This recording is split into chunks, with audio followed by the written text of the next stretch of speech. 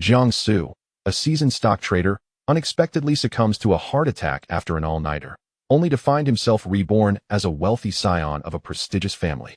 Awakening in a hospital, he grapples with the collapse of his previous life, marked by familial distrust and his own moral decline. Where should he go from here? In the midst of his confusion, a divine stock trading system quietly binds to him, descending from the heavens. A system? A stock trading system? Truly, I am favored by destiny. As Jiang Xu undertakes the tasks assigned by the system, his stock trading journey flourishes.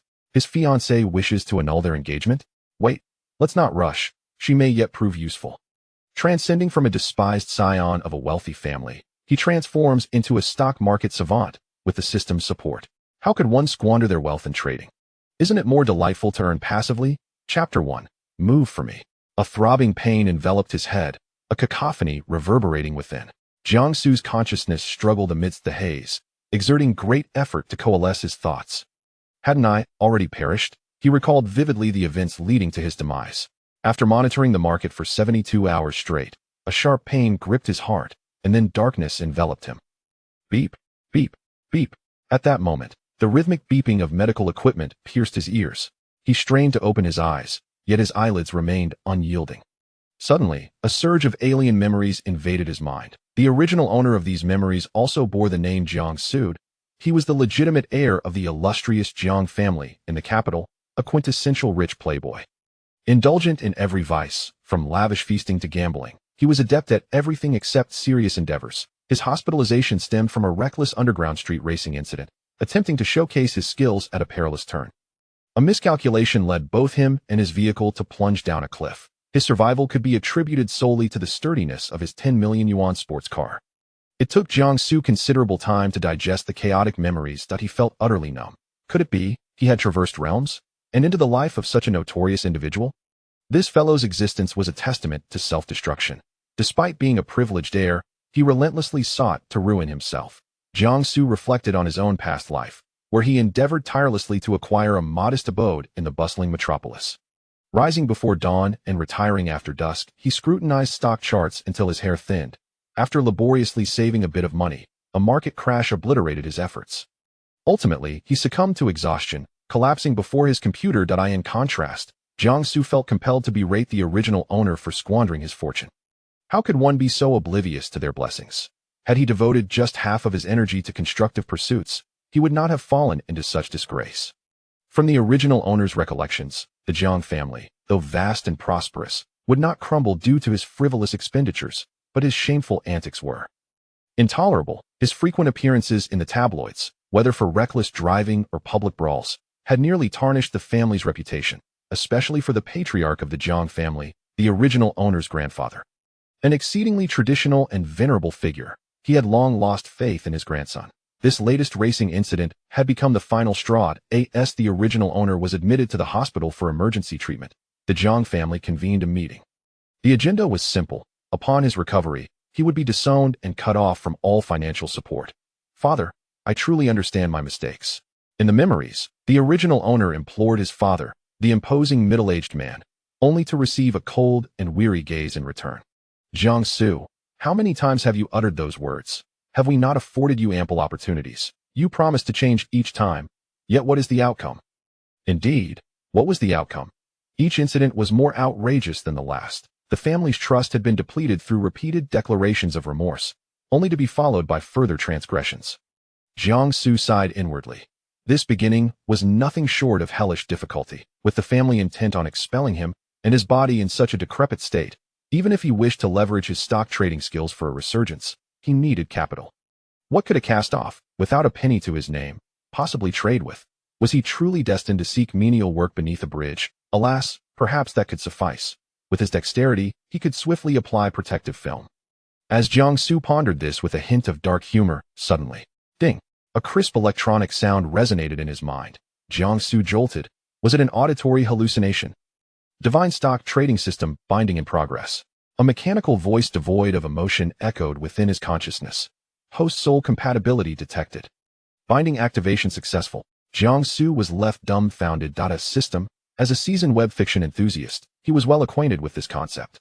A quintessential tool for traversers. Had his cheat code arrived? His heart raced uncontrollably with uncontainable elation. Newbie task issued. Regain conscious awareness within 24 hours. Task reward. Tips for stocks with limit-up potential. The system's voice resounded once more. Upon hearing the task and its reward, Jiang Xu nearly burst into laughter. A divine stock trading system. Tips for stocks with limit-up potential. This was tailor-made for him. In his previous life, this was precisely his domain. With such a tool, not only could he stage a comeback within the Jiang family, but becoming the world's richest individual was also within reach. Heaven has not forsaken me. Jiang Xu was so exhilarated he nearly sprang from his hospital bed. Calm down. He forced himself to regain composure. The most crucial task now was to complete the newbie assignment. Regaining conscious awareness within 24 hours. Though his mind was alert, his body remained in a comatose state, immobile. He had to regain control over this body within the allotted time. This presented a challenge, but it was also an immense opportunity. The family intended to abandon him due to the original owner's recklessness, deeming him a worthless burden, correct? Well, that can be remedied if he could leverage his abilities to earn far more than the squandered wealth, generating value that far exceeded the troubles he caused. At that point, who would dare call him worthless? Money served as the ultimate proof that in affluent circles, familial bonds often required valuation. Jiang Xu's objective crystallized in an instant. Utilizing the system, he would stir the stock market and amass a fortune. With this thought, Jiang Xu's determination ignited.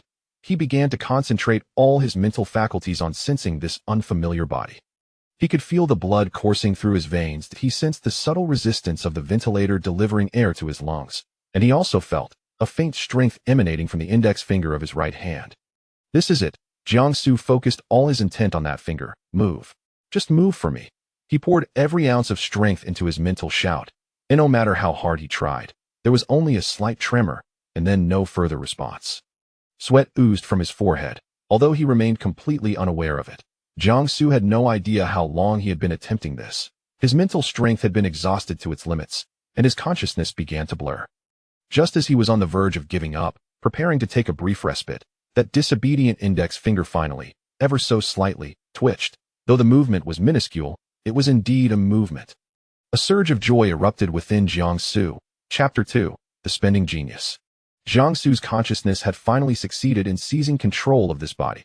His awareness gradually awakened. He made an effort to open his eyes, and what greeted him was a pure white ceiling that a mechanical voice echoed in his mind, devoid of any emotion. Ding. The host has awakened. Vital signs stable. The novice task has been completed.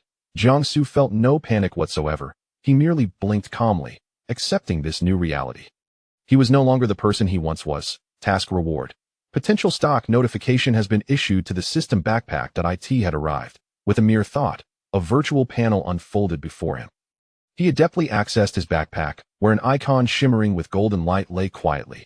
High-Tion technology, stimulated by news of overseas technology blockade, expected to reach the limit within 30 minutes after the market opens on the next trading day.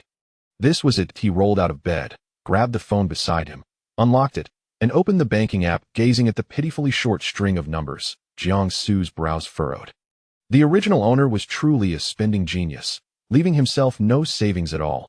This amount of money was insufficient to even buy stocks, let alone cover everyday expenses. Money. Jiang Xu's fingertips glided across the phone screen, ultimately pausing at a name, Li Mingyu, his loyal yet occasionally dim-witted subordinate. The call was made, and it was answered almost instantly. Hello? Bro. Sugu. You're awake. Li Mingyu's anxious voice came through the line. Dude, you finally woke up. What did the doctor say? How do you feel now? Does your head still hurt? I'm fine. Jiang Xu interrupted his rapid-fire questions, his voice steady, far from that of someone who had just awakened from a coma. Mingyu, you need to do something for me right now. What is it? Just tell me. Bro. Li Mingyu's tone immediately shifted to seriousness. Take out the stash of money I have in the apartment safe. Then, transfer all your savings to me, whatever you can gather. There was an eerie silence on the other end of the line. After several seconds, Li Mingyu spoke with a tone of extreme confusion. Bro, what's going on? Is someone troubling you? Or, is money tight? Neither. Jiang Xu leaned against the headboard, gazing at the sky outside the window. I want to buy stocks. What?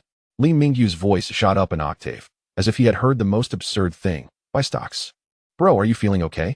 Did you hit your head and it hasn't healed properly? Is that something a person can engage in? What's the difference from gambling? With our limited resources, if we lose, will truly be begging on the streets. Li Mingyu was genuinely anxious. He knew Jiang Xu too well. This guy was skilled in every indulgence, but utterly clueless when it came to making money or managing finances. Suddenly declaring that he wanted to risk his entire fortune on stocks. Wasn't that madness? Listen to me. Jiang Xu's tone remained calm, yet held an undeniable authority. Trust me this once. If we lose, I will return every penny. With interest, Li Mingyu fell silent again, the heavy breathing on the other end indicating an internal struggle. On one side was his older brother's outrageous command, on the other, years of absolute obedience. Bro, are you serious? I have never been more serious. Jiang Xu replied coolly. Mingyu, I have walked through the gates of death. Many things have become clear to me. I have had enough of the old days. This half-truth seemed to finally touch Li Mingyu. A long sigh escaped from the other end. All right, you're my brother. Whatever you say goes. However, bro, why do I feel like you have become a different person? Li Mingyu muttered softly. After waking up, your tone is completely different. Stop the nonsense and get to it. Jiang Xu hung up the phone directly. He leaned back against the pillow, closed his eyes, and quietly awaited. This was the first step in altering his fate. It must succeed and cannot fail. Before long, there was a gentle knock on the hospital room door. Thinking it was Li Mingyu, Jiang Xu casually responded, "Come in." The door opened, yet the person who entered was not as he had anticipated. At the forefront was a woman clad in a dress, her beautiful face devoid of expression. It was his nominal fiancée, Su Qingyuan, the second daughter of the Yun family. Beside her was her friend, Su Jiwei, the daughter of the Su family, who curiously scrutinized him. Trailing behind was a maid, Fong Fong, carrying a fruit basket and supplements. I heard you woke up. Su Qingyuan's voice matched her demeanor, cold and detached. Jiang Xu lifted his gaze to her. He had to admit, this woman was indeed stunningly beautiful. Yet, the icy aloofness radiating from her was enough to extinguish any man's ardor. He nodded slightly. Thank you for your visit. This reaction caused Su Jiwei to exclaim, "Oh." She stepped forward, a sly smile playing on her lips. Wow, when did our young master Jiang become so courteous? I thought the first thing you would do upon waking was to cling to our Qingyuan's leg and call her wife. In the past, whenever Jiang Xu encountered Su Qingyuan, he acted like a starving wolf encountering meat. His clinginess was vexatious to all. Jiang Xu could hardly muster the energy to lift his eyelids. Perhaps I hit my head and can't recall the past. His indifferent attitude left Su Jiwei momentarily speechless. Su Qingyuan's gaze lingered on Jiang Xu's face. The man before her was indeed different from before, though he still bore the same face. The restlessness and roguishness that once characterized him had faded, replaced by an indescribable tranquility. He sat quietly against the bed, his gaze calm and unwavering, evoking no ripples within him. This feeling of being utterly ignored stirred something unusual within Su Qingyuan. She placed the item she had brought on the bedside table. The doctor said you're fine. After a few days of rest, you'll be discharged. Since you're all right, we'll take our leave now. Be sure to rest well. With that, Su Qingyuan turned to leave without the slightest hesitation. The entire process, from entering to exiting, took no more than 3 minutes, conducted with a courtesy akin to that of addressing a stranger. Just as she reached the door, her hand resting on the handle, an inexplicable impulse compelled her to glance back. On the hospital bed, Jiang Xu had, unbeknownst to her, picked up his phone. Engrossed in the screen before him, it appeared that whatever captivated him was far more alluring than her own exquisite beauty. He did not even spare her a glance. Su Qingyuan's brow furrowed ever so slightly before she opened the door and departed without a backward glance. Qingyuan, don't you think Jiang Xu is acting strangely today? In the corridor, Su Jiwei caught up, whispering gossip. He didn't bother you at all, nor did he look your way. Is the sun rising from the west? Su Qingyuan continued walking, replying coolly. Perhaps. Within the ward, Jiang Xu's phone vibrated. It was a message from Li Mingyu. Bro, the money has been transferred. A total of 3,780,000. That's all our savings. Be careful with it. As he gazed at the long string of numbers added to his account, a smile finally graced Jiang Xu's lips. He opened his stock trading application and located Haitian Technology. Without a moment's hesitation, he opted for a full investment. Click, confirm, transaction completed. Watching the substantial sum vanish in an instant, replaced by a line of holding information, Jiang Xu's heart raced slightly. This sensation was more exhilarating than securing contracts worth billions in his previous life. He sat before the computer, his eyes fixated on the candlestick chart on the screen. Chapter 3. This is simply minting money. At 9:30 a.m., the market opened. Haitian KG commenced trading at a price neither too high nor too low. soon entering a phase of slight fluctuations. The green numbers on the screen induced a sense of unease in Jiang Xu. Despite the system's alerts, it was impossible to feel entirely calm when real money was at stake. Seconds ticked by. At 9:45 a.m. and then 9:50 a.m., the tension built. Suddenly, at 9:55 a.m., a substantial buy order surged into Haitian KG, which had previously been struggling beneath the surface. The green bar instantly transformed into red. The stock price skyrocketed like a rocket, ascending wildly. Jiang Xu held his breath. On the screen, the red K-line shot straight up and ultimately crashed down on a figure. 1,000. It had reached the limit. The vibrant red numbers in his account were blinding. It was a success. His phone buzzed incessantly, and the caller ID displayed Li Mingyu. Jiang Xu answered, a smile spreading across his face. Damn, brother, Xu Gu, are you a deity? The moment the call connected, Li Mingyu's ecstatic voice erupted from the receiver, ringing in Jiang Xu's ears. It has hit the limit. It really has. Within half an hour of the market opening, it sealed the board. How did you know? Tell me quickly, do you have some inside information? Li Mingyu was nearly incoherent. The entire day, he had been restless, glued to the trading screen. When he witnessed the amount of money grow by over 300,000 in just half an hour, he was utterly stunned. This was far quicker than the protection fees he collected with his father. No, it was akin to minting money. Listening to Li Mingyu's nearly frenzied admiration, Jiang Xu leaned back in his chair and lazily responded, did I not tell you?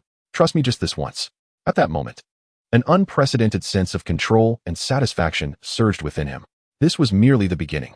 After ending the call, Li Mingyu's frenzied shouts seemed to reverberate in his ears. Jiang Xu leaned back, exhaling deeply, and turned off his noisy phone. His gaze returned to the computer screen, fixated on the glaring red K-line. The floating profits in his account felt palpably real. This sensation was undeniably more exhilarating than signing billion-dollar contracts, far more addictive. He understood that this was just the beginning. According to Haitian KG's trajectory, this was merely the first limit up, with at least 2 more consecutive limit ups to follow. The next day, Jiang Xu did not remain by the computer. The stock market opened promptly at 9:30 a.m., precisely as he had anticipated. Haitian KG opened directly at the limit up price. This indicated another guaranteed 10 profit for the day. At the moment the stock price hit the limit up, a cold, mechanical voice abruptly echoed in his mind. Ding. Detection of the host's first stock investment, exceeding the novice task. Jiang Xu's eyelids twitched. It had arrived. Novice task reward granted. Priority alert skill for potential stocks, beginner. Watching the golden text materialize in his mind, Jiang Xu's heart raced uncontrollably. If the foresight of Haitian KG's meteoric rise was his first pot of gold upon his rebirth, a capital for his comeback, then this priority alert skill for potential stocks was his endless wealth-generating machine. With it, the entire A-share market would become his personal ATM. The immediate task was to discharge himself from the hospital and resolve the brokerage account. Jiang Xu unplugged his phone charger and began to gather his meager belongings. Just as he prepared to complete his discharge procedures, the door to his hospital room swung open unexpectedly, without a knock. Su Qingyuan and her friend Xu Jiwei entered. Today, Su Qingyuan was elegantly dressed, her face adorned with delicate makeup. However, her beautiful visage still bore an air of aloofness, as if repelling others from afar. Her gaze fell upon Jiang Xu with an inquisitive look, seemingly searching for some difference in him. Meanwhile, Xu Jiwei displayed unabashed disdain. Oh, young Master Jiang, have you made a little money and can't stay in the hospital, eager to rush out and squander it? Xu Jiwei crossed her arms, her tone dripping with sarcasm. Jiang Xu could hardly be bothered to raise his eyelids, instead focusing on coiling his charging cable and placing it into his bag. His indifference appeared to infuriate Xu Jiwei. She stepped forward, raising her voice. Jiang Xu, I advise you not to get too carried away. Don't think that, because you've achieved this little success, the Su family will regard you with newfound respect, or that Qingyuan will wholeheartedly marry you. Her tone was laced with contempt. Let me tell you, a wastrel is still a wastrel, and a rotten piece of clay cannot be molded. You will never accomplish anything of significance in your lifetime. Su Qingyuan remained silently beside her, saying not a word nor intervening against Xu Jiwei. Her silence spoke volumes. Jiang Xu finally halted his actions, turning to gaze calmly at Xu Jiwei. Are you finished? He asked lightly. Xu Jiwei was momentarily taken aback by his reaction, instinctively responding with a confused huh? Jiang Xu's lips curled slightly. It was not a smile, but rather a near-pitying curve. Xu Jiwei, what qualifications do you have to criticize me here? His voice was soft yet sharp as a knife. No matter how downtrodden I may be, every penny in my account has been earned by my own efforts. He paused, locking eyes with her. What about you? The car you drive was bought by your father. That new jacket on your back was charged to your mother's card. The monthly allowance of several 100,000 comes from your company's accounts. Besides being fortunate to be born into a good family, what else can you do, Xu? You and I are essentially the same. We both rely on our families. Oh no, I misspoke. Jiang Xu shook his head, his tone dripping with mockery. You are even beneath me. At least I aspire to flip my fortunes and gaze upon the sky. As for you, you merely wish to lie on the comfortable mattress laid out by your parents for the rest of your life, seeking that pitiful sense of superiority. A grown-up baby who relies on their parents has no right to deride someone who is striving to change their destiny through their own hard work. Do you deserve it? Each of Jiang Xu's words struck Xu like a hammer. Her complexion paled dramatically, and her meticulously painted lips trembled, yet not a single word escaped her mouth. For Jiang Xu spoke nothing but the truth. The family background she took pride in had become the sharpest weapon turned against her, shredding her dignity to pieces. Instinctively, she glanced at Su Qingyuan, hoping her best friend would speak up for her. However, she found Su Qingyuan gazing at Jiang Xu with shock, as if seeing him for the first time. Indeed, the previous Jiang Xu, in the face of her mockery, would have blushed and argued back or simply lowered his head in self-deprecation. When did he become so composed, so strikingly sharp? His words were articulate, logically coherent, and incisively to the point, leaving her utterly defenseless. A wave of humiliation surged within her, and Su Jiwei could no longer bear to stay. Qingyuan, let us depart. There is nothing to discuss with this madman. She grasped Su Qingyuan's arm and practically fled the hospital room, observing the disheveled figures of the two women retreating. Jiang Xu felt no stirrings in his heart. He understood that, from this moment forth, the remnants of their marital bond were irrevocably dissipated. So be it. He zipped up his backpack and was about to turn away when the door swung open once more. Chapter 4. A new beginning this time. An exuberant head popped in at the doorway. Su Ge, I have arrived. All the procedures are completed. We can leave now. Li Mingyu beamed with excitement, clutching a steaming breakfast in hand. Brother, you are simply incredible. You won't believe it. My father thought I was under the influence. Haha. Witnessing Li Mingyu's genuine elation, Jiang Xu felt his spirits lift. Compared to the two women from earlier, his brother was much more pleasing to behold. All right, let us depart promptly. I do not wish to linger in this place for another moment. Jiang Xu accepted the breakfast and stepped outside first. Once seated in Li Mingyu's somewhat aged vehicle, Jiang Xu took a bite of the bun and spoke with a mouthful. Mingyu, I have a serious matter to discuss. Brother, speak. I am ready to brave any challenge for you. Li Mingyu thumped his chest enthusiastically. Jiang Xu regarded him, his expression turning earnest. I intend to embark on a legitimate venture, no longer content to merely drift through life. Are you willing to join me in this endeavor? Li Mingyu abruptly turned his head, nearly scraping the car against the flower bed. His face displayed astonishment, quickly followed by unrestrained joy. Brother, are you serious? I would gladly follow you. I have dreamt of this. His voice trembled with excitement. Jiang Xu chuckled, swallowing the last morsel of bun. Your life is your own. I have no claim to it. What I desire is your commitment to work diligently alongside me. Had this been the old Jiang Xu, Li Mingyu would have dismissed it as a mere jest. Yet now he believed it wholeheartedly. How could the one who once achieved over 300,000 in 30 minutes utter falsehoods? Brother, just tell me what we need to do. Li Mingyu pressed the accelerator, the car smoothly merging into traffic. Jiang Xu reclined in his seat, observing the swiftly retreating scenery, and clearly instructed. There are two tasks that require your immediate attention. First, contact the client manager at Huadai Securities. Using your identification, open a high-privilege regular trading account, negotiating the lowest possible fees. Speed is of the essence. I require it urgently. Li Mingyu appeared puzzled. Huh, brother, do we not already have an account? Why open a new one using my identity? The previous account was merely a temporary measure. Utilizing your identity will facilitate future operations. Jiang Xu offered no further explanation, simply stating, do not ask so many questions, just follow my instructions. Understood. No problem. I will take care of it. Li Mingyu nodded vigorously. Jiang Xu continued. The second task is to gather the research reports from brokers regarding the large consumption and cutting-edge technology sectors from the past week. I need the most detailed versions, compiled into an electronic format, and sent to me by the end of today. Huh, research reports?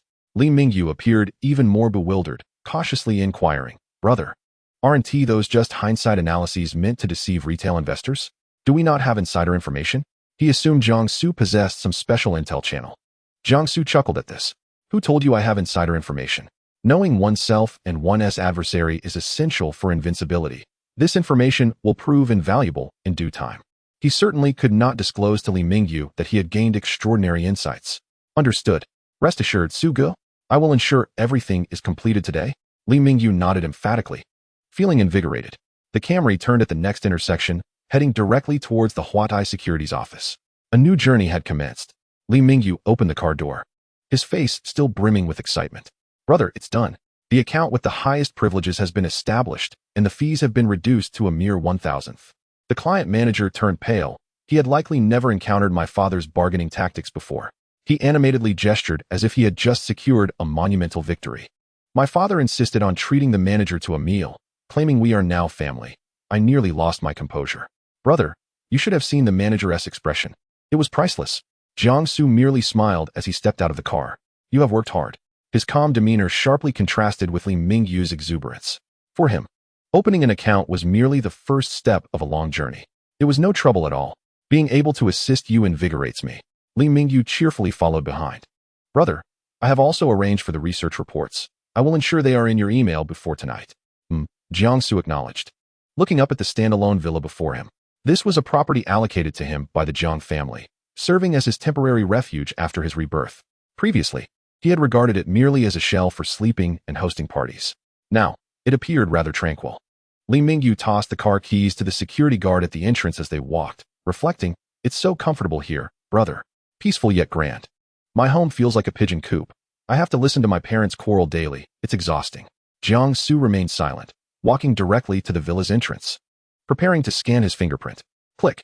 The door opened from within, revealing a silhouette that obstructed the light from inside. It was a woman clad in a business suit. She wore no makeup. Her features were delicate, but the combination exuded an aura of cold aloofness. Particularly her eyes, calm like a still pond, betraying no emotion.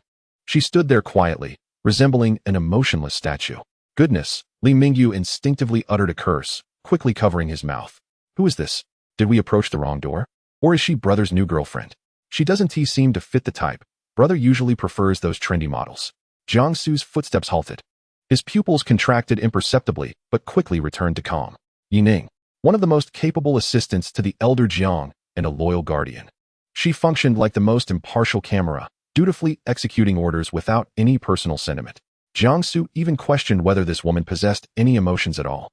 Evidently, the minor stirrings he had caused in the stock market had already reached the Jiang family. Young Master Jiang Xu. Yining inclined her head slightly, her voice as frigid and unyielding as her demeanor. The elder has sent me here. Her words were courteous, employing to let rather than to dispatch, yet the unmistakable authority in her tone was clearer than any command. Li Mingyu was momentarily taken aback, pondering the identity of young Master Jiang Xu and the elder. While he was aware that the Jiang family was of notable standing, the specifics eluded him. It became apparent that the background exceeded his expectations. Jiang Xu disregarded Li Mingyu's discomfort, keenly observing Yining with a playful smirk gracing his lips. Oh, what does my grandfather wish of you? This humble abode cannot accommodate such a grand figure. His tone was casual, akin to jesting with an old friend. Yining's expression remained unchanged, embodying a demeanor of professionalism. The elder is concerned for your well-being. From today onward, I shall serve as your life assistant, overseeing your daily affairs. Life assistant? Jiang Xu chuckled, as if he had heard an outrageous joke. Isn't that merely a guise for surveillance? He stepped closer, the distance between them shrinking to less than half a meter. He caught a whiff of her faint soap fragrance, distinctly different from any perfume. Tell grandfather it's unnecessary. If he wishes to know something, I can inform him directly. For instance, this morning, I earned 350,000. Jiang Xu's voice was low but resonated like a pebble cast into still waters. Li Mingyu felt a jolt of anxiety at the revelation. My dear brother, discussing wealth with such an icy beauty, how can the conversation possibly continue? Moreover, did he just disclose 350,000 so casually? Aren't we supposed to keep a low profile while amassing wealth? He was utterly baffled by Jiang Xu's audacity. Indeed, a subtle shift appeared on Yining's face, her brow arching slightly, barely perceptible. I shall report your matters to the elder accurately. Her reply was impeccable, neither confirming nor denying. Jiang Xu's smile deepened. A reaction is preferable. I feared you were merely a machine. He understood perfectly. The elder's maneuver was both a reprimand and an examination. He sought to ascertain whether Jiang Xu had genuinely transformed or merely stumbled upon fortune. Yining was the examiner sent by the elder. He languidly sank into the living room sofa and nodded toward Yining. Very well, life assistant, is it? Perfect. I am thirsty. Please fetch me a glass of water. He emphasized the title life assistant with particular weight. Li Mingyu was utterly astonished. What is happening? Is he serious? Yining regarded Jiang Xu for 2 seconds, her gaze seemingly evaluating him. Then, without a word, she turned and walked toward the kitchen. Shortly, she returned with a glass of water, its temperature just right, neither too cold nor too hot. She gently placed the glass on the coffee table before Jiang Xu. The entire process reminiscent of a meticulously trained steward. Jiang Xu took a sip, stifling a chuckle. Intriguing. This woman is more composed than I remembered. Resistance is futile. A change in strategy is required. You wish to observe me? Fine. I shall not only allow you to see, but also ensure you report my remarkable feats faithfully. In time, you, the observer, will become the conduit through which I regain my family's trust. With this thought, Jiang Xu felt a wave of clarity wash over him. Yining transformed from a nuisance into a shortcut to the center of power. All right, Assistant Yi, he set down the glass, since you are here to care for me. I shall entrust everything to you. My demands are modest. I am somewhat particular about my palate and cannot abide external cuisine. You will arrange my meals henceforth. He had deftly turned her surveillance role into that of a caretaker. Li Mingyu watched in disbelief. What an unexpected turn of events. This is pure brilliance. Yining appeared taken aback by Jiang Xu's unexpected maneuver, momentarily speechless. My scope of work. Your scope is to ensure my well-being as mandated by the elder. Jiang Xu interjected. A satisfying meal and a cheerful mood are paramount in caring for me, are they not? Do you wish for me to starve and then complain to grandfather about your neglect? His argument was delivered with conviction. Yining's lips moved, seemingly poised to counter. But ultimately, she swallowed her words. Jiang Xu was correct. Her primary duty was to avoid direct conflict with him. Understood. She retrieved a compact notebook and pen from her briefcase. May I inquire about your dietary preferences and restrictions? She instantly embraced her role as a life assistant. Jiang Xu observed her professionalism, nearly bursting into laughter. This body had been neglected by its previous owner for far too long. Alcohol, late nights, and junk food had rendered it nearly a shell. Too thin, Jiang Xu muttered to himself. A robust physique is essential for success. He refused to falter on his journey to the pinnacle of the world due to a failing body. Turning to Yining, who was diligently recording, he stated, Add one more item. Starting tomorrow, I will rise at 6 each morning for exercise. You will oversee it. Oversee? Yining's pen hovered midair, her expression revealing genuine confusion for the first time. You want me to supervise your morning exercise? What is this? The old Jiang Xu would have slept until noon. Li Mingyu gaped, having never witnessed Jiang Xu rise early. Jiang Xu dismissed their astonishment, gazing out the window at the darkening sky, filled with a sense of control over the future. A new life requires not only wealth, but also a vigorous body.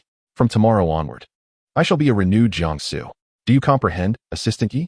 Jiang Xu's voice resonated once more. Understood, she affirmed, closing the notebook, her mind swirling with uncertainty at the transformed Jiang Xu before her. At 5:50 in the morning, the jarring alarm clock shattered the tranquility of the villa community. Jiang Xu opened his eyes the moment the sound rang out, without a hint of reluctance. He propped himself up on his arms, the weight of a hangover and a disordered lifestyle binding his youthful yet feeble body. This is unusually taxing. Jiang Xu stretched his stiff neck. He threw off the covers, stepped into the closet, and donned a loose-fitting tracksuit. The reflection in the mirror revealed a slender youth, yet his eyes sparkled with clarity and sharpness, starkly different from the murky gaze of yesterday. Excellent, a brand new beginning. As he exited his bedroom, Jiang Xu anticipated finding his dutiful life assistant in the living room, especially after issuing a command for supervision. However, the room was devoid of anyone. Where is everyone? Curiosity piqued. He pushed open the glass door leading to the backyard garden. In the yard, a lithe figure immediately captured his full attention. That figure was none other than Yining. At this moment, she was engaged in an intense striking training session against a massive sandbag in the yard. With a powerful thud, a swift sidekick landed squarely on the bag, producing a deep, resonant sound. The sandbag shook violently, and the gust it generated even reached Jiang Xu, several meters away. Her movements were clean and crisp, brimming with explosive strength and exquisite precision. This was no mere assistant. She was clearly a top-tier martial artist. Leaning against the doorframe, Jiang Xu crossed his arms and watched with keen interest. No wonder his grandfather had sent her. This was not mere surveillance. It was akin to dispatching a personal bodyguard and an all-around agent. As if sensing his gaze, Yining abruptly halted her movements. She slowly turned to face Jiang Xu, her expression shifting from that of a warrior back to her calm, composed assistant demeanor. "Good morning, Mr. Jiang." "Good morning, Assistant Yi." "Impressive work," Jiang Xu replied, whistling as he sauntered over. "This isn't exactly within your job description, is it?" Circling around Yi Ning, his eyes roamed over her form, his tone laced with playful teasing. "Strengthening my physique is to better serve you, Mr. Jiang," Yi Ning replied without a hint of unease, her explanation flawless as if lifted from a textbook. "All talk and no practice is mere pretense." Standing before her, Jiang Xu flexed his wrists and ankles. "Since you're here to supervise my morning exercise, you can't just stand there, can you? Come on, Assistant Yi, join me." A barely perceptible twitch crossed Yi Ning's brow. "Join him?" Observing Jiang Xu's seemingly fragile form, she worried that an accidental misstep might lead to injury and jeopardize her mission. "Mr. Jiang, my combat skills may not be suitable for beginners and could result in you getting hurt," she diplomatically declined. "Nonsense, I can take a hit," Jiang Xu grinned, revealing a set of white teeth. He assumed a rather unrefined stance, asserting that it would help him quickly regain his stamina and improve his physical condition. "Isn't that a vital part of caring for me?" Once again, this twisted logic left Yi Ning with no retort. "Then please be cautious." Taking a deep breath, she nodded. She resolved to exert only 30% of her strength, allowing this young master to break a sweat as a means of fulfilling her task. "Let us go," Jiang Xu shouted, initiating the first attack. He threw a straight punch, which, in his perception, was executed with considerable speed, yet to Yi Ning, it unfolded in slow motion. She merely sidestepped slightly, effortlessly evading his blow. Simultaneously, she subtly tripped him. Jiang Xu suddenly felt his footing give way, losing balance and stumbling forward. Disaster struck. He was about to meet the ground. Just as he thought he would have an intimate encounter with the grass, a firm hand caught his waist from behind, while another grasped his arm with surprising strength. He was yanked back to his feet, regaining his balance. What the heck? Li Mingyu, who had appeared sleepily, was taken aback by the scene, his jaw nearly dropping. "Ning, what kind of skill is that? Incredible." Once steady, Jiang Xu showed no signs of irritation. Instead, his eyes sparkled with excitement. "Well done, Assistant Yi. You've kept your talents hidden." He rubbed his hands together, eager for another round. This time he was smarter, refraining from a reckless charge and instead seeking out Yi Ning's weaknesses. However, it proved futile. In the face of such overwhelming strength, any technique was rendered ineffective. For the next 10 minutes, the backyard transformed into Jiang Xu's personal trial. Time and again, Yi Ning employed techniques he could not comprehend, sending him crashing to the ground. Although she always controlled her force, ensuring he was supported before hitting the ground, the sensation of being utterly dominated left him feeling sore all over. Li Mingyu stood by, astonished.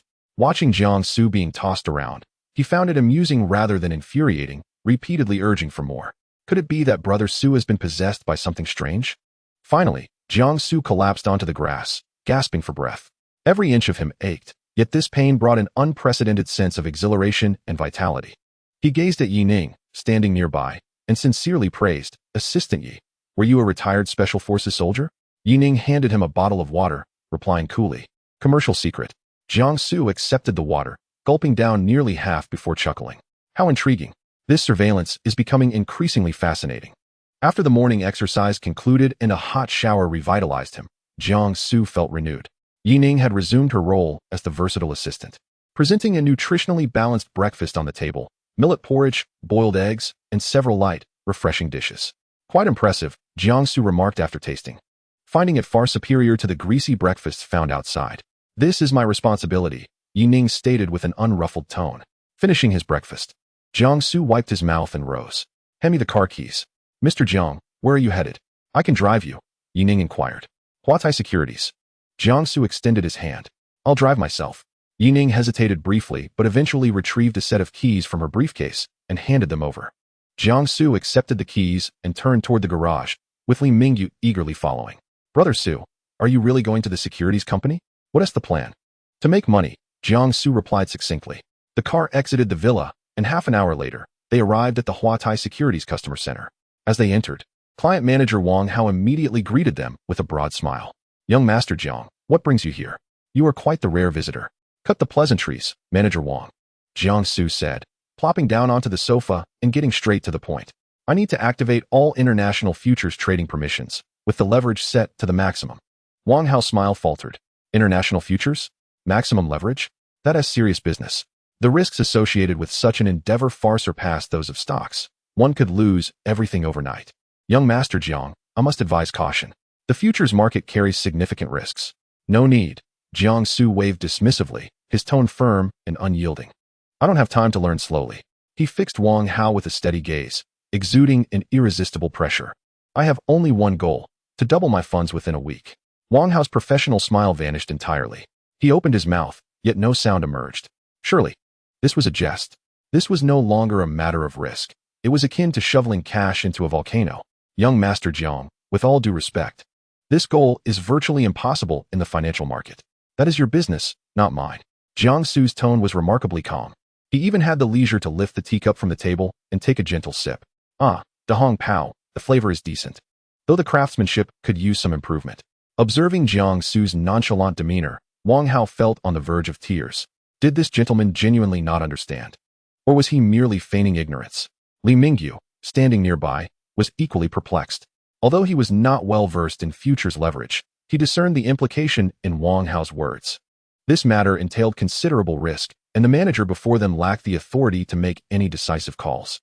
He cast a glance, then leaned closer to Jiang Xu, speaking in a lowered voice. Su Gu, I doubt this young manager can make any decisions. Should I call Uncle Zhao?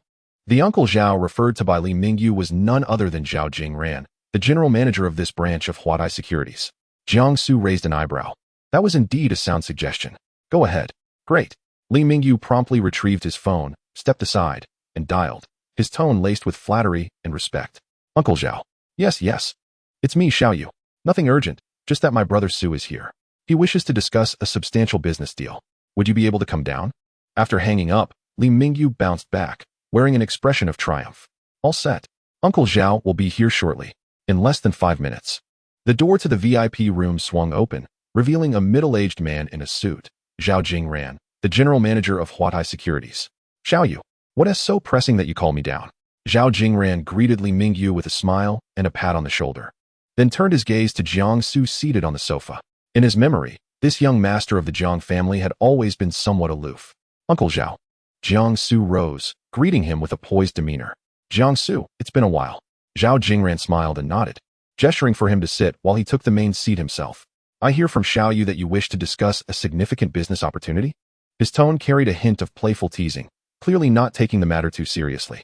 After all, Jiang Xu had always been branded as a spendthrift playboy in his eyes. Trusting him with investments? That would be akin to expecting the sun to rise from the west. Wealth management products take too long. Jiang Xu cut to the chase. I want to engage in international futures. Zhao Jingran paused momentarily as he lifted his teacup. He raised his eyes, reevaluating the young man before him. Oh, international futures? His tone remained composed. Jiang Xu, do you understand what futures entail? It's not child's play. Many have lost their entire fortunes within a single day. I am well aware. Jiang Xu leaned slightly forward, fixing his gaze on Zhao Jingran. A high-risk, high-reward zero-sum game. One person's profit is inherently built upon another's loss. It tests capital, information, technology, and most crucially, human nature. This articulate expression, marked by clarity and logical coherence, was unexpected from the Jiang Xu he knew. Zhao Jingran decided to probe further. Oh, it seems you've done your homework. What specific commodities do you intend to trade? Do you have any particular insights? This question could not be brushed aside merely by reciting a few terms. Li Mingyu listened intently, feeling anxious as he watched Jiang Xu, fearful that he might falter under scrutiny. Chapter 7. A treasure discovered. Jiang Xu smiled and uttered 2 words. Crude oil. Recently, the execution of production cut agreements has been less than ideal, coupled with signs of recovery in North American shale oil. There is a prevalent bearish sentiment in the market. However, they overlook one critical aspect. Jiang Xu paused, his voice soft yet resonant in the ears of everyone present. The geopolitical risks in the Middle East are being severely underestimated by the market.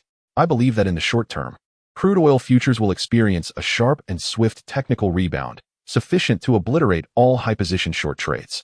As his words fell, the entire VIP room was engulfed in silence. Wang Hao was utterly stunned, staring blankly at Jiang Xu as if he were an extraterrestrial. Although Li Mingyu did not fully grasp the content, he could read Zhao Jingran's expression.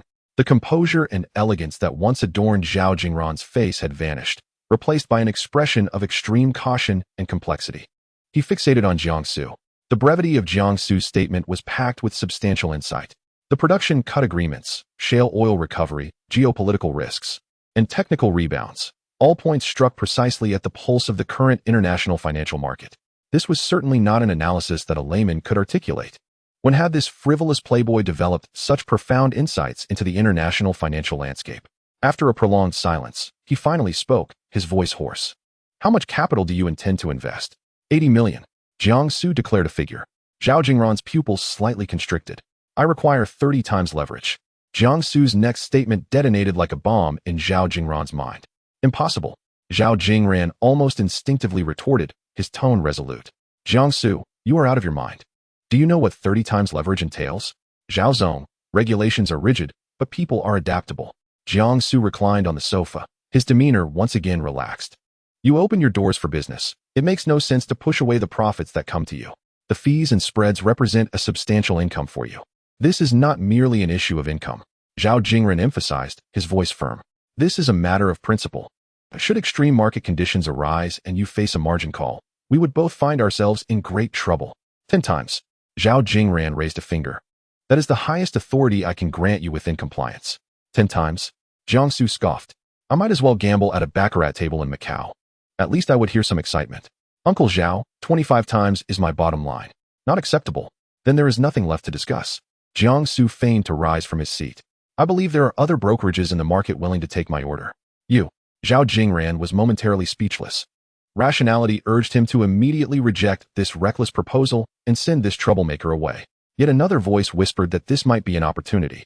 His mind raced through the pros and cons. Ultimately, he clenched his teeth, arriving at a difficult decision. 20 times.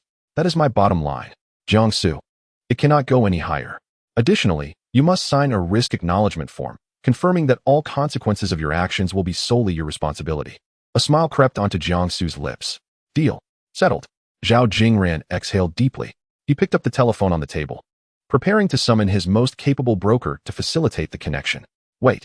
Jiang Xu suddenly called out to him. Zhao Jingran looked at him in confusion. Jiang Xu's gaze, however, bypassed him, focusing on the doorway. There, a young girl holding a folder, appearing somewhat flustered, was peering in curiously. The girl was dressed in an ill-fitting professional suit, with an intern badge hanging from her neck. Amidst a group of impeccably dressed financial elites, she appeared somewhat out of place. When Jiang Xu's gaze fell upon her, the girl resembled a startled fawn, instinctively withdrawing her head. Almost instantaneously upon seeing her, golden words materialized before Jiang Xu's eyes, visible only to him. Golden broker, awakening unattained. Description: possessing an extraordinary market instinct and psychological resilience, destined to become a force to be reckoned with, hailed as the Eastern goddess of stocks. Jiang Xu's eyes sparkled with intrigue. Ah, a treasure indeed. He extended his finger, gesturing towards the door. She will be my dedicated broker. Zhao Jingran followed his Zhushang. And upon seeing the trembling intern, he was momentarily taken aback. Who? Xiao Yu? He could hardly believe his ears. Jiang Xiao, you can't be serious. She's just an intern who has been with the company for less than a month. I want her. Jiang Xu's tone was calm, yet carried an air of unassailable determination. He regarded the bewildered Zhao Jingran and stated, Zhao Zong, my money, my decision. Is that not so?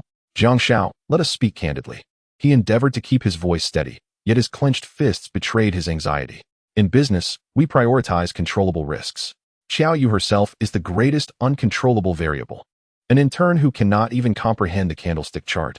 Entrusting her with your funds? That is not merely audacious, it borders on madness. I shall reiterate. My money, my decision. He did not even spare Zhao Jingran a glance, his deep-set eyes firmly fixed on the entrance, as if awaiting something. Zhao Jingran found himself at a loss for words. Indeed, the client is king. He inhaled deeply, feeling a burning sensation in his lungs. Very well, I shall take the gamble. He picked up the internal phone. Dialed the front desk, his voice dry. Have intern Xiao Yu come to the VIP room immediately. After hanging up, the VIP room fell into silence. Zhao Jingran lifted the now lukewarm tea before him, gulping it down in an attempt to quell his rising agitation. Meanwhile, Jiang Xu lounged leisurely on the sofa, a faint, enigmatic smile gracing his lips. He knew that his Eastern goddess of stocks was about to make her entrance. Meanwhile, in the office area, Xiao Yu was frantically organizing a pile of documents. She flitted about her cramped cubicle like an unrelenting top. Earlier, at the VIP room's entrance, she had merely intended to deliver an urgent document, but was deterred by the atmosphere within. The young man exuded a formidable presence. Just a single glance had instilled in her a profound sense of pressure. While lost in her thoughts, the internal phone at the front desk rang. The call was answered by the administrative supervisor, a woman in her 40s with a stern expression. Listening intently, her brow furrowed deeper, ultimately settling her gaze upon Xiao Yu. Xiao Yu. Yes, supervisor. Xiao Yu jolted upright. Zhao Zong is calling for you. The administrative supervisor's tone was laced with confusion. Now, immediately go to the VIP room. Boom. Xiao Yu felt as though her head had been struck by something explosive. Me? An intern? To the top floor VIP room? Her colleagues nearby overheard, whispering amongst themselves. What is happening? Why would Zhao Zong summon an intern? Has she caused some trouble? Likely. Look at how pale her face has gone. Clutching the hem of her clothing, Xiao Yu felt her palms dripping with cold sweat. With a sense of solemnity akin to facing a tribunal, she stepped hesitantly into the elevator. Ding! The top floor arrived. Xiao Yu took a deep breath, mustering her courage to knock on the door. Please enter. She pushed open the heavy wooden door and immediately spotted Zhao Jingran seated at the head of the table, along with the young man across from him. As expected, it was him. A heavy weight sank in Xiao Yu's heart. Zhao Zong, you called for me? Her voice trembled. Zhao Jingran observed the young girl before him, then glanced at the composed Jiang Xu, feeling a headache return. He cleared his throat, striving to conjure a warm smile. You are Xiao Yu, correct? Do not be nervous. Take a seat. Xiao Yu dared not sit, standing rigidly in place. Chapter 8. Selling her wouldn't cover the loss. It is like this, Xiao Yu. Zhao Jingran carefully selected his words. This is Mr. Jiang Xu, one of our most esteemed clients. Xiao Yu quickly bowed towards Jiang Xu. Mr. Jiang, greetings. Jiang Xu slightly nodded, his gaze curiously scrutinizing her. From this day forth, you shall serve as Mr. Jiang's dedicated client broker, fully responsible for all matters pertaining to his account. Zhao Jingran forced himself to utter these words. Xiao Yu was left utterly dumbfounded. She suspected she had misheard. Zhao Zong. What did you say? I said, you are now Mr. Jiang's broker. Zhao Jingran reiterated. No. This is impossible. Xiao Yu shook her head vigorously. Her face flushed with excitement and fear. Zhao Zong, I am merely an intern. I do not even comprehend the trading software. I know nothing. I cannot do this. To have her serve major clients? As a dedicated broker? If there are losses, selling her would not suffice to cover it. Silence. A cool voice interjected. It was Jiang Xu. Xiao Yu fell silent immediately, anxiously regarding him. I say you can, thus you can. Jiang Xu spoke placidly. But there are no buts. Jiang Xu interrupted her. Your task is quite simple. Execute my commands. When I say buy, you buy. When I say sell, you sell. Do you understand? His words were blunt, yet remarkably effective. Xiao Yu was taken aback. Merely executing orders? Zhao Jingran, noticing her stunned expression, hastily chimed in. Yes, that is the essence. Xiao Yu, you need not feel any psychological burden. All risks and consequences will be solely borne by Mr. Jiang. Neither our company nor you personally will be held accountable. As he spoke, he cast a deliberate glance at Jiang Xu. Jiang Xu merely nodded in acknowledgement. Xiao Yu listened, her mind swirling in confusion. Could it truly be that fortune falls from the heavens? This sounded eerily akin to a new type of scam. Very well, it is settled then. Jiang Xu rose, glancing at his watch. Time is of the essence, Zhao Zong. Please have your team follow up on the subsequent contractual processes. No problem. Zhao Jingran hurriedly stood, relieved to see this eminent figure depart. As Jiang Xu reached the doorway and paused beside the still stunned Xiao Yu, he hesitated momentarily. Miss Qiao. Yes. Xiao Yu instinctively replied. To facilitate our future collaboration, let us dine together after work today. We shall discuss matters in detail. Jiang Xu's tone was not one of negotiation, but rather an announcement. With that, he strode out of the VIP room. Zhao Jingran's face was etched with exhaustion and helplessness, while Xiao Yu seemed to have utterly fractured. At the same time, a vehicle quietly parked on the roadside opposite the Huatai Securities building. Inside, a woman clad in a suit was resting with her eyes closed. Yining. Her phone vibrated, prompting her to open her eyes and answer the call. Miss Yi, came the voice on the other end, belonging to the bodyguard assigned to monitor Jiang Xu. Speak. Yining's tone was frosty. Young Master Jiang has been in the VIP room for approximately an hour and has just exited. What could he possibly have been doing in there for so long? Yining's brow furrowed. I'm not certain, Miss Yi. Our people cannot access the top floor and have no idea what transpired inside. Yining's fingertips lightly tapped on her knee. At a securities company, is he perhaps engaged in stock trading or futures? What a spendthrift. Yining's gaze turned icy. After enduring the workday, Xiao Yu felt as if she were on the verge of collapse. The hours of that afternoon stretched interminably, ranking among the longest in her life. The happenings in the VIP room had circulated throughout the entire department. As an intern, she was designated as the exclusive client manager, and throughout the afternoon, she could feel the weight of countless stares upon her. She felt as though she were sitting on pins and needles. Even summoning the courage to fetch a cup of water from the pantry was a trial. Once the workday concluded, Jiang Xu felt as if she had received a royal pardon, seizing her bag and dashing out as if escaping from a dire situation. Just as she burst through the company's front door, a car glided silently to a halt before her. The window slowly descended, revealing Jiang Xu's face. "Get in," he commanded succinctly, his tone cool and detached. Xiao Yu's mind momentarily malfunctioned for 3 seconds. "What are you dawdling for?" Jiang Xu's brows furrowed slightly. "Oh right, I'm coming."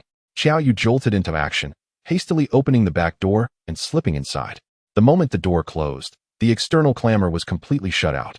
Xiao Yu sat up straight, her hands resting on her knees, her breathing becoming shallow in the oppressive atmosphere.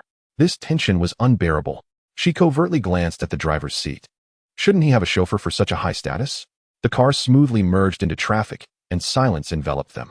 Xiao Yu, anxious to the point of sweating, racked her brain for a conversation starter to shatter the stifling quiet. "You won't be staying long at Huatai." Just as Xiao Yu was grappling with her thoughts, Jiang Xu, the driver, suddenly spoke. "Huh." Xiao Yu was taken aback. What did he mean? Was this a forewarning of her impending dismissal? "Mr. Jiang, did I do something wrong? I can improve." Xiao Yu's survival instinct surged. Jiang Xu glanced at her through the rearview mirror, his expression calm and unreadable. No. Was he implying that her business acumen was so exceptional that she would soon be promoted and leave her current position? Nonsense. Just as she spiraled into her musings, the car gradually came to a stop at the city center's most opulent landmark. The doorman in uniform respectfully opened the car door, and Jiang Xu exited first, with Xiao Yu hastily following suit. She gazed up at the resplendent hotel. A place like this, she had only ever seen on television. Following Jiang Xu's lead, they took a private elevator straight to a suite on the top floor. The suite was extravagantly spacious, with massive floor-to-ceiling windows overlooking the dazzling cityscape. A well-dressed waiter bowed and presented the menu.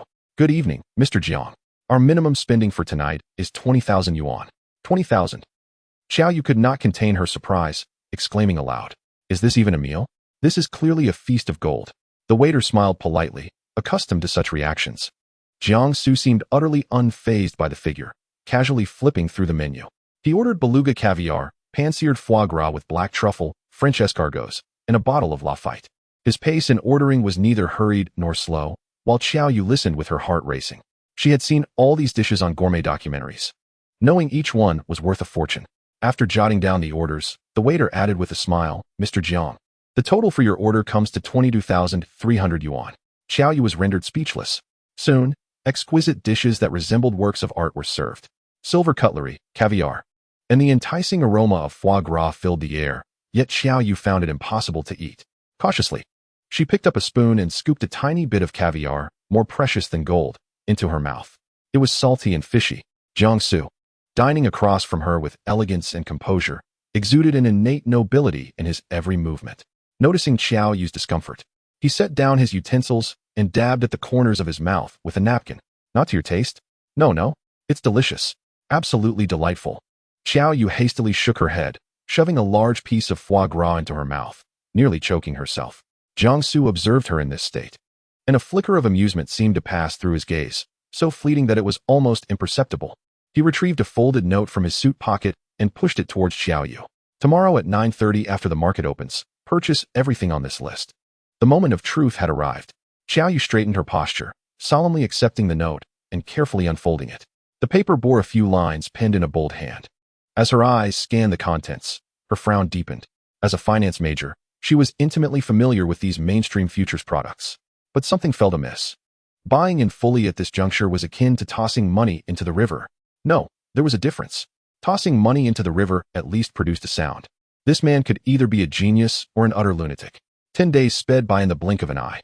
Throughout this period, Jiang Xu had lived quite leisurely, even finding himself rather bored. The dinner with Xiao Yu concluded under an exceedingly peculiar atmosphere. By the meal's end, Jiang Xu had largely concluded that while her professional skills might be acceptable, her emotional intelligence and courage were practically non-existent. However, it mattered little. What he required was merely a compliant tool. As for Yi Ning, she had been considerably subdued over these 10 days. Jiang Xu relished the tranquility, spending his days either monitoring the markets or at the gym, living like a retired bureaucrat. Until today, the abrupt ringing of his phone shattered the room's serenity. The caller ID read Xiao Yu. Jiang Xu answered the phone, and before he could utter a word, a trembling exclamation burst forth from the receiver. Mr. Jiang. Mr. Jiang. It has surged again. It has hit the limit again. Xiao Yu's voice, filled with overwhelming excitement, took on a slightly sharp tone, almost breaking into a sob. It has been 10 consecutive limit ups. Our account has more than doubled. The young woman's voice brimmed with incredulous joy. These past 10 days had been more exhilarating than a roller coaster for her. Since the very first day, she followed Jiang Xu's directives. Investing her entire funds into that obscure agricultural futures contract, she had watched as it rocketed upward, achieving a limit up day after day, unwavering and unstoppable. The trading department of Huatai Securities was abuzz with excitement. Xiao Yu had transformed from an unnoticed intern into a figure of envy within the company. Yet, she was well aware that she had done nothing but press the keyboard. Mr. Jiang, all the analysts are saying that this commodity bull market has only just begun, and there will certainly be several more limit ups. Her words radiated anticipation, which was only natural. However, Jiang Xu's response felt like a bucket of cold water, instantly dousing all her fantasies. Sell. All of it. Xiao Yu was momentarily speechless on the other end of the line. What? Sell it all? Are you sure? She questioned, doubting her own hearing. Mr. Jiang, the market is so favorable right now. Everyone is optimistic. Wouldn't it be too regrettable to sell now? I said sell it. Jiang Xu's tone remained calm, but bore an undeniable air of command. We've made enough money. Do not be too greedy. Yes, I understand. Xiao Yu dared not voice any dissent. After hanging up, she trembled as she placed all her sell orders in the trading system. Almost instantly, as her orders were executed, Jiang Xu's mind echoed with a long-awaited notification. Ding! Congratulations, the host has completed the novice trial. Profit exceeding expectations within 10 days. Mission Reward 1, Skill Potential Stock Priority Activation. Mission Reward 2, Novice Gift Pack, Beauty Card, Rakeback All-Round Card. Please check, host. It had arrived. A subtle smile crept upon Jiang Xu's lips. With a mere thought, he opened the system interface. Such treasures. This was truly a miraculous tool for market observation. Jiang Xu nodded in satisfaction, his gaze fixed upon the two shimmering cards. Without hesitation, he commanded the system, use all. Received. Beauty buff card in use. Rakeback all-round buff card in use. In the moment the words fell, a gentle yet commanding warmth surged through his limbs, enveloping his entire being. The sensation was akin to soaking in the most luxurious hot spring. Every cell rejoiced, greedily absorbing this mysterious energy. A tingling sensation coursed through his skin, and his bones crackled with a series of subtle pops. His muscles visibly tightened and sculpted. This transformation lasted about a minute. Once everything settled, Jiang Xu felt as though he had been reborn. He approached the full-length mirror in his room, and upon seeing his reflection, he was taken aback. The features were undeniably his, yet every detail seemed to have been meticulously redefined by a divine artist. His facial contours were now more pronounced, the jawline as sharp as if chiseled from stone. His skin, once merely fair, had become so delicate that pores seemed non-existent, resembling exquisite jade. His once slightly lazy peach blossom eyes now had a subtle upward tilt at the corners, with deep, dark pupils. The spark of charisma that inadvertently radiated from him was enough to quicken the heartbeat of any girl who met his gaze. This was no longer mere handsomeness. He had become a walking embodiment of allure, an explosion of charm. Jiang Xu smirked, and the reflection mirrored his expression. A mischievous smile danced on his lips, dazzling even to himself. Perhaps he would need to wear a mask when he stepped outside. He glanced down at his physique, lifting the hem of his t-shirt. He saw defined 8-pack abs and a chiseled V-line, exuding a sense of powerful beauty. He clenched his fist, feeling an unprecedented explosive strength in his palm. Grabbing a decorative solid iron ball from the table, which had previously felt heavy in one hand, he now found it as light as a walnut, effortlessly manageable. With a slight exertion of his fingers, a sound that sent chills through the spine echoed as clear imprints of his fingers appeared on the once unyielding surface of the iron ball. Wow! Jiang Xu was astonished. This power was simply outrageous. He moved his body, sensing his reflexes and coordination had reached an unfathomable level. He felt capable of striking down a bull with a single punch. The effect was truly astounding. A strong impulse surged within him. He needed a target to test the extent of his newfound abilities.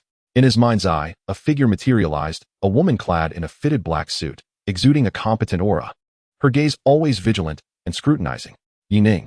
Previously, Jiang Xu had felt an intangible pressure in her presence. But now, A playful smile tugged at the corners of Jiang Xu's mouth. Perfect. She would serve as an ideal test subject. Stepping out of his room, Jiang Xu perceived the world around him had transformed. His body brimmed with inexhaustible energy, akin to a volcano poised to erupt. This sensation was exhilarating. As his grandfather's confidant sent to look after him, this woman was virtually a constant presence in the villa, dubbed a lifestyle assistant. Yet she served as a close protector and monitor. Jiang Xu descended the stairs quietly, his footsteps making no sound, like a cat hunting in the night. The living room was empty. A quick scan of the area led his gaze to the terrace outside the floor-to-ceiling windows. There, a lithe figure clad in black athletic wear was practicing a set of martial arts. It was indeed Yi Ning, displaying a lethal technique honed through relentless training. In the past, merely watching her would have sent shivers down Jiang Xu's spine. But now, he found it amusing. A perfect opportunity for a test had presented itself. With a mischievous grin, Jiang Xu crouched slightly and stealthily approached the glass door leading to the terrace. Yi Ning was immersed in her training rhythm, oblivious to the danger lurking behind her. Now was the moment. With a swift turn, a long and powerful right leg sliced through the air with a piercing whistle, striking upward towards Jiang Xu's chin with lightning speed. This whip kick was executed with both ferocity and precision, angled in such a way that, should it connect, it would likely result in a severe concussion for an ordinary person. A glimmer of admiration flickered in Jiang Xu's eyes. Yet to him, her nearly flawless motion appeared as though it were in slow motion. He could distinctly observe the tremors in her leg muscles and calculate the optimal point of her attack. Faced with a kick capable of shattering stone, Jiang Xu neither flinched nor evaded. He simply raised his left hand. A dull thud reverberated through the air as Yi Ning's determined kick landed squarely in his palm. Contrary to her expectations of seeing him topple to the ground in agony, he stood unwavering, as if her foot had struck an impenetrable steel plate, the tremendous recoil leaving her calf tingling. Jiang Xu remained rooted in place, his expression serene, even sporting a casual smile. How could this be possible? Yi Ning's pupils constricted, her mind swirling with tumultuous disbelief. She had exerted 70% of her strength, enough to knock out a full-grown bull. Yet this seemingly inept, pampered young master had effortlessly caught her kick with one hand, and with such ease. The shock was fleeting. Yi Ning's instincts kicked in, prompting her to react instantly. Jiang Xu's smile deepened. He released her ankle and leaned back slightly, narrowly avoiding a powerful downward strike. Yi Ning, undeterred by her missed attack, launched into an onslaught of strikes, jabs, hooks, elbow strikes, and knee thrusts, a seamless flurry aimed at Jiang Xu's vital points. The terrace bore witness only to her lightning-fast figure and the winds generated by her punches. Yet, to her growing dismay, Jiang Xu moved like an elusive eel. No matter how rapid or cunning her attacks, he sidestepped with minimal movement and astonishing angles. Remaining well within her reach, hands casually tucked in his pockets, strolling with ease. No, this was impossible. Sweat beaded on Yi Ning's forehead, her breath quickening. Her once prized combat skills had become a mere joke in the face of this man. His speed, his reactions, his insight were realms beyond human capability. Just this? Jiang Xu's voice floated lightly, laced with mockery. Has the warm-up concluded? It's my turn now. No sooner had he spoken than his hands, which had been tucked in his pockets, shot out with sudden ferocity. For the first time, Jiang Xu initiated the attack. His figure vanished from Yi Ning's sight in an instant. This is bad. Alarm bells rang in her mind. Years of combat experience instinctively urged her to retreat and create distance. But it was too late. An irresistible force surged from her waist, and she felt the world spin as her balance faltered. The next moment, she was forcefully pinned to the cool floor. Jiang Xu loomed over her, his legs planted firmly, controlling her body with ease. His hands gripped her wrists like iron clamps, preventing any semblance of resistance. The entire sequence unfolded so swiftly that she had no chance to mount an effective defense. Her strength was utterly suppressed. His speed was overwhelmingly dominant. Her techniques were rendered meaningless in the face of his perception. Yi Ning lay there, dazed, staring up at his strikingly familiar yet utterly transformed face, her mind blank. How do you find it? Jiang Xu leaned down, his warm breath brushing against her face. Do you still believe you can protect me? Humiliation. This was blatant humiliation. Yi Ning's cheeks flushed crimson, her emotions a tempest of anger and shame. Do you yield? Jiang Xu's voice was playful, drawing closer. Gazing at his approaching visage, inhaling his faint, refreshing scent, Yi Ning, in a fit of urgency and wrath, made an unexpected move. She abruptly lifted her head and bit down hard on his talking lips. Hiss! Jiang Xu gasped in pain, instinctively loosening his grip. A thick metallic taste flooded their mouths instantly. What the hell? Is this woman part dog? Seizing the opportunity, Yining pushed him away, rolling out from beneath him and swiftly regaining her footing, creating a distance of 3 to 4 meters. Clutching her chest and gasping for breath, she regarded Jiang Xu with a mix of shock, wariness, and disbelief. Who are you? Her voice trembled slightly. The person before her could not possibly be the Jiang family heir she knew, a man of leisure with no skills whatsoever. Who else could I be? Your boss. Of course. Jiang Xu sat up, licking the wound on his lip, the metallic taste causing him to grimace. This woman bites viciously. Impossible. Yining firmly refuted. Your skills and strength could not have been developed overnight. What are you hiding? She scrutinized Jiang Xu's face, searching for a crack in his facade. Jiang Xu, noting her unwavering gaze, felt a headache coming on. Surely he couldn't admit to having cheated? An ingenious idea sparked in his mind. He cleared his throat, adopting a mysterious expression, and began to speak. This tale is rather long. Just yesterday, while out for a stroll, I encountered a gaunt, ragged old beggar. Yining. Feeling pity, I offered him 2 steamed buns. To my surprise, the old beggar grasped my hand, exclaiming that I possessed extraordinary bones. He insisted I was a 1-in-a-million martial arts prodigy and insisted on imparting his life skills to me. He even claimed that the task of maintaining world peace was now mine. Jiang Xu recounted his absurd tale with utmost seriousness. And then, Yining inquired, her expression unyielding. Then he struck my back with 2 palms, claiming he had opened my meridians. I initially thought I had encountered a con artist, but when I awoke, I found myself transformed. Jiang Xu shrugged, wearing an expression of helplessness. The air fell silent. Yining regarded him with an expression of incredulity, staring for over 10 seconds. Her lips moved as if about to speak, but ultimately, no words emerged. Nonsense. Keep spinning your tale. Such absurdities would not fool even a 3-year-old. Yet, as she glanced at Jiang Xu, the formidable aura he exuded and the terrifying strength he had just displayed were undeniably real. This radical transformation indeed defied logical explanation. Although his reasoning was utterly ludicrous, the evidence stood before her. Taking a deep breath, Yining forced herself to regain her composure. She was acutely aware that this matter had surpassed her capacity to handle. As she coldly declared her intention to report the situation to the elder, she turned on her heel and left, her footsteps betraying a sense of urgency. She needed to convey this astonishing discovery to the helmsman of the Jiang family without delay. The Jiang family might be on the verge of something monumental. Chapter 11. He deceived everyone. Yining nearly fled through the apartment door. The sound of her high heels echoed sharply against the polished floor of the corridor, creating a frantic and disordered rhythm. Only when she entered the elevator and watched the cold metal doors slowly close did she begin to regain her composure. Shock, fear, and disbelief swirled within her, threatening to engulf her rationality. The brief encounter she had just experienced was etched in her mind, each second an indelible mark.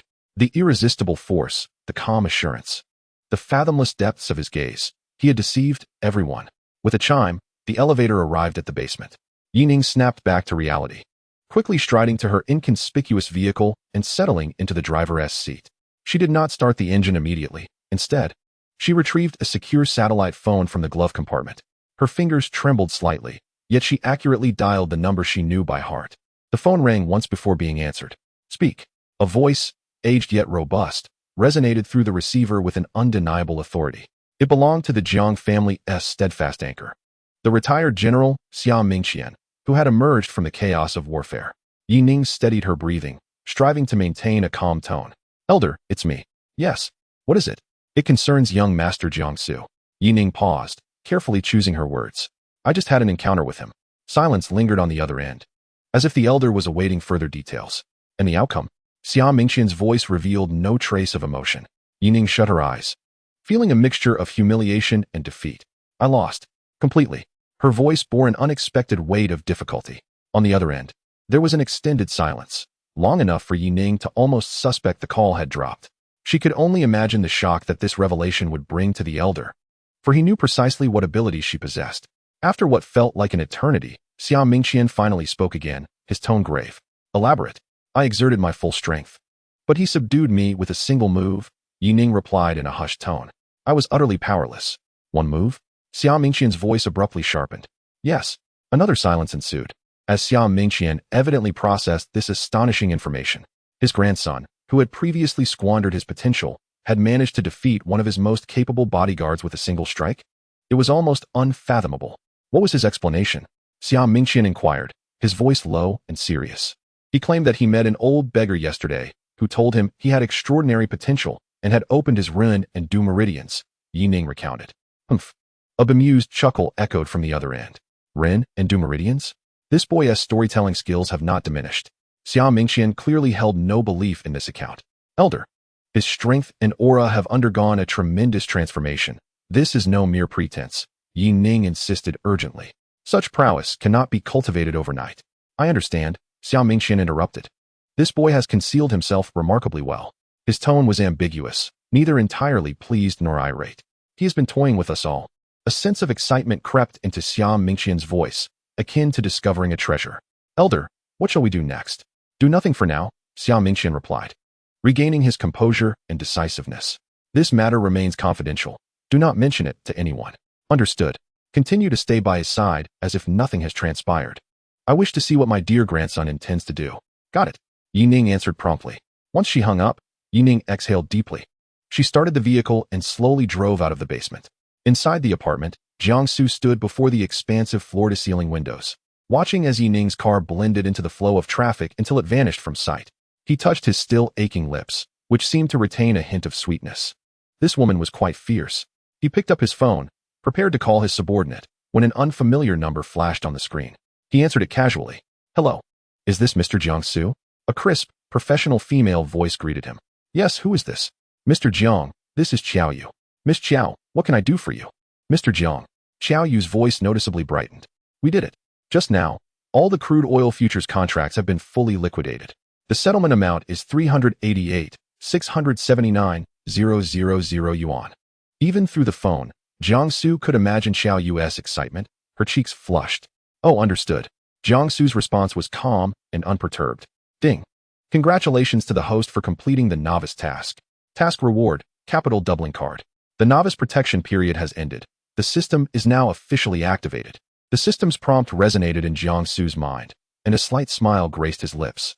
With over 300 million in funds and a doubling card, this initial capital was quite satisfactory.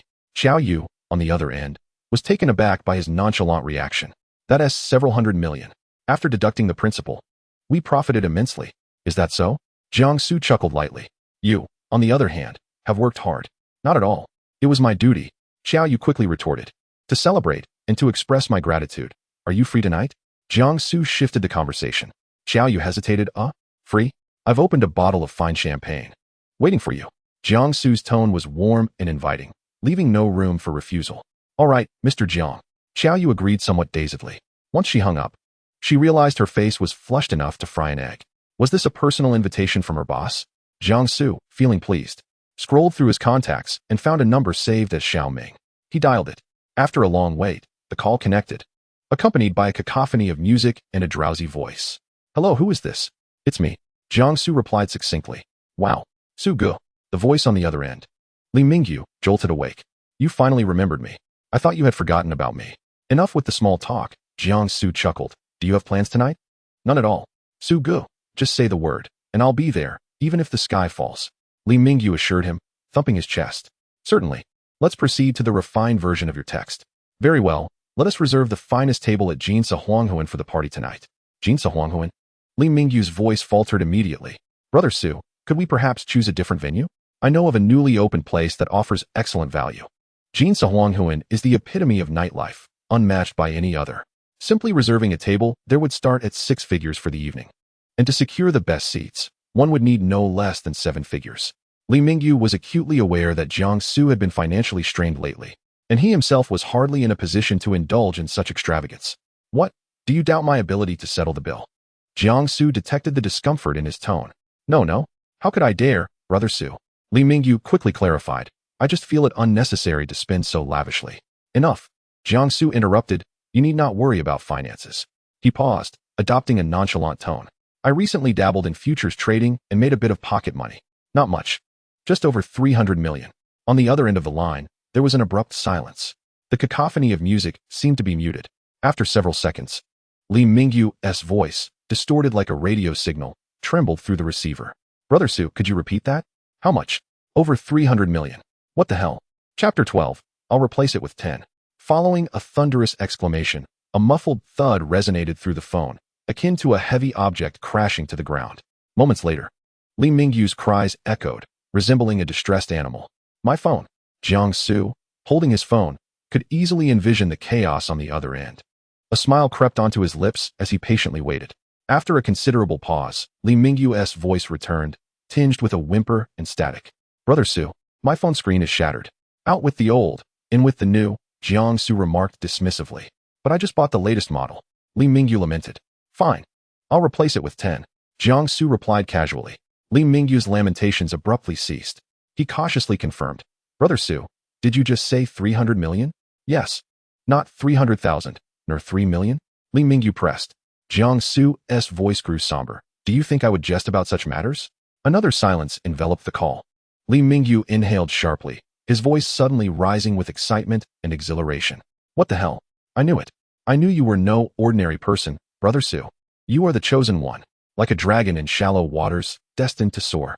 This fellow's flattery was as extravagant as ever. Jiang Xu chuckled at his antics. Enough of your flattery. Li Mingyu's tone shifted to one of obsequiousness. Rest assured, Brother Su. Jinsa Huanghuan, right?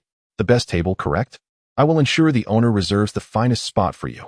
Yes, I have an important guest tonight, Jiang Xu added. Important guest? Li Mingyu's curiosity piqued. Who is it?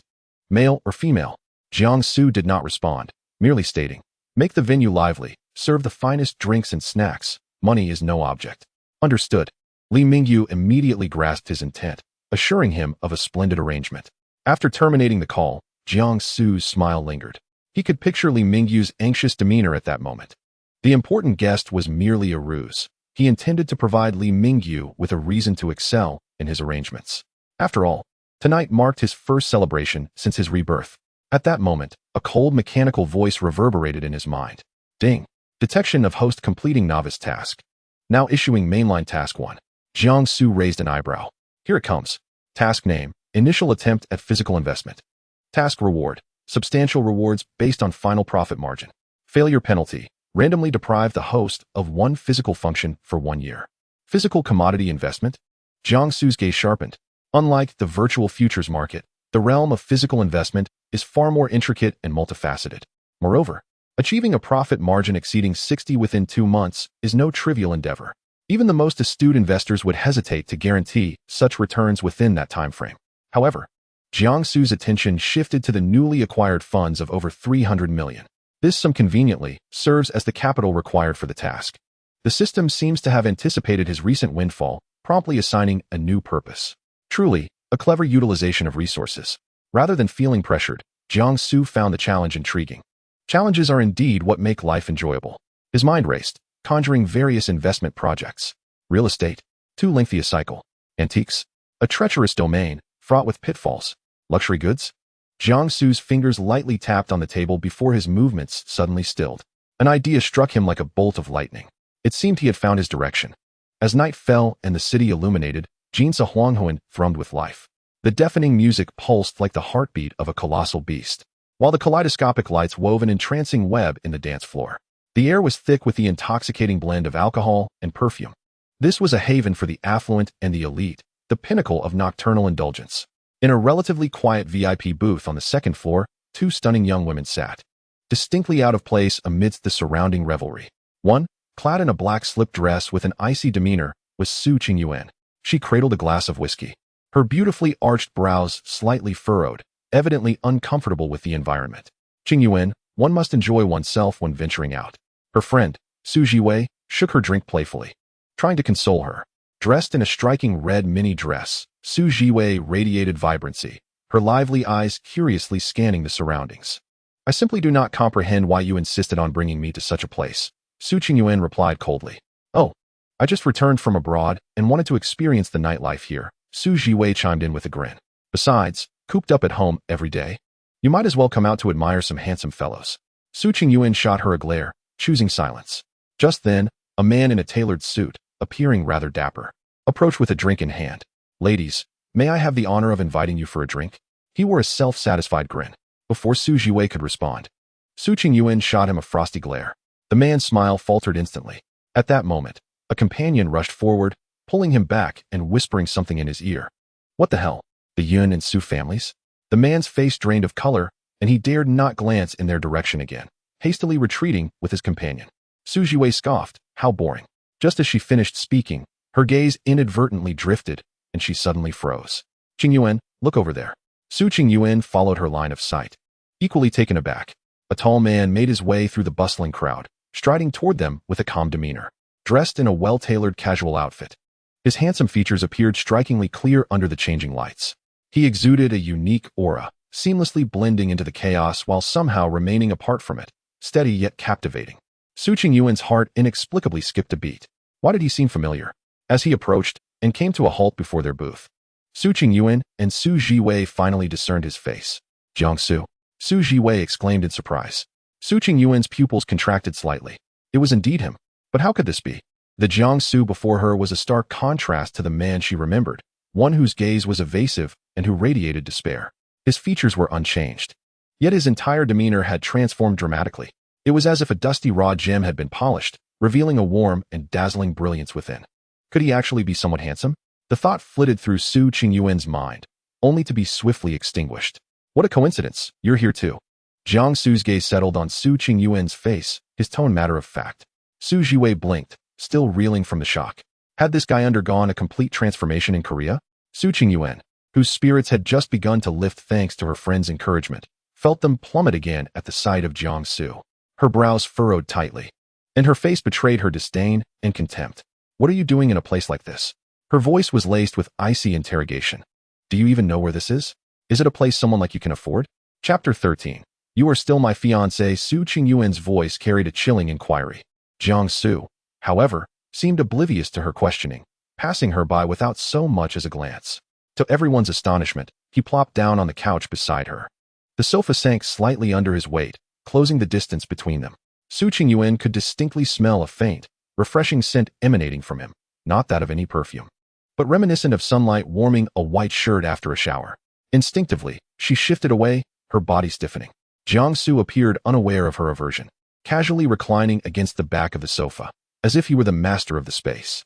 He picked up a bottle of unopened ace of spades from the table, weighing it in his hand, before lazily directing his gaze towards Su Qingyuan.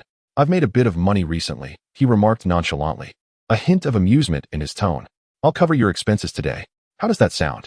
Su Jiwei couldn't contain herself, bursting into laughter, her voice dripping with unmasked derision. You're buying?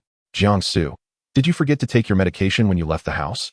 She scrutinized him, her expression as if she were witnessing a grand joke. Jiang Xu's gaze shifted from Su Qingyuan to Su Jiwei, calm yet piercing, causing her words to falter unexpectedly. Su Jiwei, he began slowly, using her full name. Do you remember our last encounter at the hospital? Su Jiwei paused, clearly taken aback by his sudden mention of it. A playful smirk graced Jiang Xu's lips. You called me a wastrel, someone who can do nothing but be reborn. His voice was low yet clear, reaching both Su Jiwei and Su Qingyuan's ears. Su Jiwei's complexion darkened instantly. She had indeed said those words, and to her surprise, he remembered. Jiang Xu leaned in slightly, his gaze intense. So what about now? He asked softly. Do you still feel the same? Humph. Su Jiwei turned her head away, stubbornly scoffing, though her resolve seemed to wane. Jiang Xu chuckled, not pressing further. But his eyes sharpened with a newfound intensity. I wonder, Miss Su, what exactly do you gain from trailing behind Qingyuan every day? The moment those words left his lips, Su Jiwei's temper flared. What do you mean, Jiang Xu? Nothing much, Jiang Xu shrugged innocently. Just curious. Is it her wealth that allows you to strut around Yindu? Or is it her beauty that makes you feel like a fitting accessory? You. Su Jiwei's face flushed with anger as she shot up from the sofa, pointing an accusatory finger at Jiang Xu. You jerk. What nonsense are you spouting? Qingyuan and I are the best of friends. The best of friends? Jiang Xu raised an eyebrow. The kind who watches her leap into the fire while adding fuel to the flames? Jiang Xu, shut your mouth. This time, it was Su Qingyuan, who had remained silent, that spoke up. Her expression was frigid, her chest heaving with anger. Jiang Xu not only insulted her, but now sought to sow discord between her and her closest friend. It was utterly intolerable. Jiwei, let us go? Don't stoop to the level of this lunatic, Su Qingyuan declared, grabbing her bag and preparing to leave. She had no desire to remain in the presence of this man for another second. But as she moved, her wrist was suddenly seized. Jiang Xu's fingers were long and firm, the warmth radiating through her skin, exerting an undeniable force. Su Qingyuan's heart jolted, as if struck by an electric current. "Let go of me." She glared at him, attempting to break free. "Don't be in such a hurry to leave." Jiang Xu maintained his leisurely tone. Yet his grip remained unyielding. "I merely came to greet my fiancée." Why the dramatic reaction? He emphasized the word fiancé. Su Qingyuan's face flushed with a mix of anger and embarrassment. "I've already stated that I'll be going to my grandfather's soon to annul our engagement. Is that so?" Jiang Xu replied with a non-committal smile, releasing her wrist. He stood, smoothing out his impeccably pressed clothing, and looked down at her. "Until you successfully annul our engagement, you remain my fiancé." He paused, then shifted the topic. "By the way, your birthday party is in half a month, I assent it?" Su Qingyuan eyed him warily. "What do you intend to do?" Jiang Xu's face resumed that infuriatingly carefree yet confident smile that Su Qingyuan despised. "I will be attending." With that, he turned away without waiting for Su Qingyuan or Su Zhuwei to react, nonchalantly blowing her a kiss as he departed. "See you then, my dear." And with that, he vanished into the crowd, leaving Su Qingyuan and Su Zhuwei in stunned silence, unable to find words in their fury, especially for Su Qingyuan. She felt as if her lungs were about to explode from anger. This scoundrel. Useless. How dare he? Jiang Xu departed from Su Qingyuan's booth, his smile instantly vanishing, replaced by an air of tranquility. He skillfully navigated through the bustling hall, making his way to the innermost VIP area of the nightclub. In a circular booth with the best view and the utmost tranquility, Li Mingyu and a girl were already waiting. "Su Gu, you finally made it." Upon seeing Jiang Xu, Li Mingyu sprang to his feet, his face beaming with delight. Jiang Xu nodded and sat beside him. Li Mingyu quickly poured him a drink, his tone laced with gossip as he remarked, "Su Gu, I just spotted Miss Su and her friend Su Zhuwei here too, over there. You didn't run into them, did you?" Jiang Xu lifted his glass and took a sip, his expression nonchalant. "I did." Li Mingyu was taken aback. "Is that all right?" In his view, given Su Qingyuan and Su Zhiwei's lofty demeanor, encountering Su Gu would surely lead to a barrage of cold jibes. Jiang Xu cast him a sidelong glance and replied coolly, "Do you think they can trouble me?" Li Mingyu pondered for a moment and realized the truth. The current Su Gu was no longer the soft persimmon that could be easily squeezed. He chuckled and gave Jiang Xu a thumbs up, exclaiming, "Su Gu, you're amazing." Only then did he remember the girl beside him and hurriedly introduced, "Oh right, Su Gu, let me introduce you. This is my girlfriend, Gu Shi." The girl named Gu Shi appeared somewhat shy. Ever since Jiang Xu took a seat, her gaze had not wavered from him. Now that she was called out, her cheeks flushed slightly as she greeted him in a soft voice. Su Gu, hello." "Hello." Jiang Xu nodded at her, his demeanor gentle. Just then, a small commotion erupted at the entrance of the nightclub. A striking figure, guided by a waiter, was making her way towards them. The woman, clad in a silk gown that perfectly accentuated her curves, captivated the attention of everyone along her path. Jiang Xu also turned to look, and upon recognizing the newcomer, a genuine smile finally graced his typically calm face. The woman quickly approached the booth. "Apologies for the delay, there was a bit of traffic." Her voice was as cool and melodious as her presence. "No problem." Jiang Xu stood up. "You arrived just in time." With a smile, he invited Xiao Yu to sit beside him. Then, he turned to the curious Li Mingyu and the somewhat flustered Gu Shi. "Allow me to introduce you." Jiang Xu's tone was casual, as if introducing an ordinary acquaintance. "This is Xiao Yu. She is my manager." He paused briefly, opting for the most comprehensible term. Li Mingyu's eyes instantly sparkled with realization. "Miss Xiao Xiao, hello?" Li Mingyu hurried to stand, a flattering smile plastered on his face, even bowing slightly in a display of respect. "I am Li Mingyu, Su Ji's little brother." His exuberance made Gu Shi beside him feel anxious, and she quietly greeted, "Hello, Miss Xiao." Xiao Yu's gaze lightly flickered over the two, simply nodding in acknowledgement. "Hello." Li Mingyu's admiration for Jiang Xu reached new heights. Su Gu truly was extraordinary, not only exuding brilliance himself. Just then, a female manager clad in a black professional suit, her figure graceful and poised, approached them in high heels, sporting a professional smile. "Good evening, Mr. Jiang." She greeted Jiang Xu respectfully, her gaze subtly assessing Xiao Yu. "May I ask what drinks you all would like?" Jiang Xu leaned back against the sofa, exuding a relaxed demeanor, his fingers lightly tapping the table. "Bring us the finest wine you have here." The manager's smile brightened further. This was the classic opening line from a major client. She promptly retrieved the wine list from her tablet and enthusiastically began to recommend. "Mr. Jiang, you truly have exquisite taste. We have two wines specially supplied from a top vineyard in France. One is Golden Years, and the other is Queen of Spades, with a rich fruity aroma and a smooth finish. Perfect for ladies. As she spoke, she offered the tablet to Jiang Xu, pointing out the two selections. Li Mingyu leaned in curiously to take a look. Upon seeing the long string of zeros following the price, he gasped audibly, nearly popping his eyes out. 6 figures. A bottle of wine costs 6 figures. Are we drinking liquid gold? He hurriedly signaled Jiang Xu, frantically implying that this was exorbitantly expensive, suggesting they opt for something more affordable, as it was truly unnecessary. However, Jiang Xu did not even bat an eyelid. To him, those numbers held the same significance as the price of a bottle of cola at a convenience store. He gently tapped the tablet twice. Then let us have one of each. In an instant, the entire booth fell silent. What the hell? One of each? He counted on his fingers, feeling his heart quiver. Just like that, over $1 million was gone. Gu Shi, seated beside him, was so shocked that she dared not breathe, her face pale. She had never seen so much money in her life, let alone spend it on 2 bottles of wine. Even the usually composed Xiao Yu couldn't help but glance at Jiang Xu, surprise flickering in her cool gaze. She was aware of Jiang Xu's newfound wealth, but hadn't anticipated such extravagance. This was no mere consumption, it was burning money. The manager was equally stunned. She had recommended those 2 wines, expecting him to choose one to maintain appearances, as guests ordering both was a rarity throughout the year. Unexpectedly, Mr. Jiang, are you sure? She could not help but reconfirm, her voice slightly trembling. Both? Jiang Xu finally raised his eyes, casting her a faint, impatient glance. What? Do you doubt my ability to pay? No, of course not. The manager, startled, shook her head vigorously like a rattle. That is not what I meant. I'll arrange it for you right away. Immediately. Her professional smile transformed into genuine elation, her voice brimming with excitement. This was a monumental achievement.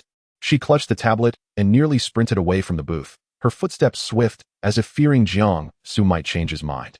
Li Mingyu watched the manager's retreating figure. Regaining his voice after a moment, he leaned closer to Jiang Xu, lowering his tone, a pained expression on his face. Sugu, was that a bit too impulsive? That's 2 bottles. Enough for a down payment on a small apartment in our city. Jiang Xu picked up the glass on the table, leisurely swirling the ice within. A knowing smile playing on his lips.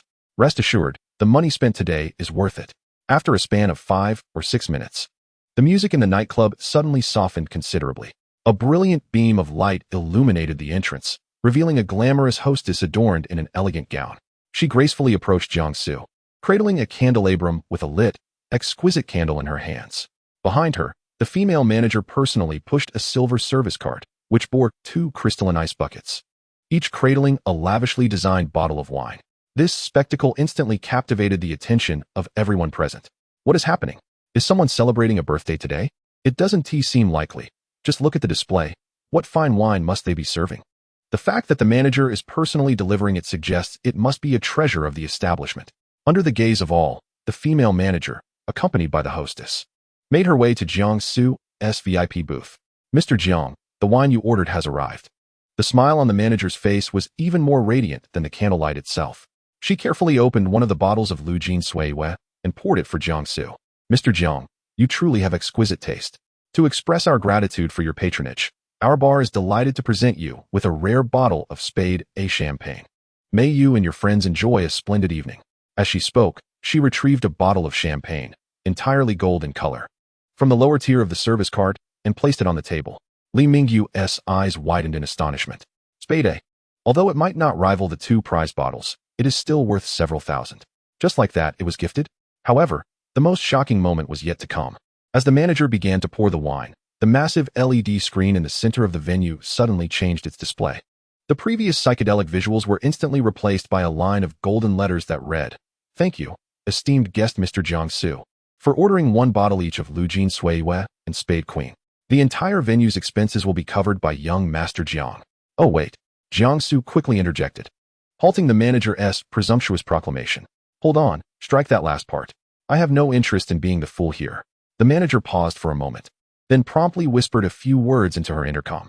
Soon, the last half of the sentence vanished from the screen, leaving only the first half to loop. Thank you, esteemed guest Mr. Jiang Xu, for gracing our establishment. We wish you a pleasant experience. Boom. At that moment, the entire venue erupted in a cacophony of excitement. What? Jiang Xu? Which Jiang Xu? How does he have so much money? Is it true he ordered both bottles? The display on the screen left no room for doubt. Whispers, gasps of astonishment, and murmurs of disbelief echoed throughout the crowd. Almost every gaze, whether intentional or not, drifted towards Jiang Xu's VIP booth. In a corner, Su Qingyuan and Su Jiwei were equally astonished by this incredible scene. Su Jiwei nearly lost her grip on her wine glass, her eyes wide with disbelief. Qingyuan, did I see that correctly? Is that really Jiang Xu? Has he lost his mind? Where did he get the money to squander like that? Su Jiwei's voice was sharp and grating, laced with jealousy and disdain. Humph, who knows where he obtained that dirty money? Just look at his nouveau riche demeanor. It's utterly disgusting. A little bit of cash, and he forgets his own name. Let us see how long he can bask in this. Su Qingyuan remained silent, merely holding her wine glass, her cold gaze fixed on the booth that had captured so much attention, observing the man who was laughing and chatting under the lights. Her expression bore the usual scorn and indifference. What is there to be surprised about? She parted her red lips, her voice tinged with mockery. A dog can't change its nature. He has always been like this, earning one and spending two. When he has a little money, he burns it away. Nothing has changed. The deafening music and the bustling crowd seemed to be muted at that moment. Wow, Su Gu, are you truly aiming for the stars? Li Mingyu exclaimed, his face flushed with excitement, his words slightly stammering. He felt his heart racing, even more vigorously than the pulsating beats on the dance floor. Chapter 15. A broadened horizon. Gu, she was even more dramatic, her eyes sparkling with excitement. Su Gu, this is absolutely stunning. She eagerly pulled out her phone, snapping photos of the two radiant bottles under the lights. Click, click. I must post this on WeChat. Let them see. Jiang Xu reclined on the sofa, indifferent to the myriad gazes directed his way, merely offering a faint smile. Snap away, take as many as you wish. This was precisely the effect he desired, loud and ostentatious, as if announcing to the world that Jiang Xu was no longer lacking in wealth. He understood all too well the weight of being the discarded son of the Jiang family. Establishing connections and building his own network in a short time would be an uphill battle. Creating the illusion that the Jiang family had seemingly re-embraced him was the quickest route to his goals. A discarded scion garners little attention, but a spendthrift heir, seemingly supported by his family once more, is an entirely different matter. It is human nature to curry favor with those in power. He intended to use this direct and brazen approach to draw out potential collaborators and sources of information. Sure enough, within minutes, someone approached with a wine glass in hand, tentatively advancing towards him. Isn't this young Master Jiang? Long time no see. You look even more spirited. A slick-haired youth approached. A sycophantic smile plastered across his face. Jiang Xu searched through the original owner's memories and recognized him as one of the former companions who had indulged with the original owner. Young Master Jiang, your extravagance today has truly opened our eyes. Allow me to toast to you, wishing you abundant wealth and soaring success. He lowered his glass significantly, adopting a suitably humble demeanor. Jiang Xu lifted his glass, clinking it gently with the youth's before taking a sip. Polite. His attitude was neither cold nor warm, maintaining just the right sense of distance. With the first one, there came a second, and then a third. One after another, familiar faces approached to offer toasts, exchanging pleasantries filled with flattery, their eyes brimming with curiosity. Jiang Xu handled each encounter with ease, his expression perpetually composed. He resembled an experienced fisherman, casting enticing bait into the water, quietly observing as the fish gathered around. After several rounds of drinks, the atmosphere in the booth grew increasingly lively. Li Mingyu and Gu she had completely let loose, swaying to the rhythm of the music. Xiao Yu had also had a few drinks. A charming flush appeared on her fair cheeks, her gaze slightly dazed. She seldom frequented such places and had never witnessed such a lavish spectacle. Observing her tipsy demeanor, Jiang Xu inquired, "So, are you managing all right?" Xiao Yu was momentarily taken aback before realizing Jiang Xu was speaking to her. She smiled bashfully, tucking a strand of hair behind her ear. It's quite an eye-opener. She sincerely marveled. I always thought the extravagant scenes depicted in films were exaggerated artifice. I never expected such reality to exist. The overwhelming disparity left her feeling somewhat disoriented. Jiang Xu perceived her thoughts and a subtle smile graced his lips. It is nothing extraordinary. If you desire it, you too can possess such a life in the future. Upon hearing this, Xiao Yu's heart inexplicably quickened. She lifted her gaze to Jiang Xu, her beautiful eyes reflecting confusion and curiosity. Jiang Xu, cutting straight to the chase, asked, Xiao Yu, would you be interested in changing jobs? Resign from Huatai and work alongside me. The impact of his words struck Xiao Yu with greater force than the preceding lines on the screen. She was utterly stunned. Jiang Zong, are you joking? She stammered, almost convinced she was hallucinating due to inebriation. To work with him? Jiang Xu's expression remained earnest, devoid of any jest. Do I appear to be joking? I understand your concerns. Currently, I am indeed just a solitary figure, with nothing to my name. It is precisely because I possess nothing that the future holds infinite possibilities. Xiao Yu's breath quickened as her mind raced. But I'm merely an assistant. What can I possibly do? I fear that if I do not perform well, I will become a burden to you. She lacked confidence in herself. The thought of taking on responsibility was daunting. Who was born knowing everything? Jiang Xu's voice was steady and powerful, imbued with an undeniable conviction. What I value is your potential and your attitude. You approach your work diligently, are responsible, and possess great intelligence, learning rapidly. These qualities far outweigh so-called experience. Experience can be accumulated over time, yet a person's character is challenging to alter. His words fell like a stone into Xiao Yu's serene heart, stirring ripples of emotion. To be so unequivocally acknowledged was a first for her. It would be a lie to say she was not moved. However, the thought of resigning made her hesitate. After all, Huadai is a renowned company in the industry, offering stability and decent benefits. In contrast, following Jiang Xu was fraught with uncertainty and risk. Jiang Xu discerned her inner turmoil and refrained from pressing her. He retrieved a check and a pen from his pocket, placing them on the table. There is no rush. You may take your time to consider this. Keep this check for now as a bonus for assisting me with various tasks during this period. Xiao Yu's gaze fell upon the thin piece of paper, and instinctively, she wanted to refuse. Jiang Zong, this is too much. I have merely fulfilled my duties. Take it. Jiang Xu's tone brooked no argument. You have earned it. After a moment's hesitation, Xiao Yu extended her hand and accepted the check. Upon seeing the string of zeros, she froze in disbelief. 1, 10, 100, 1,000, 10,000, 100,000, million, 2 million. A buzzing filled her mind, leaving it blank. She had never even dared to dream of such a sum. Is this a bonus? What an international joke, she exclaimed, her yearly salary barely amounting to a fraction of this sum. Jiang Zong, this is far too much. I cannot accept it. Her voice trembled, her hand shaking as she clutched the check. Jiang Xu regarded her calmly. To you, it may seem substantial, but to me, it is insignificant. I recall you mentioning your mother's health issues requiring a substantial surgical fee. His words struck a chord deep within Xiao Yu, touching the most tender and vulnerable part of her heart. Her eyes instantly welled with tears. Her mother's illness weighed heavily on her conscience. To accumulate that astronomical amount for surgery, she had scrimped and saved, working additional jobs, exhausting nearly all her time and energy. Nonetheless, the savings were merely a drop in the bucket.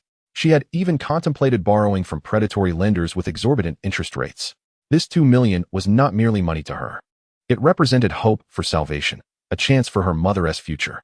Biting her lip, her nails digging into her palms from the pressure, she finally lifted her gaze, her reddened eyes shimmering with newfound determination. She carefully tucked the check away as if it were a priceless treasure. Taking a deep breath, she earnestly addressed Jiang Xu. Jiang Zong, I understand now. Tomorrow, no, I will write my resignation letter today and expedite the departure process. From now on, I will work alongside you. Witnessing the resolve in her eyes, Jiang Xu smiled with satisfaction. He refilled her empty glass with the golden liquid and poured some for himself. Raising his glass, he proclaimed, Welcome aboard. Xiao Yu enthusiastically lifted her glass, clinking it against his with a clear sound. Thank you, Jiang Zong. I will not disappoint you. The sparkling liquid danced under the lights, reflecting her hopeful visage. Chapter 16. Look what you've done at 2 in the morning. The neon signs of the dusky twilight shimmered in the night, casting a dreamy glow. Xiao Yu let out a long belch, her entire being resembling a boneless vine. Her cheeks flushed, her gaze unfocused, she mumbled incoherently about 2 million and becoming wealthy. Jiang Xu caught the scent of alcohol wafting from her and furrowed his brow. He turned to the innocent-looking Li Mingyu beside him. Look what you've done. His tone was light, yet carried an undeniable air of authority. Li Mingyu scratched his head, feeling somewhat aggrieved. Su Ge, how was I to know that Xiao Yu Jia had such room for improvement in her drinking capacity? He had intended to express that she was poor at it, but quickly opted for a more tactful phrasing. I merely wanted her to enjoy herself. Nearby, Gu Shi chimed in softly. Indeed, Jiang Zong. We felt today was a celebratory occasion. Jiang Xu chose not to pursue the matter further, casting a mild glance at Li Mingyu. All right, you should head home early. In a few days, there will be a significant task. Await my instructions. Upon hearing the words significant task, Li Mingyu's eyes sparkled, and the earlier sting of reprimand vanished instantly. He stood straighter, his expression turning serious. Understood, Su Ge. I will be on standby. Jiang Xu nodded, saying no more as he assisted the nearly unconscious Xiao Yu toward a waiting vehicle. The designated driver quickly exited the car and opened the back door. Jiang Xu carefully settled Xiao Yu into her seat before taking his place beside her. Shinga Hotel. All right. The car glided smoothly into the night, while Li Mingyu and Gu Shi remained behind, watching until the taillights vanished around the corner. Su Gu seems to treat Xiao Yujie differently, Gu Shi mused, linking her arm with Li Mingyu's. Li Mingyu chuckled. Of course, she is someone Su Gu personally recruited. Let us go home. Inside the car, the light was dim. Xiao Yu had fallen into a deep slumber, her head tilted and resting on Jiang Xu's shoulder. Her breathing steady and long. Jiang Xu's body stiffened momentarily, then he relaxed. He turned his head to gaze at her serene, sleeping face. At this moment, her facial features appeared softened, exuding a hint of unguarded innocence. Jiang Xu's eyes lingered on her face for a few seconds before shifting to the rapidly retreating cityscape outside the window. 2 million. He understood the significance of this sum to her. What he sought was not merely a subordinate of exceptional capability, but rather a partner to whom he could fully entrust his back. And loyalty must be earned in the most direct manner. Soon, the car came to a halt in front of the Shunga Grand Hotel. The doorman promptly approached, respectfully opening the car door. Young Master Jiang, you have arrived. Jiang Xu assisted Xiao Yu out of the car and instructed the doorman, I will support her. You go to the front desk and fetch a key card for the presidential suite. Understood, young Master Jiang. The front desk manager had already arrived, presenting the key card with both hands. The entire process was seamless, with no one displaying any unusual reaction to Jiang Xu bringing in a drunken woman. Jiang Xu swiped the card to unlock the door, guiding Xiao Yu onto the soft bed in the bedroom. He removed her high heels and hesitated for a moment as he gazed at her outfit. Ultimately, he decided against changing her clothes. A gentleman knows what to do and what to refrain from. He pulled over a down comforter, gently covering her, leaving only her rosy face exposed. After completing this, he turned and tore a page from the notepad in the living room. He pinned a few lines and placed it alongside the key card on the bedside table. Finally, he dimmed the room's lights, closed the door quietly, and departed without a sound. The following morning, a hangover-induced headache prompted Xiao Yu to emit a distressed groan. She gradually opened her eyes, squinting instinctively against the blinding sunlight. An unfamiliar ceiling, an unfamiliar room, and the air still held a subtle, sophisticated fragrance. Where am I? A sudden jolt made her sit upright. Memories flooded back. Drinking, signing checks, toasting, and then everything went blank. She looked down to inspect herself, her heart racing. Fortunately, although her clothes were somewhat wrinkled, they were intact. She let out a heavy sigh of relief, collapsing back onto the soft mattress. A glance revealed a note and a key card on the bedside table. She picked them up. The handwriting was vigorous and spirited. After waking, please have something to eat. Once the matters with Huat I are settled, call me. The note bore the signature of a single character, Jiang. Xiao Yu stared at the note, feeling a mix of emotions she could not articulate. Just yesterday, she had felt uncertain about her future. Today, she awoke in a presidential suite. Clutching a check that could alter her family's fate, she reached for her bag, where the thin slip of paper lay quietly inside. This was no dream. Everything was real. Xiao Yu tossed aside the covers, her bare feet sinking into the soft carpet as she drew back the heavy curtains. Sunlight flooded the room instantly. Looking down, she beheld a panoramic view of the city, a sight she had never encountered before. From this day forward, her life would expand like the scenery beyond the window. She wasted no time, quickly freshening up and leaving the hotel. She did not even dare to stop for breakfast in the hotel restaurant, but hailed a cab directly to the nearest bank. When she handed the 2 million check to the teller, the latter's expression clearly registered surprise. Soon, they scrutinized her with an assessing gaze, top to bottom. Miss, please hold on. For such a large check, we need to confirm with the manager. All right. Xiao Yu responded, clenching her fists, striving to appear calm. After verification, the astronomical sum that had seemed so distant finally transformed into a string of digits in her bank account. Hello, please transfer 1,900,000 to this account. She handed over her mother's bank card number that she had prepared in advance.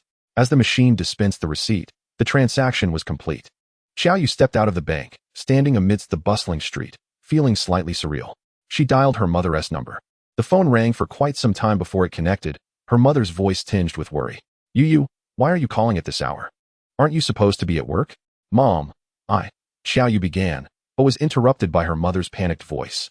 Yu, I just received a text from the bank saying 1,900,000 has been transferred. Is this a scam? You need to check if your money is missing. Listening to her mother's anxious tone, Xiao Yu's eyes brimmed with warmth as she smiled and said, Mom, it's not a scam. That money is for you. Silence fell on the other end. After several seconds, her mother's voice returned, trembling. Yu, tell me the truth. Where did you get so much money? Did you do something foolish? Sister, The voice of her younger sister Jiang Xu piped in from the phone, sounding close to tears. Please don't scare us. What is going on with this money? The family's first reaction was not one of joy, but of concern. Jiang Xu felt a mixture of warmth and sorrow in her heart. Mom, Jiang Xu, don't panic. Let me explain everything. She cleared her throat and recounted the narrative she had long prepared. I've been working with a major client, and he holds me in high regard. This money is an advance on my bonus and project dividends. Moreover, I've decided to resign from Huatai and work with Mr. Jiang moving forward. Silence enveloped the line once more. This time, it was her sister Jiang Xu who spoke first. Wow, sister, is this for real? You've encountered a benefactor. I always knew you were exceptional. Gold will shine regardless. That Mr. Jiang, is he incredibly handsome and domineering? Xiao Yu couldn't help but chuckle at her sister's youthful exuberance. What would she know about a domineering figure? Her mother's voice finally sounded more relaxed, tinged with joy and apprehension. Oh, so that's it. You scared me half to death. You must work hard. We cannot let him down. Chapter 17, Her New Life. I understand, Mom, Xiao Yu replied. Please use this money to pay off our debts.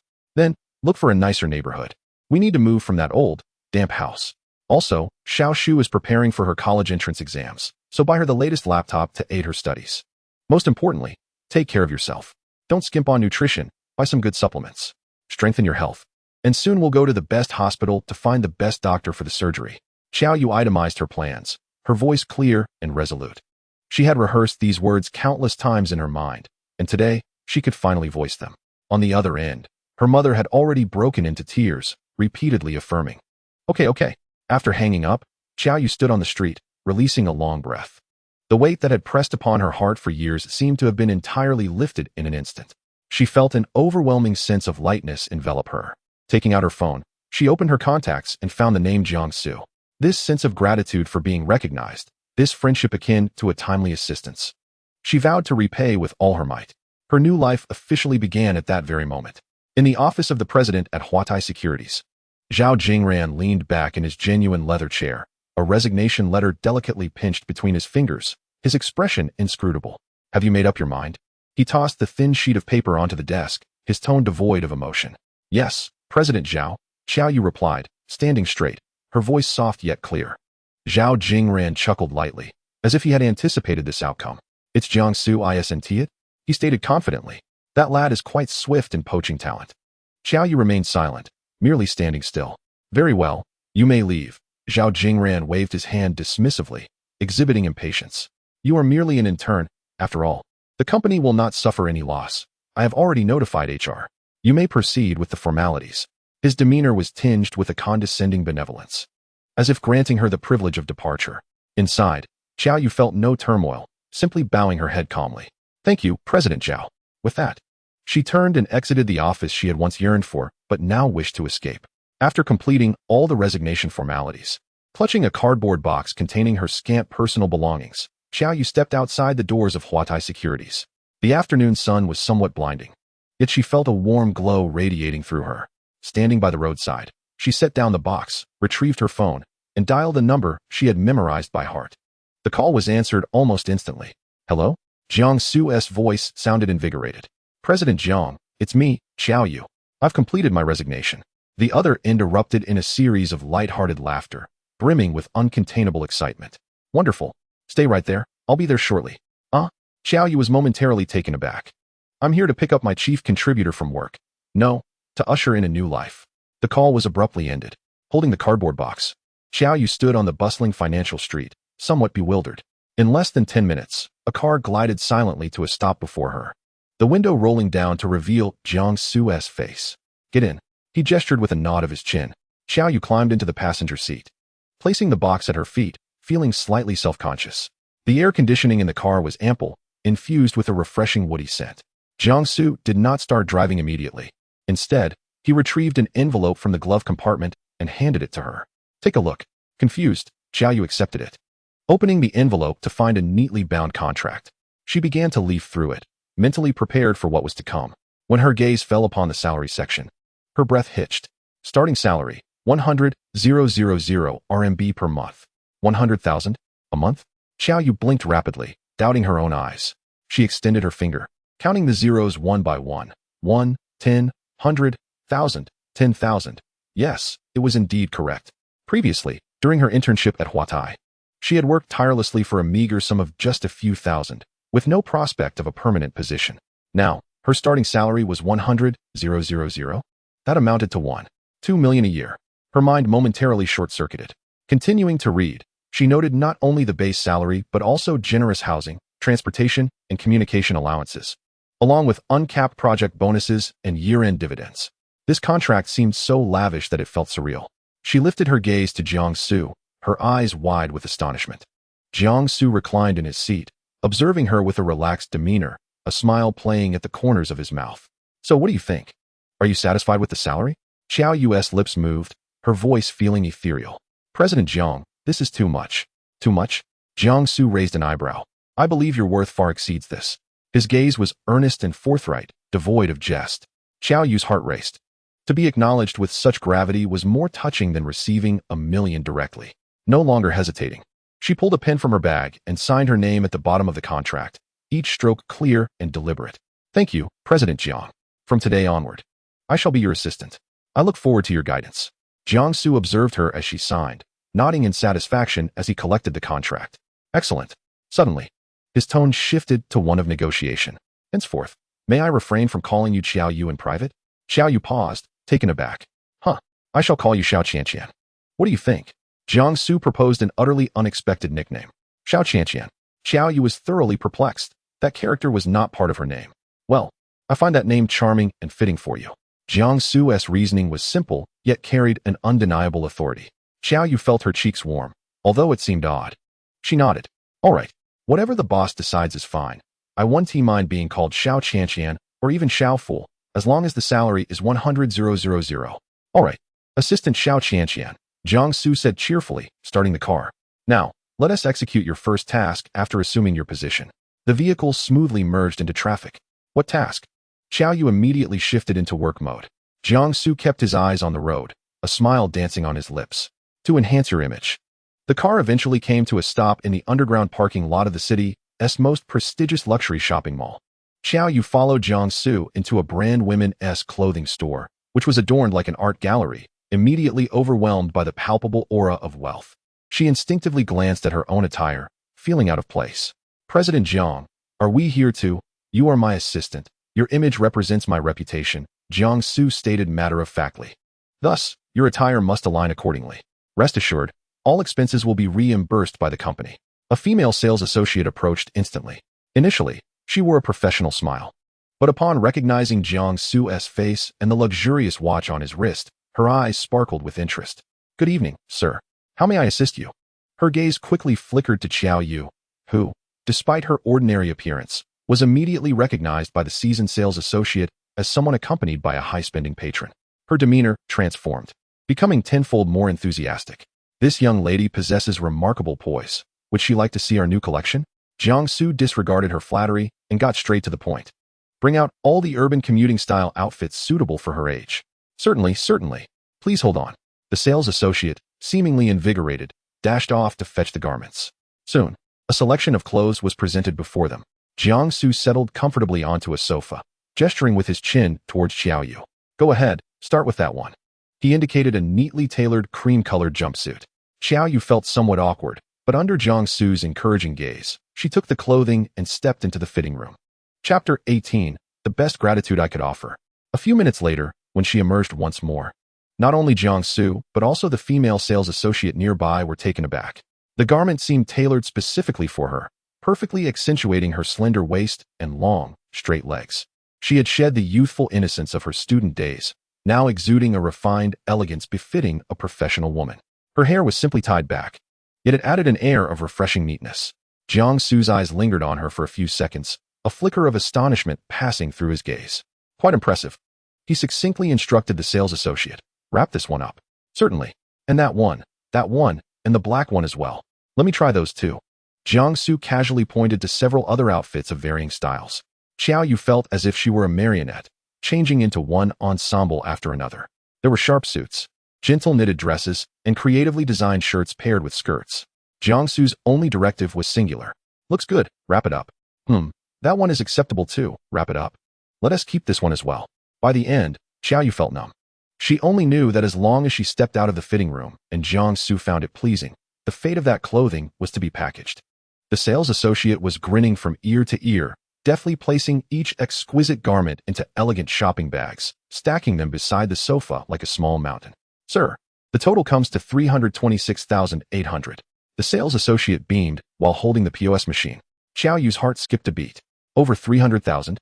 For just a handful of clothes? She felt her breath become somewhat constricted. However, Jiang Xu did not even blink, producing a card and handing it over. Sir, considering your substantial purchase, I've applied our store's highest discount of 15. Additionally, we're pleased to present you with a set of our brand's latest perfume and scarf as a small gift. We hope this young lady enjoys it, the sales associate said, handing the beautifully wrapped gift box to Xiao Yu. After Jiang Xu swiped his card and signed, he stood up. Several staff members promptly assisted him in loading the numerous shopping bags into the car. Once seated back inside, gazing at the rear seat stuffed to the brim with shopping bags, Xiao Yu felt an unreal sensation as if she were in a dream. She turned to look at Jiang Xu, who was driving, his profile sharply illuminated by the streetlights. Jiang Zong, her voice was somewhat hoarse. Thank you. Apart from those two words, she was at a loss for what else to say. Jiang Xu glanced at her through the rearview mirror, a slight smile gracing his lips. No need for thanks. Performing well at your job is the best gratitude you can offer me. Xiao Yu nodded vigorously, a newfound sense of determination swelling within her. Sitting in the passenger seat, she felt like a puppet from which the soul had been extracted. The shopping bags beside her formed a small mountain, each item remarkably valuable, exuding the intoxicating scent of money. She had assumed Jiang Xu would take her home. After all, having purchased so many items, they ought to be returned first, right? But the car twisted and turned, leaving the city center, heading in a completely different direction. Jiang Zong, where are we going? Xiao Yu finally could not restrain herself, whispering the question. You will know when we arrive, Jiang Xu replied, his gaze fixed ahead, his tone devoid of inflection yet imbued with an unassailable certainty. The vehicle eventually halted before a grand automotive mall. Before Xiao Yu could grasp the situation, Jiang Xu had unfastened his seatbelt and exited the car. Come down. He motioned with a slight lift of his chin. Xiao Yu had no choice but to follow him out, her mind swirling with questions. Jiang Zong, are you buying a car? Not for me. He paused, delivering a statement that nearly made Xiao Yu's heart stop. It's for you. Me? Xiao Yu pointed at herself, her eyes wide as saucers. What would I need a car for? I have no money. As my secretary and assistant, being on call 24 hours a day is a basic requirement. Jiang Xu stuffed his hands into his pockets, sauntering forward. In the future, picking me up, running errands. These will be part of your responsibilities. I can't have you taking taxis every day or riding that little electric scooter of yours, can I? Xiao Yu's face flushed crimson. How did he even know about her scooter? But no buts. Jiang Xu interrupted. My driver can't be seen driving a subpar vehicle. It reflects the company's image. He halted, turned to her, and extended 2 fingers. Budget starts at 2 million, with no upper limit. Go choose a car you like. Xiao Yu was once again struck dumb by the sheer magnitude of the financial implications. Jiang Zong, that is really not appropriate. It's too extravagant. She waved her hands anxiously. I can use ride-hailing apps, or I could rent a car. My time is worth more than the cost of renting. Jiang Xu dismissed this notion, striding straight into the largest 4S dealership. Hello, sir. Here to look at cars? We have the latest models. Jiang Xu ignored them, merely turning to the still-stunned Xiao Yu and saying, what are you standing there for? Come in and choose. With a sense of trepidation, Xiao Yu followed him inside. The showroom displayed various luxury cars that she had only seen in magazines and on television. Each vehicle gleamed, radiating a cold yet alluring metallic sheen. She knew nothing about cars, only that they all looked stunning and were prohibitively expensive. Let us just browse, she whispered to the sales associate trailing beside her. Jiang Xu settled onto a sofa in the lounge area, pulling out his phone, seemingly uninterested in the car selection process. Xiao Yu aimlessly wandered through the showroom. The sales associate introduced various models' features and advantages, but she felt overwhelmed. Suddenly, her attention was captured by a car nestled in the corner. It was a sleek, beautifully designed sports car, entirely enveloped in a charming cherry blossom pink. Amidst the surrounding black, white, and gray steel beasts, it stood out remarkably. She couldn't help but point it out. The sales associate immediately understood, smiling as he explained, Miss, you have a keen eye. This is this year's new model, with a custom color called Zhuyu Pink. It is very popular among female clients. Xiao Yu's eyes sparkled. What girl could resist a pink car? Although she recognized that such a color might be too ostentatious for a work vehicle, she simply could not tear her gaze away. How much? She asked, almost unconsciously. This model, once fully equipped, has a landing price of 1,880,000. 1,880,000. Xiao Yu silently calculated in her head, realizing it was 12,000 less than the minimum standard Jiang Xu had set. Suddenly, she felt a surge of confidence. She hurried over to Jiang Xu's side, whispering, "Jiang Zong, what about that one?" Jiang Xu glanced in the direction she was pointing, his brow barely arching. "Pink." He stood and walked over, inspecting the car. Then inquired the sales associate, "Price?" "Sir, this model has a landing price of 1,880,000. Jiang Xu acknowledged with a nonchalant his tone devoid of emotion. "Less than 2 million, a bit on the cheap side." Xiao Yu's heart raced again, fearing he might deem the car insufficiently upscale. Little did they know, Jiang Xu's next words were, "As long as you like it." He turned to Xiao Yu and asked, "This one?" Xiao Yu gazed at the blush pink sports car, then glanced at Jiang Xu's stern visage. The image of him seated in this vehicle felt rather incongruous. Nevertheless, she nodded, albeit with a hint of reluctance. "Yes, this one it is." Jiang Xu addressed the salesperson, instructing, "Swipe the card, full payment." "I want it today." The salesperson's voice quivered with excitement. "Certainly, sir. I will attend to it immediately." While waiting for the temporary license plates to be processed, Jiang Xu sat in the lounge area, his fingers swiftly gliding over the screen of his phone, his expression intense. Xiao Yu sat nearby, cradling a cup of hot tea. Suddenly, she noticed Jiang Xu's movements halt. The calm demeanor on his face gradually gave way to an unmistakable thrill, sharp as that of a hunter spotting its prey. Xiao Yu even heard him murmur in a low voice, almost a guttural whisper, "It's here." "What is here?" Xiao Yu's curiosity surged, yet she dared not inquire further. She merely observed as Jiang Xu tucked his phone away, his entire aura shifting. It transformed into one of anticipation, radiating a powerful and aggressive energy. Chapter 19. Who is this stunning beauty? Early the next morning, the entrance of the underground parking lot at Chincy Building was graced by an unusual sight. A pink vehicle, exuding an air of flamboyance, slowly merged into the rush-hour traffic. The surrounding drivers turned their heads, speculating which company's heiress was here to experience the world. The car parked steadily in an available space, and as the door swung open, a long, slender leg emerged. Following that, a young woman donned in a short skirt, exuding poise and elegance, stepped out of the vehicle. She secured the car, grasped a refined handbag, and, in her high heels, confidently approached the elevator. As she walked, every onlooker's gaze darted between her and the pink car. Who is this beauty? I've never seen her before. Surely, she must be a high-ranking executive from some company? Her aura is extraordinary. She could very well be the daughter of a wealthy conglomerate. Xiao Yu listened to the faint murmurs around her, maintaining a composed expression while a tumult of emotions swirled within. The sensation of being observed and envied was unfamiliar, yet not unwelcome. She straightened her posture and entered the elevator, selecting the floor for Xianjia Wanxiang Food Company, Limited. The elevator chimed as the doors opened. Just as Xiao Yu stepped out, the receptionist, Fu Shi, caught sight of her. Fu Shi paused momentarily, then instantly recognized her, her face blossoming into a warm, enthusiastic smile. "Secretary Qiao, you've arrived." The title of Secretary Qiao momentarily caught Xiao Yu off guard. "President Jiang is waiting for you in his office. Let me escort you." Fu Shi eagerly navigated around the front desk to personally lead her. Xiao Yu felt a bit overwhelmed by the attention and could only express her gratitude politely. Fu Shi brought her to the entrance of the president's office and knocked on the door. "President Jiang, Secretary Qiao has arrived. Let her in." Jiang Xu's deep voice resonated from within. Fu Shi opened the door, gesturing for Xiao Yu to enter. To her surprise, she discovered that Jiang Xu was not alone in the office. Li Mingyu lounged on the sofa, and upon seeing her, his eyes sparkled with intrigue. He whistled, stood up, and scrutinized Xiao Yu from head to toe, grinning mischievously. "Wow, Jiang, you're quite something. You've hidden your treasure well." Her cheeks flushed instantly, feeling as if they could fry an egg. "No, that's not it." She hastily waved her hands. "I'm President Jiang's secretary." "Oh, still shy, are we?" Li Mingyu laughed heartily. Being a secretary is quite a privilege, after all. Jiang Xu's brows furrowed. He was not bothered by Li Mingyu's jest, but his gaze swept to Fu Shi, who stood at the door, wearing a look of curiosity. "Li Mingyu," Jiang Xu's voice turned icy. "Mind your language in the company."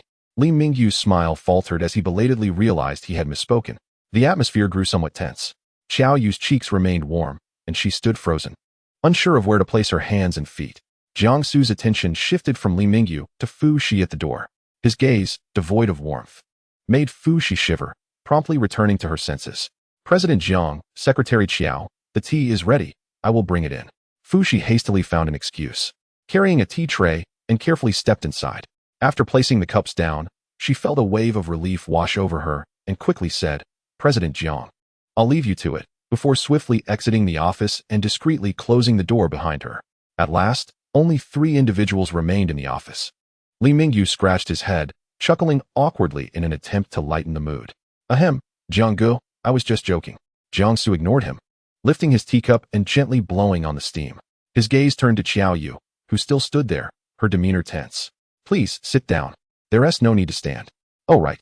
Xiaoyu finally snapped back to reality, quickly taking a seat on the single sofa, her posture stiff and upright. Jiang Xu set his teacup down, lightly tapping his fingers on the table, producing a rhythmic sound. "Do you both pay attention to international news?" The topic shift felt abrupt, leaving both Li Mingyu and Xiaoyu momentarily taken aback. Li Mingyu was the first to respond, his enthusiasm clearly lacking. "News? International news? Jiang, spare me. I get a headache just looking at that stuff." Jiang Xu cast him a sidelong glance before looking at Xiaoyu, feeling the weight of his gaze. Xiaoyu grew somewhat anxious, but answered truthfully, "I have a habit of spending a little time each morning to glance at international finance and current affairs." This habit had been cultivated over the years, not for any particular reason, but simply to remain connected with the world.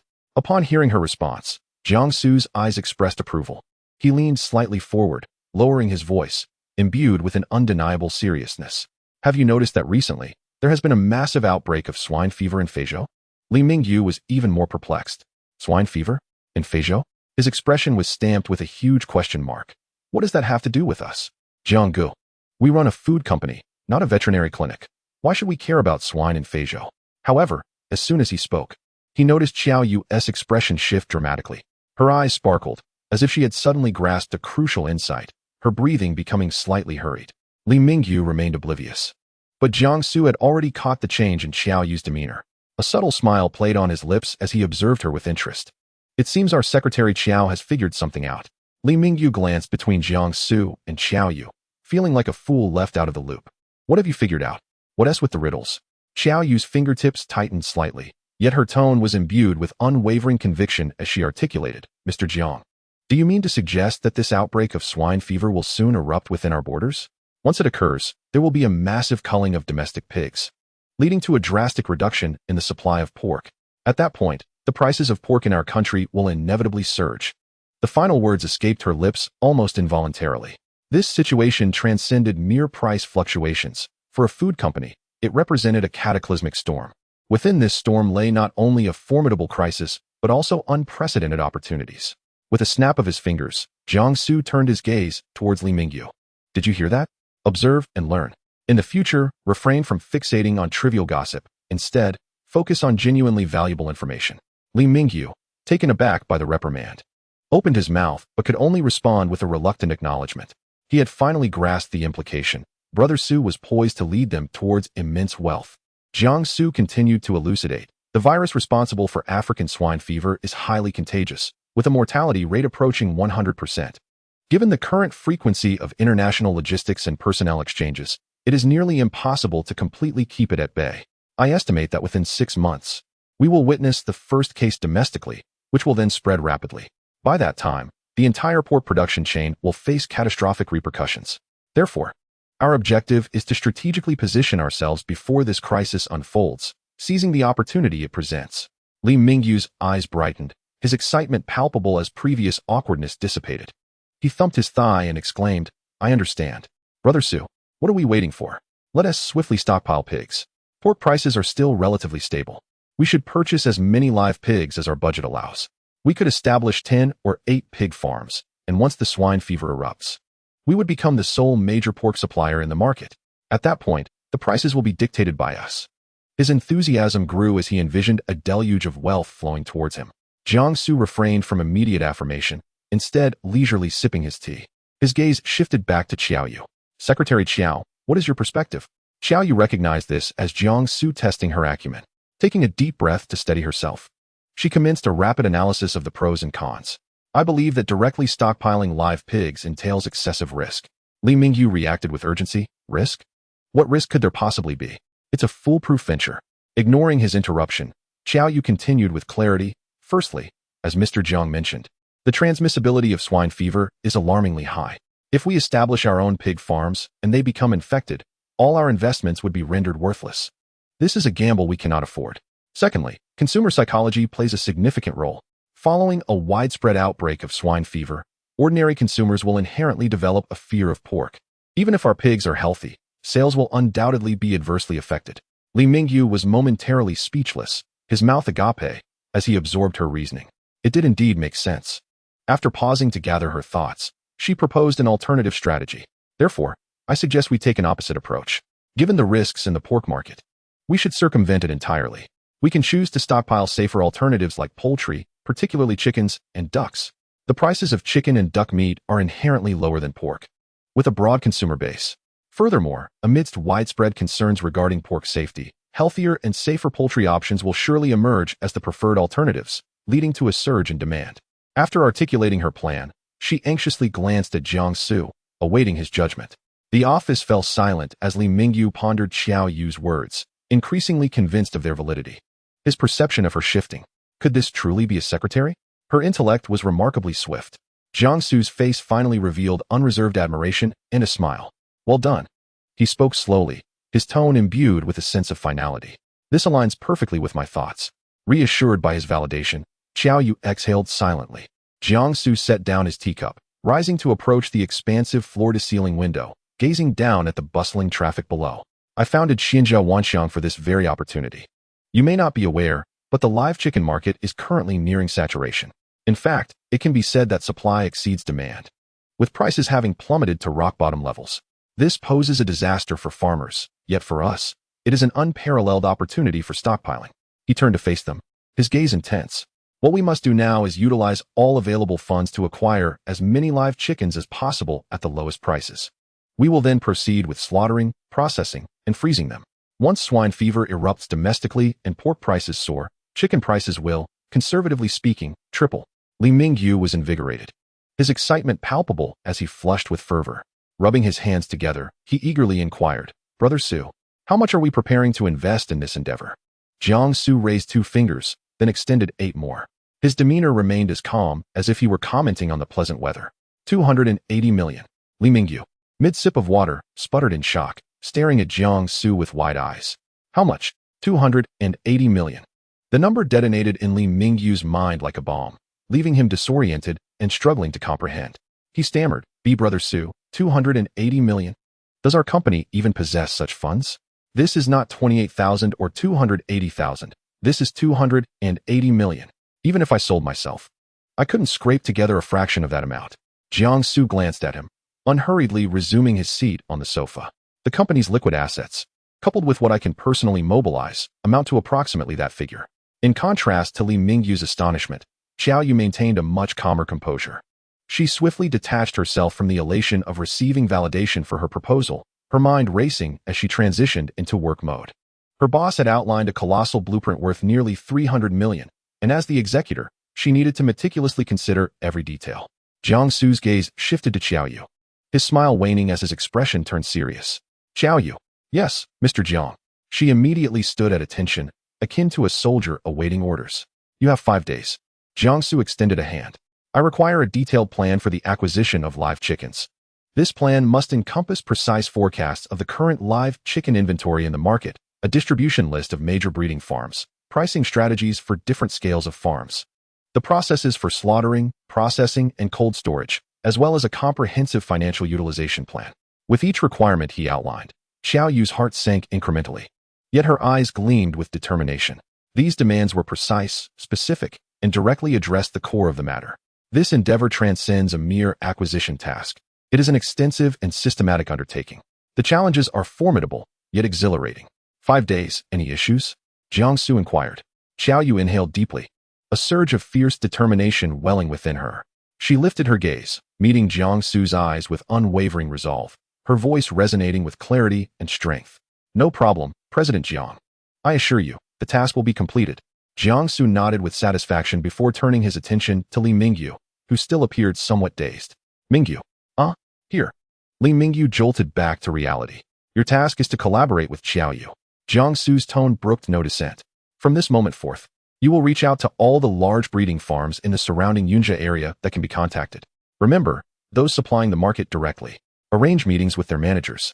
Your sole mission is to negotiate the price down. Inform them that our Xianjiao Wanxiang can purchase their surplus live chickens in bulk, but the price must be at the lowest possible point. Simultaneously, synchronize all market data you gather with Xiao Yu immediately. Do you understand? Understood, Li Mingyu declared, puffing out his chest.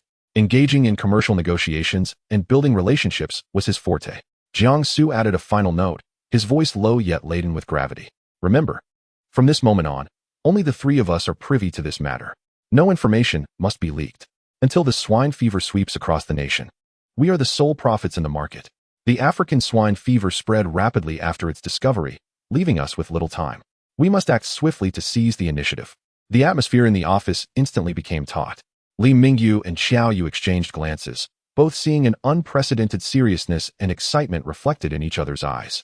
They were participating in a high-stakes gamble, a colossal storm that would leverage billions to reshape the future market. Yes, they both replied in unison. In the ensuing days, the entire Xinjiao Wanxiang operation was engulfed in a whirlwind of activity. Li Mingyu showcased his remarkable prowess as a social butterfly.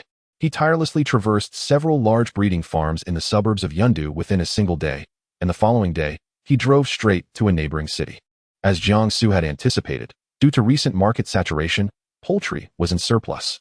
Many breeding farms were burdened with unsold live chickens, incurring substantial daily costs for feed and labor. The farm owners wore expressions of despair, almost begging Li Mingyu for assistance. The prospect of a company willing to purchase in bulk, especially with cash transactions, felt like a lifeline. Price? Easy to discuss. As long as we can get rid of these hot potatoes quickly, we can drop the price. Li Mingyu's price negotiation efforts proceeded with unprecedented success. A continuous stream of authentic market data flowed onto Xiao Yu's desk. Meanwhile, Xiao Yu entered battle mode. She practically lived at the company, with the office lights often shining until dawn. Her desk was piled high with various documents, data reports, and maps, with coffee cups stacked precariously. Chapter 21. Betting on oneself correctly, she integrated the data provided by Li Mingyu with her own research, analyzing, modeling, and running simulations repeatedly. She envisioned every detail to perfection. Initially allotted 5 days, Xiao Yu completed a flawless proposal in just 4. When she placed the substantial, neatly bound proposal in front of Jiang Xu, her eyes bore faint dark circles, yet her spirit was extraordinarily high. President Jiang, here is the live chicken acquisition proposal for your review. Jiang Xu took it. Perusing each page, his expression remained calm, yet the pace of his reading gradually slowed. Xiao Yu's heart raced. This proposal encapsulated her utmost efforts. From market analysis and targeted farm selection to pricing strategies, acquisition processes, slaughtering, processing, packaging, cold chain logistics, and storage, every aspect included multiple contingency plans. She even boldly predicted the price fluctuation curves for pork and chicken following the outbreak of swine fever based on existing data models, thereby determining the optimal timing for action. Additionally, she appended detailed risk mitigation measures and emergency response strategies. The entire proposal was clear in thought, rigorous in logic, rich in data, and highly executable. After what felt like an eternity, Jiang Xu finally reached the last page. He closed the proposal, lifted his gaze, and regarded Xiao Yu with unmasked approval and appreciation. This proposal exceeds my expectations. She realized she had made the right bet. However, Jiang Xu's subsequent words rendered her momentarily speechless. The proposal is excellent, but the scope remains somewhat limited. Huh? Xiao Yu was puzzled. Jiang Xu pushed the proposal back toward her, leaning forward slightly, articulating each word with precision. An 280 million budget is insufficient. My goal is 600 million. Xiao Yu's mind buzzed. 600 million. She instinctively countered, but President Jiang, there simply isn't that much liquid capital available. Jiang Xu's lips curled into a mysterious smile. Who said we need to produce 600 million in cash all at once? He pointed to the page detailing the funding allocation in the proposal. We are here to acquire, to rescue those farms on the brink of bankruptcy. We are their saviors. Since we are their saviors, why not allow them to show a bit of goodwill as well? Xiao Yu's mind raced, a thought flashing through her. You mean on credit? No, not on credit. Jiang Xu shook his head. It's installment payments. We will sign formal acquisition contracts with the farms, paying them 60 as a deposit up front. The remaining 40 will be settled upon delivery. In this manner, with 280 million, we can secure contracts worth nearly 500 million. Coupled with subsequent slaughtering and storage costs, We can indeed construct a 600 million endeavor. Of course, how had she not thought of that? Yet soon, new concerns surfaced in her mind. But President Jiang Xu is a new company with little industry reputation. Will those farms trust us? Jiang Xu seemed to anticipate her question, confidently reclining in his chair. Thus, we must provide them with a reassurance. After we sign the contract and pay the deposit, we will temporarily leave the chickens at their original farms, allowing them to manage the custody. We will pay the farms daily for the labor and feed costs of all the chickens, ensuring not a penny is spared. This way, the initiative remains in their hands. With the chickens in their possession, what do they have to fear? When we need to pick them up, we can send a vehicle to collect a batch and settle the remaining payments. Do you think they would refuse this proposal? Xiao Yu was utterly astounded. She stood there, mouth agape, gazing at the man before her who seemed to orchestrate everything with finesse, her mind consumed by two simple words: extraordinary. This method was nothing short of brilliant. It alleviated their financial pressures while simultaneously dispelling the opposing parties' concerns about trust. A flawless win-win scenario. An overwhelming sense of admiration surged within her. Indeed, business could be conducted in such a manner. Xiao Yu's thoughts were entirely unshackled. She even began to draw inferences. Mr. Jiang, since it is thus, might we renegotiate the percentage of our deposit? Her eyes sparkled with excitement. Given that the initiative still lay with them and the risks were minimal, could they not venture to reduce the deposit from 60% to 50% or even 40%? A teachable spirit, he had entrusted the decision to her. How low they could go was a testament to her capabilities. Go ahead and revise the proposal according to this new perspective. Then, we can commence implementation.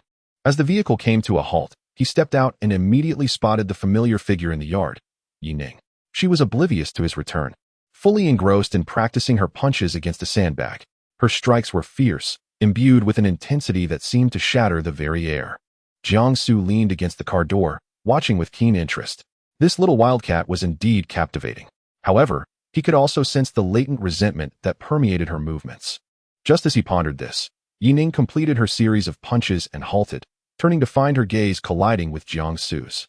Her posture stiffened momentarily, and an unnatural flicker crossed her eyes before she resumed her customary icy demeanor. Her stance unmistakably conveyed a message. I do not wish to see you, nor do I wish to be disturbed.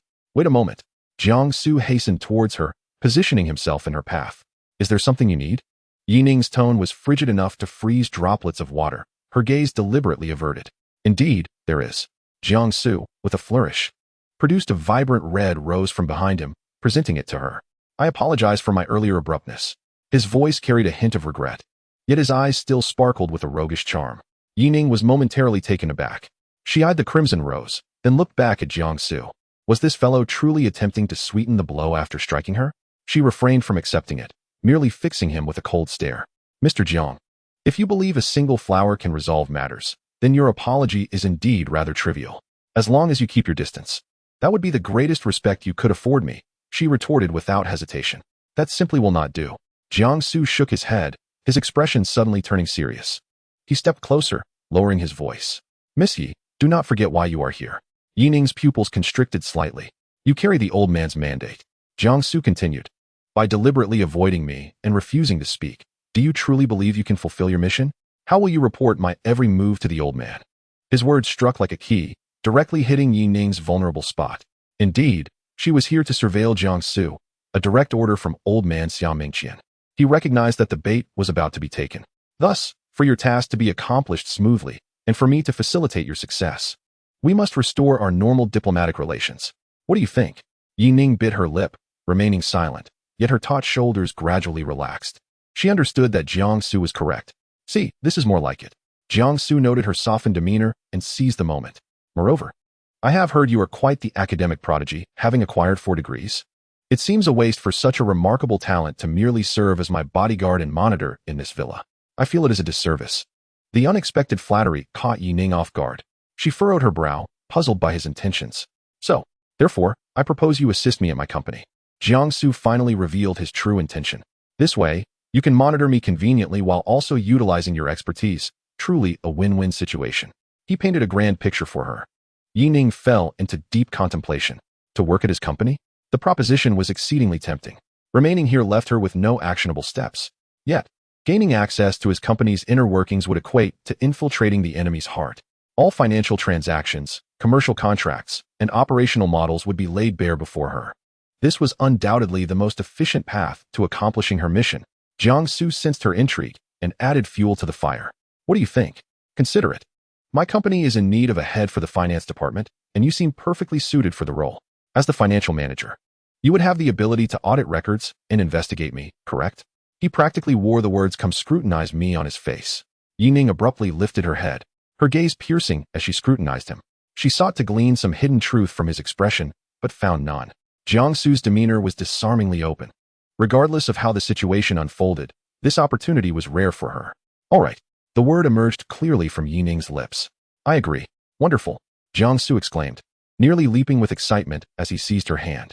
Yining's brows knitted into a frown, her tone reverting to icy coldness. Please conduct yourself with propriety. My apologies. Jiang Xu quickly raised his hands in a gesture of surrender, a mischievous grin adorning his face. Yining huffed disdainfully, uninterested in further quarrels. Then it is settled. Tomorrow, I will come to fetch you, and we will head to the office together, Jiang Xu declared, buoyed by his good fortune. Yining was succinct. Good night to our future finance manager, Yi. Jiang Xu winked at her, whistling contentedly as he departed, leaving Yining standing alone, contemplating the red rose in her hand with a complex expression. The following day, at Xinjiao Wanxiang Food Company, Limited, the entire marketing department buzzed with an electrifying enthusiasm. After Xiao Yu had shared Mr. Zhang's ingenious installment payment plan, everyone had worked tirelessly through the night to amend contracts and contact various breeding farms. This was not merely business. It was akin to printing money. The boss is here, someone exclaimed, instantly silencing the office. All eyes turned toward the entrance. Jiang Xu strode in with a confident gait, but today he was not alone. A woman accompanied him. A woman clad in a tailored suit exuded an aura that commanded distance. As Li Mingyu held a cup of coffee, the moment he glimpsed her, his hand trembled, nearly spilling the scalding liquid onto his trousers. What on earth? Yining. How could she accompany the boss to the company? Li Mingyu's mind buzzed, momentarily incapacitated. As a trusted subordinate of Jiang Xu, he was well aware of who Yining was. She was dispatched by the patriarch of the Jiang family to monitor the boss. What was Jiang Xu thinking? Inviting a wolf into the fold? Or was he voluntarily surrendering? While Li Mingyu was engulfed in existential doubt, Jiang Xu had already clapped his hands, drawing the attention of everyone present. Allow me to introduce a new colleague. He gestured grandly towards Yining standing beside him. This is Miss Yining. From today onward, she will officially serve as the finance manager of Xinjiao Wanxiang, fully responsible for the company's financial affairs. Let us extend a warm welcome. As Jiang Xu's words faded, the office erupted into scattered applause. Most were still in shock. A finance manager? An unexpected arrival to oversee the company's financial lifeline? Xiao Yu stood among the crowd, discreetly scrutinizing Yining. She sensed that this woman, named Yining, was far from ordinary. Yet, the astonishment of others paled in comparison to the tumult within Li Mingyu.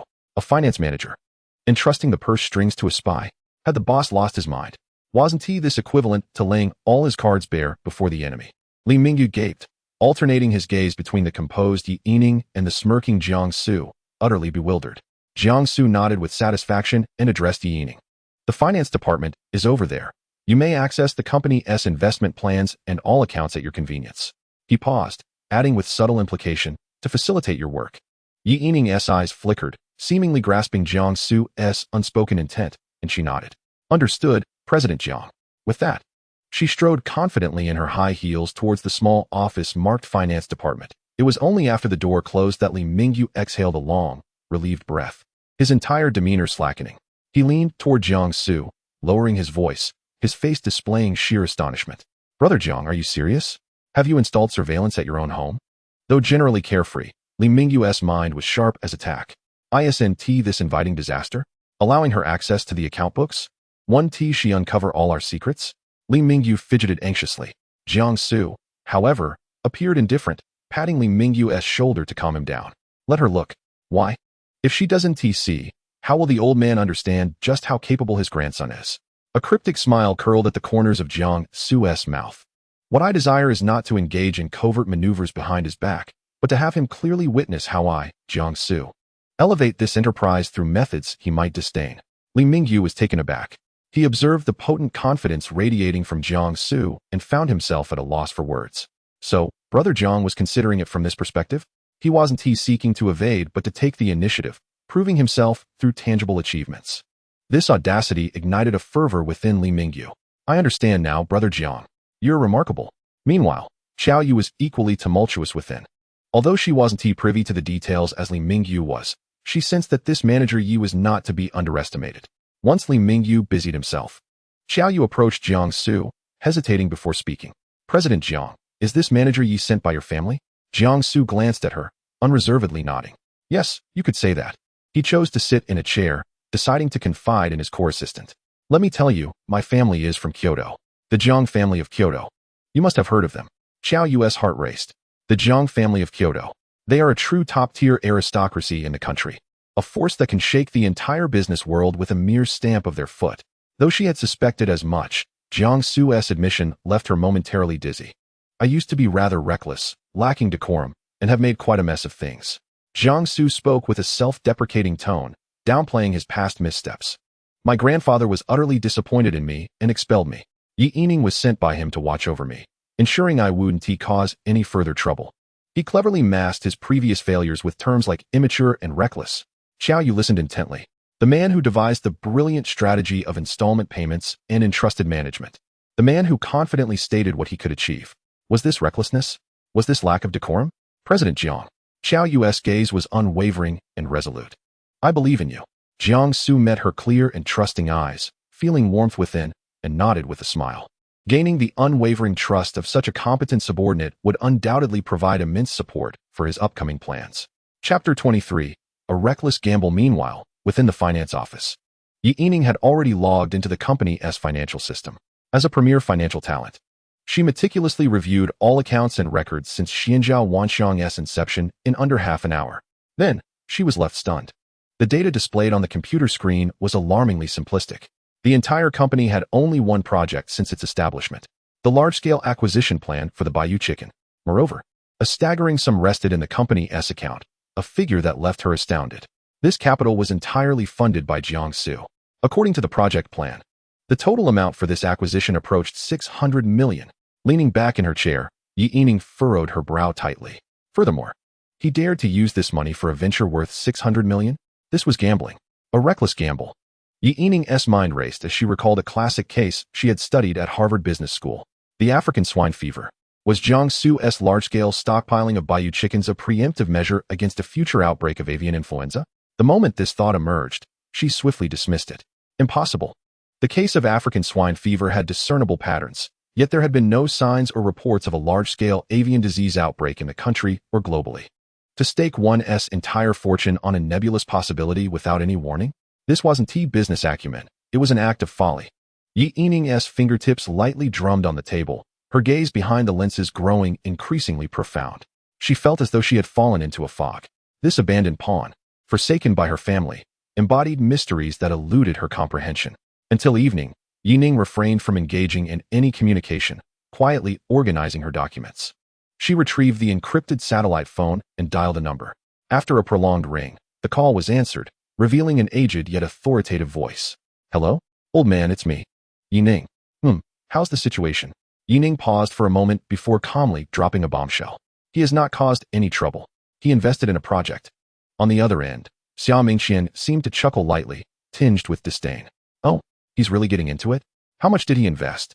3 million or 5 million? Taking a deep breath, Yining stated each word deliberately. 380 million. Instantly, a profound silence enveloped the line. Xia Mingxian's laughter ceased abruptly. Even his breathing fell silent. Yining could vividly imagine the astonishment etched upon the elder's face on the other end. The silence stretched on, thick and heavy. As time ticked away, finally, a faint sound broke the stillness. What did you say? Xia Mingxian's voice was hoarse with disbelief. Yining gripped the phone, her palm unwittingly beaded with perspiration. She repeated, her tone as calm as if announcing the weather. The initial capital is 380 million. The total project budget is nearly 600 million. He is using this amount entirely to acquire live chickens. Live chickens? Xia Mingxian's voice suddenly rose in pitch, tinged with incredulity.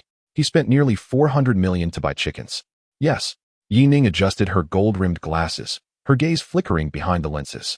I have examined the project proposal he prepared, which included a case study, the African swine fever. Yining laid out her conjecture, initially expecting it to elicit a scoff from the elder. However, the other end fell into silence once more, this time imbued with gravity.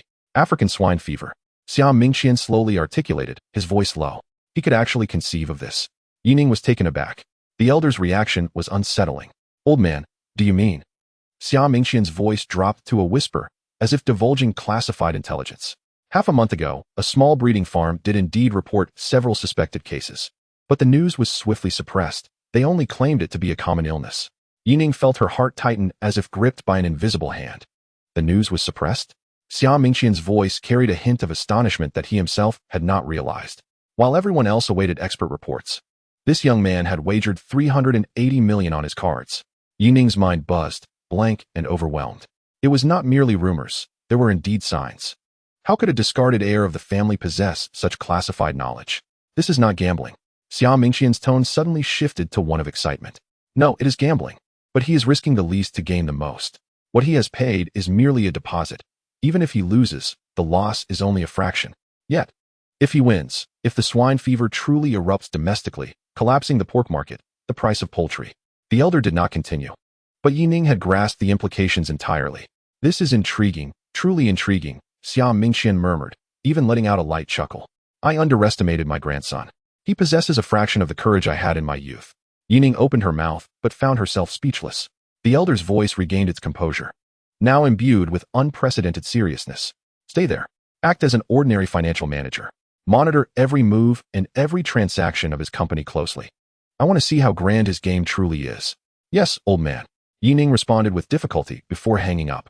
For the first time, she questioned her life choices and profession. 3 days later, the office of Xianjiao Wanxiang Company was enveloped in tranquility. Xiao Yu was organizing files while Yining stared blankly at her computer screen, her pupils unfocused, clearly lost in thought. Jiang Xu lounged in the boss's chair, leisurely scrolling through short videos on his phone, occasionally chuckling. An eerie atmosphere of idleness permeated the entire company. Suddenly, the office doors swung open with a bang. Li Mingyu burst in like a gust of wind, his face alight with uncontrollable joy and excitement, holding his phone aloft. Brother Jiang, something big has happened.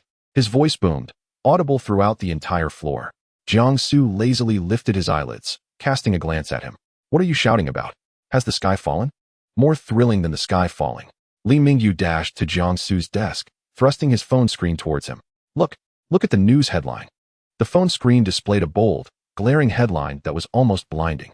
Urgent. The first case of African swine fever confirmed in northeast China. The Ministry of Agriculture has initiated a level 1 response. Instantly, the office fell silent. The sound of a pin dropping could be heard. Xiao Yu paused her work, looking over in astonishment. Yining's body jolted, her pupils suddenly focusing as she fixated on the headline. It's here. It has truly arrived. Holy crap. Brother Jiang. You are nothing short of a deity. Li Mingyu exclaimed, his face flushed with excitement, stumbling over his words. I just checked the market. Less than an hour after this news broke, all pork-related stocks plummeted. Stocks related to poultry are surging towards their limits. Our live chicken prices have begun to rebound. They've already risen by 50 cents. Li Mingyu felt as though his heart was about to leap from his throat. This is just the beginning. This is merely the start. He casually glanced at the news before pushing the phone away. Understood. This is just the beginning. Let the bullets fly for a while longer. As Li Mingyu observed Jiang Xu's calm demeanor, his own excitement gradually settled. Chapter 24. A successful gamble. He took a deep breath and approached Jiang Xu's desk, his expression suddenly turning serious. Brother Jiang. I no longer wish to be a runner. Li Mingyu summoned his courage, articulating each word with conviction. I want a formal position in the company. I want to genuinely pursue a career with you. He had witnessed Jiang Xu's extraordinary capabilities and recognized the terrifying capital and potential behind this seemingly hollow company. He no longer wanted to be a mere bystander. He wished to be a part of the game. Jiang Xu set down his phone, lifting his gaze to study him earnestly. Once you enter the company, it is no longer merely about brotherhood. To clock in, to attend meetings, to compose reports, and to adhere to the company's regulations. These are the mandates of corporate life. Tardiness and early departures incur financial penalties, while subpar performance invites reprimand. Young man, you have grown accustomed to a carefree lifestyle. Can you endure such constraints? Indeed, I can. Li Mingyu stood erect, his gaze imbued with an unprecedented conviction. As long as I can work alongside Brother Jiang, I will abide by any rule. Jiang Xu regarded him with a smile. Very well. From this day forward, you shall be the manager of the marketing department at Xianjiao Wanxiang Company. What? Li Mingyu was momentarily stunned. He had anticipated being assigned a position such as security chief or logistics supervisor. Never did he imagine he would ascend to a managerial role so swiftly. Marketing manager? But our company lacks a market. What am I supposed to market? Leaning back in his chair, Jiang Xu's lips curled into a knowing smile. The absence of a market today does not imply it will remain so in the future. Familiarize yourself with the business. In due time, opportunities for marketing will abound. Days passed, and the spread of African swine fever within the country exceeded all expectations. Alarms regarding the epidemic rang incessantly. The pork counters in major supermarkets stood desolate, with prices plummeting to a point where no one would purchase. In stark contrast, the prices of chicken, duck, fish, and beef soared dramatically. Particularly, chicken, the primary substitute for pork, exhibited volatile price fluctuations almost daily. Within the office, the atmosphere shifted from initial excitement to a near-numb shock. Jiang Xu, Xiao Yu held a report, her voice trembling imperceptibly. According to the latest market average, the price of the white-feathered chickens we acquired has surged to 18 yuan per kilogram, twice our acquisition cost. Twice. Li Mingyu fidgeted anxiously, his heart racing as he observed the price trends. Brother Jiang, the prices have escalated so high. Those farms wouldn't breach the contracts, would they? If they sell the chickens directly to the market, even if they incurred double our deposit and penalties, they would still profit. This was his greatest concern. Faced with such immense profit, how much value does the sanctity of contracts hold? Rest assured, Jiang Xu's fingers tapped rhythmically on the desk, producing a steady sound. I personally drafted the contracts. The breach clauses are explicitly stated, and they cannot afford to default. Moreover, he lifted his gaze to the window. Acting now would be premature. The optimal moment has yet to arrive. In the corner, Yi Ning, who had remained silent, felt her breath stutter. He has truly gambled successfully. With a deposit of 380 million, he has leveraged nearly 600 million, and now, the value of this stake has doubled. 2 billion. Yet, unbeknownst to all, within Jiang Xu's vision, a faint blue data box appeared, visible only to him. Current profit margin of the large-scale acquisition plan for white-feathered chickens, 105. Based on historical data projections, the anticipated peak profit margin may reach 380. Jiang Xu's gaze remained as tranquil as still water. Double? This is merely the beginning. As days continued to unfold, the atmosphere in the office felt taut like a stretched string, poised to snap at any moment. Everyone's eyes fixated on the wildly ascending red curve on the computer screen. 215 yuan per kilogram. With each increment, Li Mingyu's heart twitched. He felt on the verge of madness. Brother Jiang, it has reached 22. Goodness. It is already 22 yuan per kilogram. Li Mingyu nearly leapt from his chair, his voice rising in pitch. This is nearly 2.5 times what we paid. Shall we not act? If we delay any longer, I fear my heart cannot bear it. He clutched his chest, gasping for breath, his eyes bloodshot. Though Xiao Yu and Yi Ning did not exhibit his level of intensity, their anxiety was palpable. This was no longer mere commerce. It was akin to playing with fire, dancing on the edge of a blade. Only Jiang Xu remained steadfast as ever. Leaning back in his chair, he calmly surveyed the numbers on the screen, his fingers tapping rhythmically on the desk. Do not rush. His voice, though soft, acted as an anchor, quelling the restless atmosphere in the office. We are almost there. Almost there? Li Mingyu felt tears welling. This is merely almost. If it rises further, the sky itself may be pierced. At that moment, Jiang Xu's fingers halted their rhythmic tapping. He gazed at the blue data box visible only to him, where the numbers had just completed their final leap. Current profit margin of the large-scale acquisition plan for white-feathered chickens, 248. Historical peak data has been reached. A market inflection point is expected within the next 72 hours, leading to a downward price trend. Now is the time. Execute the plan. Jiang Xu uttered those two words with a calm demeanor. What? Li Mingyu was momentarily taken aback. Notify all the farms with signed contracts to proceed with delivery at the maximum price stipulated in the contracts, which corresponds to today's market average. Jiang Xu's tone brooked no dissent. Xiao Yu, you will oversee all delivery processes, ensuring that every batch of chickens is dispatched on time. Yi Ning, prepare all accounts. Funds will be recouped in batches over the next 48 hours, so ensure proper accounting. Li Mingyu, he turned to the stunned Li Mingyu.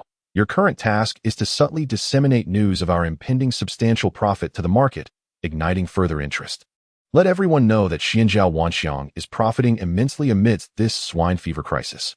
A series of directives, clear and decisive, activated the three individuals like robots, prompting immediate action. The office buzzed with the sounds of ringing phones, clattering keyboards, and the rustle of documents, composing a symphony of harvest. 2 days later, when the final financial report lay before Jiang Xu, even Yi Ning, accustomed to high-stakes situations, could not suppress the tremor in her voice. Jiang Zong, she swallowed hard, attempting to steady her tone. All payments have been fully settled. Our white-feathered chicken acquisition plan involved a total deposit of 380 million, leveraging contracts worth approximately 600 million. The final sales total amounts to 4,875 billion. After deducting all payments, funding costs, storage logistics, and miscellaneous expenses, Yi Ning inhaled deeply. As if summoning all her strength, she finally uttered the figure that could drive anyone to madness. The net profit from this plan is 820 million. Boom. This figure detonated in the minds of Li Mingyu and Xiao Yu like a heavy bomb. 820 million. Li Mingyu felt as though he might faint from sheer elation. With 380 million, we earned over 800 million? What sorcery is this? Even a money-printing machine could not achieve such speed. Xiao Yu covered her mouth, her eyes instantly glistening. She could scarcely fathom that she had personally participated in and witnessed the birth of such a commercial miracle.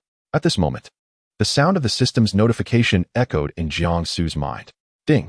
Congratulations, host, on completing the phase task of seizing opportunities amidst crises, accurately predicting the market, and obtaining excessive profits. Task rewards, skill card, impromptu singing, skill card, culinary star. Jiang Xu raised an eyebrow slightly, as these two skills appeared to have little correlation with earning money. Nevertheless, they seemed rather intriguing. Chapter 25. A heavy bombshell. He redirected his attention from the system back to reality, observing the 3 employees in front of him who were still in shock, struggling to regain their composure. Come here, let's hold a meeting. Jiang Xu's voice snapped the trio back to reality. In the conference room, the 3 sat upright, their breaths noticeably subdued.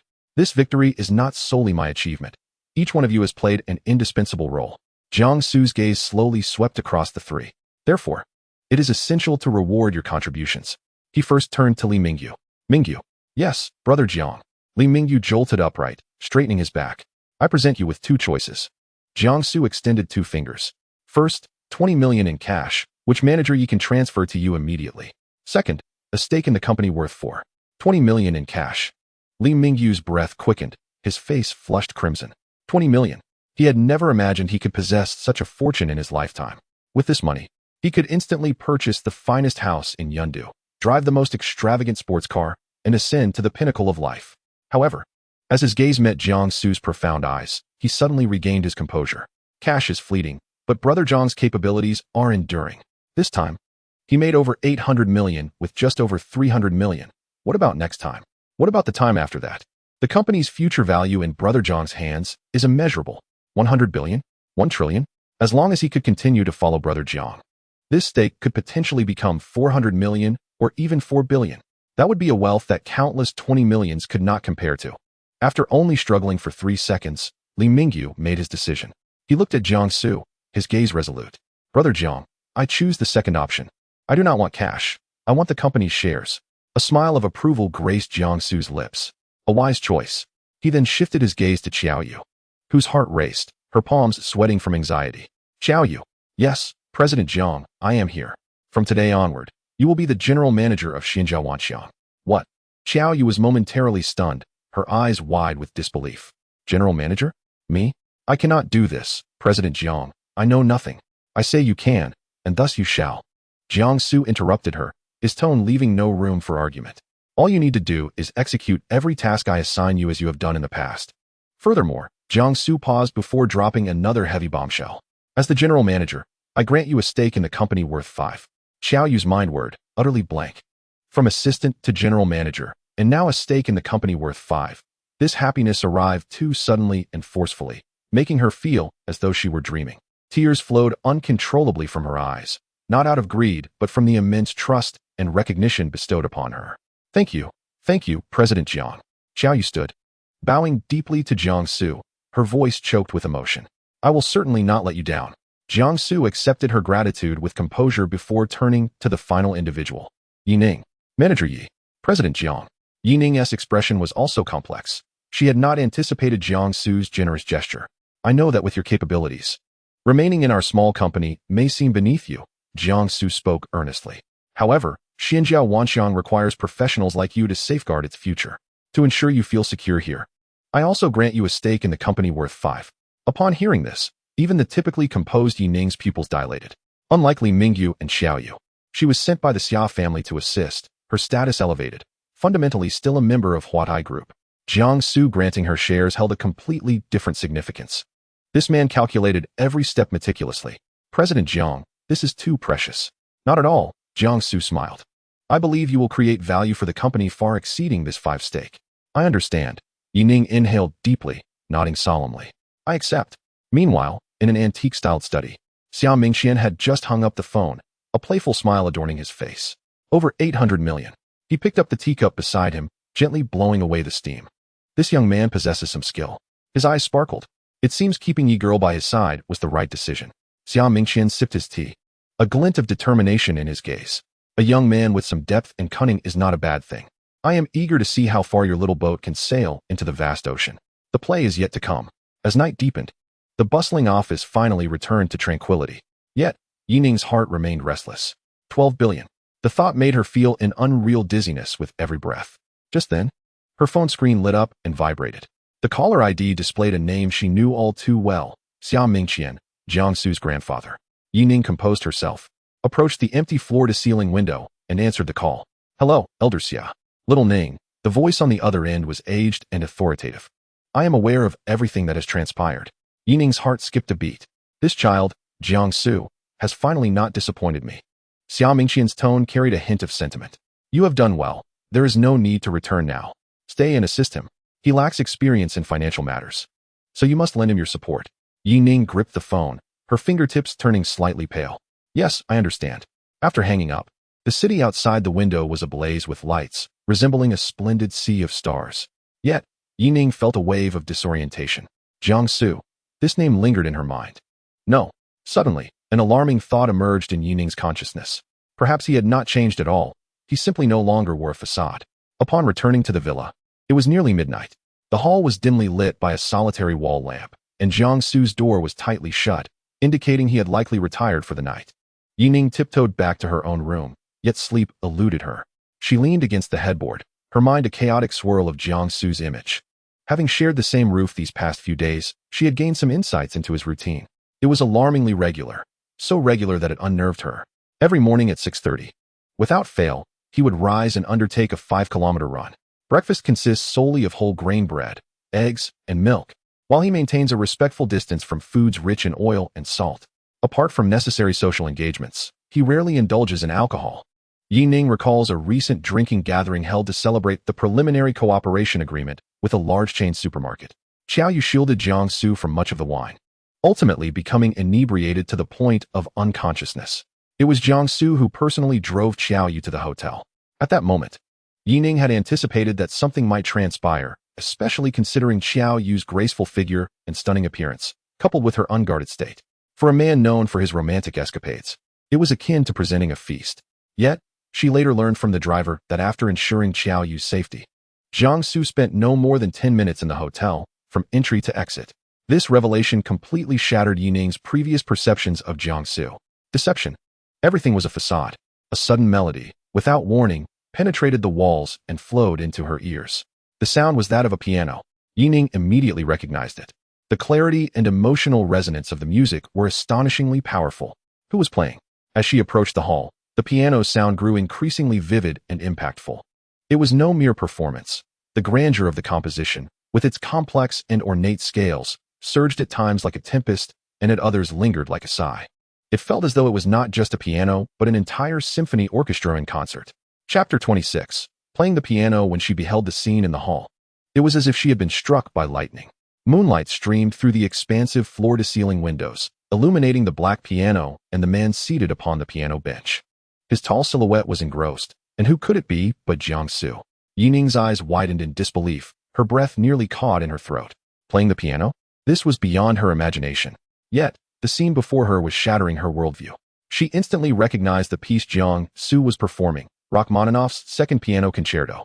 This composition demanded extraordinary sensitivity, technique, and even stamina from the performer, and countless renowned pianists regarded it as the ultimate challenge. Yet at this moment, the piece she could scarcely dream of mastering was tamed in Jiang Xu's hands. His fingers danced across the black and white keys with such speed that they seemed to blur. Each note rang out with precision, imbued with power and intensity. This was no longer mere playing. It was an act of conquest. Was this truly the Jiang Xu she knew? How many secrets lay hidden within this man? Jiang Xu's long fingers brushed gently across the keys, seemingly still immersed in the emotions of the music. He intended to release the pent-up feelings accumulated over time through his performance, inadvertently becoming deeply absorbed. As he turned, preparing to ascend the stairs, he noticed Yining standing at the corner, her expression vacant, as if her soul had slipped away. Jiang Xu paused, surprise flickering in his eyes. Silence. An oppressive stillness enveloped the air. Yining felt her heart racing, as if it might leap from her throat. Her mind was blank, torn between the man creating a tempest on the keys and the Jiang Xu she remembered, indifferent to the arts. The two images clashed violently in her mind until curiosity triumphed over shock. She swallowed hard, her voice betraying an unexpected dryness and tremor. When did you learn to play the piano? His tone was casual. A few hours ago. Just learned. Boom. Yining felt as though her worldview had been dealt a crushing blow. A few hours ago. Just learned? But the one uttering these words was Jiang Xu. Do you take me for a fool? She nearly blurted out. The sensation was utterly dreadful. Jiang Xu offered no explanation. How could one explain such a phenomenon? To claim he was struck by a system? He merely took long strides toward the staircase. As Yining watched him approach, a powerful sense of pressure enveloped her. Instinctively, she wished to retreat, yet her feet felt as though they were rooted to the ground. Jiang Xu halted before her. Suddenly, he lifted his hand. Yining's pupils constricted, her body tensing instantly. However, nothing anticipated occurred. His hand merely brushed gently and tenderly against her cheek. His fingertips, cool to the touch, tucked a stray lock of hair behind her ear with an astonishing gentleness. Yining's entire being froze, a tingling current coursing through her from the point of contact. Her cheeks, no, her entire self, felt as if they were ablaze. She stumbled backward, colliding heavily with the staircase railing, producing a muffled thud. I'm tired. I'll head upstairs to sleep. She stammered, nearly fleeing as she turned to dash upstairs. Her frantic retreat resembled that of a startled deer fleeing from a hunter. Jiang Xu watched her vanish at the top of the staircase, retracting his hand. He chuckled softly, shaking his head. This girl truly had no courage. Returning to the living room, he casually picked up the remote control, not turning off the television, but rather bringing up a calendar interface. The screen displayed a bright red date circled prominently, 3 days hence. A small note read, Su Qingyuan's birthday. Oh, his fiancée's birthday was approaching. A glint of significance flashed in Jiang Xu's eyes. Since it was a birthday, how could a fiancé not present an unforgettable gift? Su Qingyuan, I hope you will appreciate the grand surprise I have prepared for you. 3 days hence, at Fengwang Mountain Villa. A lakeside villa illuminated with lights. The melodious strains of music mingling with laughter wafting through the half-open windows. Today marked the birthday of the Su family's second daughter, Su Qingyuan. However, she opted for a modest celebration, inviting only a few close friends for an intimate birthday gathering in her private villa. In the living room, elegantly dressed men and women gathered in small clusters, champagne flutes in hand, engaged in hushed conversation, the atmosphere relaxed and refined. Qingyuan, happy birthday. Look what I brought you. A beautiful girl in a pink strapless dress presented a beautifully wrapped gift box to Su Qingyuan. Jiwei, you came. Su Qingyuan replied with a gracious smile, accepting the gift. I've told you so many times, just your presence is enough. There's no need for gifts. How can that be? You should quickly open it and see if you like it. Su Jiwei affectionately linked her arm with her friend. Su Qingyuan smiled as she opened the box to reveal an exquisite white handbag nestled inside. Thank you, I truly adore it. As long as you like it. Su Jiwei grinned with satisfaction before curiously inquiring, by the way, will your fiancé Jiang Xu be coming today? At the mention of his name, Su Qingyuan's smile faded slightly. Her gaze involuntarily flickered toward the villa's entrance before she quickly averted her eyes. I don't know, she replied coolly. Su Jiwei pouted dismissively. If you ask me, he better not show up, lest he ruin your birthday mood. Listening to her friend's complaints, rather than feeling relieved, Su Qingyuan's inexplicable irritation intensified. She too hoped Jiang Xu would not come. Yet, for reasons unbeknownst to her, she harbored a premonition that he would. Just then, a stir erupted at the entrance of the villa. The once boisterous music seemed to have been muted by an invisible hand. Conversations ceased, and all eyes turned in unison toward the same direction. Su Qingyuan's heart raced, and she instinctively glanced over as well. A tall man was striding through the entrance, clad in a perfectly tailored black suit that accentuated his broad shoulders and long legs. exuding an air of distinguished elegance. His striking features, illuminated by the crystal chandelier, appeared even more captivating. Who but Jiang Xu could it be? The servants at the door stood quietly, their heads bowed, not daring to breathe. Jiang Xu completely disregarded the astonished, curious, or disdainful gazes around him. From the moment he entered, his eyes were fixated on the most radiant figure in the crowd. He strode confidently through the parted throng, making his way directly to Su Qingyuan. As she looked at him, her fingers tightened around her wine glass, her knuckles turning pale. What was he doing here? A faint smirk played at the corners of Jiang Xu's lips as he produced a large bouquet of vibrant red roses from behind him. Amidst the astonished stares of the onlookers, he presented the flowers to Su Qingyuan. His voice was low but clear, resonating throughout the now silent living room. "Wife, happy birthday." The word wife detonated like a thunderclap in the hearts of the crowd. Su Qingyuan's face drained of color, and a surge of fury threatened to overwhelm her. How dare he address her so intimately in front of so many people? Yet, as the second daughter of the Su family, her upbringing demanded that she maintain poise and dignity at all times. Suppressing her anger, she forced a stiff smile, preparing to utter some polite words. Jiang Xu, however, offered her no opportunity to speak. Noticing that Su Qingyuan did not accept the flowers, he rudely shoved the massive bouquet into the arms of a nearby maid. "Take this." The maid, named Fong Fong, was startled by the sudden turn of events, clutching the bouquet that was wider than her upper body, standing frozen in place. Jiang Xu's actions caused Su Qingyuan's temples to throb with indignation. "What an insolent fool." "Fong Fong, please put the flowers away," she instructed, taking a deep breath. Once she had addressed the maid, she turned her attention back to Jiang Xu, her smile now entirely replaced by a frigid detachment. "There are too many people here. Come with me." She did not wish for her birthday party to become the laughingstock of the entire circle. With that, she pivoted and headed toward the study on the second floor. Su Jiwei, noticing the unfolding drama, hurried after her, concern etched on her face. "Qingyuan, I'm coming with you. I'm afraid this jerk will bully you." The door to the study slammed shut with a resounding thud, isolating them from the noise below. Su Qingyuan turned to face Jiang Xu, her composure slipping away. "Jiang Xu, what exactly do you want?" Her voice trembled with suppressed fury. "Did you come here to disrupt my birthday party, to make a mockery of me in front of everyone?" Su Jiwei burst into the room, positioning herself protectively behind Su Qingyuan, glaring at Jiang Xu with anger. "Jiang, have you no shame?" Jiang Xu seemed unperturbed by Su Jiwei's outburst. He leisurely made his way to the single sofa beside the desk, lounging as if it were his own home.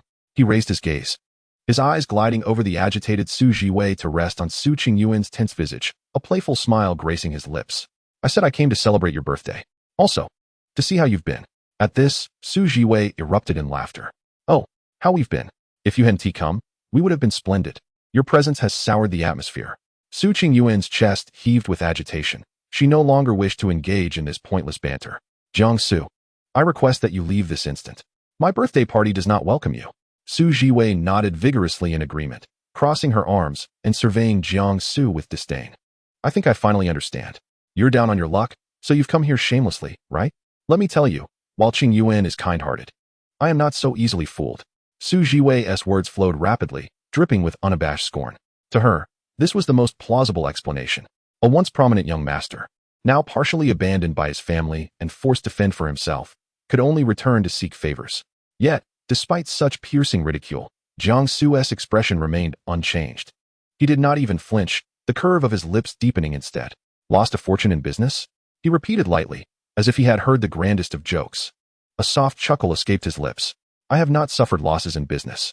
He paused, meeting their skeptical gazes, and added languidly, "In fact, I've profited quite a bit." Su Jiwei could not contain her laughter at this absurd claim. "Profited? Jiang Xu, have you lost your mind? Shouldn't you at least choose an appropriate venue to boast?" Su Qingyuan mirrored her disbelief, convinced Jiang Xu had gone mad to speak such nonsense. "Jiang Xu, I have no time for your frivolous games."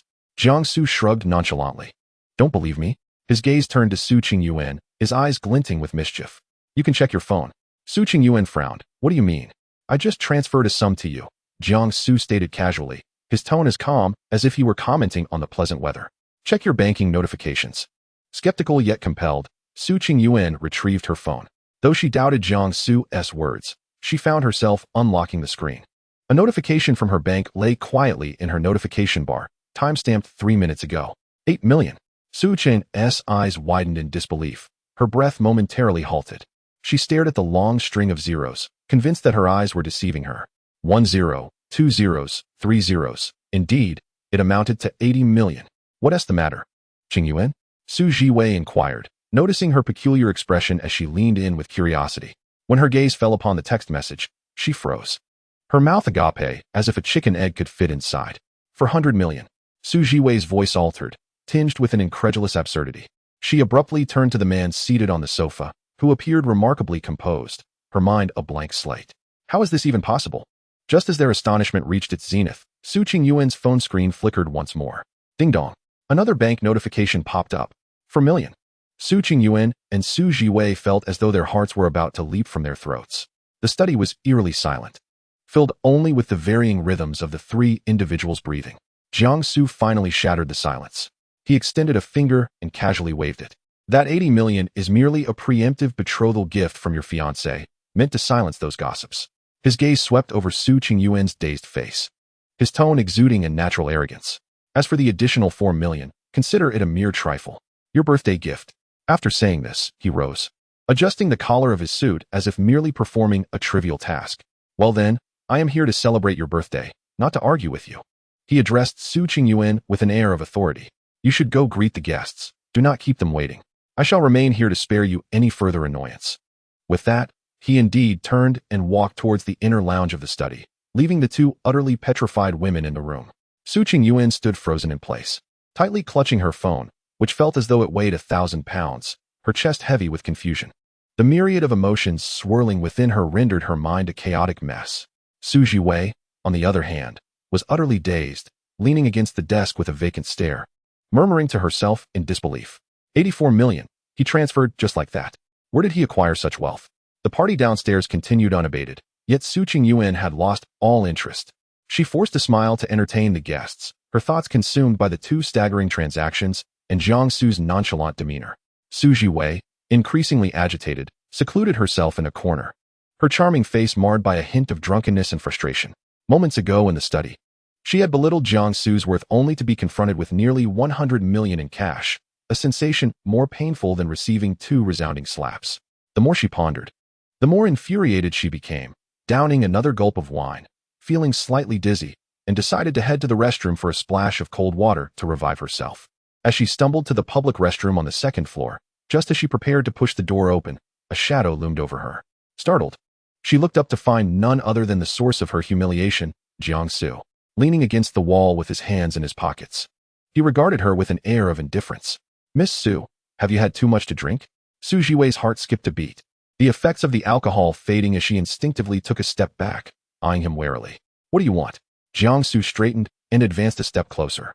The hallway at the restroom's entrance was already narrow, and his tall figure nearly blocked her escape. Nothing much, he replied, his voice low and laced with a dangerous allure. I merely wished to inquire whether you were mocking me earlier in the study. Su Jiwei's heart raced, her lips pressed tightly together in silence. I have a poor memory, but insults directed at me tend to linger. Jiang Xu continued, his gaze fixed intently upon her face.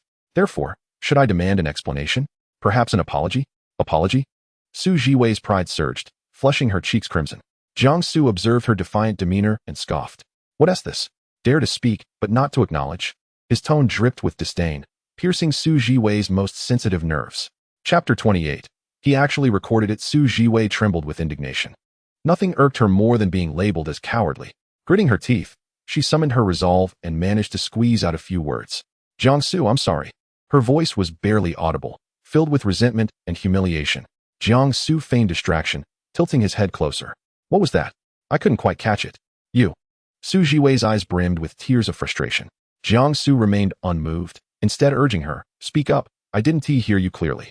The thought of others witnessing her forced apology to Jiang Xu in this secluded spot made her stomach churn. Weighing her options, she grudgingly raised her voice slightly. I'm sorry. And one more thing, he prompted. I'm sorry. Su Jiwei nearly shouted, glaring at Jiang Xu with venomous intensity. He offered no response. Instead, he leisurely retrieved a minuscule object from his suit pocket, glimmering faintly, a meticulously crafted hidden camera. Before her eyes, he pressed a button on its side. In the next moment, her voice, filled with humiliation and rage, resonated clearly from the device. Jiang Xu, I'm sorry. I'm sorry. I'm sorry. Su Jiwei's complexion drained of color in an instant. Jiang Xu expressionlessly returned the tiny camera to his pocket, his movements unhurried. He gazed down at Su Jiwei, whose face had turned as pale as a sheet, his eyes devoid of warmth. Su Jiwei trembled, torn between fury and fear. She never anticipated that Jiang Xu would resort to such underhanded tactics. He recorded it. He actually recorded it. If this information were to circulate, not only would she lose face before Su Qingyuan, but her reputation in the entire circle would be irreparably tarnished. "You're despicable," she stammered, managing to utter the words through trembling lips. Jiang Xu seemed to find her reaction amusing, his smirk deepening. "Likewise," he replied coolly, discarding the words as he turned away without another glance. His towering silhouette vanished at the corridor's end, leaving Su Jiwei rooted in place, feeling utterly drained of strength. Coldness enveloped her, a chilling sensation creeping from her feet to the crown of her head. She knew she had truly fallen from grace this time. Descending from the upper floor, Jiang Xu casually plucked a glass of champagne from a passing server's tray. The hall was ablaze with light and filled with melodious music, guests mingling and engaging in lively conversation.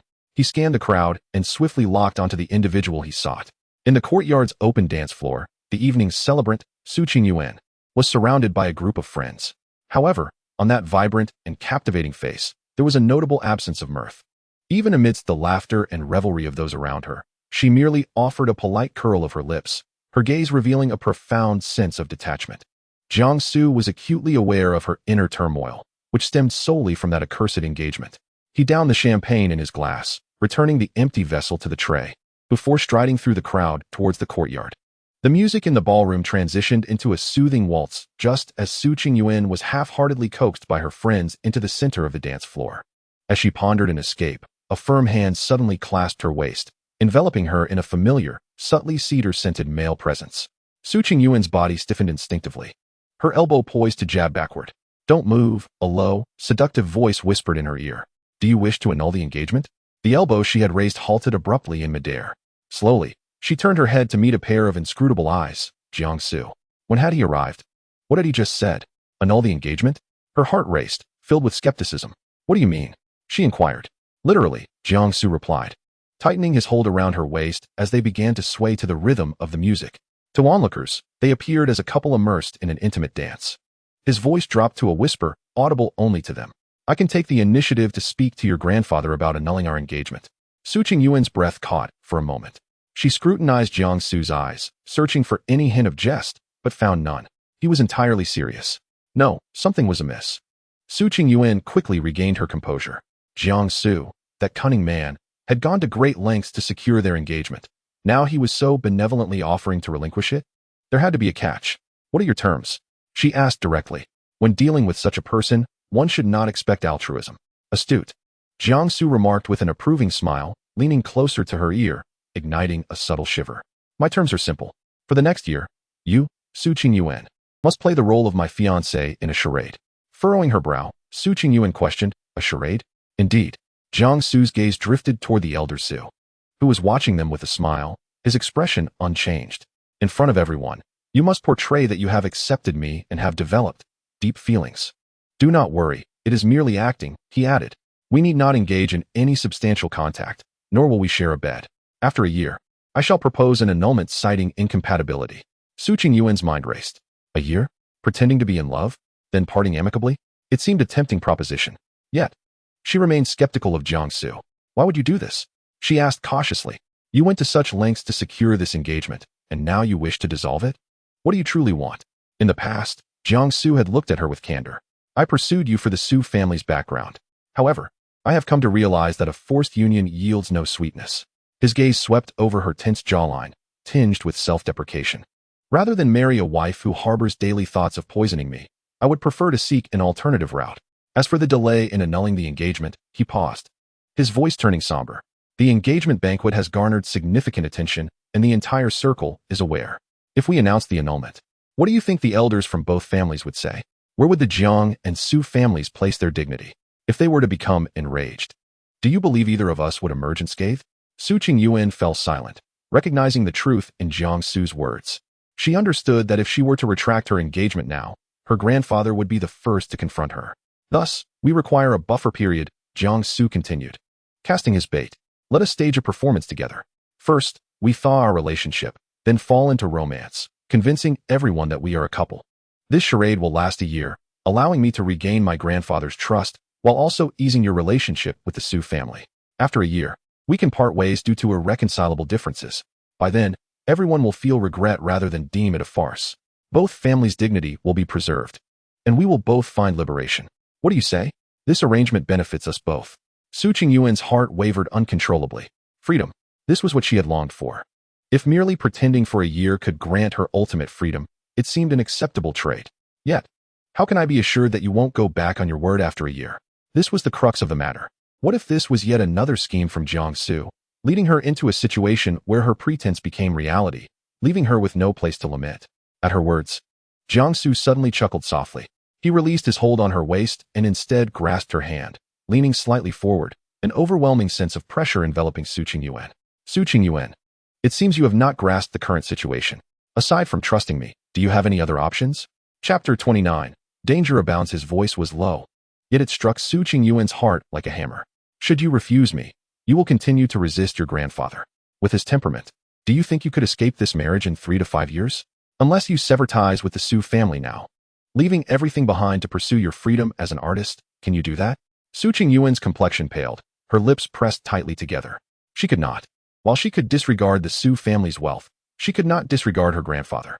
Jiang Xu observed her conflicted expression, a glimmer of triumph flashing in his eyes before he resumed his nonchalant demeanor. He released her hand, stepping back to create distance between them, causing the suffocating pressure to dissipate. Moreover, he appraised her from head to toe, a knowing smile gracing his lips. A year from now, who is worthy of whom remains uncertain. In that moment, Su Qingyuan sensed an unprecedented aura of strength radiating from him. It was a blend of latent ambition and absolute confidence. For him, this year was not merely a performance. It marked the inception of a grand scheme. This man was far more complex and perilous than she had ever imagined. Su Qingyuan's heart was in disarray. Su Jiwei felt as though she were a wandering spirit, drifting back to the banquet hall on the first floor. The deafening music and the lively clinking of glasses created an illusion of being in another world. The color had yet to fully return to her face, her mind consumed by the image of that diminutive, glimmering camera. That scoundrel. He had recorded everything. She could not afford to lose her composure here. Absolutely not. She lifted a glass of champagne, attempting to numb her fraying nerves with the alcohol. Yet her gaze uncontrollably searched the crowd. She needed to find Qingyuan. She had to inform her that Jiang Xu was nothing but a despicable scoundrel, a hypocrite, a vile little man. However, in the next moment, her eyes froze. In the center of the grand ballroom, under the most dazzling spotlight, stood the man she had just cursed in her mind 1,000 times, dancing with Su Qingyuan. The oppressive aura that had rendered her breathless in the hallway had vanished without a trace. Miss Su, have you given it any thought? Jiang Xu's voice was soft, yet clear as it reached Su Qingyuan's ears. Our collaboration could yield benefits for both our families. Su Qingyuan regarded him with a complex expression. Partnering with him was akin to courting danger. Yet did she have any alternatives now? Agreeing would grant her a breath of relief, and perhaps with Jiang Xu's influence, she could gradually reclaim what was rightfully hers. Her fingertips trembled slightly, and ultimately, she clenched her teeth as if making a momentous decision. Very well, I accept your proposal. A deeper smile spread across Jiang Xu's lips. A wise choice. As his words fell, his arm instinctively wrapped around Su Qingyuan's slender waist. She stiffened, instinctively wanting to push him away. Do not move, Jiang Xu whispered in her ear, his warm breath brushing against her earlobe, sending shivers down her spine. Since we are pretending to be a couple, we must engage in some of the customary behaviors. He gestured subtly towards several pairs of eyes observing them. We ought to convey a message of our affectionate bond. Wouldn't you agree? Jiang Xu's dance steps were smooth and assured as he twirled her around effortlessly. Su Qingyuan, despite her efforts to cooperate, could not hide her inner reluctance as her body remained rigid. Loosen up. You look as if you've been kidnapped, Jiang Xu teased softly. Dancing with you feels remarkably similar to abduction, Su Qingyuan retorted without reservation. Ah, Jiang Xu chuckled lightly. When performing, one must fully commit, smile a little, or else they might think I am coercing you, aren't you? I merely presented you with an irresistible choice. As they exchanged banter while gliding across the dance floor, onlookers perceived this striking couple nestled together, seemingly a match made in heaven. The surrounding guests erupted in whispers. What is happening? Isn't Su Qingyuan supposed to detest Jiang Xu? Why is she dancing with him? I thought we might witness a dramatic breakup today. But it seems this couple has reconciled.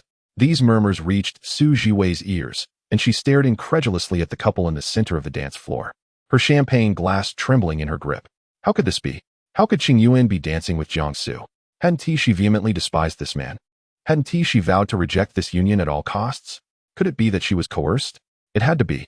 Jiang Xu must have employed some underhanded tactic to threaten Qing Yuan. This possibility ignited an uncontrollable fury within Su Jiwei. She set down her glass, parted the crowd, and stormed towards the edge of the dance floor. As the music came to a halt, she called out sharply, "Jiang Xu."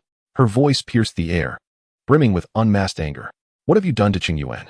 Qing Yuan was startled, and upon seeing her enraged friend, felt an overwhelming sense of dread. Oh no, how could she have forgotten? Jiang Xu, however, maintained an air of nonchalance, even raising an eyebrow with interest. "What have I done? Perhaps you should inquire with your dear friend."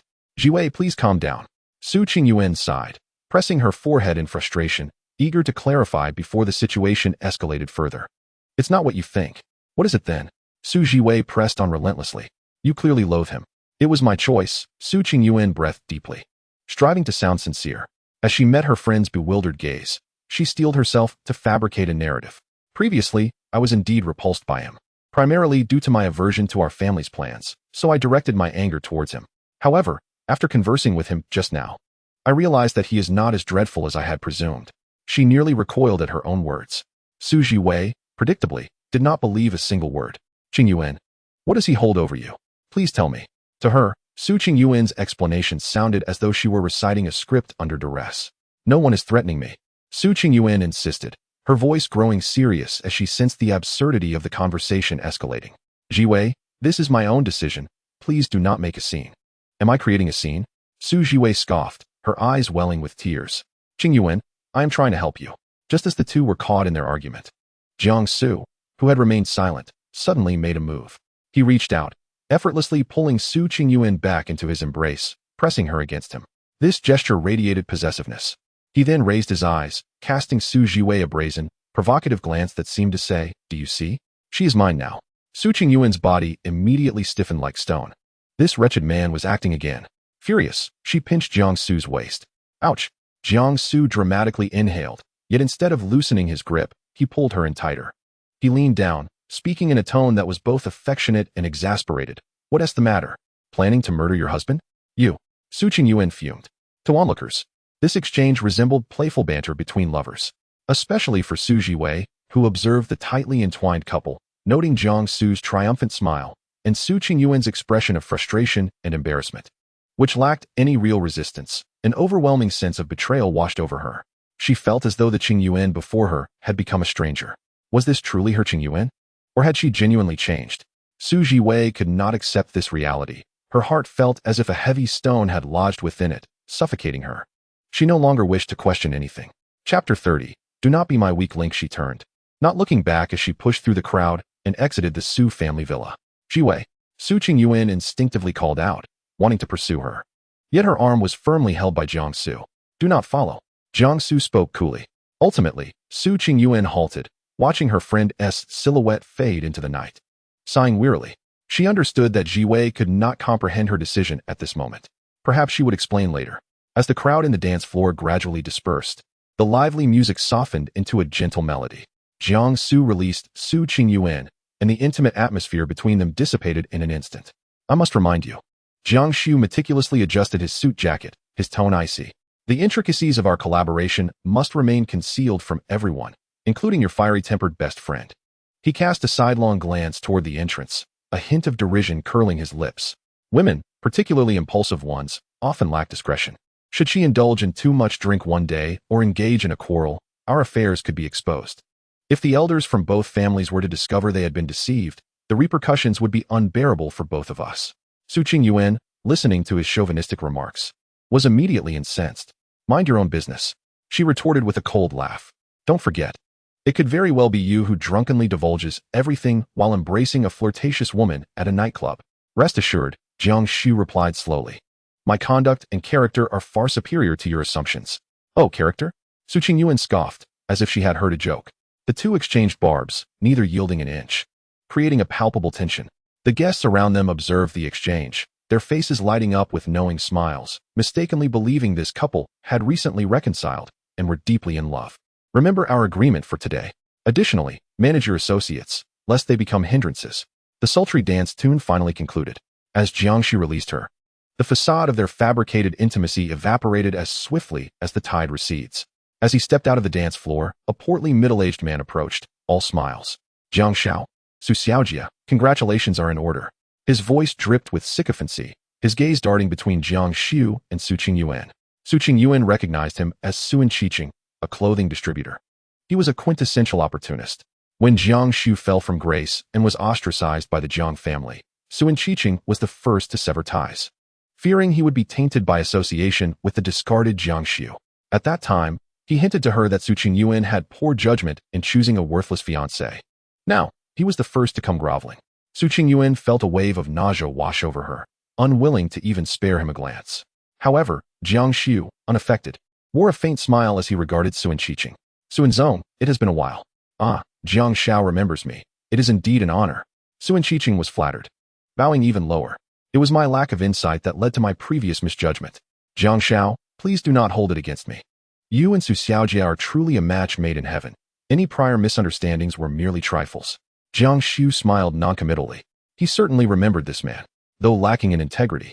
Such a fair-weather friend possessed useful connections in certain circles. If utilized well, he could be a valuable asset. You are too kind, Suinzong. Jiang Xu produced a business card from his suit pocket and handed it over. Su Qiqing eagerly accepted it, treating it as if it were a royal decree. Upon inspecting the card, he noted its minimalist design featuring only the name Jiang Xu. The address was in Dasha. Su Qiqing quickly calculated the implications. Dasha was a prime office space in the city center.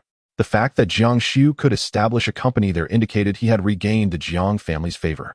Perhaps this was the legacy the elder of the Jiang family intended for him to manage before reclaiming his rightful place. With this realization, Su Qiqing's demeanor grew increasingly respectful. Jiang Xiao is truly talented for starting his own company at such a young age. He carefully tucked the business card away. In fact, I know a few friends in the food distribution sector. I will host a dinner soon, inviting them to join you, Jiang Xiao. What do you think? That sounds agreeable. Jiang Xu nodded with pleasure. I will await your news, which was precisely the outcome he desired. With Su Qiqing initiating the conversation, several others soon approached. Eager to mend their relationships with Jiang Xu, he welcomed them all, exchanging pleasantries while distributing more business cards. Su Qingyuan, observing from the sidelines, was acutely aware of their intentions. These individuals were not here to offer congratulations. They merely perceived that he had regained his utility, prompting them to curry favor. Meanwhile, Jiang Xu was all too happy to exploit the reputation of the Su family to pave his way in business. Their relationship was merely a matter of mutual benefit. As midnight approached, the birthday celebration drew to a close. Guests departed in small groups. The villa, which had been lively all night, slowly returned to tranquility. After bidding farewell to the last guest, Su Qingyuan turned to find Jiang Xu lounging comfortably on the living room sofa, showing no inclination to leave. She approached him, standing above him, and spoke with authority. Everyone has departed. The performance is over. You may leave. Jiang Xu raised his eyelids to glance at her, showing no signs of movement, instead shifting to a more relaxed position on the sofa. Who says it's over? He drawled leisurely. As a couple that has just reconciled and is currently in the throes of romance, is it not entirely normal to occasionally stay over at your home? What? Su Qingyuan doubted her ears. How could this man possess such audacity? Jiang Xu, do not overstep your bounds, she exclaimed, her voice trembling with anger. I am considering our collaboration, Jiang Xu replied with an air of entitlement. Think about it. With such a grand display today, the entire elite circle will know of our reconciliation by tomorrow. If I were to showcase our affection and then depart your home immediately, what would onlookers think? They would assume we were merely acting. Wouldn't he that render our efforts tonight futile? Su Qingyuan found herself speechless, his reasoning undeniably valid. Yet the mere thought of sharing a roof with this insufferable man made her uneasy. Of course, Jiang Xu, noting her discomfort, added, if you truly cannot bear this, you may come to my place instead. I have plenty of rooms for you to choose from. Go to his house. That would be walking into the lion's den. An avalanche of dangerous thoughts flooded Su Qingyuan's mind. Compared to staying at her home, the prospect of going to his was exponentially more perilous. Choosing the lesser of two evils, Su Qingyuan ground her teeth, forcing out a few words. You stay. A wise choice, Jiang Xu said with satisfaction, rising to his feet and swaggering past her as if it were his own home. After taking a few steps, he paused, turning back to Su Qingyuan. By the way, I did not bring any sleepwear. Please have your servants procure a set for me. Su Qingyuan glared at his audacious demeanor, seething with frustration and wishing to bite him. Taking a deep breath, she reminded herself to remain calm. Impulsiveness was her adversary. Endure. The maid, Fang Fang, was tidying up the remnants of the evening when she was startled to see Jiang Xu enter from outside. Jiang Xinchen? Fang Fang exclaimed in surprise. The party had concluded. Why had he not yet departed? Jiang Xu approached her, a smirk curling his lips, and corrected her cheerfully. You should change your address from now on. Address me as Guy. Fang Fang's mouth could easily accommodate an egg, and she instinctively glanced at Su Qingyuan, who was following behind. Gongya? What was the situation? Jiang Xu seemed to perceive her confusion and spoke in an affectionate tone. Your young lady is too enthusiastic. She insists on keeping me here for the night. You are talking nonsense. Su Qingyuan, both angry and anxious, quickly retorted. It's clearly you who stubbornly refuses to leave. Chapter 31. That dog of a man. This exchange, to Fang Fang's ears, sounded like a pair of young lovers playfully bickering. She observed her mistress, whose cheeks were flushed with anger, and then glanced at Jiang Xu, whose face wore a smug, indulgent smile. The tension in her mind snapped. Although shocked, she quickly regained her composure as a servant. Gongya. The way she addressed him brought a sense of satisfaction to Jiang Xu. He cast a proud glance at Su Qingyuan, as if to say, see? I've got this. Su Qingyuan was infuriated to the point of physical pain. She glared at Jiang Xu and gritted her teeth. You. Come upstairs with me. With a stoic expression. Su Qingyuan led the way, her high heels clicking against the polished marble floor. Jiang Xu followed leisurely, his hands tucked into his pockets. Stop. Upon reaching the second-floor staircase, Su Qingyuan suddenly halted, turning to look at him coldly. The second room on the left is a guest room. You will sleep there tonight. She pointed to the door next to her own bedroom. Jiang Xu raised an eyebrow, following her gesture with a hint of amusement in his smile. Oh, is it arranged right next to yours? Are you so eager to deepen our relationship?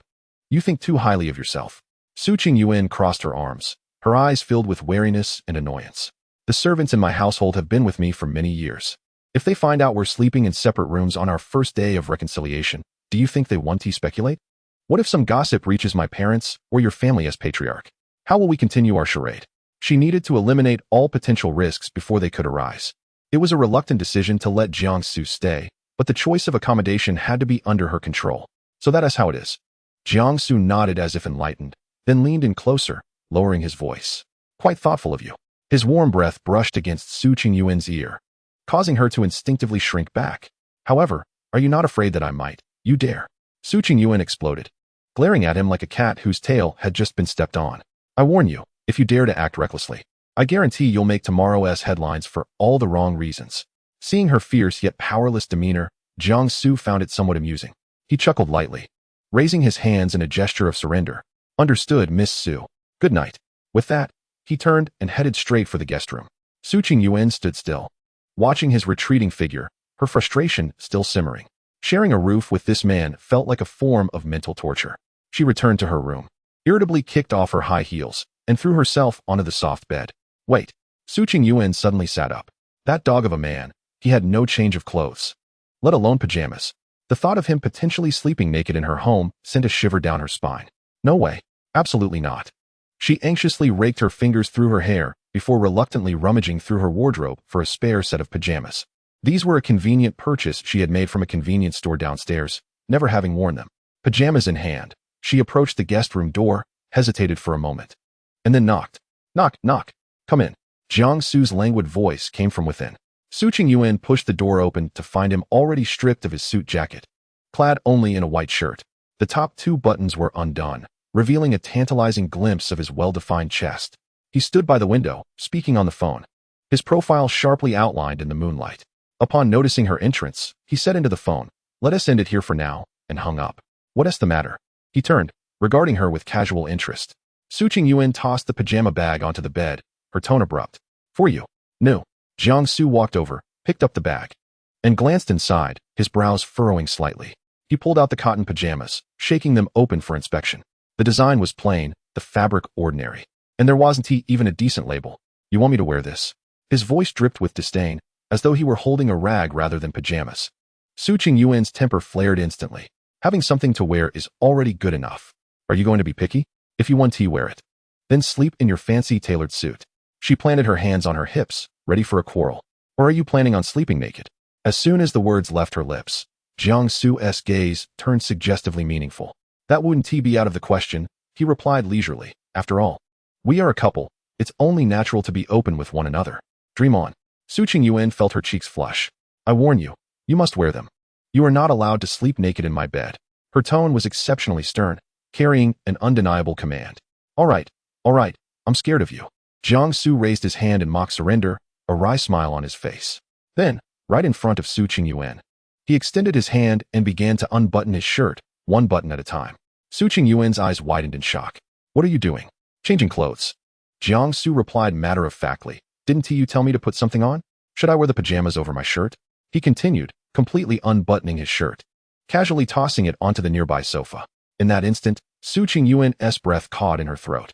Her mind felt as if it had been struck by lightning, rendering it blank. Under the lights, the man's broad shoulders, firm chest, and well-defined eight-pack abs were laid bare before her.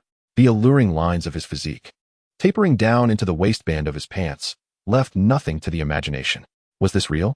Su Qingyuan knew Jiang Xu had a good physique, but she had never anticipated it would be to this extent.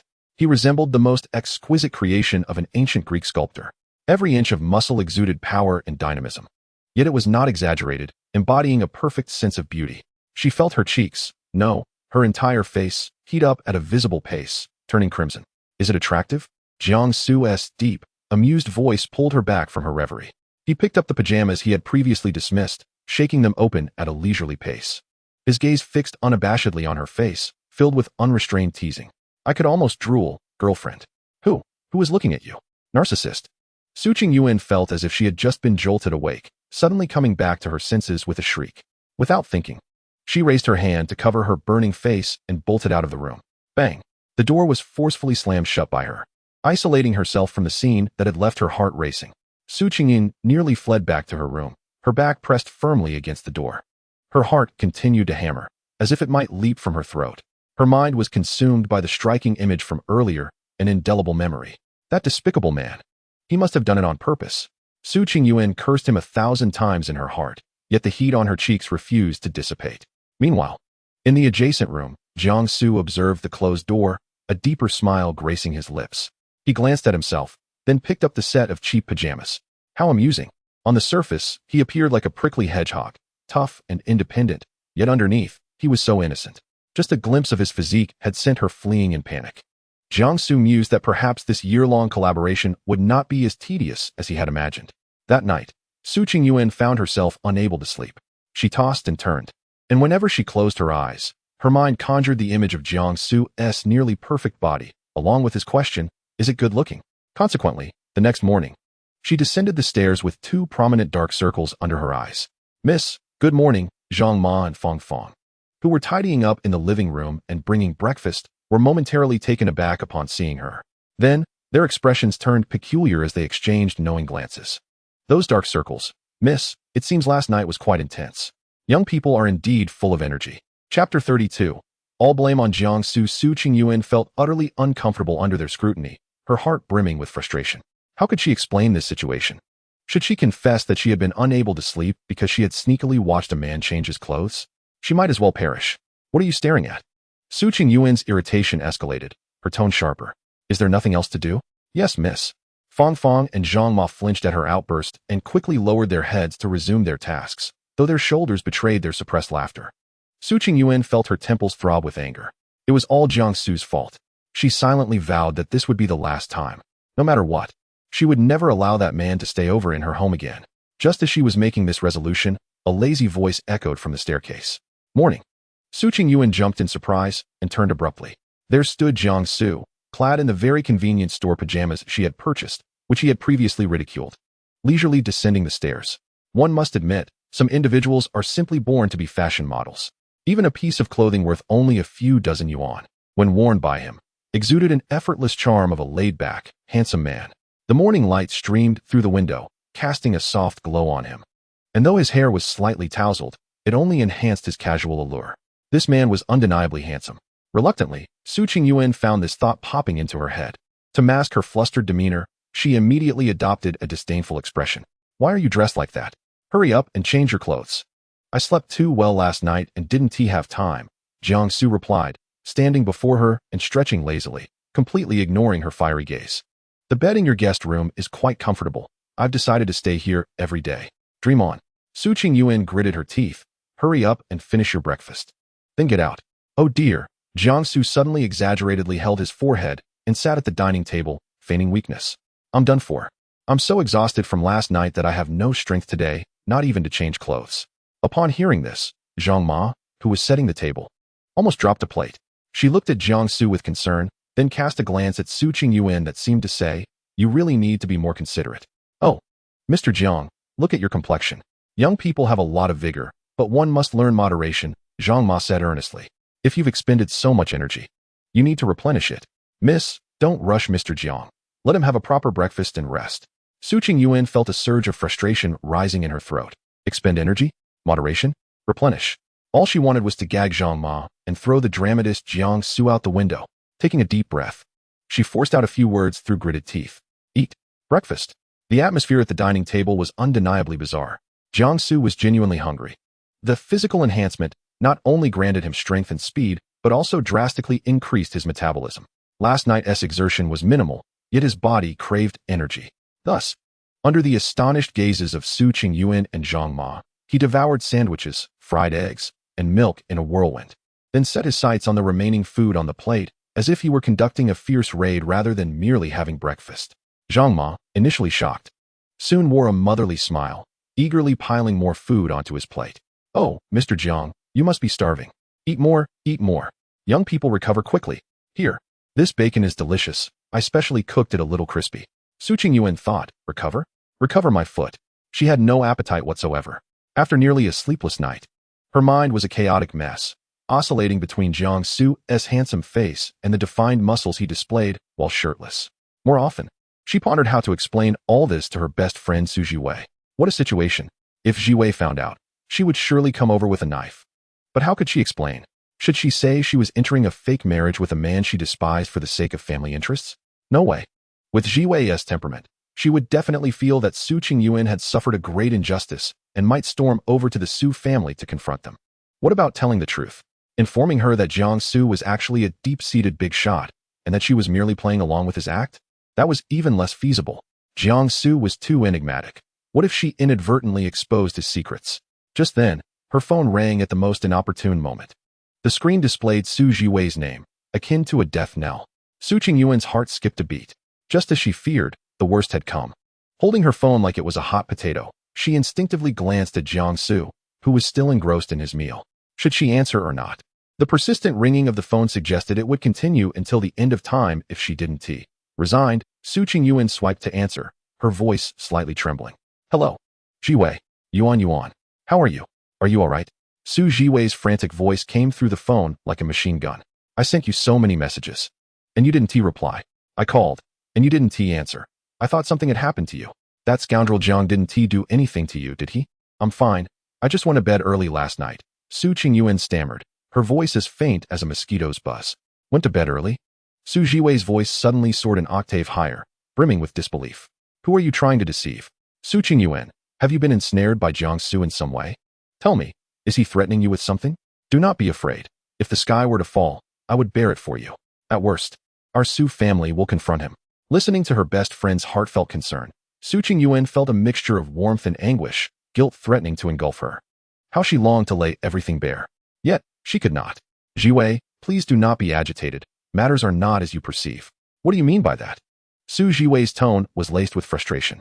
Only yesterday afternoon, you told me you would fight him to the end, yet you agreed by nightfall? Is that normal? Do not shield him. Speak the truth to me, and I assure you I will help you resolve this. Su Qingyuan parted her lips, but could not utter a single word. What could she say? To confess that she had seen a different side of Jiang Xu and believed he might not be a fool, thus changing her mind? Even she found that hard to believe. Just as tears threatened to spill, a hand unexpectedly reached over and effortlessly took her phone. Su Qingyuan looked up in astonishment, meeting Jiang Xu's smiling gaze. When had he finished eating? When had he come over? That scoundrel. What was he up to? Hello, is this Miss Su? Jiang Xu placed the phone to his ear, his tone casual as if chatting with an old friend. Su Qingyuan's eyes widened in shock, trying to snatch back her phone. But he easily sidestepped her attempt. You. Jiang Xu made a calming gesture and continued speaking into the phone. Hello, I am Jiang Xu. A profound silence enveloped the other end of the line. After a full 5 seconds, Su Jiwei let out a piercing scream. Jiang Xu, how do you have Yuan's phone? Where are you? Me? Jiang Xu drawled lazily, observing Su Qingyuan's flushed face. Of course, I am at Yuan's home. What? You spent the night there? Su Jiwei's voice trembled. What else would it be?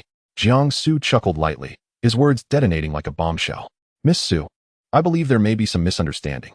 Qingyuan is not being threatened by me. Rather, after getting to know me better, she has recognized my merits and willingly accepted this engagement. Su Qingyuan felt as though she might explode. What nonsense was this scoundrel spouting? What did he mean by getting to know him better? What did he mean by willingly accepting? Was he trying to turn the misunderstanding into an avalanche? Chapter 33. Are you out of your mind? Jiang Xu, you are talking nonsense. Su Jiwei was indeed provoked, her voice sharp enough to pierce eardrums. Oh. Jiang Xu raised an eyebrow, clearly amused rather than angered. Miss Su seems to know me quite well, yet you are so agitated about my relationship with Qingyuan. One might think you have feelings for me. Upon hearing this, not only Su Jiwei but even Su Qingyuan was left dumbfounded. What kind of convoluted reasoning was this? I scoff. Jiang Xu, stop trying to sow discord. Su Jiwei erupted in anger. Is that so? Jiang Xu replied leisurely. Yet she invited me to spend the night here. Doesn't that prove our relationship? This statement became the last straw for Su Jiwei. On the other end of the line, she fell utterly silent. Su Qingyuan could almost envision her trembling in fury, her face turning pale. Jiang Xu, Su Qingyuan, you both wait for me. Su Jiwei spat through gritted teeth. I swear. I will uncover the truth behind this. I will not allow you to succeed. With that, she abruptly hung up the phone. The restaurant fell silent once more. Su Qingyuan shot Jiang Xu a fiery glare, wishing she could pierce him with her eyes. Are you out of your mind? She finally exploded. Who gave you the right to speak so recklessly? Now, Jiwei's misunderstanding has deepened. Are you satisfied? Jiang Xu tossed her phone back to her, his expression unchanged, as if reveling in her fury. What difference does it make? He shrugged nonchalantly. Such misunderstandings would arise sooner or later. Hiding them only complicates matters. It is better to let her know from the start that our relationship is quite good. How dare you? Su Qingyuan was so furious she felt like striking him. Is this how you resolve issues? You are merely adding fuel to the fire. Sometimes, too much fuel can extinguish the fire. Jiang Xu stretched, the joints in his body cracking softly. He turned to go upstairs, yet the smile on his face faded slowly, out of Su Qingyuan's sight. A glint of coldness flickered in his usually playful and languid black eyes. Su Jiwei, this woman, continuously intervened in his plans. It seemed the warning he issued at the banquet had been too lenient. Since she was so intent on investigating, he would provide her with more truths to scrutinize. It was time to give her a more profound lesson. As he ascended the stairs, the smile on his face faded gradually. Just as Su Qingyuan silently shook her fist at his retreating figure, her phone rang once more, its timing utterly inopportune. The jarring vibration startled her. She glanced down to see the name Mom flashing on the screen. Su Qingyuan's scalp tingled. What was happening? Her mother, Su Man, was usually the most discreet, opting to call late at night or use WeChat voice messages to avoid detection by the head of the Su family. For her to call at this hour, especially during breakfast time, was akin to the sun rising in the west. Unless her father was nearby, an ominous premonition washed over her. She took a deep breath, striving to make her voice sound normal, and pressed the answer button. Mom? Ah, Yuan. On the other end, Su Man's voice brimmed with unusual warmth. Congratulations. My precious daughter, you have finally come to your senses. Su Qingyuan was utterly bewildered. Come to my senses? What do you mean? She instinctively glanced toward the staircase. But Jiang Xu's figure had already vanished. What are you talking about? I don't quite understand. She managed to feign ignorance. Su Man chuckled knowingly. Oh, still pretending with your mother? I know you are shy and find it hard to admit. No need to worry, I understand. Just then, Jiang Xu reappeared, casually descending the stairs with a bottle of water in hand. He had evidently overheard the conversation, raising an eyebrow at Su Qingyuan, silently mouthing 2 words, praise me. Su Qingyuan nearly rolled her eyes to the heavens. That scoundrel. He was even seeking credit from her mother. What a wonderful child Jiang Xu is. Su Man's voice continued to resonate, her family background impressive, her appearance vibrant, and her attentiveness towards you undeniable. You must seize this opportunity and refrain from indulging in childish temperaments. What is so good about it? Upon hearing Jiang Xu's name, Su Qingyuan felt a surge of anger. Mother, what kind of enchantment has he cast upon you? He is merely a reckless scion, indulging in a life of leisure, contributing nothing but revelry to his days. Can my discerning eye be so flawed? Her words were almost a shout, purely directed at Jiang Xu. However, as soon as her words fell, A stern and unyielding male voice emanated from the other end of the line. Nonsense. Su Qingyuan's heart sank sharply. It was her father, Su Jiaqianli. This is a disaster. He had indeed been eavesdropping. Who claimed Jiang Xu lacked ambition? Su Jiaqianli's voice was tinged with evident displeasure.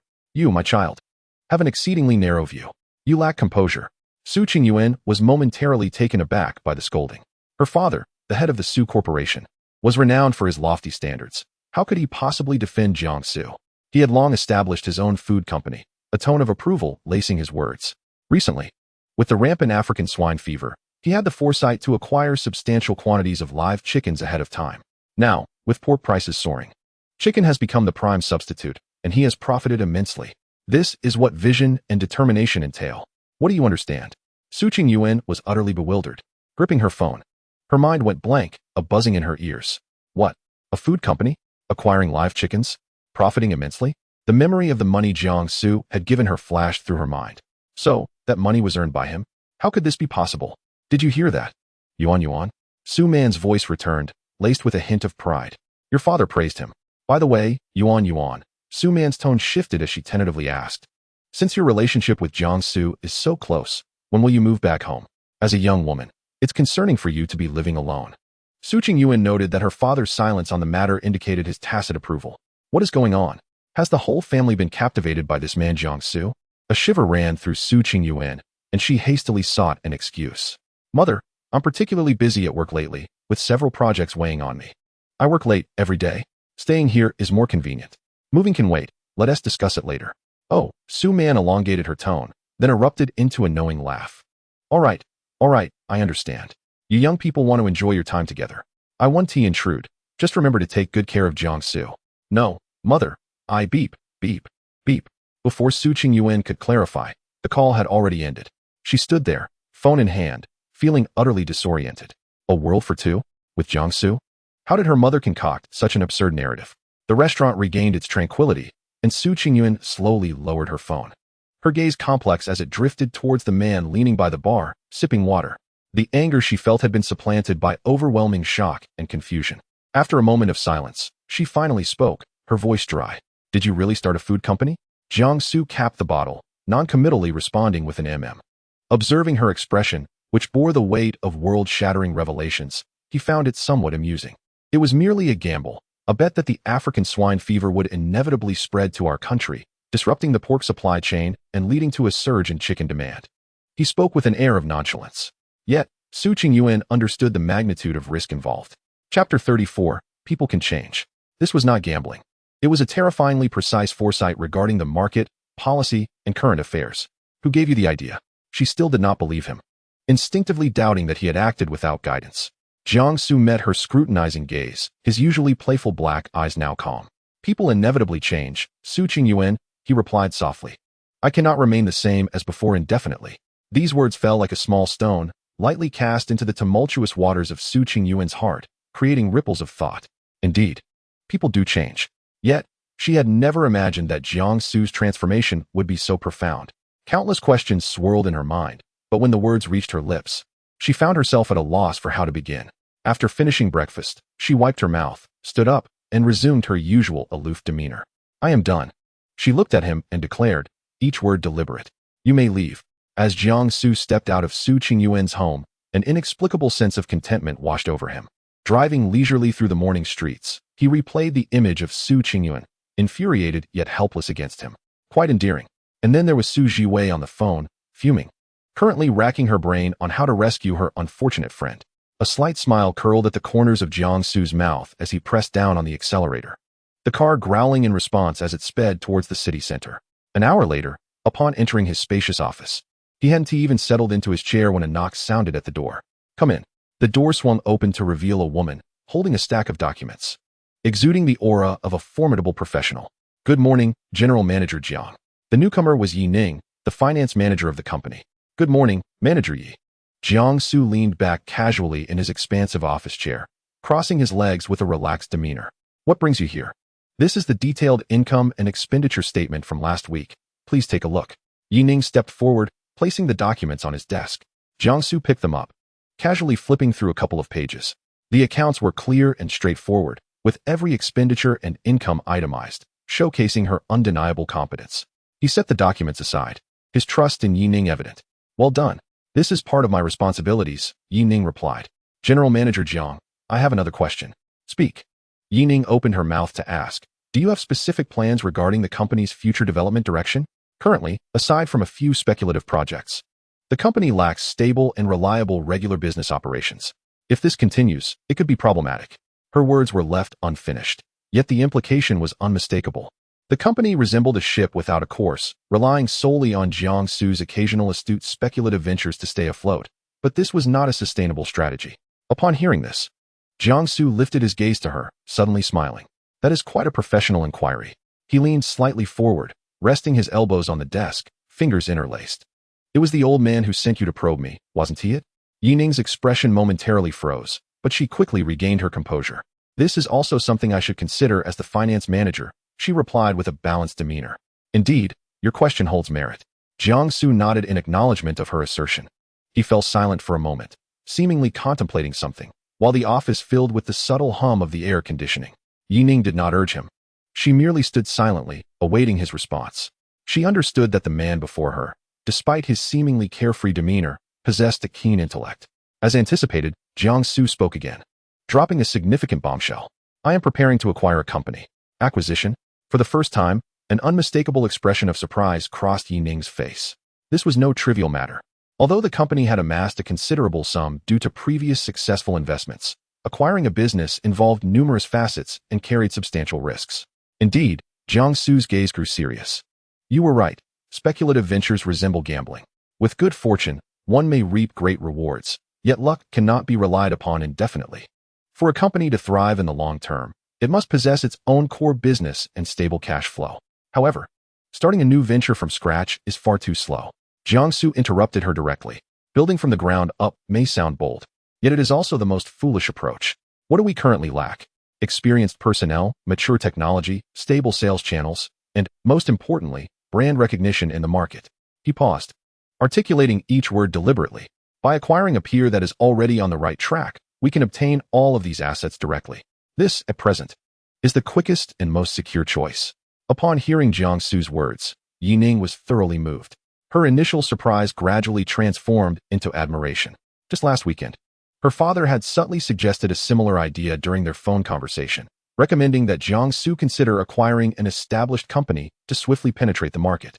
To her astonishment, Jiang Xu had already conceived of this step, and his strategy was even more coherent and specific than her father's. Mr. Jiang, you are indeed correct. Yining took a deep breath, rapidly shifting into a focused state. Do you have specific criteria for the acquisition target? Of course, Jiang Xu leaned back in his chair, raising 3 fingers. First, it must have sufficient credentials, preferably a well-established brand that has been operating for over 10 years.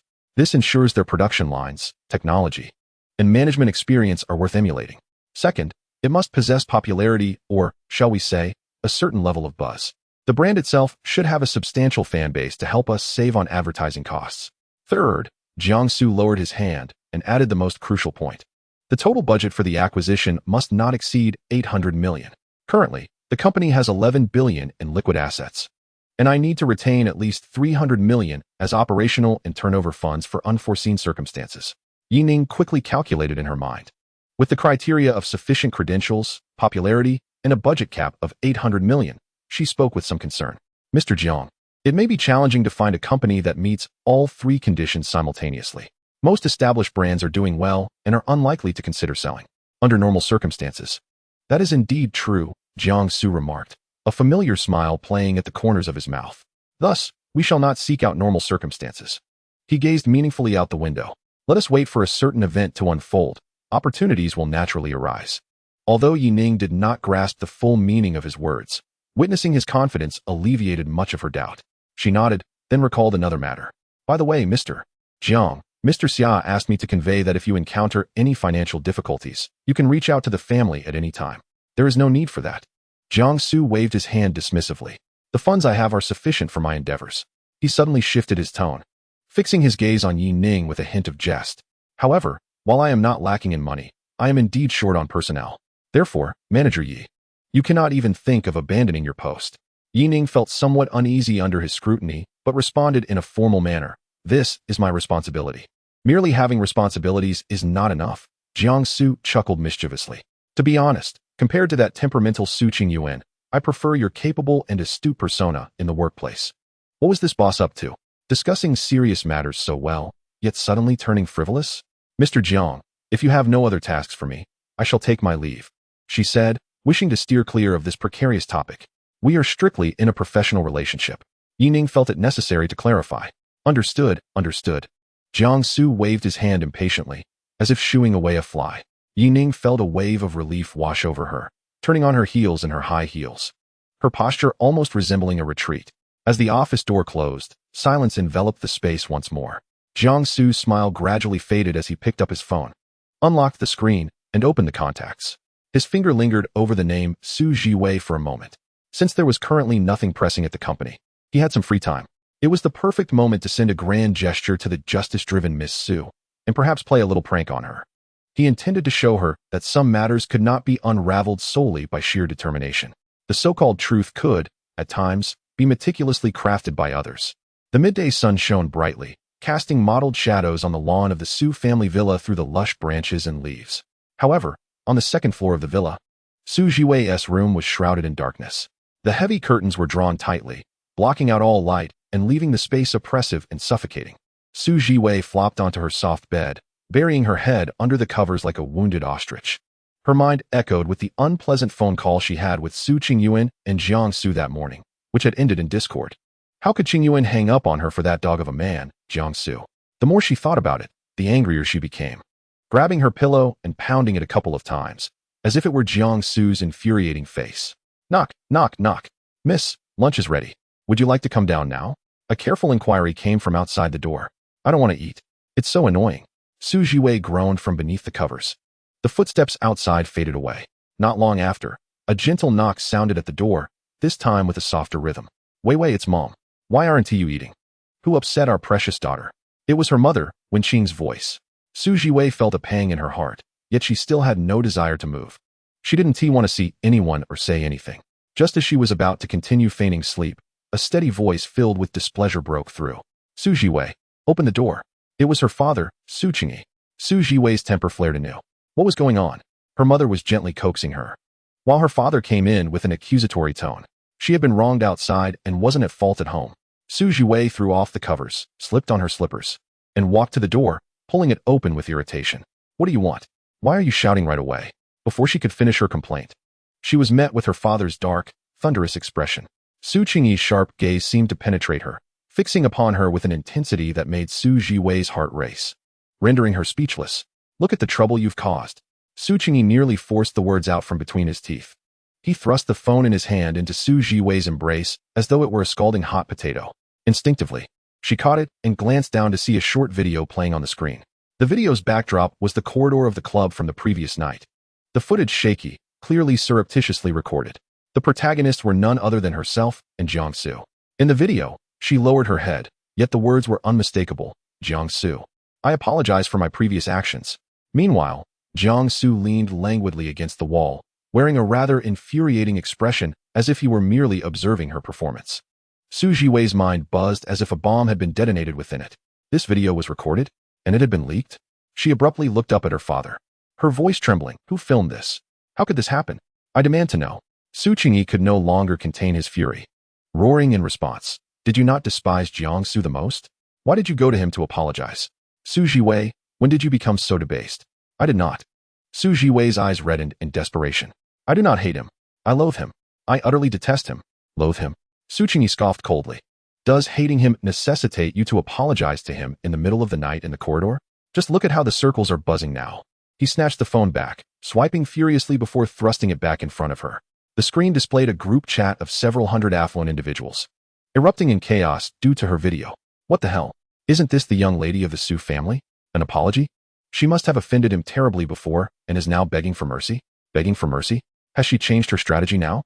The unsightly speculations and discussions pierced Su Jiwei's heart like venomous daggers, leaving her face drained of color, utterly pale. No, Dad, it's not as they think. She flailed her hands in panic, attempting to explain. It was a bet with Jiang Xu. I lost. That's why I had to apologize. It was merely a wager. A wager? Su Qingyi scrutinized her, his gaze penetrating. Seeing his daughter on the verge of tears, he was inclined to believe her. Yet how could that extinguish his raging anger? A wager? Su Jiwei, how old are you this year? 3. He reprimanded her fiercely, decrying such a childish excuse. Do you think anyone would believe that? They will only think you are a stubborn dead duck trying to save face with your fabricated lies. Su Jiwei opened her mouth, yet found herself unable to refute a single word. Indeed, who would believe her? Do you realize that because of your foolish wager, the Su family's reputation has been utterly tarnished? Su Qingyi's anger escalated. Beside them, Wen Qing rushed forward to mediate. Qingyi, do not speak to our child like that. Weiwei did not mean it. Silence. Su Qingyi's ire instantly shifted to his wife. It is because of you. You spoil her day and night. You have turned her into this reckless, willful fool. Now look, she has caused such a disaster. Let's see how you will handle this. Wen Qing, reduced to tears by his outburst, could utter not a word, merely covering her mouth as she wept. Su Jiwei, witnessing her mother bearing the brunt of his fury, felt both guilty and anxious, tears streaming down her face. Dad, do not scold Mom. It is all my fault. Your fault?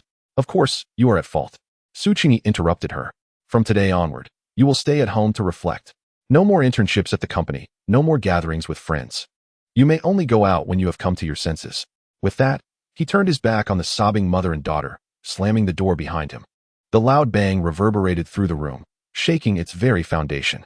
Chapter 36. An appetizer. Meanwhile, Jiang Xu lounged comfortably in a plush leather chair, casually swinging his legs. His phone lay on the table, displaying the uproar caused by Su family's young lady's apology video, circulating through elite circles. Observing the unsightly conjectures and discussions, a faint smirk curled at the corners of his lips. Miss Su, do you now comprehend the power of online public opinion? This is merely the appetizer. I hope you relish this grand gift. Suddenly, his phone vibrated on the table, the screen flashing Su Jiwei's name. Ah, that was quick. Jiang Xu remarked leisurely as he picked up the phone and answered without allowing her a chance to speak. His voice brimmed with perfectly calibrated astonishment and indignation. Su Jiwei? Why are you calling me? What on earth is going on with that video you exposed? What? What is he saying? Is he accusing me of leaking the video? Su Jiwei felt as if her CPU was about to overheat. Could it be that he was not the one who exposed it? Just as this thought crossed her mind, Jiang Xu's voice rang out again, dripping with derision and disdain. I did not. Su Jiwei instinctively retorted, her mind a chaotic muddle. I did not post that video. How could I do such a thing? If it wasn't you, then who was it? Jiang Xu retorted with a mocking laugh, his logic unassailable. Su Jiwei found herself at a loss for words. Indeed, he was right.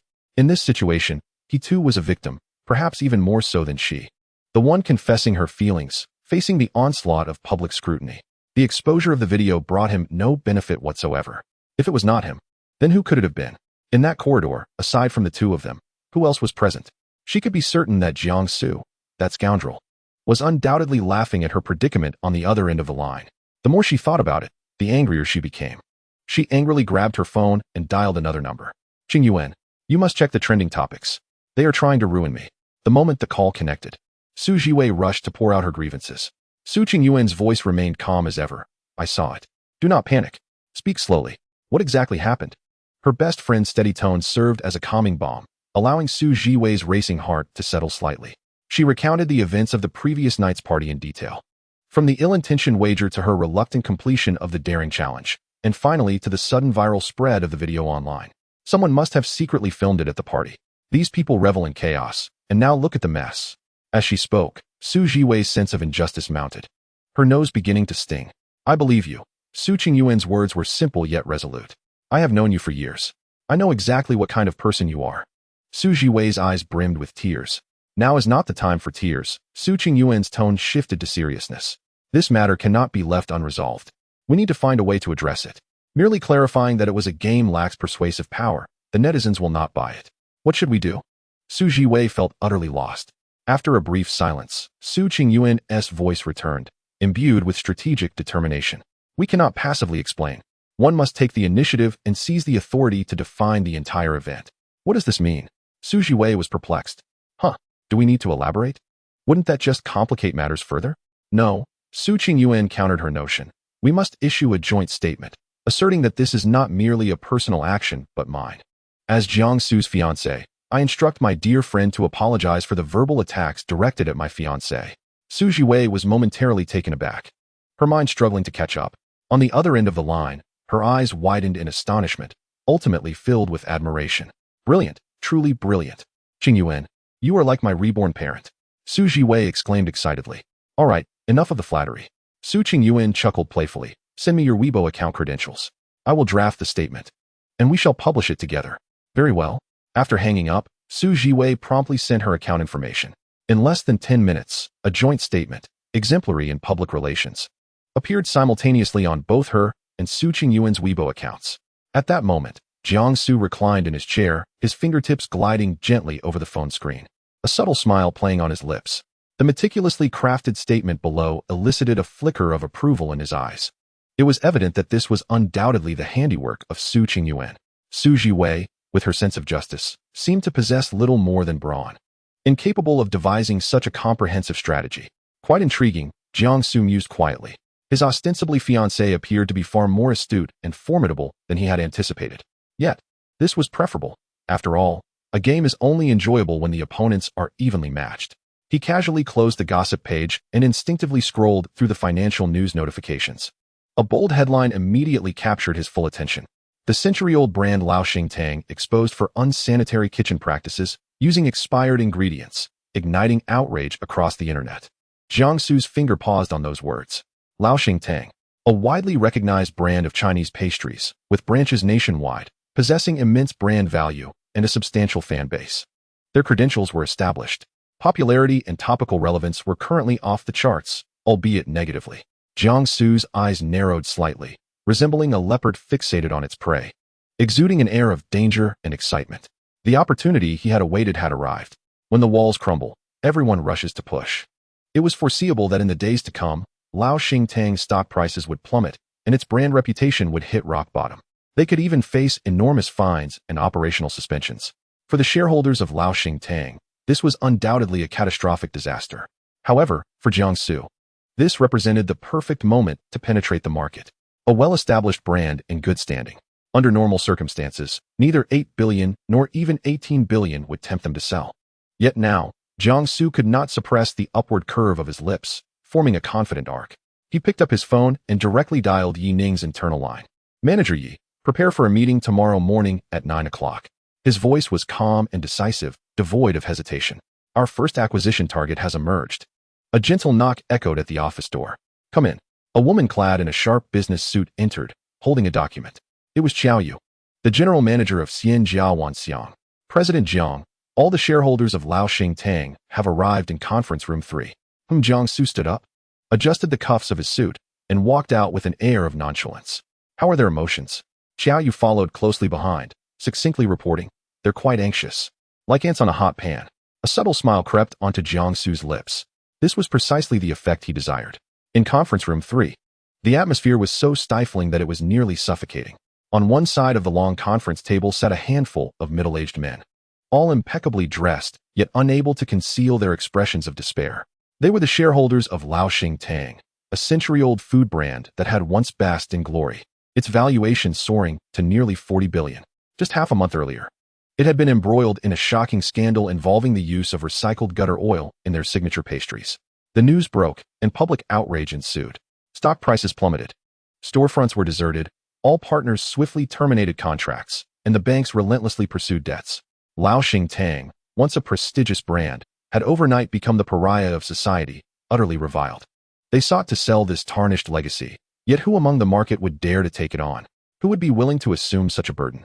Just when despair enveloped them, a newly established company named Xian approached, expressing interest in acquisition. In an instant, the despondent shareholders seemed to glimpse a lifeline. Reigniting their hopes, the conference room door swung open. Jiang Xu and Qiao Yu entered in succession. All the shareholders' gazes converged on the young man at the forefront.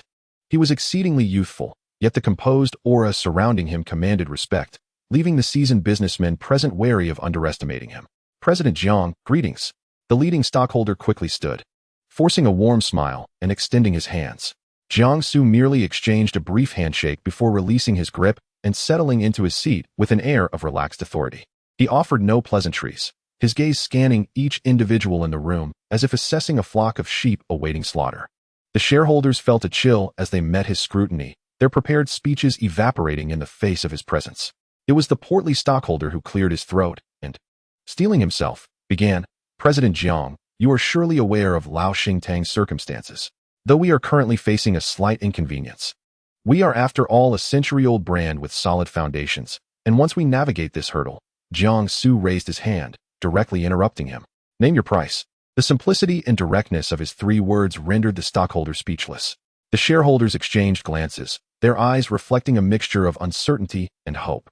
After a brief silence, the portly stockholder tentatively extended 5 fingers. 50, no, 40 billion. President Jiang, this was our previous valuation. We are now offering our utmost sincerity for merely 20 billion. 20 billion. And you will possess a century-old brand. He stared intently at Jiang Xu's face, searching for any sign of emotion. However, Jiang Xu's expression remained unchanged.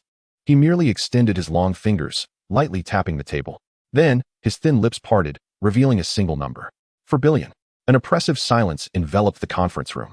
All the shareholders widened their eyes, questioning their own hearing. How much? The portly stockholder stammered.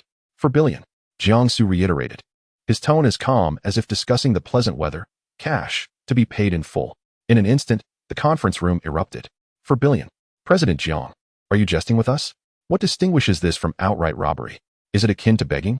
Our Lao Xingtang possesses fixed assets, factories, land, and equipment, collectively exceeding this amount. Indeed, the audacity is intolerable. This is hardly a business discussion. The shareholders were visibly agitated, their faces flushed, as if they had been subjected to a grave affront. Yet, Jiang Xu remained unperturbed, lifting his teacup and leisurely blowing away the steam. At that moment, Xiao Yu stood up beside him. She opened her tablet and turned the screen towards the assembly. Esteemed colleagues, her voice was cool and professional. Before we engage in price negotiations, let us first confront the reality. On the screen appeared a startling graph depicting Lao Xingtang's sales over the past fortnight, which had plummeted to the brink of zero.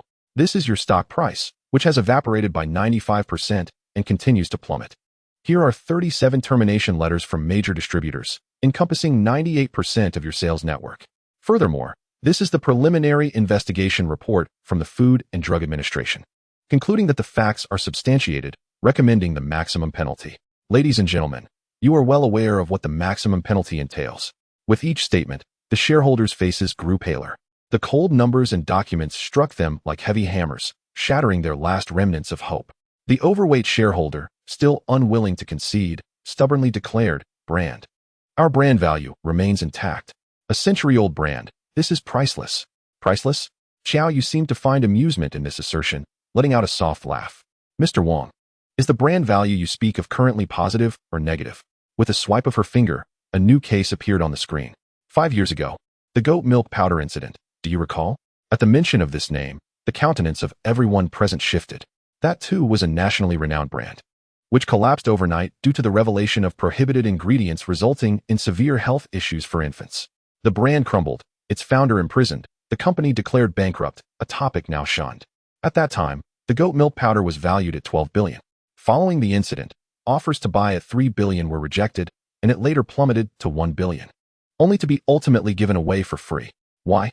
Because any successor would have to shoulder astronomical compensation costs and the wrath of consumers. Its brand is no longer an asset, but a terrifying liability. How does Lao Xingtang's current predicament differ from that of the goat milk powder? You believe you possess a gold mine, yet to outsiders, it resembles a ticking time bomb. We, Xian, are willing to offer 400 million to take over, not to acquire your assets, but to help you manage this mess, assuming all future risks and debts. Xiao Yu's words pierced deeply. In the conference room, no one dared to protest any longer. Only the sounds of heavy breathing and despairing silence remained. They recognized that every word spoken by Xiao Yu was rooted in truth, confronting the reality they had long evaded. Jiang Xu set his teacup down. The sound of it striking the table resonated, echoing within each heart present. My time is valuable. He rose, casting a commanding gaze over the despondent assembly. This offer is only valid for today. His voice carried an undeniable weight. Wait. The overweight shareholder suddenly stood, his voice hoarse. Mr. Jiang, we will sign. Xiao Yu, understanding his intent, placed the prepared contract on the table. Ladies and gentlemen, please proceed. Half an hour later, Jiang Xu secured the contract bearing everyone's signatures. A business empire once valued at nearly 4 billion had changed hands for a mere fraction of that amount. Xiao Yu followed him, her tone infused with admiration. Mr. Jiang, congratulations. This move was executed flawlessly. Jiang Xu gazed out at the bustling cityscape, his expression contemplative. Flawlessly, he smiled faintly. This is merely the beginning. The negotiation for acquiring Lao Xingtang proceeded even more smoothly than Jiang Xu had anticipated. When a brand is thoroughly submerged in negative public opinion, shareholders no longer ponder how to salvage it, but rather how to mitigate losses before it hits rock bottom. The emergence of Xianjia Wanxiang was akin to grasping a life-saving straw for them. Chapter 38. This challenge is not ordinary. The atmosphere in the conference room was somewhat tense. Jiang Xu's fingertips lightly tapped the smooth surface of the conference table, producing a rhythmic sound. His gaze swept across the core members present. Just as he was about to speak, a familiar mechanical voice echoed in his mind. Ding! A new task has been issued. Main quest, turn the tide. Task objective, within 2 months. Transform Lao Xingtang from losses to profits and quadruple its valuation. 2 months to quadruple the valuation. This challenge was no ordinary feat yet. There was no ripple of concern in Jiang Xu's eyes. Rather, a spark of intrigue ignited within him. He cleared his throat, breaking the silence. Manager Qiao. Jiang Xu's gaze first settled on Xiaoyu. You executed this acquisition negotiation exceptionally well. His praise was devoid of any insincerity, a genuine acknowledgement. The 800 million acquisition saved the company substantial costs. Xiaoyu nodded slightly, her expression remaining professional and composed. You flatter me, Mr. Jiang. The other party was eager to act. I merely seized the opportunity. Opportunities are often reserved for those who are prepared. Jiang Xu smiled, shifting the topic. All right, everyone. Enough pleasantries. Lao Xingtang is now ours. However, what we are taking over is not a prized possession, but rather a hot potato, or one might say a mess. His gaze once more swept over the group. Now, I would like to hear your thoughts. Where should we begin to clean up this mess? As soon as he finished speaking, Yi Ning immediately interjected. Mr. Jiang, I believe the immediate priority is to address the reputation crisis. I just reviewed the latest public sentiment data. During this half-hour meeting, discussions around the phrase Lao Xingtang should exit the pastry industry have surged by 50,000. The public's outrage has reached its peak, with nearly 0 positive reviews. Oh no, it's 100% negative. Currently, no matter what official statement we release, whether an apology or a commitment to rectify, we will be met with harsh criticism. Yi Ning paused, unable to suppress a bitter smile. The consumer's trust has completely shattered. They do not believe a single word, not even a letter, from Lao Xingtang. In the corner, the usually silent Li Mingyu finally spoke, his tone tinged with resignation. Mr. Jiang, Manager Yi is correct. I reached out to some friends in the media circle, and it's not just the netizens. Mainstream media is also keeping a close watch on us. Several television stations are preparing in-depth reports, digging into the dark underbelly of Lao Xingtang. As soon as we take any action, they can immediately respond and pass another death sentence on us. When the wall falls, everyone pushes. We are that wall now. Li Mingyu spread his hands, the flesh on his face quivering slightly. It is exceedingly difficult to silence the multitude. The atmosphere in the conference room became even more oppressive due to their words. A century-old brand, its reputation shattered in an instant. Rebuilding it is no simple task. Jiang Xu listened quietly, his expression unchanging. He waited until everyone had finished speaking before leisurely opening his mouth. You are all correct. Reputation is fundamental, and trust is the cornerstone. Since apologies are futile, statements ineffective, and promises unavailing, he deliberately paused, his sharp gaze sweeping across each face before he spoke. Word by word. Then let us change our approach. Change our approach? Yi Ning and Xiaoyu both displayed expressions of confusion. Only Li Mingyu's eyes suddenly lit up, as though he had realized something. A playful smirk appeared on Jiang Xu's lips. Do you remember the domestic sports brand that was on the verge of bankruptcy during the floods 2 years ago? Yi Ning was momentarily taken aback, but quickly responded. You mean Hanwha Erk? That is indeed a classic marketing case worthy of a business school textbook. A brand nearly forgotten by the public. It made a resolute donation of 50 million in supplies to the disaster area despite its own staggering losses, igniting a sensation across the internet overnight. Netizens did not merely feel sympathy, they felt empathy and respect. Damn, I am nearly bankrupt, yet I still think of you. Feeling as if you were on the brink of collapse, they rushed to donate, not wanting you to perish. Countless netizens flooded into their live stream, not to purchase goods, but to engage in wild consumption that left the hosts urging everyone to be rational. That grassroots support pulled a nearly bankrupt brand back from the brink of death, propelling it to unprecedented heights. Jiang Xu nodded. Exactly. When everyone perceives you as a villain, attempts to explain or defend yourself will only appear feeble. They have already labeled you, and every word you utter is seen as a mere excuse. But what if you accomplish something that, in their perception, A villain would never do? Jiang Xu's voice was soft, yet resonated like a stone creating ripples on a calm lake. A glimmer of understanding flickered in Xiao Yu's eyes. She instantly grasped Jiang Xu's intention. Use a more extreme, impactful positive image to overshadow the existing negative labels. Precisely. Jiang Xu snapped his fingers. Of course, we must apologize. But it cannot be just empty words. We must demonstrate through actions. Money is not an issue. What matters is authenticity. Jiang Xu turned to Li Mingyu. Mingyu. Yes. Li Mingyu sat up straight. The negative information regarding Lao Xingtang is rampant online. It cannot be erased, and there is no need to try. I want you to do the opposite. The opposite? Li Mingyu was puzzled. Jiang Xu's smile held a hint of mischief. Find a group of the best writers. The so-called internet trolls or marketing experts. I don't care what they are called. I want them to criticize Lao Xingtang more harshly, exaggerate the issues, and amplify the consumer's anger. Huh. Not only Li Mingyu, but even Yi Ning and Xiao Yu were stunned. What kind of operation is this? Are we not satisfied with a swift demise and want to pour another bucket of oil on the fire? Jiang Xu, observing their shocked expressions, explained calmly. This is called placing oneself in a desperate situation to achieve rebirth, only by pushing public sentiment to a peak, making them believe that the Lao Xingtang brand is utterly irredeemable, rotten to the core. Will we then introduce that which seems impossible? Imagine the impact of such a stark contrast. The higher you are lifted, the more devastating the fall. Conversely, the harsher the criticism, the louder the applause when we rise again. The conference room fell into silence. Li Mingyu gaped, unable to close his mouth for a long time, finally managing to utter, Jiang Ge, your heart is quite dark, even factoring in the emotions of netizens. Jiang Xu shot him a glance. This is a business battle, not a banquet. Lastly, Manager Qiao. He turned to Xiao Yu. These external measures aside, a brand must ultimately rely on its product to truly stand tall. I want you to conduct a thorough inspection and reform of all existing production lines, supply chains, and kitchen operations of Lao Xingtang within a month. Chapter 39. A dual approach. I want the highest hygiene standards, the freshest ingredients, and the strictest quality control.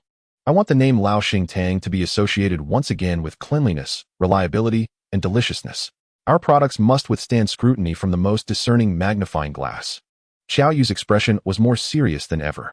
Rest assured, General Manager Jiang, I will ensure the task is completed. Jiang Xu nodded in satisfaction and stood up. Very well. External public opinion will be shaped while we cleanse internally. A dual approach. In 2 months, I want everyone to witness a brand new Lao Xingtang. His voice brimmed with undeniable confidence and control. The meeting is adjourned. The day after the meeting, Jiang Xu went directly to the food industrial park of Lao Xingtang, located in the suburbs. The entire park was permeated with an air of desolation. Once bustling with traffic, delivery trucks used to line up from the entrance to the national highway. Now, the vast park lay empty, save for a few leaves swirling in the wind. Workers huddled in small groups, their faces etched with confusion and anxiety. The factory was shut down, orders ceased. Where would these craftsmen find their future? Jiang Xu's arrival was like a stone thrown into this still pond, yet it stirred little commotion. Factory director Wu Zheng greeted him at the entrance. He was a man in his 50s, with gray hair and a slightly hunched back, yet his eyes were spirited. He scrutinized Jiang Xu, his gaze reminiscent of a master evaluating an apprentice. General Manager Jiang. Wu Zheng's voice was somewhat hoarse, devoid of emotion. Director Wu. Jiang Xu nodded. Getting straight to the point. I am aware of the situation. Please show me around. Wu Zheng said little, leading Jiang Xu through the production workshop. They did not believe this seemingly privileged young man could revive the deeply decayed Lao Xingtang. The morale of the workers had disintegrated, making it difficult to lead. Wu Zheng suddenly spoke, half to himself and half to Jiang Xu. The hearts of the people are tender. If there is warmth, they can be rekindled. Jiang Xu did not pause in his steps. Wu Zheng's lips curled slightly, not responding, yet his mind was racing. It sounds easy. Upon entering the production workshop, the colossal machines lay silently, resembling long-deceased iron behemoths. Jiang Xu approached a mooncake production line and reached out to touch the cold conveyor belt, which was already coated with a fine layer of dust. Director Wu, how many can this line produce in a day? If operating at full capacity, 80,000 boxes. Wu Zheng replied promptly, the figure ingrained in his very being. How much stock do we have left in the warehouse? Combined, around 100,000 boxes of various pastries. And they are nearing expiration. Wu Zheng's voice grew somber. We have sufficient raw materials for the mooncakes. We originally planned to ramp up production, but then... Jiang Xu turned to look at Wu Zheng. Inform all workers to return to their posts tomorrow. Wu Zheng was taken aback. All production lines must resume operations. And I want maximum output. Particularly the mooncake production line. I require you to increase capacity by 20% based on the current output. Wu Zheng's eyes widened in disbelief. Suspecting he had misheard. Jiang, what did you just say? The entire internet is criticizing us. The calls from distributors for returns are overwhelming the sales department. Who are we supposed to sell the products to? Let them rot in the warehouse. Each box we produce is a loss. The old director's emotions flared, his voice rising in pitch. This is madness. Are we to continue throwing money into a burning building, as if the fire isn't already fierce enough? Jiang Xu regarded him, his expression unwavering. I am aware it will incur losses. However, Director Wu, in 2 months, it will be the Mid-Autumn Festival. Do you believe our mooncakes will struggle to sell by then? His tone was calm, yet imbued with an undeniable certainty. Wu Zheng opened his mouth, momentarily at a loss for words. He could not fathom the source of this young man's confidence. Yet those eyes conveyed a steadiness as if everything were under control. I do not care what methods you employ, overtime, bonuses, whatever it takes. I demand production. When public opinion shifts, I want our warehouse stocked sufficiently to fill every corner of the nation. Jiang Xu articulated each word with emphasis. This is an order. Wu Zheng fell silent, observing the young man before him, turmoil brewing within him. A lunatic, truly a madman. Yet inexplicably, the stagnant waters of his heart seemed to have been stirred. On the journey back from the industrial park, Jiang Xu continuously scrolled through the news on his phone. Suddenly, a bold, red headline appeared. A 7.0 magnitude earthquake strikes Chuan province. Communication in the epicenter region disrupted. Casualties unknown. Jiang Xu's brow furrowed instantly. He opened the news, viewing the vague images transmitted from the front lines. Collapsed walls, devastation everywhere. His fingers swiped across the screen, and waves of information flooded his mind. Rescue teams were mobilizing. Supplies were being allocated, and businesses and individuals nationwide began to donate spontaneously. An idea crystallized suddenly in his mind. He immediately dialed Yining's number. In the name of Laoxing Tang Group, donate 20 million to the earthquake disaster area in Chuan province. On the other end of the line, Yining's breath caught for a moment. How much? 20 million, Jiang Xu reiterated. The funds will come from my personal account, but must be donated under the company's name. Jiang, given Laoxing Tang's current reputation, Yining's voice trembled. Donating such a sum. Won't we be accused of performing for the sake of appearances? That is precisely the effect we desire. Manager Yi, remember what I said yesterday. It must be genuine. Nothing exemplifies sincerity more than throwing a lifebuoy to others while one is on the verge of drowning. After ending the call, Jiang Xu leaned back in his seat and closed his eyes. Li Mingyu's campaign of blackmail had already commenced, and the online vitriol directed at Laoxing Tang was fiercer, more ruthless, and more irrational than before. It was as if the brand bore original sin from its inception. Excellent. The fuel for emotions had piled high enough. Now, it was time to ignite the fuse. That afternoon, the official foundation responsible for disaster relief announced the first batch of corporate donations. The list was extensive, featuring familiar internet giants and state-owned enterprises, each donating sums in the hundreds of millions. Yet, someone scrolled to the middle of the list. Laoxing Tang Food Group, 20,000,000 yuan. Instantly, the tone of the entire comment section shifted. Am I seeing things? Laoxing Tang donated 20 million? No way, is this real? How can this unscrupulous enterprise still have the audacity to donate? Stop the slandering. The foundation only accepts cash, not goods. This is a genuine 20 million in cash. Initially, most people reacted with mockery and skepticism. They perceived this as Laoxing Tang's final struggle, a clumsy attempt at public relations. I just checked. Last year during the Hunan floods, Laoxing Tang donated 500,000 along with substantial supplies. This comment acted as a signal. I was shocked to find that every time a major disaster struck, Laoxing Tang's donation records prominently featured. Moreover, the amounts were among the highest for private enterprises of comparable scale. Was this a company with a tradition of philanthropy? The online sentiment shifted in a peculiar atmosphere, subtly transforming. Chapter 40. The tide changed completely. The vitriol began to wane, replaced by increasing astonishment and confusion. I cursed Laoxing Tang for a week, and now I feel like a fool. So what sort of company is this? Using substandard materials while unhesitatingly pouring money into the nation's time of need? Suddenly, it felt so disjointed. Wasn't this a typical case of a man who treats outsiders better than his own family? Or perhaps, could it be that the previous management was at fault? The brand itself might not be so bad. The more one criticized, the greater the contrast when even a glimmer of light emerged. The fury incited by the hired trolls of Li Mingyu. Under the icy waters of the 20 million donation and the historical records of charitable contributions began to waver. People started to question whether they had been too harsh in their condemnations, whether they had misjudged something. The shift in public sentiment occurred late one night a week later. Without warning, completely transforming. Li Mingyu, sporting two enormous dark circles under his eyes, stared intently at the computer screen. The nearly sky-high real-time data curves made his heart feel as though it would leap from his throat. This past week had been a veritable nightmare for him. Following Jiang Xu's instructions, he had sought out the most elite online marketing teams in the industry.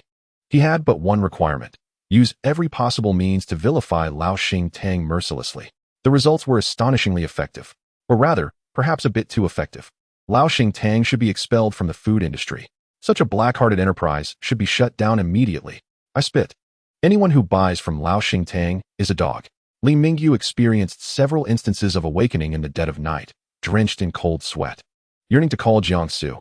Brother, Su Gu, we have messed up. If this fire continues to burn, it will be impossible to extinguish. Yet, Jiang Xu's response was consistently the same. Not enough. Continue. At precisely 11 o'clock at night, the official Weibo account of Lao Xingtang, after a silence of over half a month, released a pinned announcement. There were no apologies, no explanations, nor any pleas for sympathy. Instead, it displayed a strikingly red donation receipt and an announcement for a public welfare initiative entitled Yangwang Chufang, Mingliang Weilai. The figure on the receipt was astonishing enough to compel all who viewed the image to instinctively rub their eyes. A full 100 million. The recipient of the donation was the most authoritative foundation in the country dedicated to improving food safety and nutrition for youth.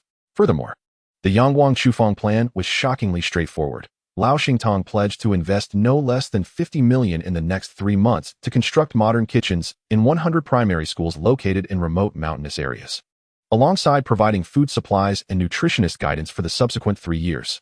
Most importantly, the announcement concluded with a small note. All funds will be designated for this purpose. Independent of the company's normal operations, and the public and media are welcome to supervise throughout the process. This news stirred up a considerable uproar. Initially, the comments section was filled with habitual vitriol. It's all just a show.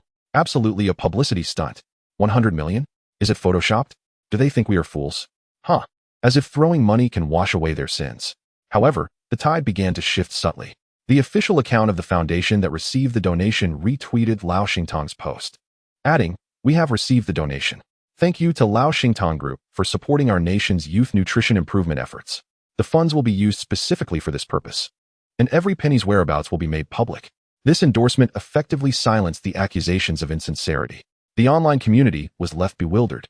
How could it be that the company, which was being lambasted and on the brink of collapse, suddenly became a benefactor? This seemed illogical. Their consensus became strikingly uniform. While the hygiene issues faced by Lao Xingtang were indeed serious, management flaws existed, and they deserved severe punishment and rectification. Yet, one elder professor wrote earnestly, "While public scrutiny is a good thing, it should not become a weapon of destruction. We should address the matter at hand rather than delivering a fatal blow. Lao Xingtang has erred, but their sins do not warrant death." The voices of these experts opened the floodgates. The public sentiment, long ensnared by anger and rumors, found an outlet. So we have been cursing them for nothing? Not entirely. But perhaps the outrage was excessive? Wait, why did the most vocal critics suddenly delete their posts overnight? Did they feel guilty? The internet trolls hired by Li Mingyu had completed their mission of stoking the flames and had quietly withdrawn, leaving no trace of their involvement. The emotional vacuum they left was quickly filled with a new mix of guilt, shock, and rebellion. Damn it, I wrongly accused Lao Xingtang. 100 million. They just donated it. Such vision, such responsibility. What about you naysayers? I won't care about anything else, just for this audacity. I will buy 2 pounds of their soy sauce duck tomorrow. Yes, support domestic products. Support responsible enterprises. We cannot allow the good to be drowned in a sea of slander. In mere hours, the online discourse underwent a stunning transformation, shifting from one extreme to the other. The next morning, even before the doors of Lao Xingtang's stores opened, lines had already formed outside. The official flagship store online was emptied of stock by 3 in the morning, with every product page marked sold out. In response to this unexpected buying frenzy, Lao Xingtang's official Weibo account made another astonishing announcement. "Thank you for your love and support. Currently, the order volume has surged, and the factory is in urgent production. However, to ensure quality control, we will not rush. We kindly ask everyone to consume rationally and not follow blindly. Lao Xingtang will always be here." We are not in a hurry. This reminder for rational consumption felt like pouring boiling oil onto a fire. Wow, I have seen businesses urge you to buy, but never one that advises against it. What a benevolent enterprise. Rationality? To hell with rationality. I want to indulge in wild consumption today. Brothers, let us not let them look down on us. We must buy out Lao Xingtong today. Let them witness our fervor. Let us give Lao Xingtong a little taste of Chinese shock. The topic exploded in popularity. The inability to purchase Lao Xingtong products even reached the top of trending searches. Countless netizens lamented online while racing offline to buy Lao Xingtong's offerings. It felt less like procuring prepared foods and more akin to seizing limited edition financial products. Scalpers caught wind of the opportunity. A bag of beef jerky, usually priced at 30, could be resold for 100, and demand far exceeded supply. In the production facility of Lao Xingtong, the factory manager, Wu Zheng, held a freshly printed order summary sheet that was alarming in its magnitude, his hands trembling slightly. The workshop directors surrounding him had reddened eyes, not from fatigue, but from excitement. This order volume will take at least half a month to fulfill, one director remarked hoarsely. Wu Zheng glanced out the window. Outside the factory, a fleet of cold chain transport vehicles, emblazoned with the Xianjiao Wanxiang logo, queued to collect the freshly produced goods. Inside the workshop, everything was orderly. Following manager Qiao Yu's instructions, all workers had donned new sterile uniforms. Next to every production line stood a quality control officer with a clipboard. In the raw material area, the freshest meat and poultry were delivered, each batch accompanied by complete quarantine reports. The kitchen floor shone with cleanliness. Wu Zheng took a deep breath, inhaling the familiar aroma of sauces. Yet it seemed to carry an additional scent, a scent of rebirth. Observing the scene before him, Wu Zheng felt a surge of warmth rising from his heart to his eyes. He picked up the internal phone and dialed Li Mingyu's number. General Manager, this is Wu Zheng, his voice trembling with genuine admiration. Manager Wu, how is it going? Can you handle it? Li Mingyu's voice on the other end was bursting with excitement. We can handle it. The workers are incredibly motivated. We are working 3 shifts. The machines never stop. Wu Zheng paused, his tone becoming solemn. General Manager, please convey to General Jiang that we are convinced. We are wholeheartedly convinced. In Jiang Xu's office, the atmosphere was relaxed. Yi Ning held a freshly minted report, her face unable to hide her exhilaration. General Jiang, it's incredible. Lao Xingtong has revived. Just this morning, several evaluation agencies have reassessed their valuation, with the lowest estimate hitting 20 billion. From the brink of bankruptcy, a situation everyone condemned, to a valuation of 2 billion, all achieved in just a week. This maneuver in capital operations is nothing short of exemplary, akin to a textbook case. Jiang Xu merely nodded lightly upon hearing this, his fingers gently tapping on the tabletop. 2 billion is merely a beginning. His tone remained calm and unruffled, as if this sum were insignificant. Our goal is not to heat it up for a quick sale and make a fast profit. What I desire is a centennial brand that can continuously create value and truly establish its roots. Yining paused for a moment, then nodded emphatically. She understood. The boss's vision has never been limited to these trifling gains. Jiang Xu picked up the internal phone and dialed Xiao Yu. Xiao, prepare yourself regarding Lao Xingtang. You will be in full charge from now on. On the other end, Xiao Yu responded, understood, General Jiang. I will ensure that the subsequent public relations and promotions are handled well, stabilizing this wave of public opinion. No, Jiang Xu interrupted her. Public opinion is fleeting. Like the tide, it will inevitably recede. What I need you to do is not to silence the critics, but to capture the consumer's appetites. Focus on the product. Jiang Xu's voice, though soft, carried an undeniable authority. Channel all your energy into the product. Forget about public relations. Forget about marketing. Treat today as the founding day of Lao Xingtang. Utilize the finest ingredients, hire the best craftsmen, and develop the most delectable Chinese pastries on the market. When our products are so exceptional that they become irreplaceable, the criticisms will naturally transform into praise. This is the sole competitive edge for the enduring survival of a business. Xiao Yu fell silent for a moment before responding with utmost seriousness. I understand, General Jiang. Meanwhile, at the Su family villa, Su Jiwei paced restlessly in the living room like a canary trapped in a cage. I'm going crazy. My father actually froze all my cards. And he banned my access. What gives? She flopped onto the soft sofa, clutching a cushion in despair. Qingyuan, I'm dying of boredom. Do you have anything fun to do? Su Qingyuan, carrying a plate of cut fruit, approached, only managing a resigned smile. What do you think I have here that's entertaining? You know very well. Su Jiwei pouted, popped a piece of cantaloupe into her mouth, and mumbled indistinctly. By the way, Qingyuan, I've always wanted to ask you something. Your fiancé, Jiang Xu. Su Jiwei's eyes sparkled with gossip and curiosity. During that severe African swine fever outbreak, many pig farmers lost everything. How did he manage to earn so much money? This is too incredible, almost like he has a sixth sense. It can't just be luck, right? This question had also lingered in Su Qingyuan's mind. The means by which he maneuvered the tides of fortune felt foreign and even intimidating to her. Noticing her silence, Su Jiwei leaned closer and whispered, "Hey, do you think he might have heard some insider information from the Jiang family? I mean, given their status, wouldn't it be normal to know about policy shifts in advance?" This speculation sounded like the most reasonable explanation. A nobody couldn't suddenly transform into a business prodigy. The only possibility is that he is backing. Su Qingyuan remained silent. Yet, for some reason, she couldn't shake the feeling that things were not so simple. Perhaps, however, I want to observe further. Regardless of what he relies on, at least what he is doing now is not mere folly. She raised her head, gazing at the bright sunlight outside, and softly declared, "I am willing to give him a chance. An opportunity for me to reevaluate him." Su Jiwei looked at her friend in surprise. She hadn't expected Su Qingyuan, who had always been indifferent about the marriage, to say such a thing. Just then, the voice of the servant, Fong Fong, came from outside. Mr. Jiang has arrived." No sooner had she spoken than Jiang Xu entered, carrying 2 beautifully wrapped gift boxes. Today, he donned casual attire, lacking his usual sharpness, exuding a more neighborly vibe. "Qingyuan," he greeted with a smile. His gaze shifted to Su Qingyuan and unexpectedly caught sight of Su Jiwei, who wore a stunned expression. Jiang Xu paused briefly, then raised his brow. "Oh, Miss Su is also here." He approached, naturally sitting beside Su Qingyuan, wrapping an arm around her. "Wife, what are you looking at?" He leaned in, his voice low and affectionate. Su Qingyuan's ears instantly flushed, her body instinctively stiffening, though she shot him a reproachful glance. "Who is your wife?" "Don't call me that." Nearby, Su Jiwei dramatically shivered, rubbing her arms. "Hey, you too, be mindful of your influence. Here I am, a lonely single dog, sitting here while you disregard me and flaunt your affection. My eyes, they might get blinded." Jiang Xu raised an eyebrow, not only failing to restrain himself, but pulling Su Qingyuan even closer. "Then you better hurry and find someone, so no one will be feeding you dog food. You think it's that easy to find a cabbage?" Su Jiwei rolled her eyes dramatically. "Besides, I'm just looking out for Qingyuan, to prevent her from being deceived by some smooth-talking guy." Just then, Fong Fong walked in, followed by 2 movers in work uniforms. Miss Su, young Master Jiang." Fong Fong greeted respectfully before stepping aside. The movers carefully placed several large boxes adorned with exquisite designs on the living room floor. "This is," Su Qingyuan leaned forward curiously.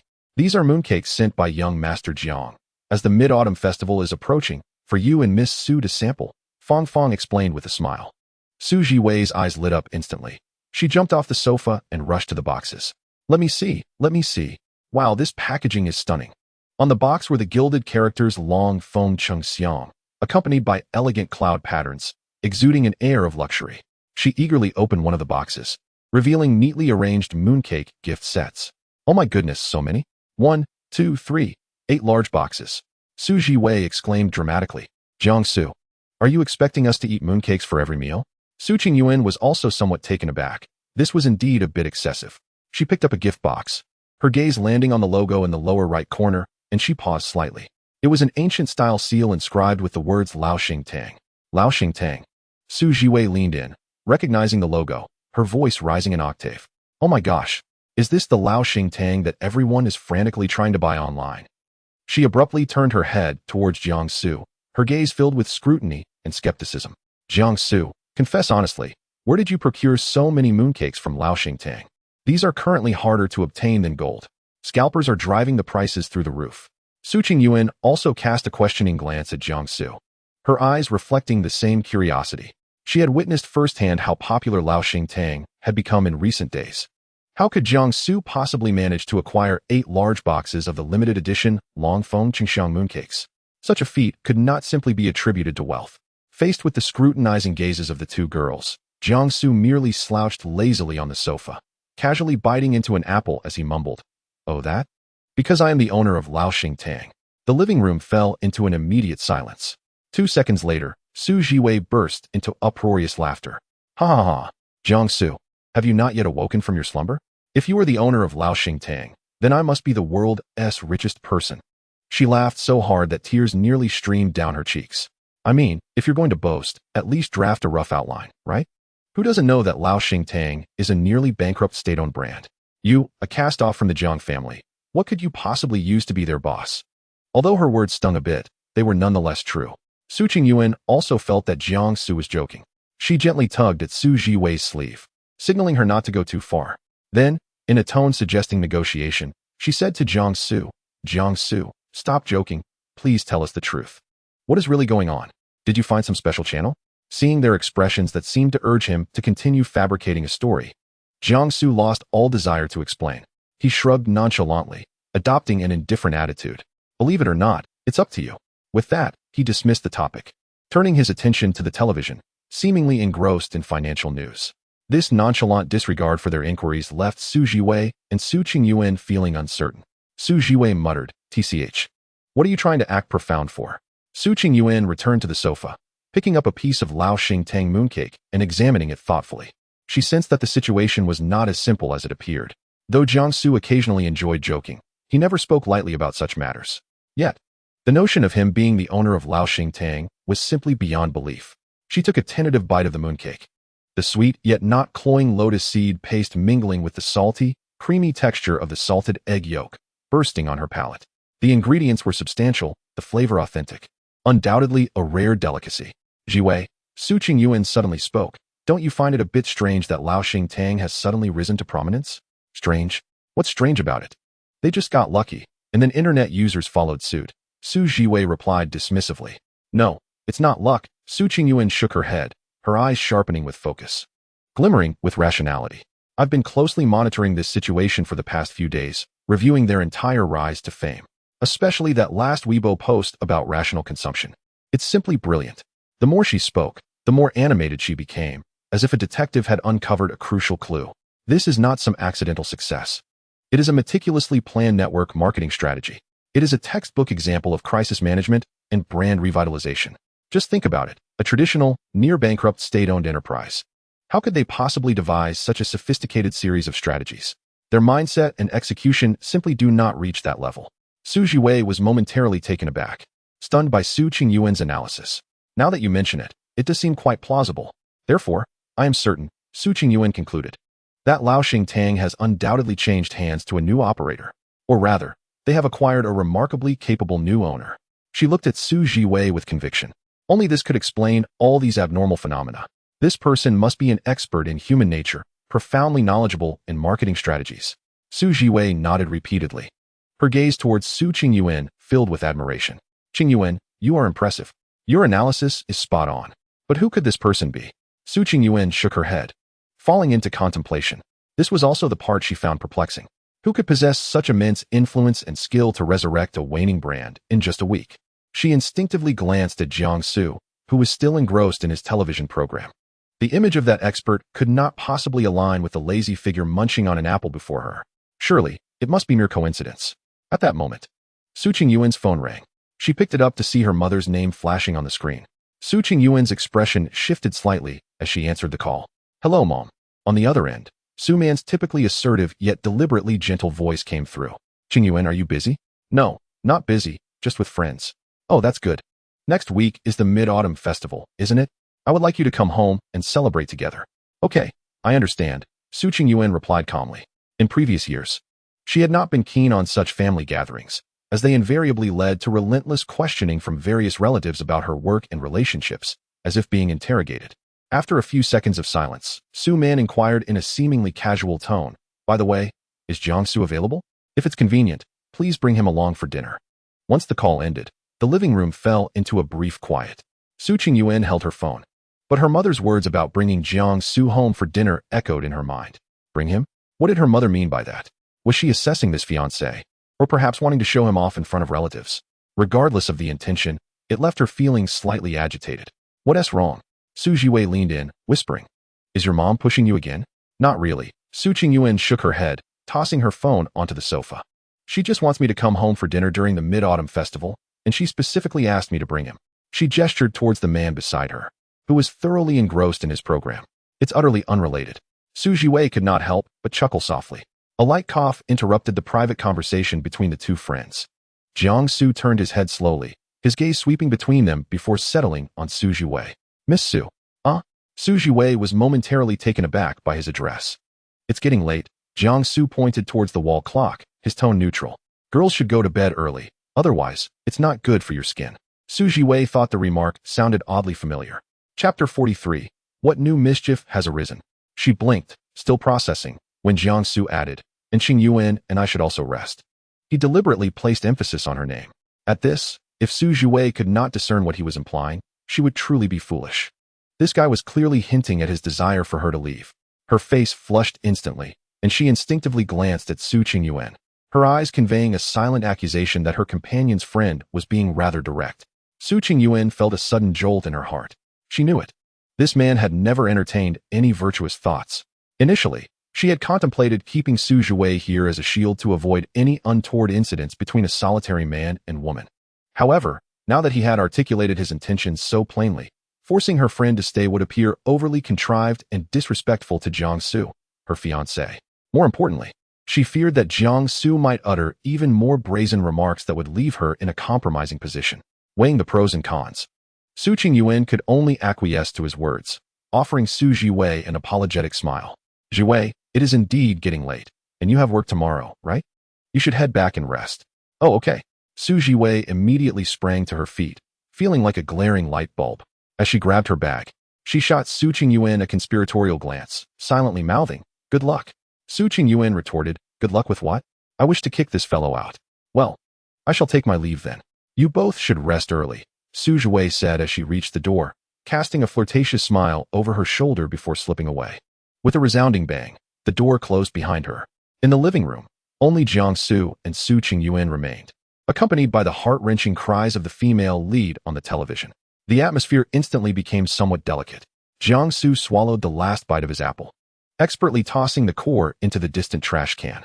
He then stretched lazily, releasing a satisfied sigh. Finally some peace. He turned, his deep-set eyes glimmering under the light, fixated intently on Su Qingyuan. Well, the extraneous company has departed. He patted the space beside him, a mischievous smile gracing his lips.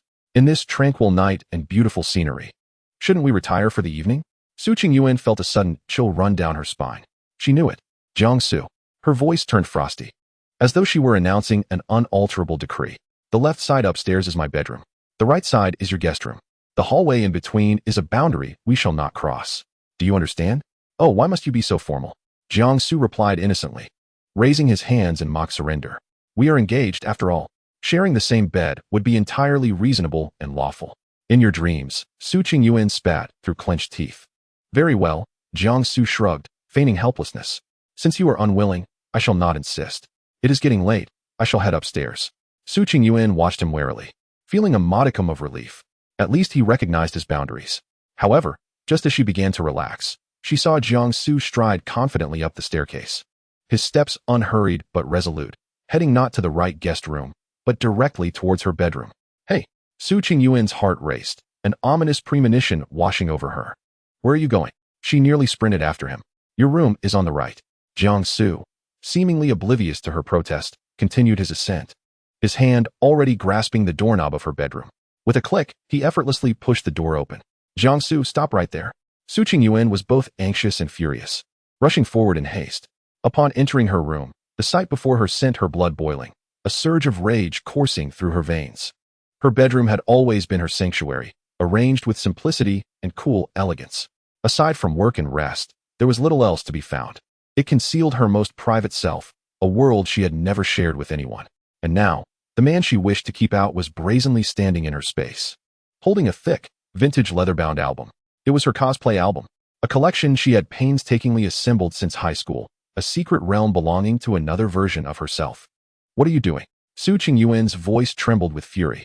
Jiang Xu turned his head, displaying no hint of embarrassment at being caught, instead raising the album with interest.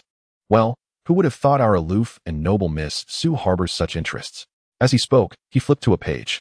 The photo depicted her as an elven archer, with silver hair and pointed ears, clad in emerald leather armor, aiming a longbow with piercing intensity at the camera. This one is splendid, exuding valor. Jiang Xu commented with feigned seriousness. He flipped to another page, revealing a dark-themed magical girl, her eyes adorned with heavy smoky makeup and a mischievous smile. Wow. Quite the contrast in styles, very dynamic. Give it back. Su Qingyuan felt her anger boiling over. This was not merely an album. It was her youth, her refuge. It was the only place where she could breathe freely, unshackled from the constraints of being the eldest daughter of the Xu family. Now, this space was being invaded by Jiang Xu, who casually flipped through its pages and made comments. This was more humiliating than a slap to the face. She lunged forward, reaching to snatch it from him. Jiang Xu deftly raised the album high, evading her grasp. Don't be so stingy. These are wonderful photos. They deserve to be shared. He teased, that infuriating smile still plastered on his face. I command you to return it. Su Qingyuan was utterly enraged, the thread of her rationality snapping. She stepped back sharply, her body tensing as she assumed a perfect taekwondo stance. In the next moment, a fierce kick shot towards Jiang Xu's arm. The one holding the album. She was a black belt, after all. Even if she couldn't defeat a professional, dealing with a seemingly lazy fellow like Jiang Xu would surely be a piece of cake. However, to her surprise, Jiang Xu's reflexes were astonishingly swift. He merely leaned slightly to the side, effortlessly dodging her sidekick, a look of impressed approval on his face. Not bad. Both power and speed are commendable. Su Qingyuan, feeling even more enraged after her failed attempt, intensified her assault. Roundhouse kicks, downward strikes, spinning kicks. Her legs flew through the air, creating a gust that made the curtains flutter. Jiang Xu stood firm, like a resilient bamboo swaying in the tempest, appearing to merely flow with the tide while remaining unyielding. His feet barely shifted, and he maintained an expression of effortless ease, as if watching a performance unrelated to himself. How is this possible? Su Qingyuan's heart sank further with each failed strike. Her taekwondo skills were not mere show. They had been honed through rigorous training. Yet, in the presence of this man, her efforts felt as futile as a child's play, unable to even graze the hem of his clothing.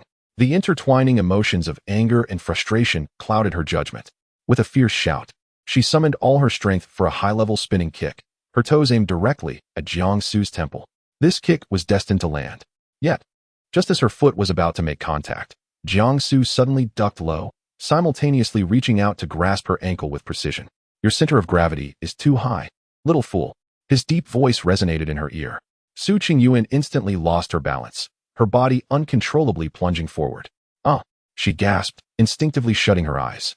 The anticipated pain did not arrive. Instead, her form landed in a soft and spacious embrace. It was the bed. She had fallen directly onto Jiang Xu. Both tumbling onto her plush bed, the album slipped from Jiang Xu's hand, thudding onto the carpet. The open page revealed her most radiant smile captured in a photograph. The surroundings fell silent in an instant. In the air, only their slightly hurried breaths and intertwined heartbeats remained. Su Qingyuan propped herself on her arms, resting on his chest. The scent of refreshing body wash enveloping her senses. Her mind was a blank slate as she gazed at the handsome face so near beneath her.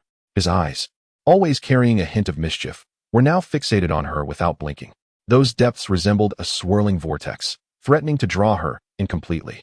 Just as the awkward and ambiguous atmosphere seemed on the verge of solidifying, Jiang Xu suddenly emitted a muffled groan.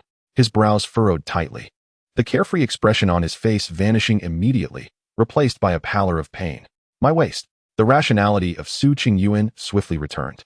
That fall had indeed crashed onto him. Had she truly hurt him? An indescribable panic seized her heart. Anger, shame, and embarrassment were all eclipsed by sheer terror at that moment. Are you all right? Her voice trembled uncontrollably as she clumsily attempted to rise from him. Don't move. Jiang Xu's voice sounded exceedingly weak, drawing in a sharp breath, his hand pressing against his lower back. I think I strained it. Su Qingyuan's heart leaped to her throat. Was it serious? Should she call an ambulance?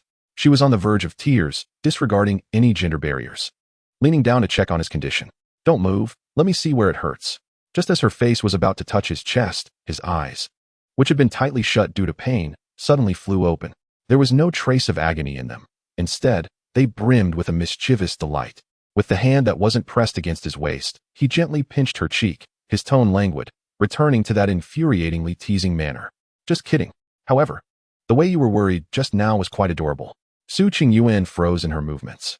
Gazing at the signature smirk on his face that made her grit her teeth in frustration, her mind stalled for a full 3 seconds. Then, a wave of anger, tenfold more intense than before, erupted within her. This scoundrel. He was toying with her again.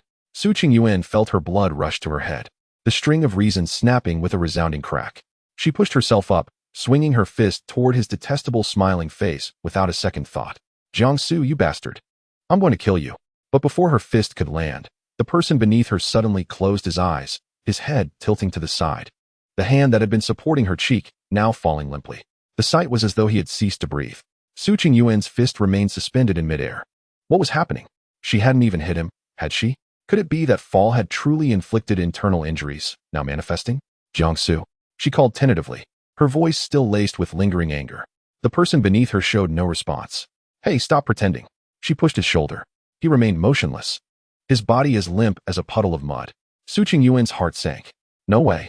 She trembled as she reached out her hand to check for his breath. Under her fingertips, it was chillingly cold, devoid of any airflow. She hurried to feel for his carotid pulse. There, she sensed no beating. Su Qingyuan's mind buzzed, completely shattering. It was over. Was it truly over? Had she killed him? A wave of immense terror clutched her throat like an invisible hand, making it difficult to breathe. The anger that had just burned fiercely within her was now doused with chilling despair, leaving only icy, bone-deep hopelessness. What to do? What to do? Call an ambulance. Yes, call an ambulance. She scrambled to rise from him to find her phone, but then she thought, by the time the ambulance arrives, it would be too late. In such a moment, one should perform mouth-to-mouth resuscitation. Yes, and CPR. She had learned it all on TV during first aid classes. Although she was merely a theoretical expert with zero practical experience, there was no time for hesitation. A dead horse could be treated as a living one. 1, 2, 3. She exerted all her strength, counting aloud. You mustn't die, Jiang Xu. If you die, what will I do? My mom will kill me. Your family won't spare me either. I don't want to end up in prison at such a young age. She pressed down while crying, her tears falling like pearls from a broken string, a few droplets landing squarely on Jiang Xu's face. After 30 compressions, she took a deep breath, pinched his nose, and leaned in towards his lips. It didn't matter anymore. Saving him was the priority. Just as her lips were about to touch his tightly shut eyes suddenly flew open. The clarity in Jiang Xu's gaze was striking, even carrying a hint of amused interest. He regarded her tear-streaked face and her desperate demeanor, leisurely speaking. Miss Su, shouldn't one clear any foreign objects from the patient's mouth before performing mouth-to-mouth resuscitation? Su Qingyuan's actions froze once more. She remained in the position of leaning down to kiss him, her mind rebooting yet again. He wasn't dead. He was playing with her again. Jiang Xu observed her dazed expression, the curve of his lips widening. Moreover, your resuscitation skills leave much to be desired. He extended the hand that had just been limp, tapping his own chest. The compression position is incorrect, and the pressure is too light, akin to a tickle. Also, he paused, lowering his voice. When performing mouth-to-mouth, there's no need to look so desperate. Boom. Su Qingyuan's world exploded in fury. Jiang Xu. A deafening roar nearly threatened to lift the roof off. In the next moment, she resembled a completely enraged leopard, using all her strength to shove him off the bed. Get out. Get out right now. Immediately. Jiang Xu stumbled, rolling off the bed onto the carpet, landing in a somewhat awkward position but not hurt. He gazed at the girl on the bed, trembling with rage, finally realizing that this time, he might have gone a bit too far. He raised both hands in a gesture of surrender. All right, I'll leave. I'll leave right now. As he reached the door, he couldn't resist glancing back at Su Qingyuan, still sitting on the bed, shaking with anger, and added, make sure to get some rest. Good night. In response to his actions, it was a pillow hurled by Su Qingyuan. Get lost. Jiang Xu swiftly closed the door, muffling that furious roar within. Outside, leaning against the wall, he listened to the stifled sobs emanating from inside, and the smile on his face gradually faded. He raised a hand to touch his cheek, where the warmth of her tears still lingered. It seemed he had indeed provoked her to tears. Chapter 45, created by Mr. Jiang the next morning. Su Qingyuan descended the stairs, her eyes heavy with dark circles. It was an utter disgrace. She vowed never to set her eyes on that scoundrel Jiang Xu again. Miss, you're awake. Come and have breakfast, said Zhang Ma, emerging from the kitchen with a platter and a smile. Su Qingyuan approached the dining table listlessly, initially lacking an appetite. However, upon seeing the breakfast spread before her, she was momentarily taken aback. Golden, runny egg toast paired with perfectly cooked bacon, accompanied by a vibrant fruit salad and a steaming cup of milk.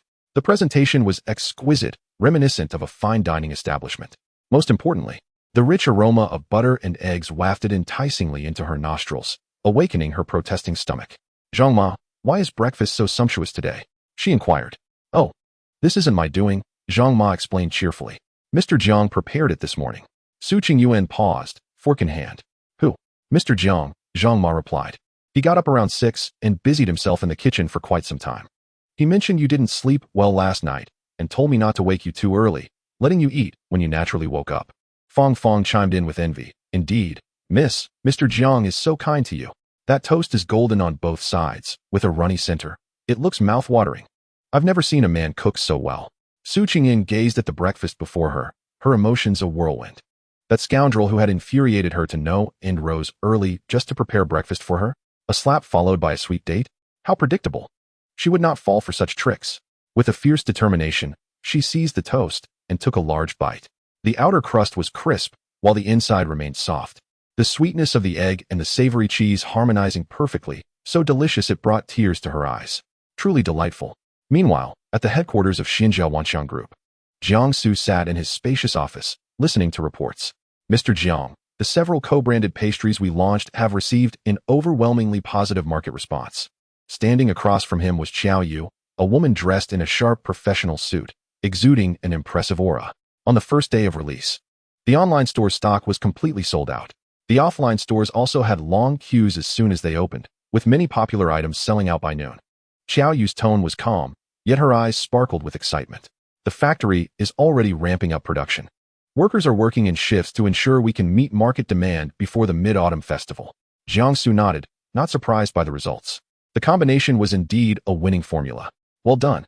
Leaning back in his chair, he lightly tapped his fingers on the desk, instructing that overtime workers receive triple pay. Furthermore, all employees involved in the project would receive double bonuses for the Mid-Autumn Festival this month. Understood, Mr. Jiang, Xiao Yu replied succinctly. Jiang Xu regarded her, suddenly recalling something. By the way, do you have any plans for the Mid-Autumn Festival? Xiao Yu hesitated for a moment before replying. Not yet, probably just resting at home. Perfect. Jiang Xu smiled. Come to my home for dinner on the festival. Xiao Yu appeared somewhat surprised. At your home? Yes, Jiang Xu replied casually. My parents, along with my fiancé's family, will be having a small family gathering. You've always been curious about my rumored fiancé, so it would be a good opportunity to introduce you. He casually revealed a piece of information that would undoubtedly send the company's gossip circles into a frenzy. A complex expression crossed Xiao Yu's face, but she quickly regained her composure and nodded, a polite smile gracing her lips. Sure, it would be my honor. After Xiao Yu left, the expansive presidential office returned to silence. Jiang Xu leaned back in his chair, feeling quite pleased. Just then, a familiar mechanical voice echoed in his mind. Ding! Congratulations, host, on completing the phase task, revitalization of the time-honored brand. Task rating, S. Task rewards, snack recipe card, medical skill card. Oh, an unexpected gain. Jiang Xu's eyebrows raised slightly. What would a retail person need with medical skills? Would he set up a stall outside his shop to read fortunes and treat ailments if sales ever fell short? Jiang Xu scoffed internally. Yet he chose to use the medical skill card. Instantly, a torrent of complex and profound information surged into his mind. He felt his senses sharpen significantly. With just a glance, he could roughly assess a person's health and vitality. Quite intriguing. As Jiang Xu reveled in this wondrous transformation, a knock echoed at the office door. Come in. The door swung open, revealing a woman in high heels, Yi Ning. Mr. Jiang, here's the online marketing data report for our collaboration with Lao Xingtong. Please take a look. Yi Ning handed over a document, her voice bright and full of energy. Very well, Jiang Xu replied, noting her rosy complexion, bright eyes, and robust presence. She exuded vitality. He blurted out, your health is excellent. Excuse me? Yi Ning paused, a puzzled expression crossing her face. Jiang Xu snapped back to reality, realizing he had spoken out of turn. He cleared his throat and casually explained, it's nothing, just a term I heard somewhere. It means you look healthy and energetic. Oh, I see. As Jiang Xu listened, he pondered the potential of the medical skill card. It seemed more useful than he had anticipated. At the very least, he would know whether a potential hire could withstand the rigors of a 996-work schedule. Before long, the eve of the Mid-Autumn Festival arrived. Su Qingyuan, unusually free from overtime, returned early to the Su family mansion. In the living room, Su Man was applying a facial mask, directing the household staff to sort through the newly delivered gifts. This one goes to the storage room. And that tea is for your father. Upon seeing Su Qingyuan return, Su Man immediately waved her over. Qingyuan, come here and see what this is. Su Qingyuan leaned closer to examine a gift box, elegantly packaged with a blend of traditional and modern design, emblazoned with the bold characters Lao Xingtong. Lao Xingtong. Did they change designers this year? The packaging looks 100 times better than before. Su Qingyuan exclaimed, surprised.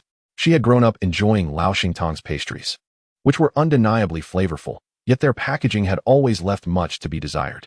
A profound sense of nostalgia permeates the atmosphere. It is not merely a change of designer. As soon as Su Man mentioned this, her enthusiasm surged, and she hastily removed her facial mask, disregarding her skincare routine. You cannot imagine how popular this year's Lao Xingtang mooncakes are. They are practically impossible to obtain. Aunt Wang and Aunt Li are daily beseeching friends in their social circles to find a purchasing agent. I managed to acquire this one only through numerous connections. Is it truly that exaggerated? Su Qingyuan expressed skepticism. What is that? Su Man's tone brimmed with pride. The establishment is no longer the lethargic old shop of yesteryears. I heard that it has been taken over by a particularly affluent and capable young man. He has redefined its positioning and marketing, instantly transforming it into this year's internet sensation. Is that so? Su Qingyan replied dismissively, yet her mind pondered who this commercial genius could be with such discerning vision. Chapter 46. The commercial genius Su Man, observing her daughter's apparent disinterest, leaned in conspiratorially. Do you know who this commercial genius is? How would I know? It is your fiancé Jiang Xu. Su Man exclaimed, smacking her thigh, her voice rising by an octave. Su Qingyuan, in the midst of lifting a delicacy to her nose, froze. The entire world seemed to be put on pause. Slowly, she turned her head inch by inch to face her mother, her eyes wide as saucers. Mother, could you repeat that?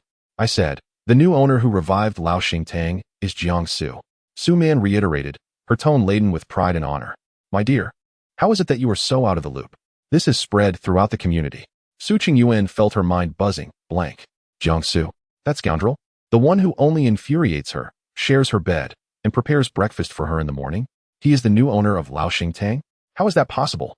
This is more ludicrous than a collision between Mars and Earth. At that moment, the study door swung open, and Su Qingyuan's father, Su Jiaqian, emerged. Overhearing the conversation between mother and daughter, he adjusted his glasses and offered an unexpected opinion. Your mother speaks the truth.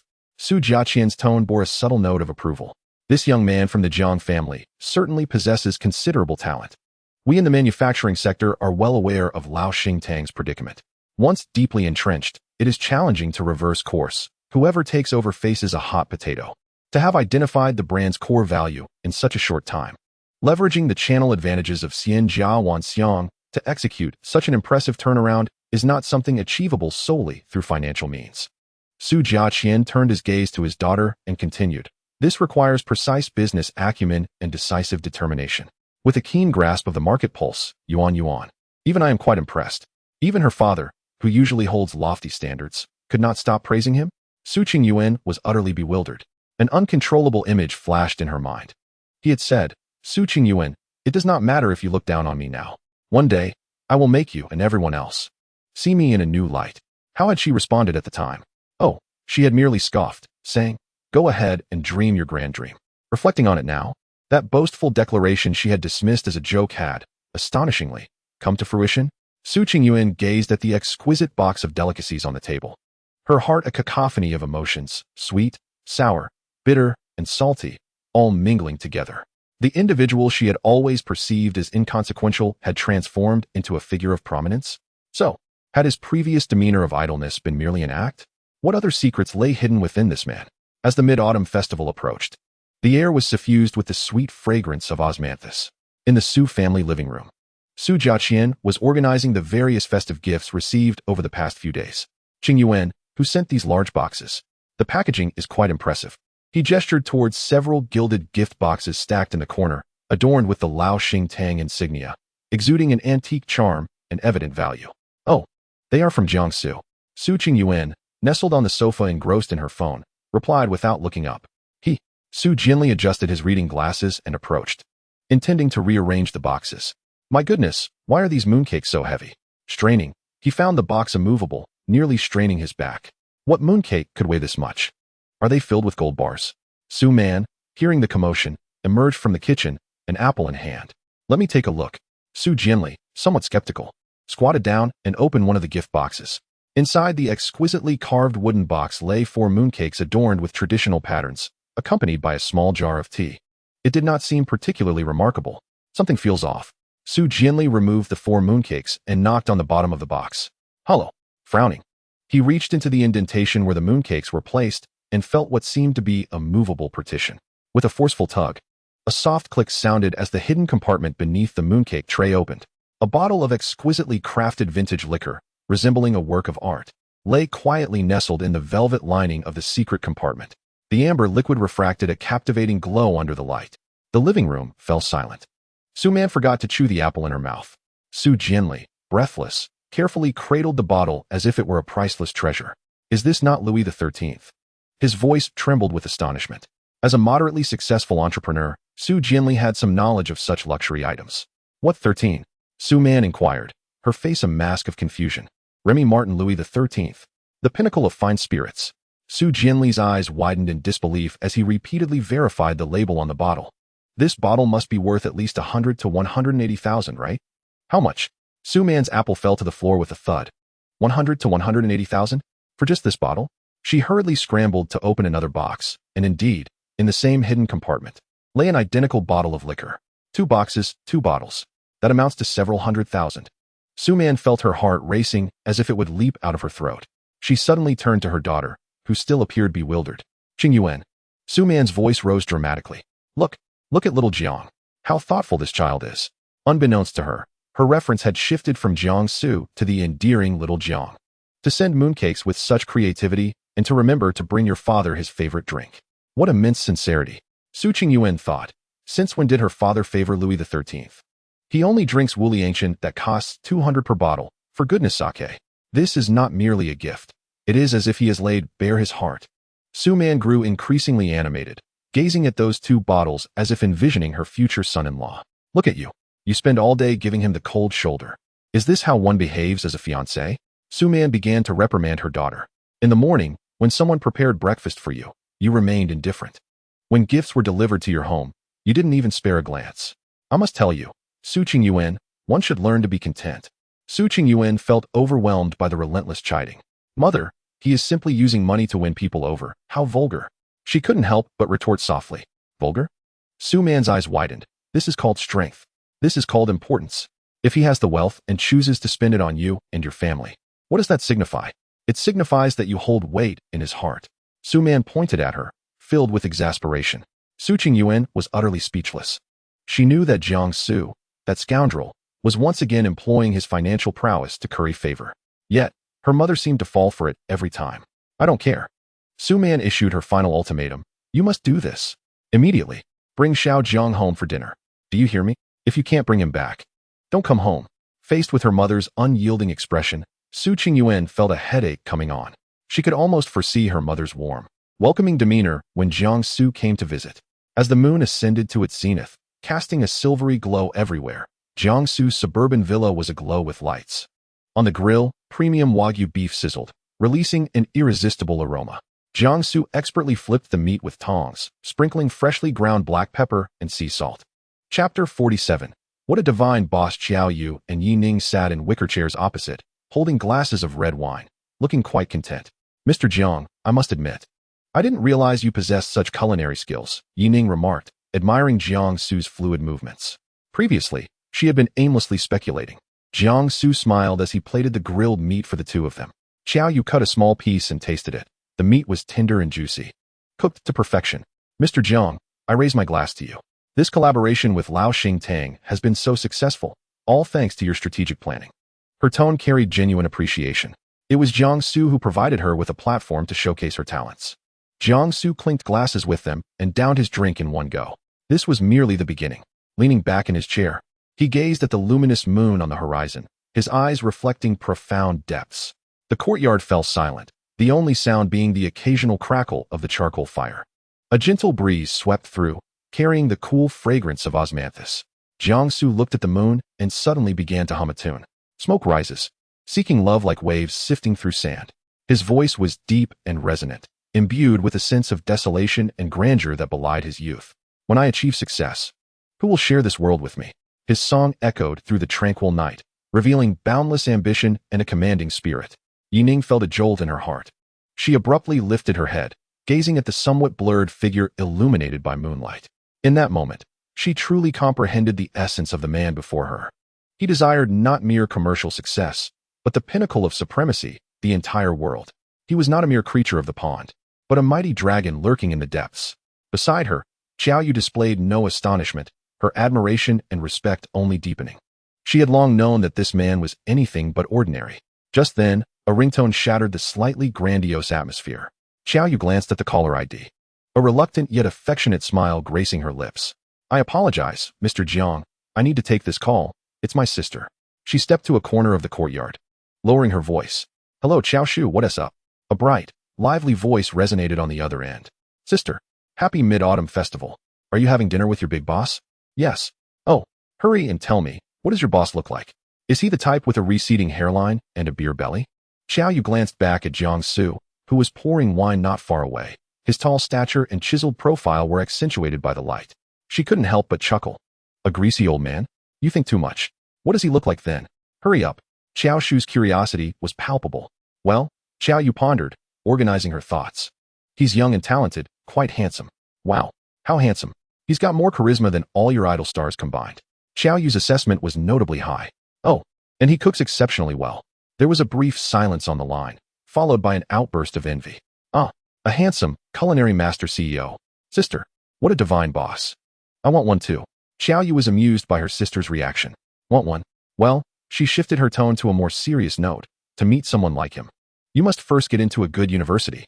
Otherwise, you won't even get the chance to speak with him." This dose of reality hit the mark. "Sister, I understand now." Her voice sounded more resolute than ever. "Just wait. I too shall meet someone as impressive as your boss." Inside the villa, chaos reigned. Empty bottles lay scattered across the floor, while the table was strewn with nearly devoured mooncakes and snacks. The air was thick with the scent of alcohol, mingling with a hint of osmanthus. Jiang Xu rubbed his temples, feeling a headache brewing. He glanced at the two individuals sprawled on the sofa, and his blood pressure gradually rose. Xiao Yu, at that moment, was clutching a cushion, completely unconscious, with a suspicious glimmer at the corner of her mouth. The other, Yi Ning, was even worse off, lying on the carpet with flushed cheeks, mumbling incoherently as if lost in a dream. "I said not to drink, so why did you?" Jiang Xu sighed in resignation. The outcome was that he had failed to mediate, and instead, had become a casualty himself. Moreover, the responsible Xiao Yu had also been swept into the chaos, and after a few drinks, she had proudly joined the ranks of the inebriated. In the vast apartment, he was the sole sober individual left to clean up the aftermath. Jiang Xu resigned himself to the task, bending down to half-drag, half-carry the completely incapacitated Xiao Yu into the guest room. This newly appointed general manager possessed exceptional work skills, but her tolerance for alcohol truly needed improvement. Once he settled one, he was left with another. He approached Yi Ning, crouching down to gently pat her face. "Hey, wake up, time to head to your room." Yi Ning scrunched her nose, swatted his hand away, and rolled over, mumbling incoherently about wanting another drink, insisting she wasn't drunk. Clearly, she was thoroughly intoxicated. Jiang Xu sighed. Too weary to reason with someone inebriated, he extended his arms and hoisted Yi Ning from the floor. His movements faltered momentarily as he tightened his grip around her. He carried her into another room. The next moment, her head lolled, and she succumbed completely to slumber. Jiang Xu gazed at her peaceful visage, standing there for a while. Finally, he stepped forward, gently laid her on the bed, and tucked her in. Having completed this, he turned to leave the room, softly closing the door behind him.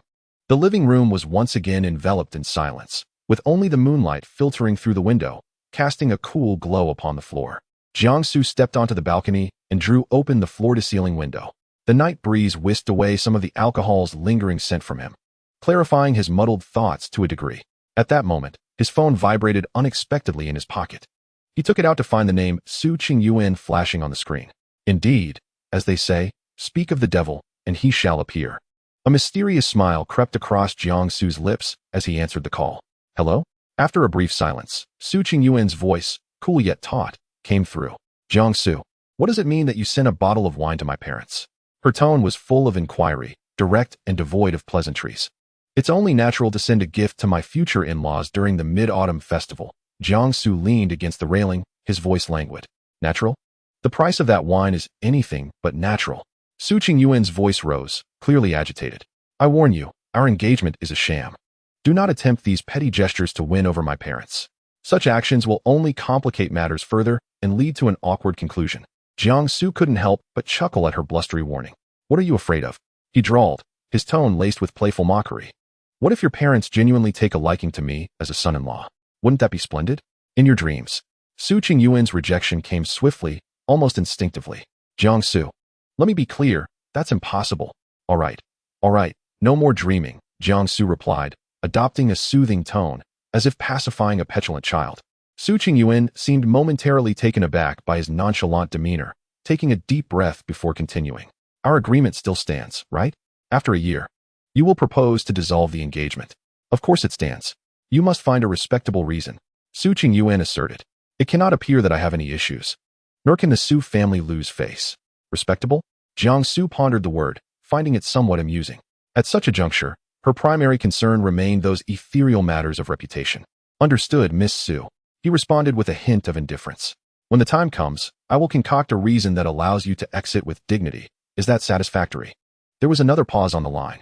Jiang Xu thought she might hang up, and just as he prepared to lower the phone, Su Qingyuan's voice returned, bearing a trace of hesitation. One more thing. Did you acquire Lao Xingtong? A realization dawned on Jiang Xu. This was the true purpose of her call. Yes, he admitted candidly. How did you manage that? Su Qingyuan's voice was laced with incredulity. The acquisition of Lao Xingtong, along with the subsequent marketing, requires a substantial sum. Was it the Jiang family that supported you? The instant she posed the question, Jiang Xu felt a wave of despondency wash over him, as if the last vestiges of his emotions evaporated. He had thought that after the Su family had expressed their approval from afar, she would at least view him differently. Yet, that was not the case. In her eyes, he, Jiang Xu, would forever be the debauched son who relied on his family. All he had achieved could never be attributed to his own merits, but must be credited to the Jiang name. A profound sense of powerlessness and disappointment enveloped him, akin to a cold tide submerging him entirely. He suddenly recalled a time long past when he stood before her, fervently declaring that he would one day make her see him in a new light. How laughable it seemed now. A person who fundamentally looked down upon you would always find reasons to maintain that disdain, regardless of your accomplishments. If that were the case, why exert effort to prove anything? Jiang Xu's gaze gradually turned icy, yet the corners of his mouth curled into a relaxed smirk. What else could it be? He spoke into the phone, his tone carrying an air of nonchalance, even tinged with a hint of boastfulness. Miss Su, you cannot truly believe I possess such remarkable abilities on my own. He downplayed all his efforts and hard work as mere charity from his family. Lao Xingtong is just a venture, nothing more. The other end of the line fell silent. Perhaps this was for the best. Let her continue to harbor such beliefs. It was far safer for her to look down upon him than to uncover the reality of his world. Is there anything else, my dear fiancé? Jiang Xu's tone took on a clear impatience. If not, I shall hang up. It's late, and I need to rest. Without waiting for Su Qingyuan's response, he abruptly ended the call. The phone screen dimmed, reflecting his expressionless face. The night breeze outside the balcony grew cooler. Jiang Xu glanced up at the cold, luminous moon, feeling an unexpected pang of solitude. Yet he understood that this solitude was a choice he had made. An invisible wall had been erected by his own hand, separating two worlds. On one side stood Su Qingyuan's perception of him as a useless fiancé.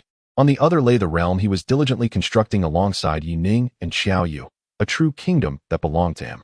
The following day, the atmosphere in the Xinjiao Wanxiang conference room was in stark contrast to the cold wind of the previous night. Sunlight streamed through the blinds, casting dappled shadows across the elongated conference table. Jiang Xu occupied the main seat, his demeanor composed, fingers unconsciously tapping lightly on the table, producing a dull, thudding sound. The phone call with Su Qingyuan from the night before had stirred ripples, yet the surface of the lake soon returned to tranquility. The flicker of disappointment and loneliness had been neatly packed away, buried deep within his heart. Now, he was the captain of Xinjiao Wanxiang, with far more pressing matters at hand. Mr. Jiang, everyone, let us begin. Yi Ning stood, activating the projector. She epitomized the archetype of a workplace elite, clad in a sharp business suit, speaking swiftly and clearly. According to last week's consolidated data, the sales of the Lao Xingtong series have transitioned from an explosive growth phase into a period of stabilization. A graph depicting a gradual decline followed by stabilization appeared on the PPT. This aligns with market trends. The initial surge of retaliatory consumption and sentimental purchases has gradually receded. The current sales figures reflect our true operational level. Yi Ning paused, adjusting her glasses, a smile breaking across her face. Most importantly, based on the current revenue status, after covering all production, labor, channel, and marketing costs, we can achieve stable profitability. Wonderful.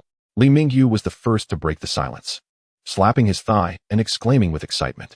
Beside him, the old factory manager Wu Zhang, a man in his 50s with dark skin, remained silent. Yet his eyes betrayed a hint of moisture, and his clenched fists revealed the exhilaration churning within him. For the elder who has devoted his entire life to Lao Tang, the term profit has not graced his ears for an eternity. This signifies that the brand, to which he has dedicated his existence, has truly awakened.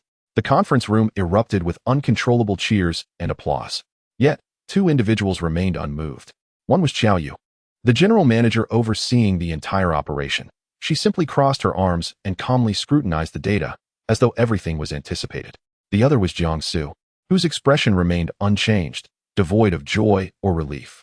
He merely gazed quietly at the line representing profitability. As the applause gradually subsided, all eyes converged upon Jiang Xu, awaiting his affirmation and commendation. However, Jiang Xu merely lifted his eyelids and directed his gaze towards Yining. Is that all?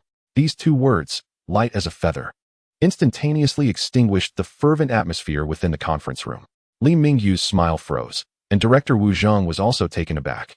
Yining felt somewhat at a loss, believing she had submitted a flawless report. Jiang Zhong, while this level of profitability may not be exceedingly high, it is already quite healthy. Healthy? A faint curve appeared at the corner of Jiang Xu's mouth, yet the smile did not reach his eyes. I have invested billions. Not to allow a century-old brand to merely exist healthily on the accolades of the past. His voice was not particularly loud, yet it bore an undeniable sense of coercion. What I desire is for it to ascend to its pinnacle once more, or even surpass it. I am not here as a firefighter. I am here to construct an empire. He surveyed the room, his gaze sweeping across each face. Are you content merely with breaking even? The conference room fell into a profound silence. The group that had just been jubilant now bowed their heads, intimidated by the ambition and aura emanating from Jiang Xu. His gaze ultimately settled on Xiao Yu. Xiao Yu, please share your thoughts. You must see more than this, correct? The previously silent Xiao Yu nodded, standing up to take the remote control. Jiang Zhong is correct. Profitability is merely the first step, arguably the simplest one. She switched to the PowerPoint presentation, revealing a substantial title, the three major issues we currently face. The first issue pertains to the production end. Xiao Yu pointed to an image of factory equipment on the screen, the machines appearing rusted and steeped in age. Director Wu, you should know better than I do that this production line still employs technology from the 1990s, correct? Chapter 49. Money is not an issue. Wu Zhang nodded with a hint of embarrassment. Indeed, Xiao Zhong, this line has been patched up for over 20 years. It consumes excessive energy and has a high failure rate. Our production efficiency is indeed lagging. Xiao Yu pressed a button on the remote, and alarming data flashed across the screen. Our production efficiency is 40% lower than the current industry average, while the defect rate of finished products is 15% higher. This indicates that we are wasting vast amounts of electricity and labor while continuously producing defective goods that need to be scrapped. All of these contribute to our costs. She looked at Jiang Xu, calmly presenting a solution.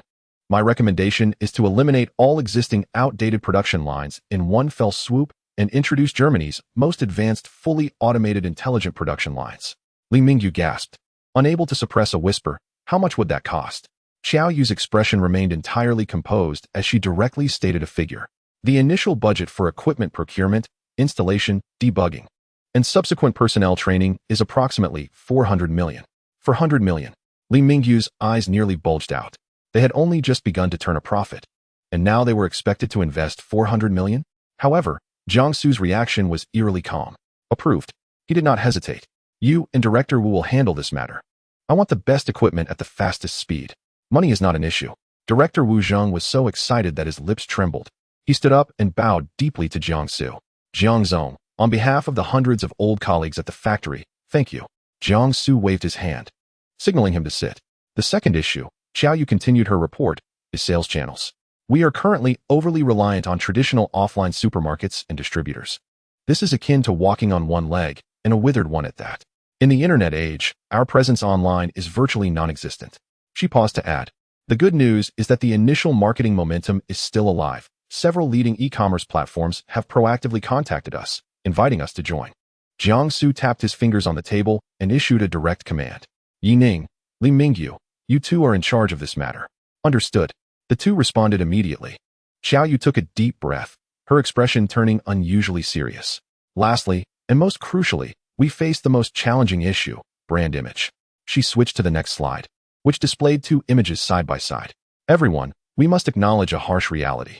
In the minds of consumers, our brand is firmly associated with words like outdated, old-fashioned, and the domain of grandparents. Today's youth may be curious or nostalgic, but they will not consider our products as part of their daily choices. This signifies that we have completely lost the primary consumer force, the younger demographic. Xiao Yu opened a consumer persona analysis report. What are the consumption values of young people? It is aesthetics, social connections, experiences, and whether something is cool enough. They are not merely purchasing a beverage. They are acquiring a form of social currency to showcase on social media platforms like Moments, Douyin, and Jiang Xu. Our products, however, are the antithesis of all of this. She pointed to the snack and beverage category, which boasts the highest profit margins. Our sales in this segment are almost non-existent, aside from middle-aged and elderly consumers. Thus, how do we strip away the outdated labels? How do we rejuvenate a century-old brand, infusing it with youthfulness, fashion, and even trendiness? This is our greatest challenge moving forward. As Xiao Yu's words fell, the entire conference room descended into silence.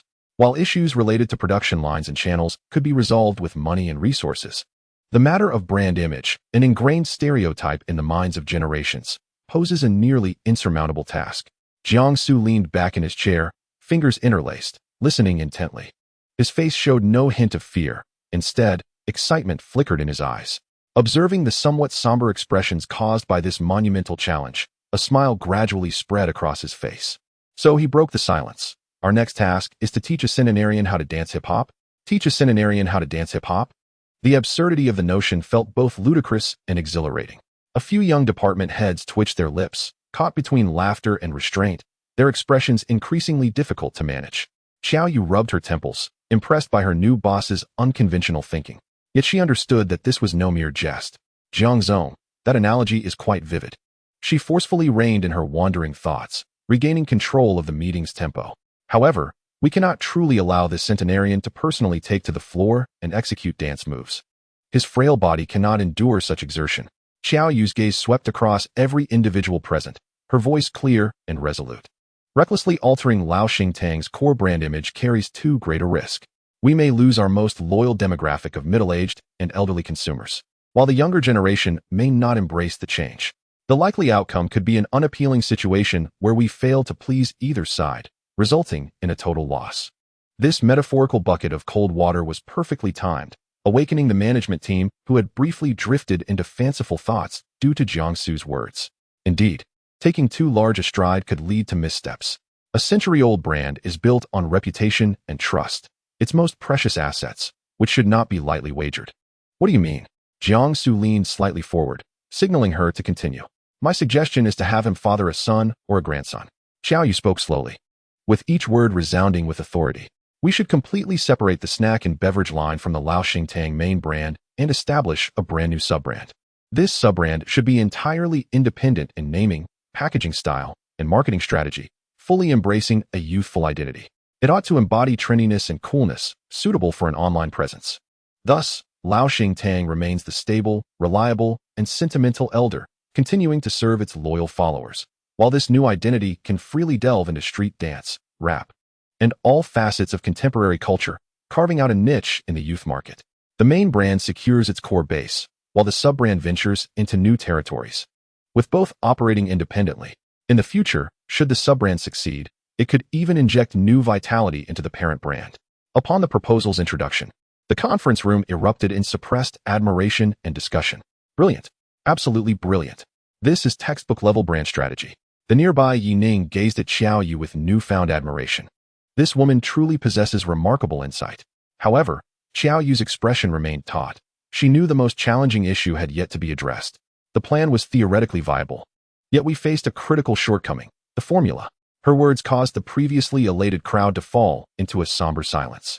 Indeed, the brand image can be redesigned, and marketing channels can be reconstructed, but the taste of the product is fundamental to retaining consumers.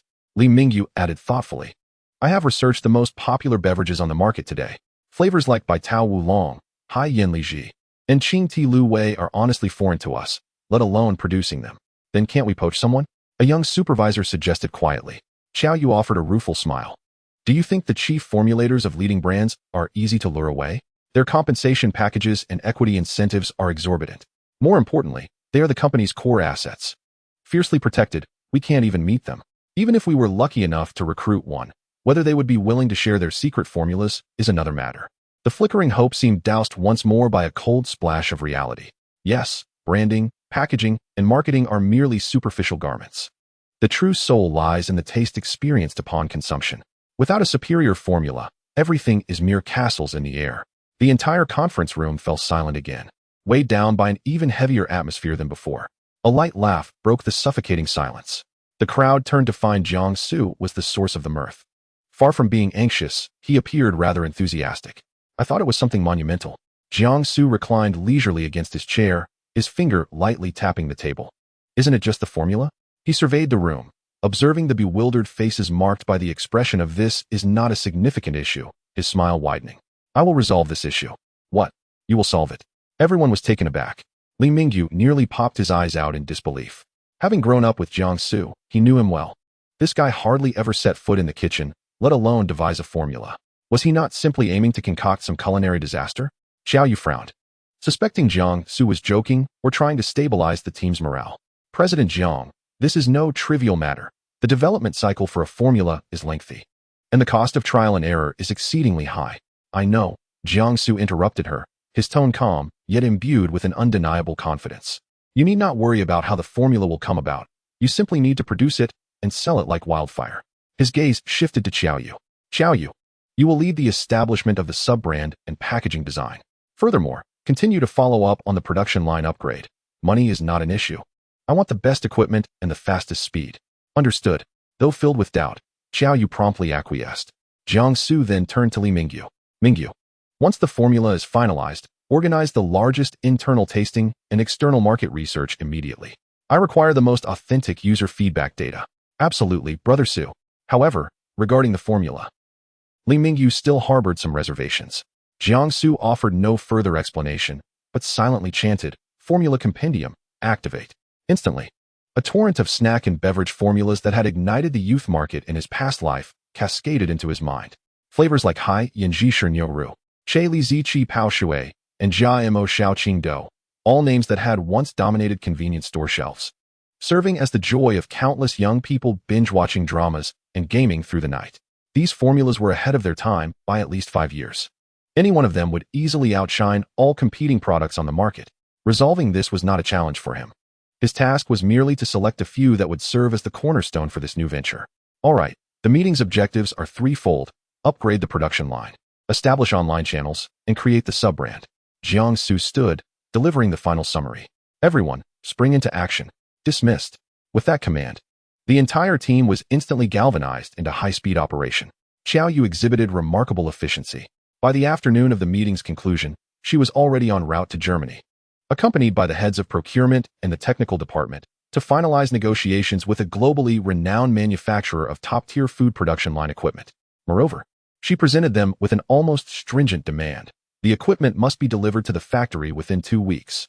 A seasoned team of engineers was dispatched to oversee the installation and commissioning process.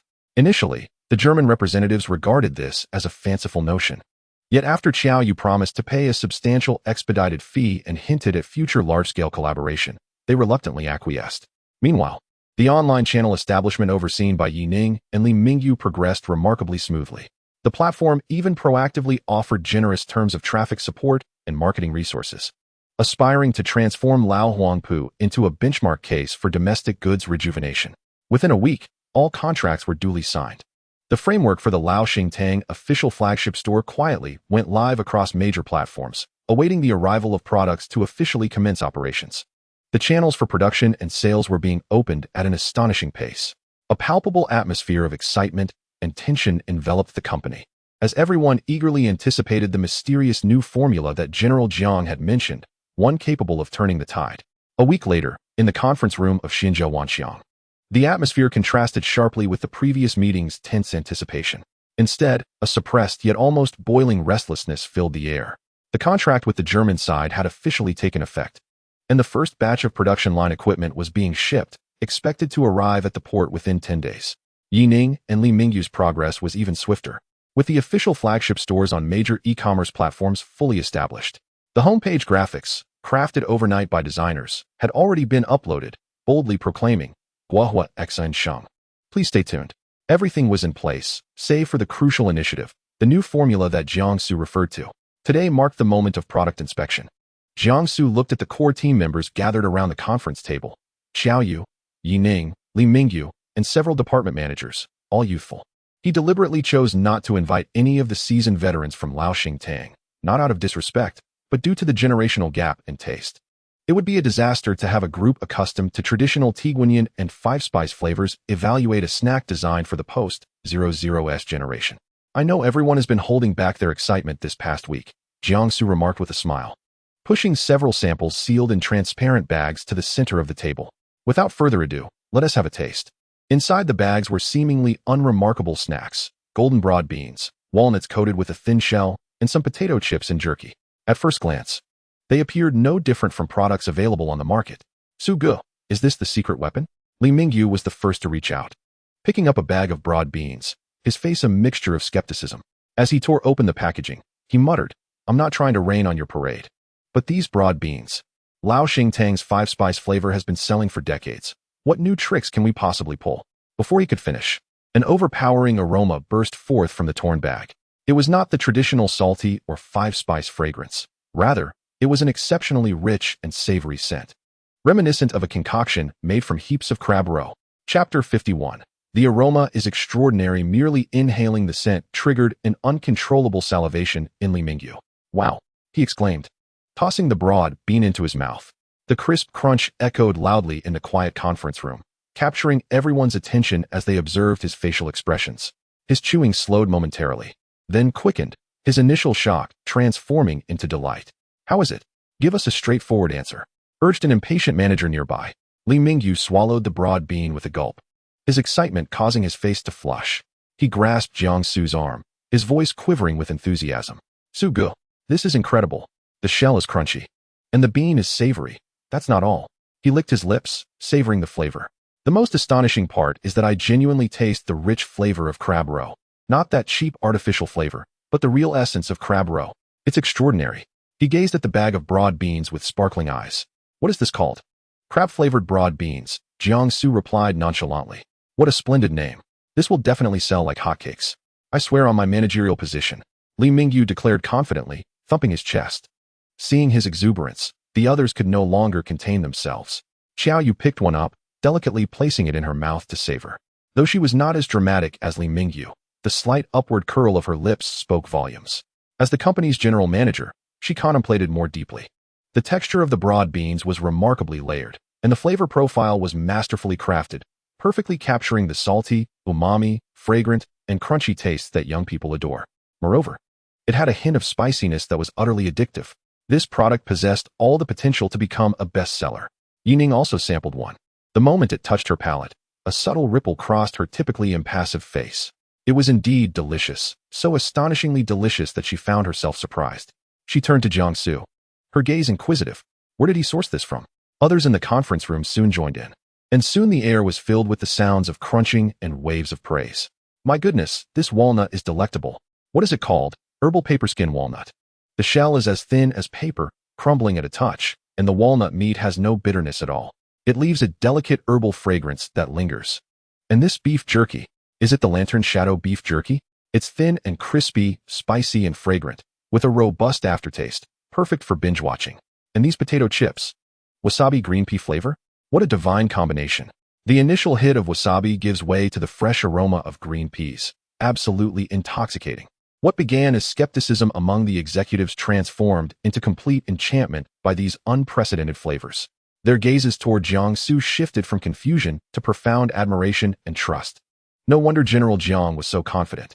In that moment, the entire team's confidence surged, reaching its zenith. "General Jiang." Xiao Yu set aside her snack and looked at him earnestly.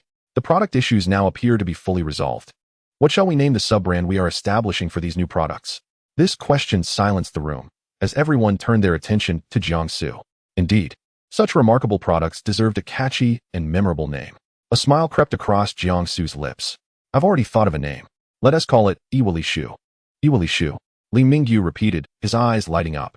"Hey, that's a great name. It sounds cute, lively, and perfectly matches the essence of our snacks. Jiang Xu nodded and explained, our target audience consists of the youth who have grown up alongside the internet. What do they enjoy? They favor cute things, relish the amusing, and are drawn to anything that can serve as a playful meme. The name Shu inherently evokes imagery. Upon hearing it, one can easily envision a group of fluffy little creatures, clutching various nutty snacks, their cheeks stuffed to the brim with joy and satisfaction. This is the brand image we wish to convey to consumers. Youthful, fun, and irresistibly delightful to the extent that one would stockpile them. With his explanation, everyone understood and nodded in agreement, praising the name as a stroke of genius. Excellent. It's settled then, Xiaoyu declared decisively. I will immediately instruct the branding department to commence the design of the logo and packaging, ensuring that the style aligns perfectly with the brand name, both adorable and distinctive. The atmosphere in the conference room was unprecedentedly lively, with everyone seemingly envisioning the day when the Shu brand would become a sensation across the web, and its snacks would reign supreme as the best sellers in convenience stores. Li Mingyu approached the conference table and swiftly tucked away the remaining unopened snack samples into his own pocket. What are you doing? Jiang Xu observed his actions, somewhat speechless. Li Mingyu chuckled mischievously, justifying himself. Su Gu, these are samples anyway. We shouldn't let them go to waste. I'll take them back for a more in-depth exploration of the product positioning.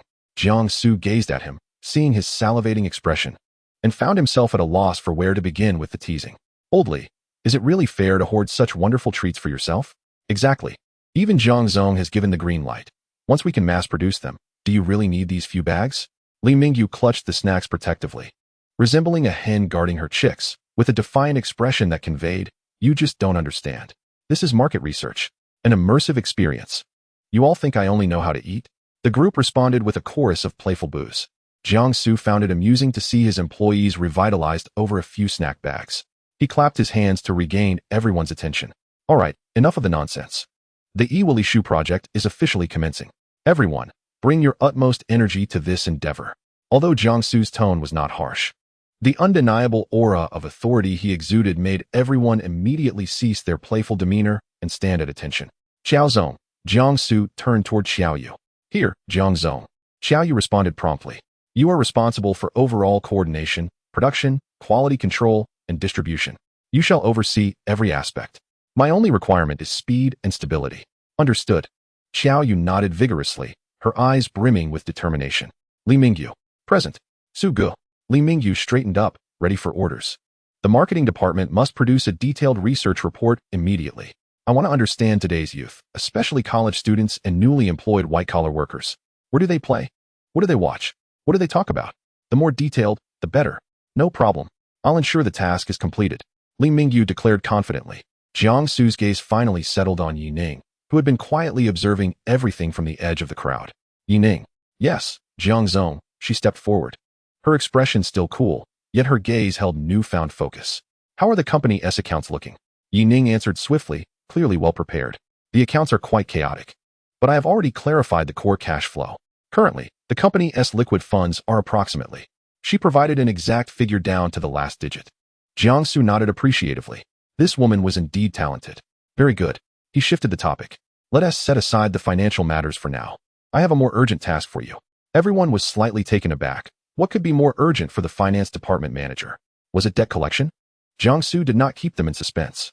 He returned to the conference room, picked up a pen and a sheet of paper from the table, and began to draw under the curious gazes of everyone present. His drawing skills were not professional, with lines that were somewhat crooked, but within a minute, a lively image sprang to life on the paper. It was a cartoon-style squirrel, round-bodied, with big eyes and a fluffy tail curled into a charming arc. Most striking were its cheeks, stuffed with food, displaying a look of contentment mixed with a hint of pride. The divine snack blueprint not only contained the recipe, but also included the brand image concept that best suited the product. Jiang Xu's task was to replicate this. Is this a sketch for the Shu logo? Li Mingyu leaned in for a closer look, his eyes wide with surprise. Wow, Su Gu, you can draw too? This is so adorable. Just this. Jiang Xu handed the sketch to Yining. I need you to transform this into a professional design draft, including the logo's vector image, the brand's basic guidelines, and preliminary product packaging design. What? This time, not only the others, but even Xiaoyu was taken aback. Are we really assigning the finance department manager to handle brand design? What kind of operation is this? Yining herself was momentarily stunned. She stared at the paper Jiang Xu held and struggled to process it. Jiang Zong, wouldn't it be better to hire a professional design company for this? Xiao Yu quietly suggested. There's no time to waste.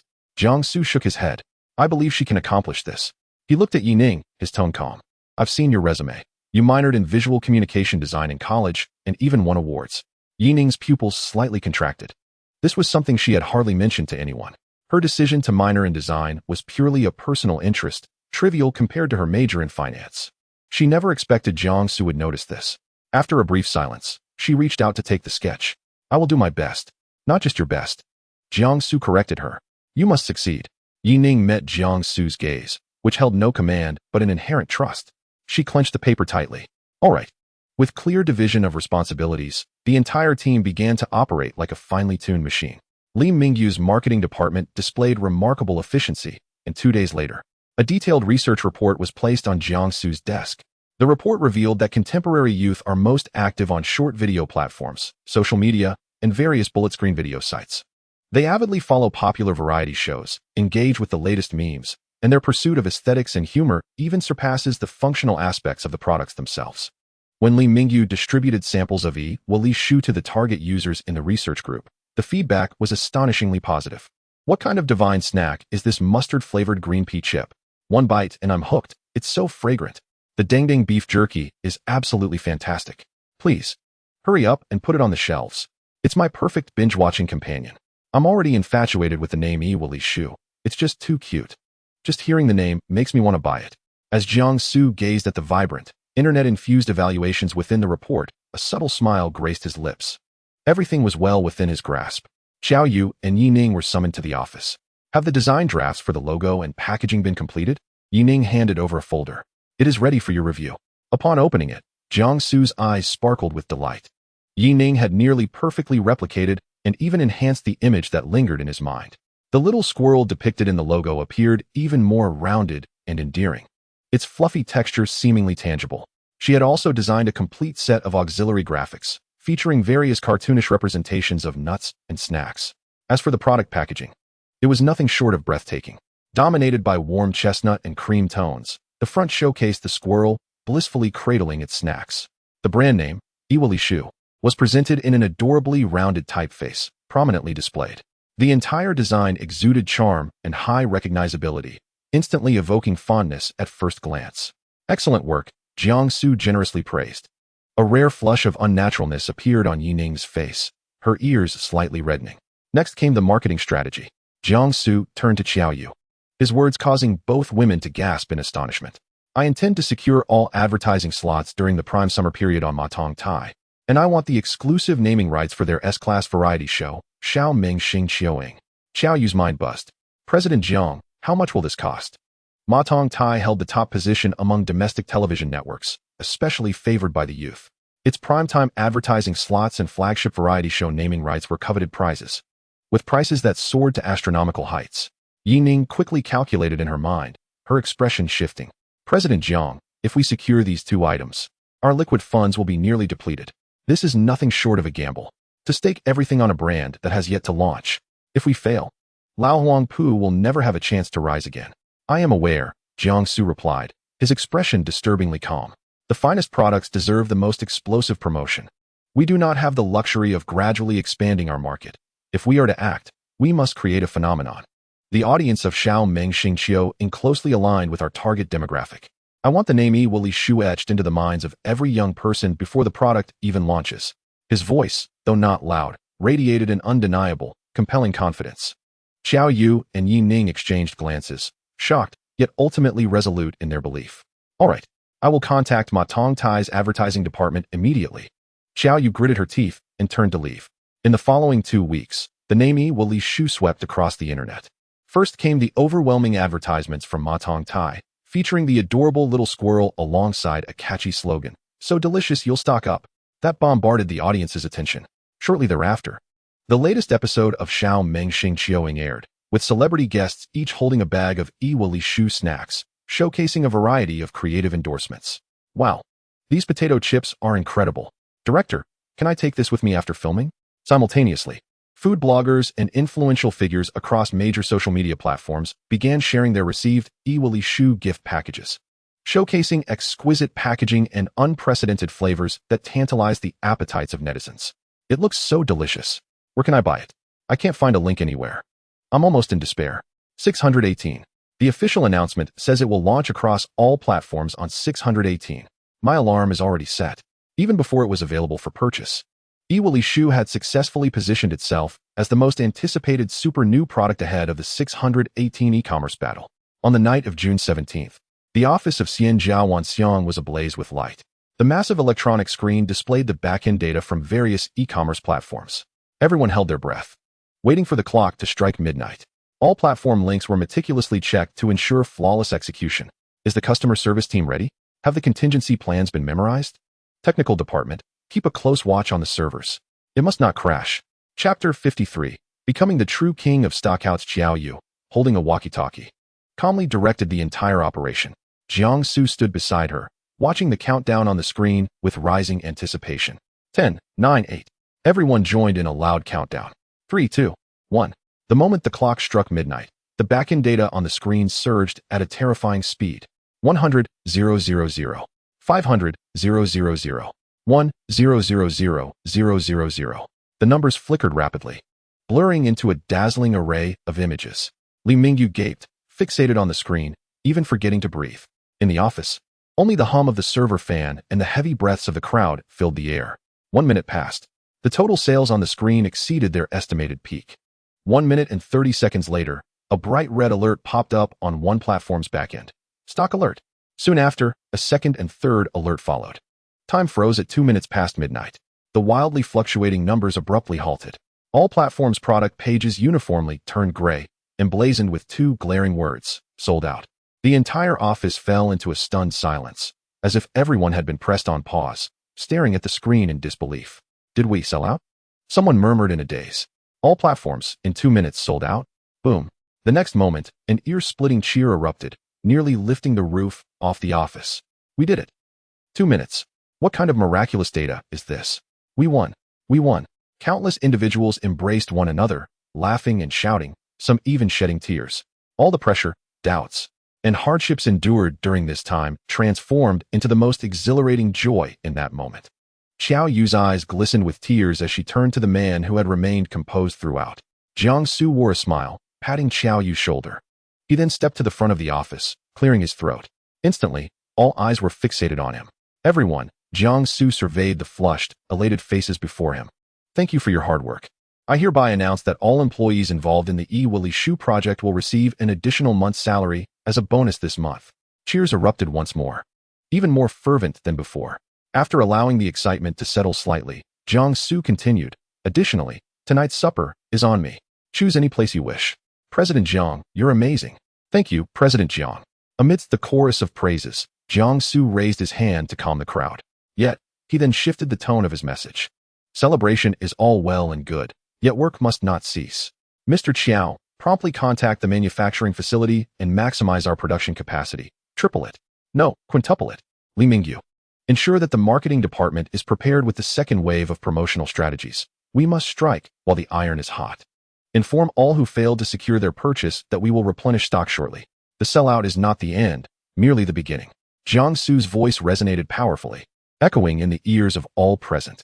Our ambition is to establish Shu as the true champion of scarcity.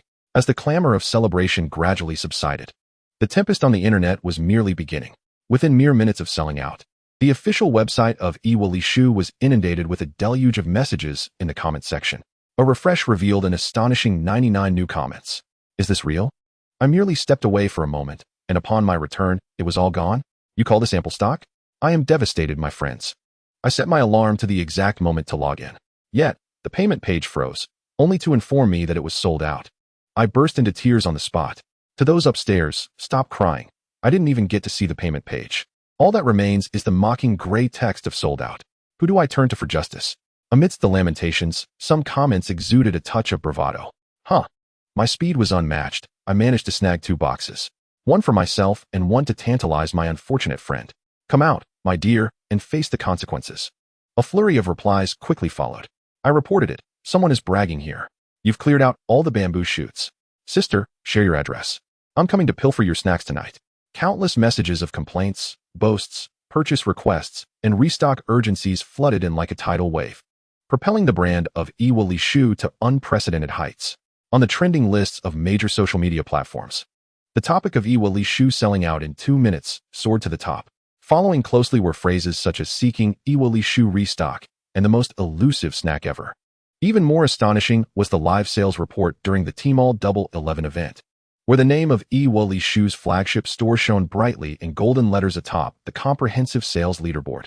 A newly launched brand had triumphed over all established giants to claim the crown of overall sales on Double 11. This was nothing short of a miracle in commercial history. As the smoke of online purchasing began to dissipate, the battlefield offline was already ablaze. The following day, before dawn, a daunting queue had formed outside the flagship store of Heir, situated in a prime location downtown. The line snaked from the entrance, around the corner, with no end in sight. "Brother, what time did you arrive?" a young reporter, shouldering a camera, inquired as he extended the microphone to a boy positioned relatively near the front of the line. The boy yawned, rubbing his bloodshot eyes. "Don't ask, man. I got here at 2 in the morning." The reporter, astonished, replied, "At 2 in the morning? Just to buy a snack?" The boy shot him a look of understanding. "This isn't just any snack. It's a social currency. My girlfriend made it clear that if I fail to secure Heir today, I shan't be allowed back home. How could I not give it my all?" The reporter chuckled, then turned to a fashionable girl behind him. "Miss, are you also here to buy for your boyfriend?" The girl rolled her eyes. "What a joke. I'm buying for myself. I didn't manage to snag any last night, and I was so furious that I couldn't sleep. Today, even if it costs me my life, I must buy." Similar dialogues unfolded throughout the lengthy queue. The media's flashing lights captured the frenzy, broadcasting these scenes of madness to countless screens across households. The brand influence of Heir was magnified infinitely through this spontaneous publicity.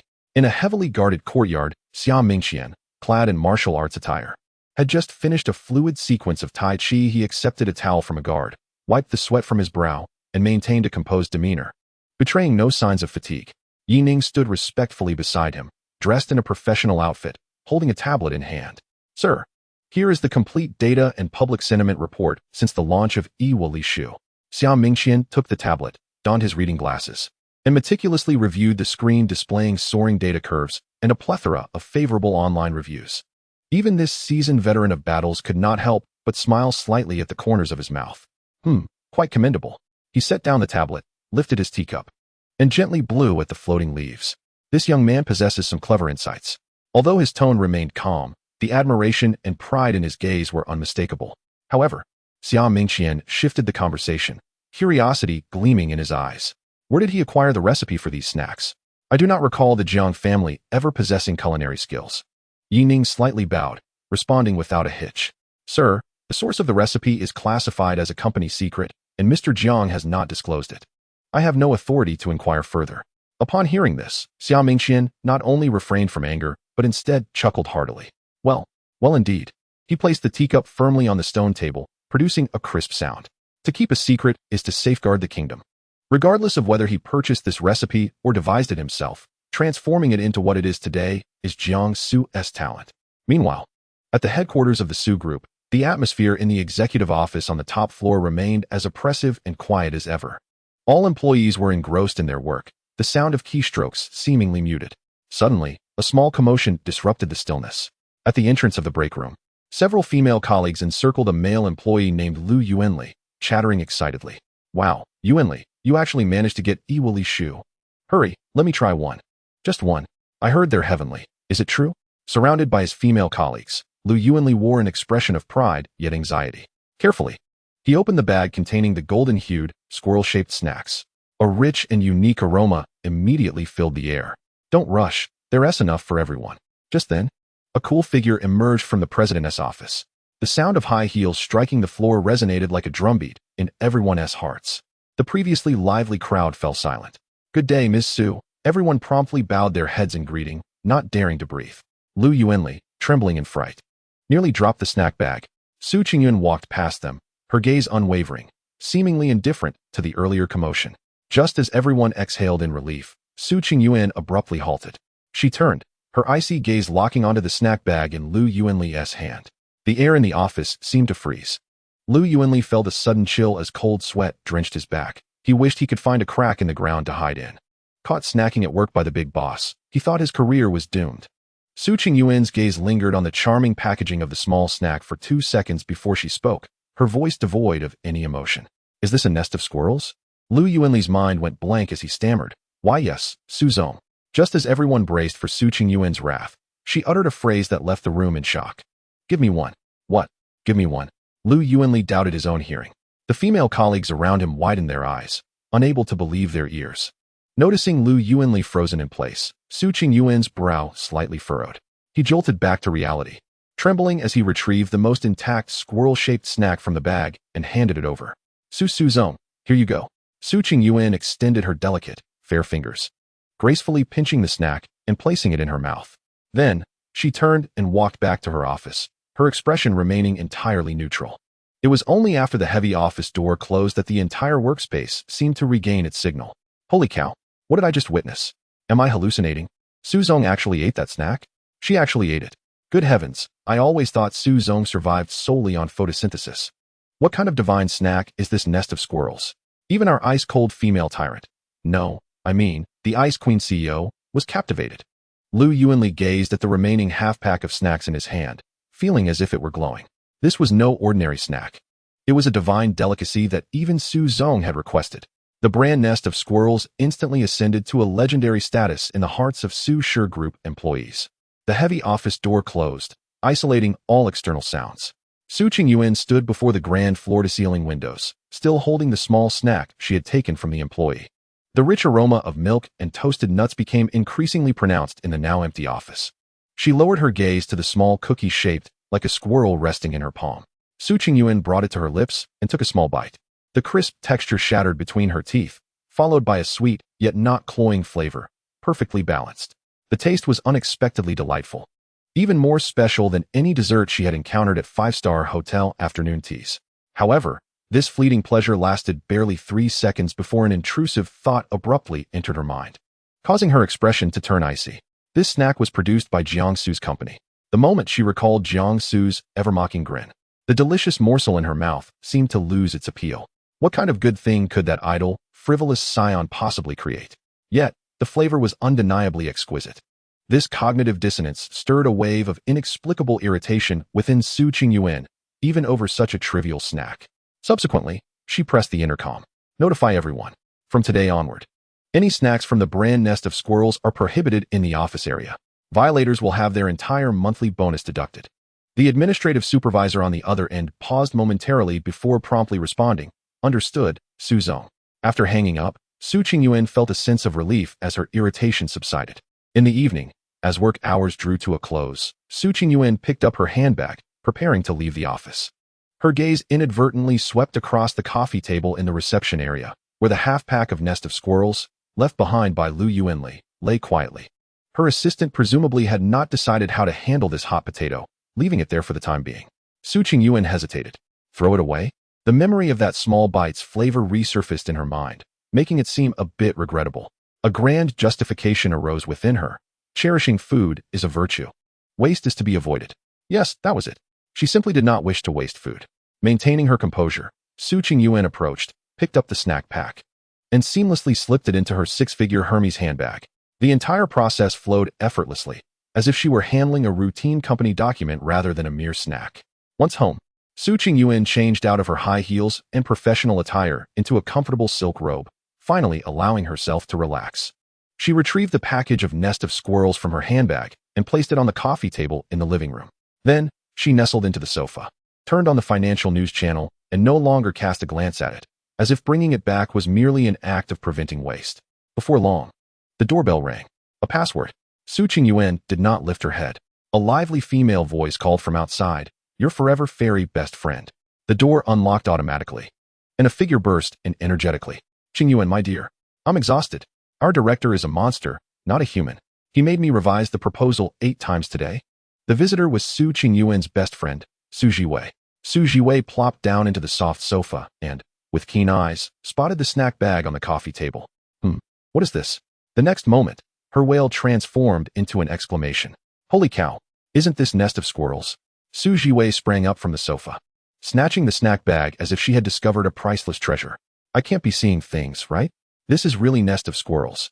The legendary snack that sells out in seconds, the divine delicacy that even scalpers can't get their hands on. She looked at Su Qingyuan with excitement. Sister, where did you get this? Hurry, let me try. I've been craving it for months. Without waiting for Su Qingyuan's response, Su Jiwei eagerly tore open the packaging and popped a squirrel-shaped snack into her mouth. She squinted her eyes in bliss, mumbling, delicious. Incredible. The flavor is simply crumbly and fragrant to the point of ecstasy. I set 10 alarms just to snag this. But every time I clicked in, it was sold out. I was so furious I almost smashed my phone. Watching Su Jiwei's utterly unrefined rapture, Su Qingyuan took a sip of warm water from her cup before leisurely speaking. It was made by Jiang Xu's company. Uffed. Su Jiwei nearly spat out the snack in her mouth. The air fell silent. Su Jiwei glanced between the snack in her hand and the frigid expression of Su Qingyuan, feeling her worldview slightly shaken. The legendary Jiang family scion could produce something so delicious? This defied logic.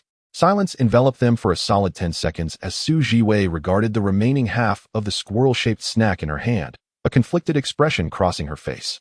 Then, with solemnity, she popped the remaining half into her mouth, chewing thoughtfully before swallowing.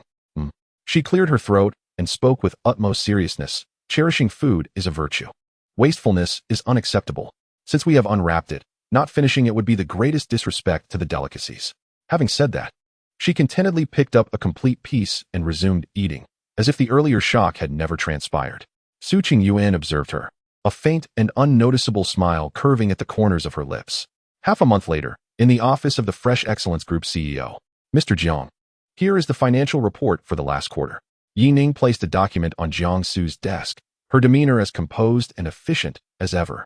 After updating the entire production line at Laoxingtong, both quality control and production capacity have significantly improved. The profit margin has stabilized and is steadily increasing. Jiang Xu perused the report, nodding in acknowledgement. Laoxingtong was the first company he acquired. Revitalizing this time-honored brand was merely the initial step of his grand plan. Yi Ning continued her report. Moreover, the momentum of Yi Shu is exceptionally strong. Upon mentioning this, even the typically composed Yi Ning's voice brimmed with excitement. Within 3 months of its launch, sales have already surpassed our initial annual target. According to the latest market research and data model analysis, Yi Shu is likely to achieve our 5-year plan ahead of schedule. In just 1 year, it has evolved from a viral product into a nationally recognized snack brand. This pace has exceeded everyone's expectations. However, Jiang Xu's expression remained unfazed, as if everything was well within his grasp. If the products from the system mall did not yield such results, that would indeed be peculiar. At that moment, a knock echoed at the office door. Xiao Yu, the general manager of Fresh Excellence, entered, unable to contain his elation. Mr. Jiang, I have good news. He hurried to Jiang Xu's desk, presenting an exquisitely crafted gilded invitation. We have received an invitation from the Chamber of Commerce. Jiang Xu raised an eyebrow, accepting the invitation. The design was simple yet luxurious, emblazoned with the words Youth Entrepreneurs Networking Event of Yunde Chamber of Commerce. Xiao Yu explained, Mr. Jiang, this is not an ordinary business gathering. Look at the lead figure. He pointed to an inconspicuous name at the bottom of the invitation, Lin Minyuan, the wealthiest man in Yunde, a legendary figure rarely seen in financial magazines. In essence, Mr. Jiang, this invitation is a ticket to enter the most elite circles of Yunde. It signifies that the success of Fresh Excellence has captured the attention of those at the highest echelons. Jiang Xu traced the embossed patterns on the invitation, his gaze profound. He intended to establish a business empire truly his own here, and this invitation was undoubtedly an excellent stepping stone. Understood, Jiang Xu placed the invitation on the desk, his tone calm. I will attend the networking event. The location for the Youth Entrepreneurs Networking event was chosen at the most prestigious 7-star hotel, Huiting. In the city center, a grand crystal chandelier hung from the ceiling, illuminating the banquet hall as if it were daylight. Elegantly dressed men and women mingled with champagne flutes in hand, the air infused with the scent of high-end perfume, fine wine, and ambition. Su Qingyuan, clad in a simple long dress, stood amidst the crowd, exuding an ethereal grace yet remaining the focal point of attention. Many young elites approached her, their conversations imbued with just the right amount of admiration and propriety. They knew she was Jiang Xu's fiancée and were aware of the Xu family's prominence in Yunde. None dared to intrude unnecessarily, except for one. A somewhat greasy yet faintly profound male voice resounded from behind her. Su Qingyuan subtly furrowed her brow. Without needing to turn around, she recognized who it was. Zhao Haitao, the vice president of the Jiang Zhao Group's Yunde branch, and her most persistent yet exasperating suitor. As expected, Zhao Haitao approached her, a glass of red wine in hand, his gaze almost burning into her. "I never expected to see you here," he declared, mistaking his words for a display of deep affection. Su Qingyuan suppressed an eye roll. "Please, given the caliber of this networking event, if he can attend." "Why can't I?" She merely nodded politely and distantly replied, "Mr. Zhao." The title stung Zhao Haitao like a thorn, as he detested Su Qingyuan's formal tone. "Qingyuan, why must we be so estranged?" Zhao Haitao stepped closer, attempting to bridge the gap between them. Su Qingyuan subtly retreated a step, establishing a safe distance. "Mr. Zhao, I believe our relationship is confined to professional matters." Her tone turned frostier. Zhao Haitao's expression faltered, and he glanced around, lowering his voice, his words tinged with resentment. "Why? Why must it be Jiang Xu?" Su Qingyuan was almost amused by his audacity. Did he not comprehend human language? "Whom I choose seems unnecessary to report to Mr. Zhao. Does it not? I only feel it is a pity for you." Zhao Haitao's voice inadvertently rose, his eyes filled with misguided sympathy. "Qingyuan, I know you must be coerced by your family, right?" He began to boast, as if partaking in a bidding war. "I am here to expand the South China market. Our group's strength will undoubtedly surpass the Jiang family in the future. Furthermore, I understand you better than Jiang Xu. I am more exceptional than he is. What qualifications does a second-generation heir who relies solely on his family have to possess you?" Su Qingyuan's patience had entirely worn thin. Chapter 56, The Fox Assuming the Tiger's Might. She despised such self-righteous men who casually belittled others, especially when the one being belittled was Jiang Xu. Just as she was about to retort, a familiar languid voice interjected from the side. "Oh, is that so?" Su Qingyuan froze, turning abruptly. Jiang Xu had appeared behind her. Clad in a well-tailored black suit, the collar of his shirt casually unbuttoned. He exuded an air of refined elegance, lacking the usual casualness, and radiated an indescribable charm. He did not spare Zhao Haitao a glance, walking directly to Su Qingyuan. Then, under Zhao Haitao's fiery gaze, he naturally wrapped his long arm around Su Qingyuan's slender waist. A familiar, crisp woody fragrance enveloped Su Qingyuan instantly. Her body tensed instinctively but soon relaxed, leaning slightly into his embrace. "Ah, my ally has arrived. I can now unleash my power. Why did you arrive so late?" Su Qingyuan tilted her head slightly to gaze at Jiang Xu. Her tone laced with an unintentional hint of petulance. Jiang Xu looked down at her, his fingertips lightly pinching her waist in a soothing manner. "There was a bit of traffic. Were you worried?" "Not really. Just," Su Qingyuan elongated her tone, glancing at Zhao Haitao, whose face had darkened considerably. "I was somewhat annoyed by a few inconsequential individuals. The interaction between the two was intimate and natural, appearing to outsiders as a pair of young lovers engaged in flirtation." Zhao Haitao felt as though his lungs might burst from indignation. His carefully prepared questions and confessions seemed like a mere solo performance in the presence of these two. After Jiang Xu established his claim, he finally deigned to divert his gaze to Zhao Haitao, though his expression was as indifferent as one would reserve for an inanimate object. "And who might you be?" He feigned ignorance. Su Qingyuan, nestled in his embrace, lazily introduced him. "Oh, the esteemed Zhao Zong of the Jiang Zhao Group." "Zhao Zong, is it?" Jiang Xu elongated his words, nodding slightly as he turned to Su Qingyuan with a tone of endearment. "Did you not mention that the desserts here are delightful? Come, let me accompany you to sample them." With that, he made to guide Su Qingyuan away, completely disregarding Zhao Haitao. At this point, Zhao Haitao could no longer contain himself. Being ignored felt far more humiliating than being openly berated. "Stop!" he shouted in anger. "Jiang Xu." Jiang Xu halted, finally casting a proper glance at him, his brow raised in annoyance. "Is there something you need, Zhao Zong? I ask you, what right do you have to be here?" Zhao Haitao's face was rife with derision and contempt. This is a networking event for young entrepreneurs in Yunde, attended by elite individuals who have achieved success in the business realm. He scrutinized Jiang Xu with a contemptuous laugh. "And you? Aside from being born into the Jiang family, what have you accomplished? You are merely here to mingle and make connections, aren't you? What a disgrace." His voice was loud enough to draw the attention of several guests, who began to murmur amongst themselves. Su Qingyuan's expression darkened instantly, about to defend Jiang Xu, when a warm hand gently pressed against her wrist.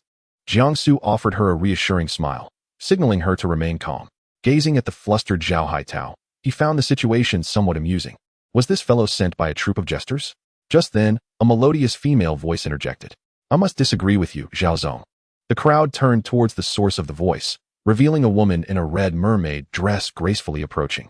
With her chestnut curls, she was evidently of mixed heritage, possessing a strikingly fierce beauty, yet her smile radiated a perfectly balanced warmth. Miss Lin, gasps rippled through the crowd. She was Lin Yunhuan, the only daughter of President Lin Mingyuan of the Yunda Chamber of Commerce and one of the co-hosts of the event. Upon seeing Lin Yunhuan, Zhao Haitao's haughty demeanor immediately tempered, and he forced a smile. Miss Lin, you have arrived. She nodded at him, her gaze shifting to Jiang Xu, her smile growing more genuine. Mr. Jiang, we welcome your presence. Her formal address indicated her stance unequivocally. Zhao Haitao's expression darkened further, seemingly oblivious. Lin Yunhuan continued with a smile. You mentioned earlier that Mr. Jiang lacks the qualifications to attend our networking event? Zhao Haitao was momentarily at a loss for words. I believe Zhao Zong may not be fully aware of Mr. Jiang's recent endeavors. Lin Yunhuan's voice was steady, resonating clearly among the crowd. Just last month, Mr. Jiang successfully led the acquisition of the renowned old brand Lao Xingtong under his personal name. This case is regarded as a classic merger within our chamber. Gasps of astonishment filled the air. He acquired it? My goodness, that's quite a feat. Zhao Haitao's eyes widened, clearly unaware of this development. Lin Yunhuan did not stop there. She continued to unveil further revelations. Additionally, the trending cultural IP known as Wuli Shu. Has anyone followed that? Yes. My daughter is a huge fan and has purchased several merchandise sets. Voices chimed in from the crowd. Lin Yunhuan's gaze fell upon Jiang Xu, filled with admiration. The founder of that project is none other than Mr. Jiang. He not only revitalized a traditional brand, but also created a phenomenal IP from scratch, seamlessly merging traditional culture with contemporary economics. She paused, surveying the surrounding faces before locking eyes with Zhao Haitao's stunned expression, concluding with a smile. Therefore, Zhao Zong, do you still believe Mr. Jiang lacks the qualifications to receive an invitation from our chamber? An oppressive silence enveloped the room. All eyes were now on Jiang Xu. Shifting from mere curiosity to respect, Zhao Haitao's face fluctuated between crimson and pale, as if he were being publicly slapped repeatedly, the sting palpable. His proud achievements seemed utterly trivial in comparison to Jiang Xu's accomplishments. He attempted to retort, but found himself utterly speechless. Seeing his predicament, Lin Yunhuan graciously provided him an escape. By the way, Zhao Zong, I overheard the sommelier mention a newly opened bottle of 1982 Greek Cabernet Sauvignon. It's reputed to have a rich flavor. As a connoisseur, why not go sample it? Her words were polite, yet the intent to usher him away was unmistakable. If Zhao Haitao lingered any longer, he would be courting further humiliation. With a fierce glare directed at Jiang Xu, filled with resentment, he muttered, "Fine. I shall take my leave." With that, he turned tail and awkwardly wove through the crowd, retreating from this place of public disgrace. Watching Zhao Haitao flee, Su Qingyuan felt a wave of relief wash over her. She turned to Lin Yunhuan, sincerely expressing her gratitude. Miss Lin, I owe you one today. It was merely a small gesture. Lin Yunhuan waved her hand dismissively, her gaze flitting between Jiang Xu and Su Qingyuan with a playful smile. Besides, some individuals simply need a lesson. They always expect the world to revolve around them. It was evident she had long harbored disdain for Zhao Haitao. Jiang Xu nodded in acknowledgement of her support. Thank you, Miss Lin. There's no need for such formality. Chapter 57. Nonsense. Lin Yunhuan's smile grew warmer as she looked at Jiang Xu, her eyes sparkling. On a serious note, Jiang Xu, my father is extremely interested in your Wuli Shu project and has been eager to find an opportunity to discuss it with you. Just as Zhao Haitao's figure was about to vanish around the corner of the crowd, Jiang Xu spoke up, his voice low yet clear enough to reach him. Zhao Zong, a friendly reminder. Zhao Haitao abruptly halted, his body tensing. He did not turn around, but the rigidity of his posture spoke volumes. Jiang Xu's voice was devoid of emotion, akin to stating a mere fact. Have you recently been feeling a sense of weakness in your lower back and knees, along with discomfort in certain areas? I recommend you visit a urologist or dermatologist promptly. Some ailments, if left untreated, can lead to serious complications. At this, the air, which had only just regained its normalcy, grew eerily charged once more. Zhao Haitao visibly trembled. He abruptly turned around, his face turning a deep shade of purple, and his gaze seemed as if it would consume Jiang Xu whole. What nonsense are you spouting? He nearly shouted. This reaction was tantamount to a confession. Jiang Xu, however, merely regarded him calmly, shrugging his shoulders with an expression of innocence. I merely made a basic judgment based on your complexion, gait, and breath. Whether you choose to believe it is entirely up to you. You are slandering me. This is an outrageous accusation. Zhao Haitao trembled with rage, his fingers quivering as they pointed at Jiang Xu, yet he dared not confront him directly.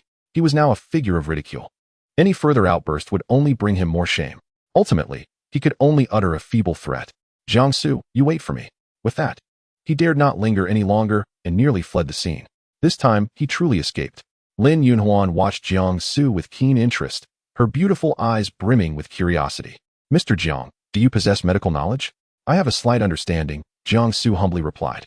Beside him, Su Qingyuan could not help but furrow her brow, tugging at his sleeve and whispering, "What absurdity are you spouting now?" To her, it seemed Jiang Xu was deliberately humiliating Zhao Haitao, speaking far too harshly. Although she also despised Zhao Haitao, she felt that such methods were somewhat beneath dignity. Jiang Xu glanced at her, then at Lin Yunhuan, whose eyes sparkled with inquisitiveness, and suddenly lowered his voice, leaning closer. A faint, clean scent of men's cologne wafted over, causing both women to instinctively hold their breath. This is not nonsense. His voice was soft, imbued with mystery. Do you know about Huayo? Lin Yunhuan nearly spewed the champagne she had just sipped. Thankfully, she reacted quickly, covering her mouth, though her charming face instantly flushed crimson. Su Qingyuan was also momentarily taken aback, quickly realizing the meaning of those two words. Her cheeks burned with embarrassment and indignation as she shot Jiang Xu an offended glare. What a scoundrel! Discussing such matters with two young ladies. Jiang Xu appeared oblivious to their discomfort, continuing his analysis in a hushed tone.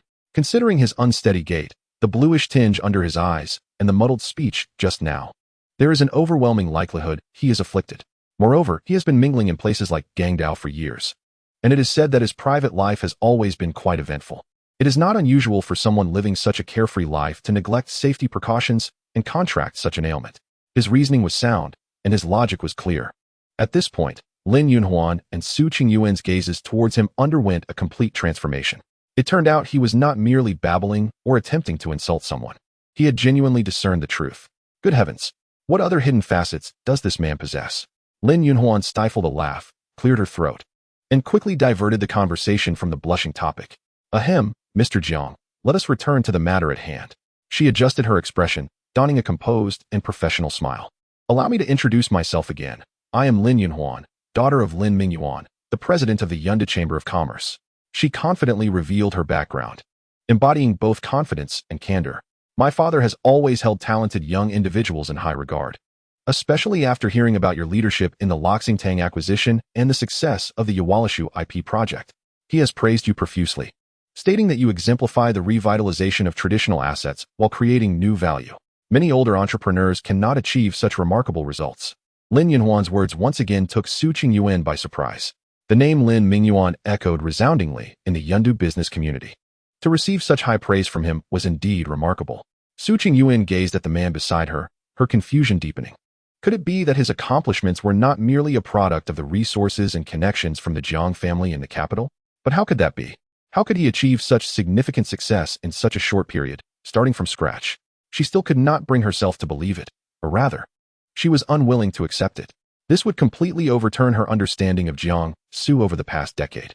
Lin Yunhuan seemed oblivious to Su Qingyuan's complex inner turmoil. Her entire focus remained on Jiang Xu. My father has been eager to discuss potential collaboration with you, but feared it might come across as too abrupt. Since we fortuitously met at this banquet today, Mr. Jiang, would you be interested in finding a quieter place to discuss the details? After saying this, she turned her gaze towards Su Qingyuan, a subtle smile playing on her lips. That smile seemed to carry a hint of barely perceptible challenge. Of course, that depends on whether Miss Su agrees. After all, this is your private moment with Mr. Jiang, and my intrusion might be rather disruptive. The question was impeccably phrased. If Su Qingyuan claimed it was a disturbance, she would appear petty and effectively hinder Jiang Xu from discussing important matters. Yet, if she said it was not a disturbance, she would still feel an uneasy sensation in her heart. Lin Yunhuan's prowess was undoubtedly superior to that of Zhao Haitao. Su Qingyuan huffed inwardly, maintaining a facade of nonchalance, even managing a gracious smile. Miss Lin, you jest. Discussing important matters is paramount. She slightly turned her body, gesturing for them to proceed. Please, do go ahead. I could use some time alone. Then I shall not impose. Lin Yunhuan winked at her, then turned to Jiang Xu. Mr. Jiang, this way, please. There are a few small meeting rooms on the second floor that are not open to the public. They are quite tranquil. Very well. Jiang Xu nodded at Su Qingyuan and followed Lin Yunhuan through the crowd, making their way towards the staircase leading to the second floor. Observing their harmonious silhouettes side by side, The tall man and the graceful woman appeared in perfect harmony beneath the chandeliers. Su Qingyuan tightened her grip around her wine glass unconsciously. The meeting room on the second floor was indeed quiet, effectively isolating the clamor of the banquet below. A single small wall lamp illuminated the room, casting a dim yellow light that created an almost intimate atmosphere. Lin Yunhuan did not rush to take a seat. Instead, she approached the minibar, skillfully retrieving a bottle of mineral water, twisting it open, and offering it to Jiang Xu. Have some water. We have been talking for quite some time, and you must be thirsty. Thank you. Jiang Xu accepted the bottle. Lin Yunhuan opened one for herself as well. Leaning against the bar, gently swirling the bottle while gazing intently at Jiang Xu. Mr. Jiang, may I call you by your first name? Certainly. Good. Chapter 58. In search of you. Lin Yunhuan smiled, her expression radiant and tinged with a hint of mischief, reminiscent of a cunning fox. To be frank, I came here today primarily to seek you out. She did not beat around the bush, speaking directly. I am certainly interested in the business matters I mentioned to my father, but I am even more intrigued by you as a person. Jiang Xu raised an eyebrow, remaining silent as he awaited her continuation. Lin Yunhuan took a sip of water to moisten her throat, her admiration for him almost unmasked. Men like you, so exceptional, are becoming increasingly rare. Handsome, capable, and yet so discreet. She tilted her head, half joking and half serious as she spoke. Had I not known that you already have a fiancé, I might have genuinely succumbed to the temptation of pursuing you. While such words from another might come across as flippant, when spoken by Lin Yunhuan, they exude a confidence that is undeniably charming, rendering her quite endearing instead of off-putting. Jiang Xu finally broke into a smile. Miss Lin, you flatter me. No, I merely state the truth. Lin Yunhuan's expression suddenly turned serious as she placed her water bottle down and approached Jiang Xu, locking her gaze with his. Jiang Xu, are you curious about how I or my father knows about your affairs? This was indeed a question that lingered in Jiang Xu's mind. Lin Yunhuan seemed to perceive his thoughts, and before he could respond, she continued unabated. Her voice was soft, yet each word sent ripples through the air. In the first month, you engaged in rapid stock trading under your personal account, starting with a modest sum. Within a month, you multiplied it 20-fold. Subsequently, you used this capital to acquire the nearly bankrupt Lao Xingtong Pharmaceutical outright. The entire process was conducted without any intermediaries or connections. Jiang Xu's pupils constricted slightly. How could she know such intricate details? Lin Yunhuan pressed on, enumerating further. You established the Wenchuang Ipuanyu Li, from character design to story development, online promotion to offline collaborations.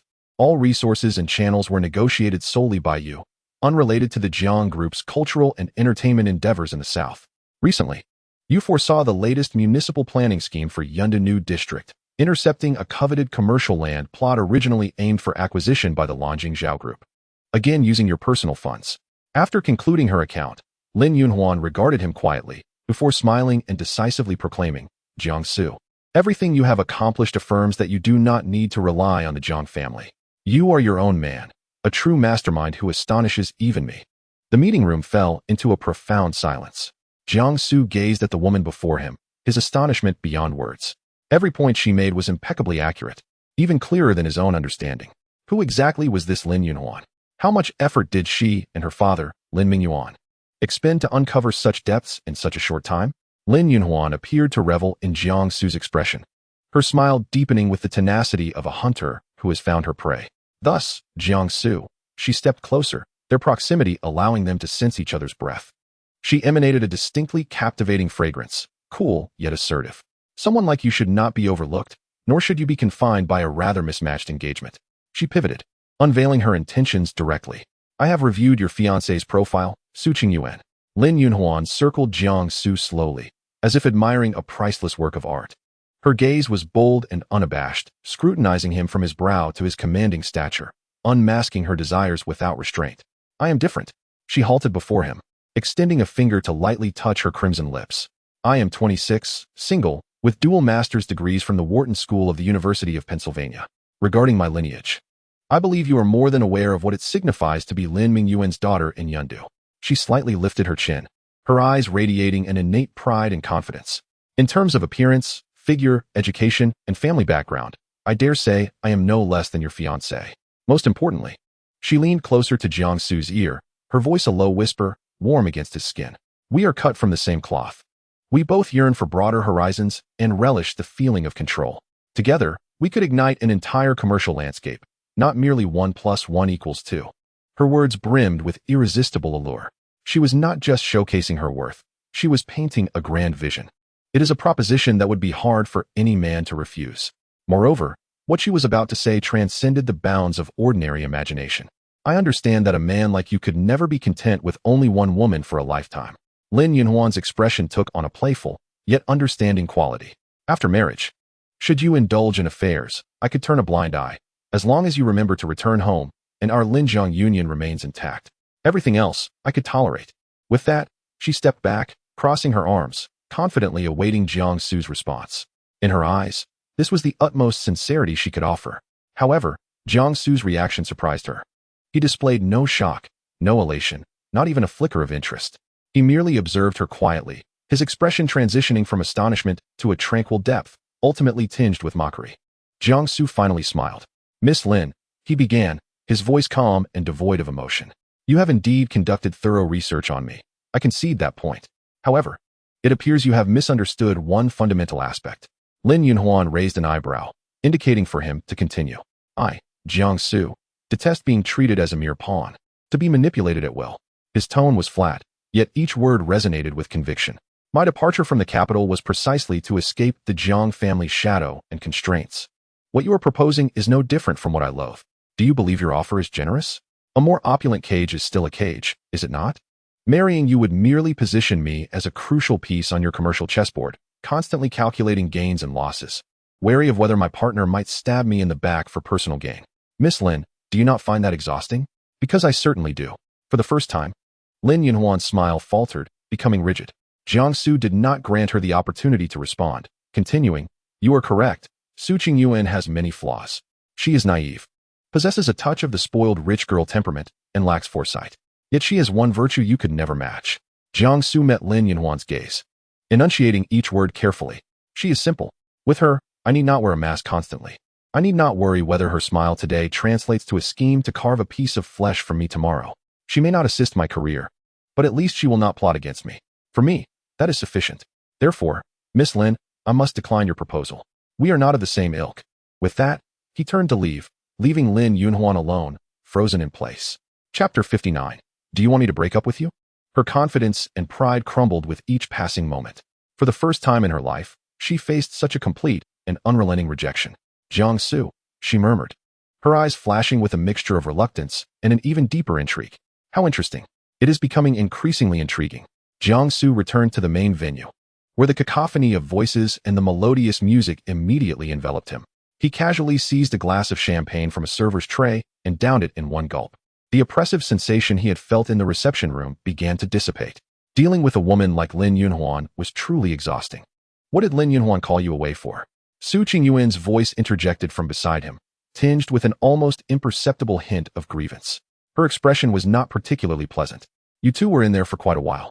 Observing her puffed-up demeanor, Jiang Xu couldn't help but find it amusing. Compared to Lin Yunhuan's cunning, Su Qingyuan's minor temper tantrum was as endearing as a ruffled cat. His mood lifted considerably. He joked, oh, it was nothing significant. She just told me that she has taken a fancy to me and wants me to break up with you to be with her.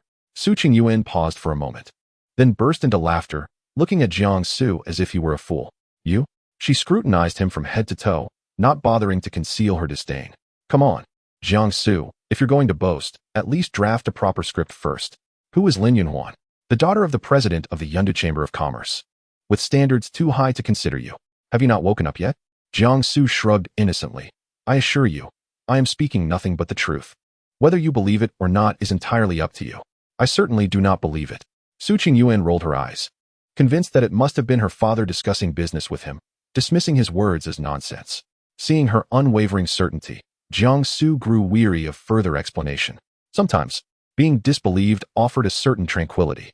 Just then, a commotion erupted from a corner of the venue. A woman's piercing scream shattered the harmonious atmosphere, followed by the sharp sound of glass shattering and gasps from the crowd. What happened? What's going on? Look over there. Someone has fainted. It's Mr. Zhang. Mr. Zhang Heng has collapsed. The venue was thrown into chaos, with everyone's gaze fixed on the center of the disturbance. An elderly man with graying hair lay on the ground, his complexion a ghastly blue, clutching his chest tightly, his body convulsing slightly. Quick, call an ambulance. Is there a doctor here? Among the crowd, a well-dressed, blonde-haired foreign man swiftly pushed his way through. "Everyone, make way. I am a doctor," he shouted in English as he knelt beside the elderly man, beginning his examination.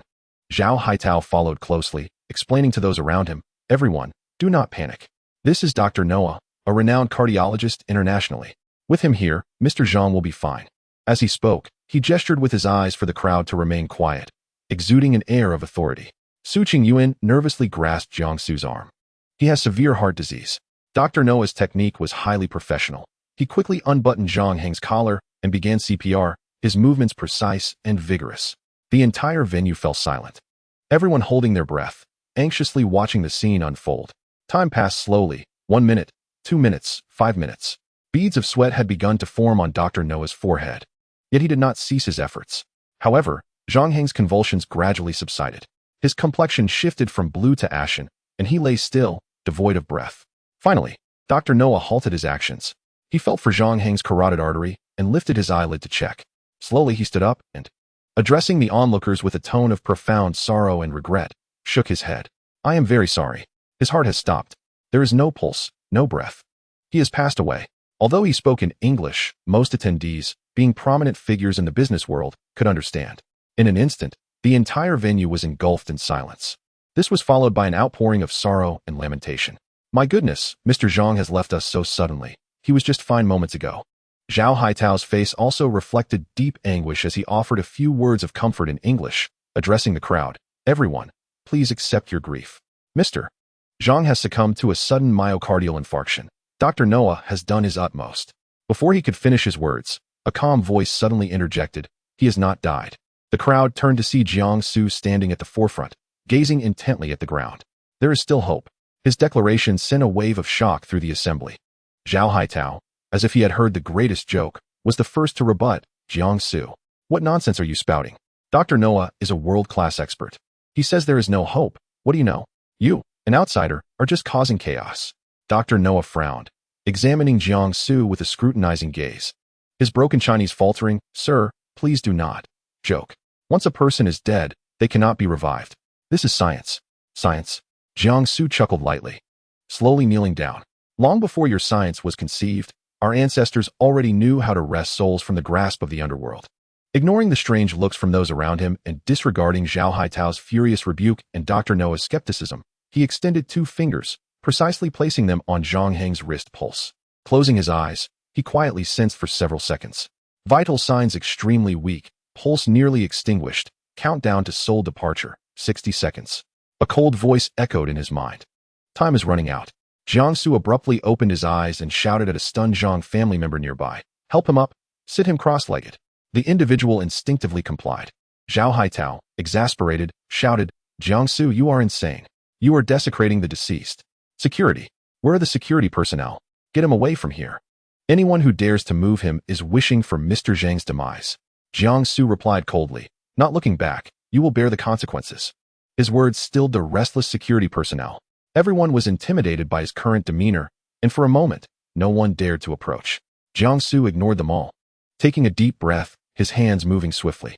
With lightning speed, he struck the vital acupoints on Zhang Heng's chest, followed by positioning his palms against his back, channeling a weak yet pure internal energy.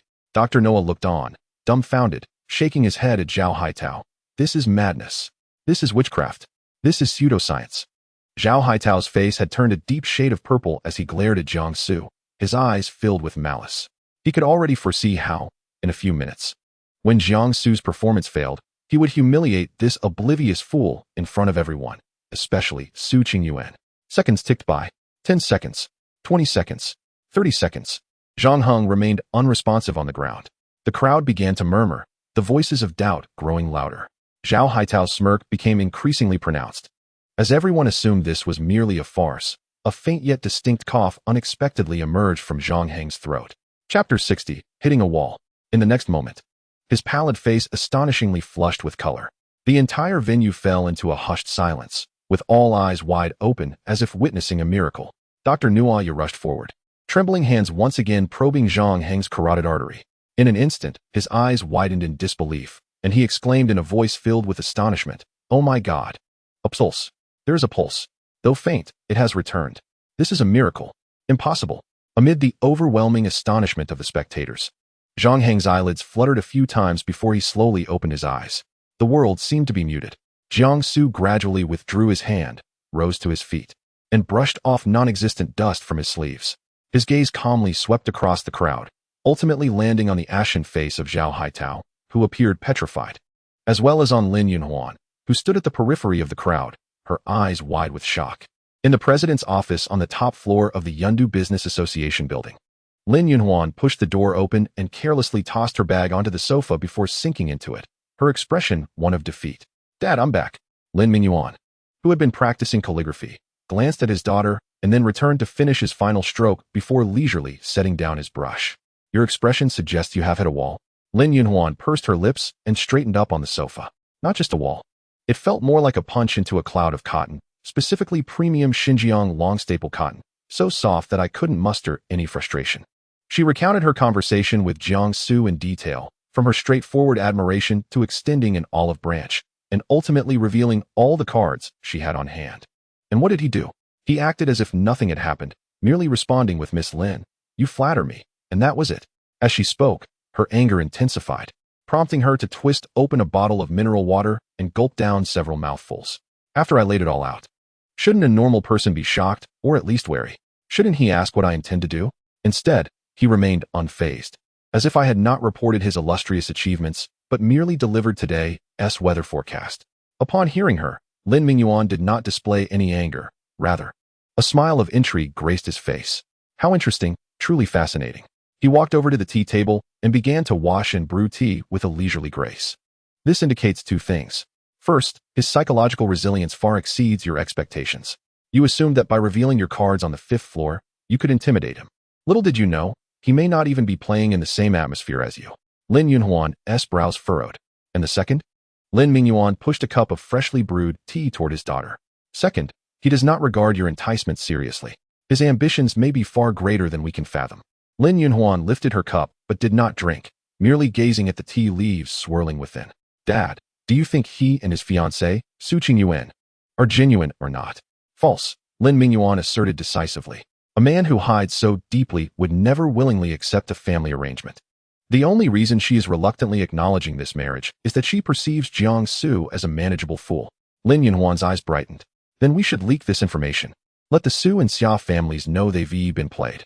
I want to see how Jiang Xu will handle it." "Foolish," Lin Mingyuan admonished sharply, his tone unusually stern. "By doing so, you would be playing right into the hands of the Xia and Su families." He gazed at his bewildered daughter, sighed, and patiently explained. "What do prominent families value the most? Their reputation. If you pierce through this facade, what do you think they will do to save face? They will have no choice but to forcefully make this marriage a reality. In that case, even if Jiang Xu and Su Qingyuan are reluctant, they will be bound together. Wouldn't we be pushing him right into the Su family's camp?" Lin Yunhuan's complexion paled, and cold sweat trickled down her back. She had not considered this deeply. "So what should we do? Just watch?" "No." Lin Mingyuan shook his head, a sly smile curving his lips. "We should not only watch, but also lend him a hand." He paused and posed a question. "Why do you think Su Qingyuan looks down on Jiang Xu?" "Because rumors say he's just a worthless playboy." "Exactly." Lin Mingyuan nodded. "But what if Su Qingyuan discovers that this so-called waste is, in fact, a dragon capable of stirring up the waters? Do you think that with her admiration for strength, she would still resist this marriage? Perhaps she would be immediately smitten and eager to turn the falsehood into reality." Lin Yunhuan realized.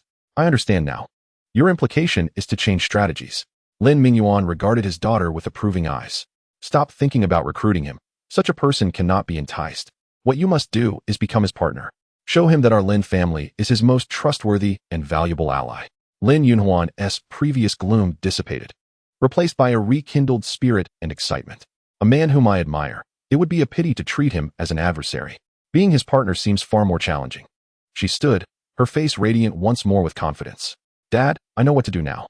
At the weekend, in the villa, the melodious sound of piano music cascaded from the study on the 2nd floor, reverberating through every corner of the house. In the living room, a young maid polishing a vase paused her actions, completely entranced. "Oh my, Wang Jia, the way the gentleman plays is simply magnificent. With the skill, it would be a pity not to perform at the Golden Hall in Vienna." The older maid, known as Wang Jia, smiled proudly, filled with a sense of shared honor. "The gentleman is truly remarkable. this is nothing. Amid the enchanting music, Yi Ning, dressed in casual home attire, descended from the third floor. She had heard it before. This was not the first time. Every weekend, when Jiang Xu was home, he would occasionally play a piece, each time reshaping her perception of this man. The rumored idol-rich heir, known for his indulgence, could possess such extraordinary piano skills. She remained silent, standing quietly at the corner of the staircase, listening to the captivating melody until the final note faded, its echoes slowly dissipating in the air. "Sir, your playing is truly beautiful." The young maid could not resist clapping her hands. Jiang Xu lifted his hands from the piano keys, a relaxed smile gracing his face, an expression he had never worn in the business world. Just playing casually. He turned to see Yi Ning standing at the stairway. Yi Ning walked down somewhat awkwardly, holding a financial report as if she had just emerged from work mode. "President Jiang." Jiang Xu nodded in acknowledgement, a silent greeting exchanged between them. Yi Ning hesitated for a moment before speaking, her tone imbued with a hint of caution. "Mr. Jiang, I heard from someone in the company that Chairman Zhang Heng of the Zhang Group suffered a sudden cardiac arrest a few days ago. And it was you who saved him?" Jiang Xu picked up a glass of water from the nearby table and took a sip, his expression remaining indifferent. "I merely possess some knowledge of first aid." Once again, Yi Ning felt a sense of helplessness. This man resembled an iceberg submerged in the depths of the ocean. One could never fathom the vastness concealed beneath the mere tip that was visible. How many more secrets did he harbor? Just then, the doorbell of the villa rang. Sister Wang went to answer it, and moments later, she ushered in a young man clad in a suit, his demeanor exuding respect. "Sir, this gentleman, Mr. Zhang, is here to see you." Jiang Xu lifted his gaze, and the visitor turned out to be Zhang Heng's son. Zhang Jun swiftly approached Jiang Xu and, without a word, deeply bowed before him. "Mr. Jiang." Jiang Xu raised an eyebrow, remaining silent. Both Yi Ning and the young maid were taken aback. The Zhang family was quite prominent in Yundu, and never had Zhang Jun, as the heir, shown such deference to anyone. Straightening up, Zhang Jun wore an expression of profound sincerity and guilt. "Mr. Jiang, I have come specifically to express my gratitude for your life-saving grace. I also wish to sincerely apologize for my previous rudeness and disrespect." As he spoke, he attempted to bow again, but was stopped by Jiang Xu's raised hand. "How is Chairman Zhang's health?" "He is no longer in danger." Zhang Jun exclaimed excitedly. The head physician at the hospital personally confirmed it. "If it weren't for your timely and professional CPR and injection, my father might not have made it to the ambulance. After waking, my father told me everything." "Mr. Jiang, I previously failed to recognize your importance and spoke some foolish words. Please do not take it to heart." Jiang Xu smiled faintly. "It was but a small effort. There is no need for such formality, young Master Zhang. No, for you, it may seem a small effort, but for our Zhang family, it is a tremendous favor." Zhang Jun's expression turned grave as he looked at Jiang Xu, earnestly making a promise. "Mr. Jiang, I am here today as a representative of my father and the entire Zhang family. From now on, should you require anything from our family, whether it be scaling mountains or traversing seas of fire, we will not hesitate to comply." These words resonated with weight. This was not merely a token of gratitude, but rather an oath of loyalty from a family. Jiang Xu regarded him and eventually nodded. "Very well, I accept this goodwill. Please convey my regards to Chairman Zhang and wish him a restful recovery." He did not decline, for he understood that this favor would bear significant importance in the future. Meanwhile, in Yundu's most prestigious private hospital, the Noah International Medical Center, within a VIP consultation room, Zhao Haitao anxiously tugged at his tie, displaying visible impatience as he glared at the foreign doctor seated across from him. "Dr. Noah, what is the situation?" "It was just a bit itchy and a few red spots appeared a few days ago. Is it really necessary to make such a fuss and conduct blood tests? Hurry up and prescribe me some ointment. I have a meeting this afternoon." The blue-eyed doctor, known as Noah, placed the test results on the table, his expression serious as he adjusted his glasses. "Mr. Zhao, I fear the situation is not as simple as you believe." Zhao Haitao's heart sank, yet he maintained an arrogant facade. "What do you mean? Do not frighten me." Noah, speaking in somewhat halting Chinese, articulated each word carefully. "According to the test results, you are not suffering from a common skin ailment. Rather, it is a condition known in your language as huaoliobing." "What on earth?" Zhao Haitao abruptly stood up from his chair, his tone shifting dramatically. Noah appeared unfazed by his exaggerated reaction and continued calmly. "Furthermore, based on the viral strain analysis, this is a very rare and highly drug-resistant variant.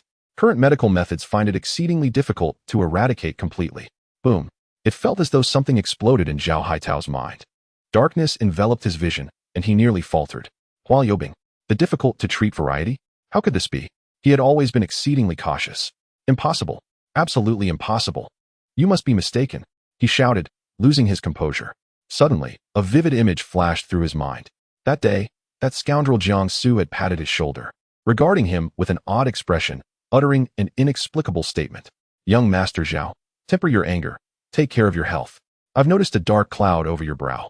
Perhaps it would be wise to avoid such establishments for a while. At the time, he had dismissed it as provocation and an insult, nearly provoking a confrontation. Yet now, reflecting on that gaze and tone, how could he have known? Then another memory surfaced. A few months prior, at a private party in Hong Kong. Amidst the revelry and intoxication, a stunningly voluptuous woman had approached him. That night had been wild and reckless. It was her. Zhao Haitao's complexion turned ashen, his lips trembling as he muttered, "It was that woman, that harlot from Hong Kong." Shock and a sense of being toyed with inundated him. He slumped back onto the chair, his gaze hollow, cold sweat soaking his expensive custom shirt. No, this cannot be. Zhao Haitao's lips drained of color. His entire being felt as though it had been stripped of its essence, collapsing into the luxurious leather seat. The phrase "Huo Liubing," the hard-to-treat variety, echoed in his mind like the most venomous curse.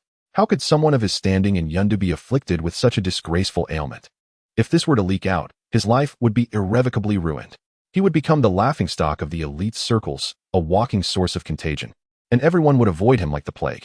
Su Qingyuan, yes, and Su Qingyuan. If she were to discover this, she would not only reject his advances, but would likely find him repulsive. The very thought sent Zhao Haitao into a suffocating panic, as if a vice were tightening around his throat. No, you must be mistaken. He abruptly lifted his head, his bloodshot eyes locked onto the Noah doctor. His voice hoarse like a broken gong. You foreign devil, what do you know about traditional Chinese medicine? What Huo Liubing? I merely have a common skin allergy. Your incompetence is merely a result of your lack of skill. He resembled a cornered beast, his roars an attempt to mask the inner turmoil that threatened to consume him. Dr. Noah, accustomed to patients losing their composure, merely pushed the test results toward him with calm resolve. Mr. Zhao, the data does not lie. I understand your emotional state, but the reality is as such. I recommend you promptly inform all your recent partners, so they may also undergo examinations. Shut your mouth. Zhao Haitao screamed in a fit of hysteria, seizing the test report on the table and ripping it to shreds, the fragments fluttering down like snowflakes. His chest heaved violently. Gasping for breath, his mind a chaotic whirlwind. He needed to remain calm. He forced himself to regain composure.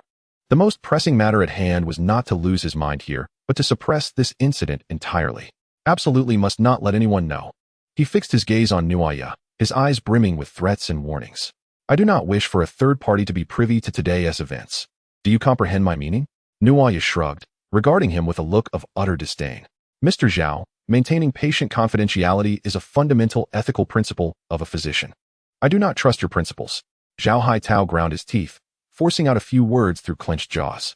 He abruptly stood, yanked open his briefcase, and retrieved a checkbook along with a Mont-Blanc pen. With a few swift strokes, he inscribed a figure, then tore the check from the book with a decisive motion, slapping it onto the table. Here lies 5 million. Accept this sum, forget you ever met me today, and erase all test results from your memory. From this moment forth, I am not ill, and you have never treated me. His voice trembled, yet it was laced with an imperious command. Should any rumors about me arise, Dr. Nuaya, believe me, I possess a myriad of methods to ensure your expulsion from Yundu, indeed from all of Huaxia, employing both coercion and temptation. He was adept at such tactics. Nuaya glanced at the figure on the check, a flicker of derision passing through his azure eyes. He did not touch the check, but leisurely stood, adjusting his white coat. Mr. Zhao, I reiterate, confidentiality is my tenet, unrelated to monetary matters. As for your condition, I still advise you to seek formal treatment promptly. The incubation period and mutability of this virus are unpredictable. The longer you delay, the graver the consequences. Having spoken, he opened the door, gesturing for him to leave. If you have no further matters, I must attend to my next patient. This impenetrable demeanor incensed Zhao Haitao thoroughly. Very well. How splendid. You, a pretentious foreigner, are overstepping your bounds. He cursed vehemently, snatching the check from the table and carelessly stuffing it into his pocket. Stumbling out of the consultation room, he absolutely disbelieved Nuaya's words. Yundu is vast, and Huaxia is replete with esteemed doctors. He refused to accept that a trivial skin ailment could not be cured. He would seek out the foremost expert in all of Huaxia. Meanwhile, at Yundu People's Hospital, in the nurses' station, several young nurses gathered during a shift change, indulging in gossip. Hey, Shaoli, have you heard? The elderly gentleman from the Jiang family in the VIP ward nearly passed away yesterday. Really? Is that true? I saw his son, Jiang Xu, yesterday. He was frantic. The young nurse known as Xiao Li lowered her voice, her face adorned with a blend of mystery and excitement. You wouldn't know this, would you? I was there at the scene. Dr. Nuaya declared there was no hope. Then he must have been beyond recovery. The pivotal moment was this. Xiao Li puffed out her chest, and just then, a young man arrived. Can you guess what he did? What did he do? Several heads leaned closer. He, right there on Zhang Laoye's chest, pressed a few peculiar spots, and, lo and behold, the heart began to beat again. Xiao Li recounted animatedly. No way. That sounds unbelievable. You make it sound like a drama. Who was that person? A slightly older nurse scoffed. Her expression one of skepticism. Everything I say is true, Xiao Li exclaimed, her face flushed with frustration. At that moment, a steady footfall approached from behind them. What are you discussing? Have you completed your work? The little nurses jumped, turning to stand at attention. Good day, Dean He. The newcomer was none other than the dean of the hospital, renowned cardiac surgeon He Zhiming. He had just finished a surgery and passed by the nurse's station. Having overheard their conversation, I just heard you speaking about Mr. Zhang Heng's condition and mentioned Dr. Nuya. He Zhiming adjusted his gold-rimmed glasses, his gaze sharp. He had never seen eye to eye with the Nuya from the International Medical Center. One represented a traditional, meticulous public healthcare system, while the other embodied the extravagant, luxurious private medical service. At a deeper level, there were philosophical divergences between Eastern and Western medicine. Nuya was a staunch Western medical elitist, often dismissive of certain traditional Chinese medical theories. They had engaged in minor debates at several medical symposiums. Xiao Li, singled out by the dean, felt her palms sweat with anxiety, but mustered the courage to recount the events once more. Dean, it was like this. Mr. Jiang pressed a few acupoints, and Mr. Jiang came back to life. He Zhiming furrowed his brow. To resuscitate a patient declared clinically dead by Nuya, using acupressure techniques? It indeed sounded quite fantastical. However, the term acupoint stirred something within him. His mentor, academician Hong E of the Medical Research Institute, had devoted his life to studying the stimulating effects of acupoints on severe diseases, especially concerning the heart. His mentor firmly believed that undiscovered emergency acupoints existed within the human body. At critical moments, they could surpass the efficacy of cardiac stimulants and defibrillation. Yet, this research had never achieved groundbreaking progress. Could it be that this young man, named Jiang Xu, truly possessed such legendary techniques? The thought ignited a quickening in He Zhiming's heart. He hesitated no longer, immediately pivoting and striding purposefully toward the VIP ward. Dean He? Inside the ward. Upon seeing He Zhiming's personal visit, Zhang Heng's son promptly stood. Mr. Zhang, I have come to check on Mr. Zhang and to understand the situation. He Zhiming smiled and nodded, his gaze settling on the patient's bed. Although Zhang Heng still bore an oxygen mask, all vital sign monitoring data were stabilizing. This was, in itself, a miracle. He Zhiming approached the bedside, softly inquiring, Mr. Zhang, how are you feeling now? Zhang Heng slowly opened his eyes, and upon seeing He Zhiming, weakly nodded. Thank you, Dean, you've gone to great lengths. I have snatched my old life back from the jaws of death. Mr. Zhang, I wish to confirm something with you. He Zhiming got straight to the point. Yesterday, when you were in critical condition, did a young man by the surname Jiang provide you with emergency assistance? At the mention of Jiang, Zhang Heng's muddled eyes sparkled with life. He struggled to nod, while Zhang Yuan quickly interjected. Yes, Dean. It was Mr. Jiang who saved my father. At that moment, even Dr. Nuya had declared him beyond help. It was Mr. Jiang who turned the tide. He is my savior, Zhang Heng articulated with painstaking effort, each word deliberate.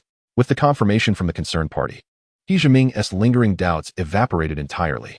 It is indeed true. A wave of immense excitement and shock surged through his heart. He must convey this news to his mentor at once. Mr. Zhang, please rest well. I shall not disturb you further.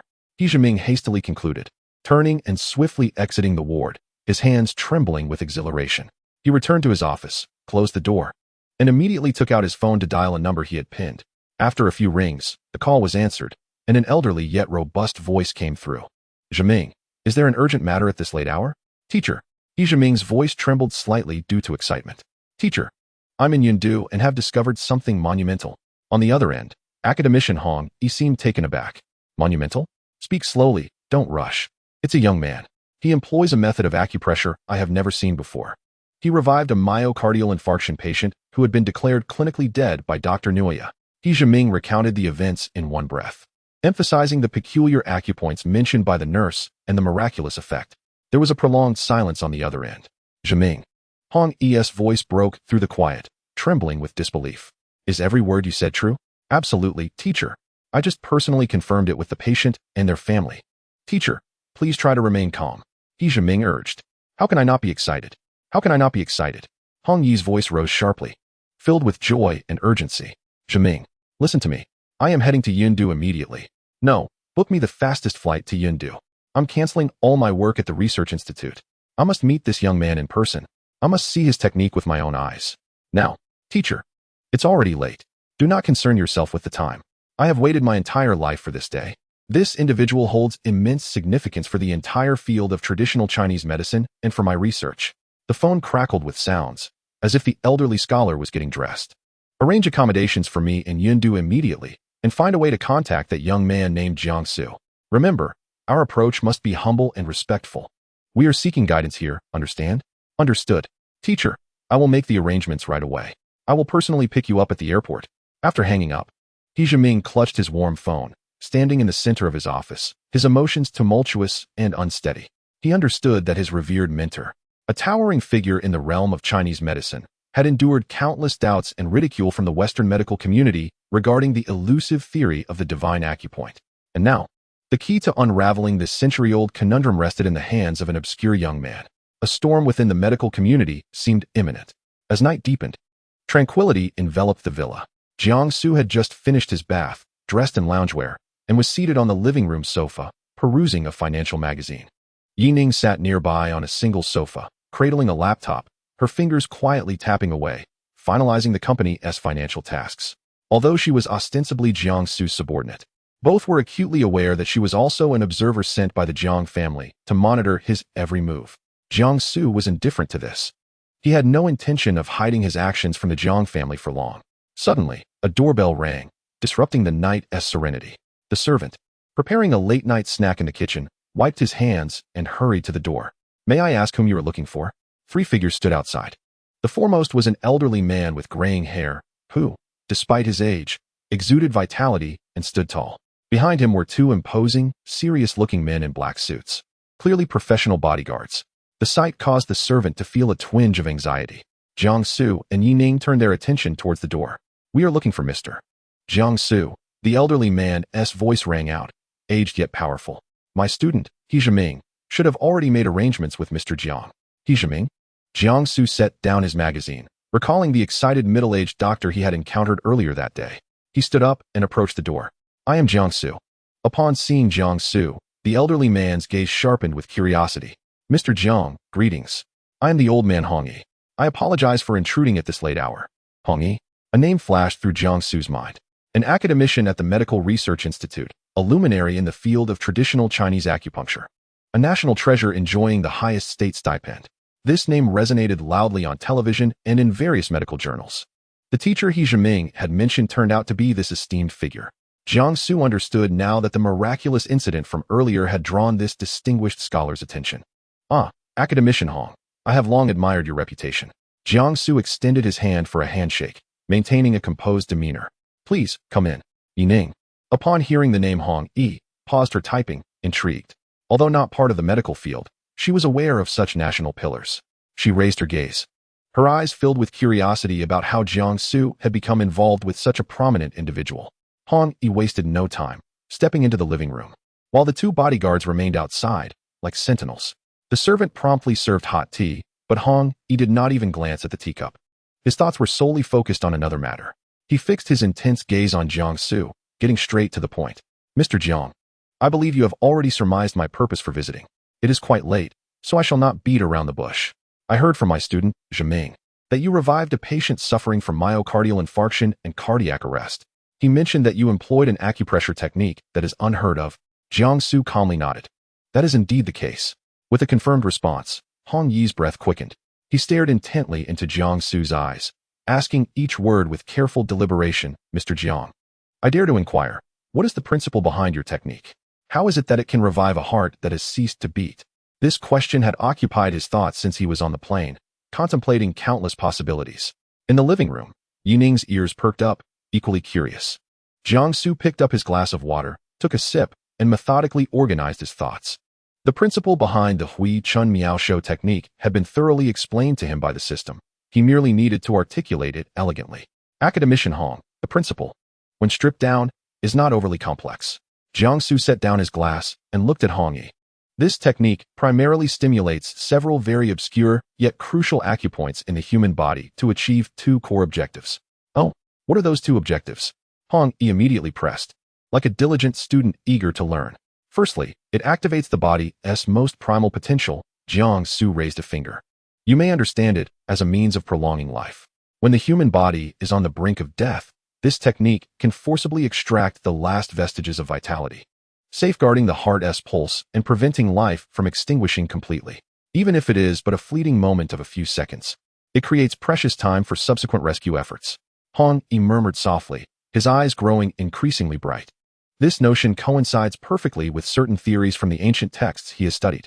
The ancients proclaimed the unity of heaven and man, believing that the human body harbors a miniature universe filled with endless mysteries. Is not the so-called activation of potential precisely this? What about the second objective? Hong Yi eagerly inquired. The second objective is even more straightforward, Jiang Xu continued, which is to alleviate the pressure surrounding the heart and restore the flow of stagnant blood and energy. In patients suffering from myocardial infarction, the heart often exists in a state of extreme spasm and ischemia, akin to a fist tightly clenched. Merely administering electric shocks is sometimes ineffective, as it lacks the capacity to relax. My technique, however, stimulates specific acupoints to forcibly induce the surrounding muscles and vessels to relax. This creates a conducive environment for the heart, while guiding the energy and blood to rainfuse. Once the pressure is relieved and energy is restored, the heart naturally has the opportunity to resume its rhythm. Jiang Xu's explanation was clear and unembellished, devoid of overly esoteric terminology. After he finished speaking, the living room fell into a brief silence. Yi Ning listened, feeling somewhat bewildered yet profoundly impressed. Meanwhile, Hong Yi, a venerable expert steeped in traditional Chinese medicine, was struck by a profound revelation, his eyes sparkling with unprecedented brilliance. With a resounding clap on his thigh, his voice trembled with joy. So that is it. To activate potential for the sake of life, to ease the environment for revival. This is nothing short of divine inspiration. Chapter 64, An Unconventional Request. Hong Yi, exhilarated, stood up and began pacing the living room, mumbling to himself. Ancient texts record that illustrious physicians possessed the art of reversing fate, capable of snatching souls from the hands of the king of hell. We modern practitioners believed it to be an exaggeration or an artistic embellishment of the ancients. Yet now it seems, it is neither hyperbole nor myth. It is indeed true. He abruptly halted, turning to Jiang Xu with eyes brimming with admiration. Mr. Jiang, your method and your understanding of it perfectly validate the long-lost principles of traditional Chinese medicine. You have unraveled a mystery that has troubled our field for centuries. Observing the elder scholar nearly bursting with excitement, Jiang Xu felt a chuckle rising, yet he held it back. You flatter me, esteemed scholar. I merely happen to possess this knowledge. No, that is not flattery at all. Hong Yi quickly returned to Jiang Xu, his expression suddenly becoming exceedingly solemn and sincere. He deeply bowed before Jiang Xu. This gesture left Yi Ning, who stood nearby, utterly astonished. Jiang Xu was taken aback as well, hastily rising to support him. Scholar Hong, what are you doing? This is unnecessary. It is necessary. Hong Yi insisted on completing his bow, lifting his head to gaze earnestly at Jiang Xu. Mr. Jiang, I have an unconventional request. Your technique is a treasure that could rewrite the history of modern emergency medicine, and it represents a beacon of hope for the resurgence of traditional Chinese medicine. Hong Yi's voice trembled with emotion. In recent years, our traditional Chinese medicine has faced immense challenges internationally, with many dismissing us as unscientific, labeling us as sorcery. Why? Because we cannot present something as standardized, replicable, and capable of miraculous results as cardiopulmonary resuscitation. Yet your technique embodies that. Therefore, I implore you, could you share this divine art of reviving life? I assure you, we will assemble the finest team for clinical research and promotion. Let it save countless lives. Let the world witness that our traditional Chinese medicine is equally capable of creating miracles of life. Upon finishing, he attempted to bow once more. This time, Jiang Xu was prepared, firmly supporting him. Scholar Hong, you are too courteous. A smile graced Jiang Xu's face. He had never intended to withhold his knowledge. This skill was merely one among many within the divine occupational system, with even more remarkable abilities to come. exchanging a skill already mastered for the immense goodwill of a revered figure in medicine and the favor of the entire traditional Chinese medicine community is an unparalleled bargain. A mere technique, its value lies in saving lives. Jiang Xu spoke with ease and sincerity. If I were to hoard it, it would be rendered worthless. If you wish to learn and promote it, I would be more than willing to share. Upon hearing Jiang Xu's straightforward agreement, Hong Yi was momentarily stunned. He had envisioned countless scenarios prior to his arrival. He had even prepared for persistent persuasion, even seeking intervention at the national level. Yet he never anticipated Jiang Xu would acquiesce so readily, so nonchalantly, as though he were sharing not a groundbreaking skill, but merely a simple family recipe. You truly are willing? Hong Yi's voice bore disbelief. Certainly. Jiang Xu chuckled. Do you expect me to hide it away and let it gather dust? Hong Yi stared at Jiang Xu, and after several seconds, his eyes glistened with unshed tears. He sighed deeply, filled with emotion. Mr. Jiang, your magnanimity humbles me. The benevolence of a healer. I see in you the true essence of a great physician. At this moment, Yi Ning's gaze toward Jiang Xu transformed entirely. This man seemed to possess a greater vision than she had imagined, even surpassing the expectations of anyone in the Jiang family. Scholar Hong, let us refrain from further sentimentality. Jiang Xu urged him to sit down once more. Striking while the iron is hot, I will now explain the technique to you. Excellent. Hong Yi immediately sat up straight. His demeanor focused to the utmost. Jiang Xu requested a servant to bring paper and pen. He held nothing back, thoroughly elucidating the entire technique. As he explained, he sketched a simple outline of the upper human body, marking several key acupoints and annotating various essential points. Hong Yi, being a master of traditional Chinese medicine, possessed remarkable memory and comprehension. After a single explanation, he had grasped the gist and posed several crucial questions. Mr. Jiang, is the sequence of stimulation for these acupoints fixed? Can it be altered? It absolutely cannot. Jiang Xu shook his head. This is a complete energy guiding circuit. If the order is incorrect, the energy and blood will become misdirected. Not only will it fail to save lives, but it may also harm them. Understood. Hong Yi nodded solemnly, then asked, what about the force applied? This requires practice. Different constitutions necessitate varying degrees of pressure. The general principle is to ensure that one can feel the transmission of energy. The two engaged in a question and answer exchange, and before they realized it, over half an hour had elapsed. During a pause in the explanations, Hong Yi finally broached the question that weighed most heavily on his mind. Mr. Jiang, pardon my boldness, but may I inquire where you learned such an extraordinary ancient technique? It is rather serendipitous. Jiang Xu had anticipated this and maintained an inscrutable expression. He casually replied, not long ago, while sorting through some old items at home, I stumbled upon a tattered, ancient medical manuscript. Its cover had fallen off, and there were missing pages, but this set of techniques remained relatively intact. I found it quite intriguing at the time, so I took notes and reflected upon it. To my surprise, it indeed proved to be of great utility. This reasoning, half truth and half falsehood, was impeccable. Upon hearing this, Hong Yi suddenly enlightened, only to be filled with regret. It turned out to be a fragment of a precious ancient text. What a pity. If only the complete version existed, who knows how many astonishing medical techniques it might contain. However, he quickly found solace. The ability to revive such a miraculous healing art was already an immense fortune, and he dared not wish for more. He carefully tucked away the sketch drawn by Jiang Xu, as if it were not merely a piece of paper, but rather an invaluable national treasure. Mr. Jiang, the gratitude I owe you today shall remain with me until my dying day. Hong Yi rose and once again earnestly expressed his thanks to Jiang Xu. The night had deepened, and with that thin sheet of paper that bore the future of traditional Chinese medicine, Hong Yi departed with satisfaction. Jiang Xu escorted him to the door, watching the old man's silhouette fade into the night, a subtle smile gracing his lips. He understood that from this night onward, he had firmly established his presence in the medical community. Meanwhile, in the living room, Yi Ning remained seated, her laptop screen aglow. Yet her fingers had long ceased their movement, her gaze fixed in a complex expression towards the doorway, as silence enveloped the room. The impact she felt today was truly monumental. Jiang Xu approached and waved his hand before her eyes. She snapped back to reality. Yi Ning, like a startled cat, trembled slightly, her eyes finally regaining focus. She looked at Jiang Xu, her lips moving as if to speak, but ultimately it transformed into a sigh. I truly have opened my eyes today. Jiang Xu chuckled, taking a seat across from her and pouring himself a glass of water. It's standard procedure. Nothing to be overly astonished by. Yi Ning couldn't help but retort, you call this standard procedure? Something you casually produced could excite a national medical luminary to such an extent and earn gratitude from the entire field of traditional Chinese medicine? Do you have any idea how esteemed academician Hong Yi is in the medical world? If his attitude towards you were to spread, it would set the entire medical community ablaze. Jiang Xu sipped his water, shrugging nonchalantly. Let it blaze, then. Yi Ning found his calm demeanor amusingly infuriating. She realized she truly could not fathom this man. The disparity was too vast. Taking a deep breath to steady her tumultuous emotions, she shifted the topic. Honestly, academician Hong left in such a hurry, skipping dinner. Aren't you concerned about his health?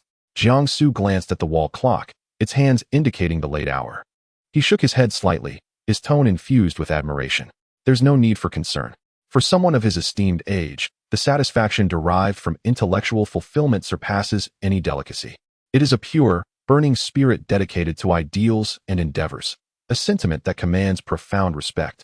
He mused softly, that is the true backbone of our nation. Half a month later, an explosive piece of news unexpectedly ignited the entire internet. The Medical Research Institute held an urgent press conference early this morning. A significant medical breakthrough known as the cardiac resuscitation method has been officially announced, verified by numerous experts from the World Medical Organization. This technique boasts a success rate far exceeding existing cardiopulmonary resuscitation methods during the critical window of cardiac arrest, requiring no specific equipment and holding immense significance. The World Medical Organization has hailed it as one of the greatest advancements in medicine of the 21st century and has decided to promote it globally. Upon the release of this news, the nation erupted in excitement. This was not merely an advancement in medical technology. It represented a substantial elevation of Xiaoguo's voice within the global medical arena.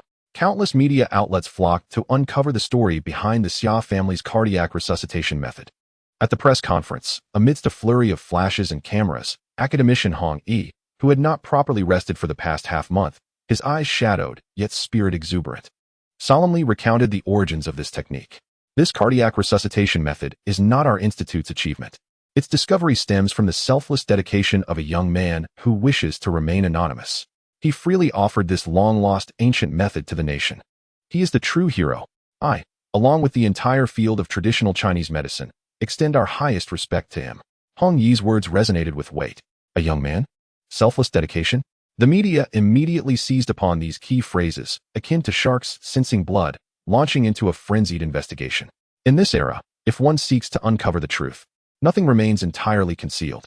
Moreover, Jiang Xu had never intended to hide it deliberately. Soon, the video and news from the Sino-Western Medicine Exchange meeting held half a month ago were unearthed by the resourceful reporters.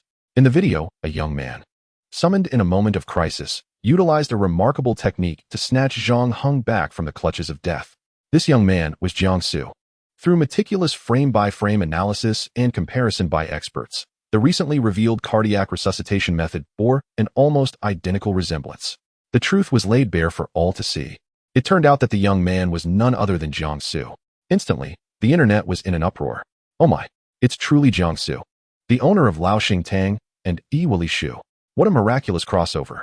Even novels wouldn't dare to write it this way. Not just impressive. This is a technique capable of altering the landscape of global medicine. He offered it without a second thought, not even leaving his name. What a grand vision. What a noble spirit. I'm utterly in awe. I'm a fan now. From today onward, I'm a devoted admirer of Jiang Xu. The wave of public opinion surged with unprecedented intensity, elevating Jiang Xu to a divine status. Meanwhile, the enterprises under Jiang Xu, Laoxing Tang, and Yi Shu, naturally became the greatest beneficiaries. The official websites and social media accounts of both brands were swiftly inundated by enthusiastic netizens. The comments section exhibited a striking consensus. If the owner is this remarkable, how could the products be anything less? I'm heading to Laoxing Tang to buy 2 servings for my parents. Supporting our national heroes enterprise. Oh no, we don't have a Yi Shu store here. Can the official website deliver? I'll pay double for the shipping. The brand's popularity soared once again. This time, Jiang Xu was not merely a successful businessman, but a hero embodying the spirit of selfless dedication and national pride. Such a halo of honor cannot be rivaled by any marketing strategy. Simultaneously, within the office, the atmosphere was unusually lively, with nearly everyone neglecting their work. They gathered together, excitedly discussing something while holding their phones. Indeed, handsome, talented, and so patriotic. What a remarkable man. The key point is, have you tried Yi Shu? It's incredibly delicious. I waited in line for half an hour just to buy it last time. Upon mentioning Shu, the atmosphere in the office shifted subtly. Someone lowered their voice, surreptitiously remarking, "Keep it down. Have you forgotten the ban issued by Suzhou? No mentioning of that brand in the office. And absolutely no eating it." She grew more and more animated as she spoke, even raising her phone triumphantly, exclaiming, "I don't care." In support of Jiang Xu, "I am ordering a batch of chestnut squirrels this afternoon. Who wants to join me? Me. Count me in. I want caramel flavor. I want the original flavor." In an instant, the atmosphere was charged with excitement, and responses poured in. It seemed that everyone had forgotten that the icy-cold female CEO, who had imposed this rule, was right in the same building. Perhaps, in their eyes, Jiang Xu's current reputation was sufficient for them to disregard the once-dreaded prohibition. Just as the office buzzed with the fervor of a bustling market, a chilling voice unexpectedly resonated at the doorway. "What are you all so happily discussing?" With that, the entire office fell into a profound silence. It was as if everyone had been pressed with a pause button, their smiles frozen in place, bodies paralyzed in fear. At the entrance stood Yuan. The air felt as though it had solidified in that very moment.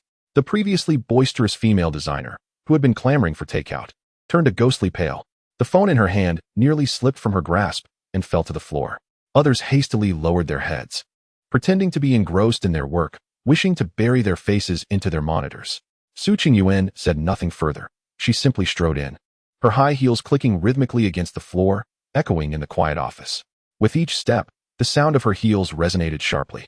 She approached the desk of the female designer and came to a halt. The designer trembled uncontrollably, her breath nearly stilled. Yuan's gaze fell upon the phone screen that the designer had not yet turned off.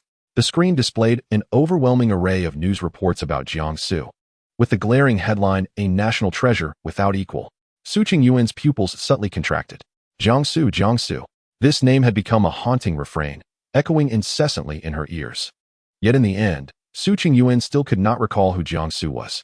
Consequently, from that moment onward, she embarked on a life filled with happiness and joy. The end.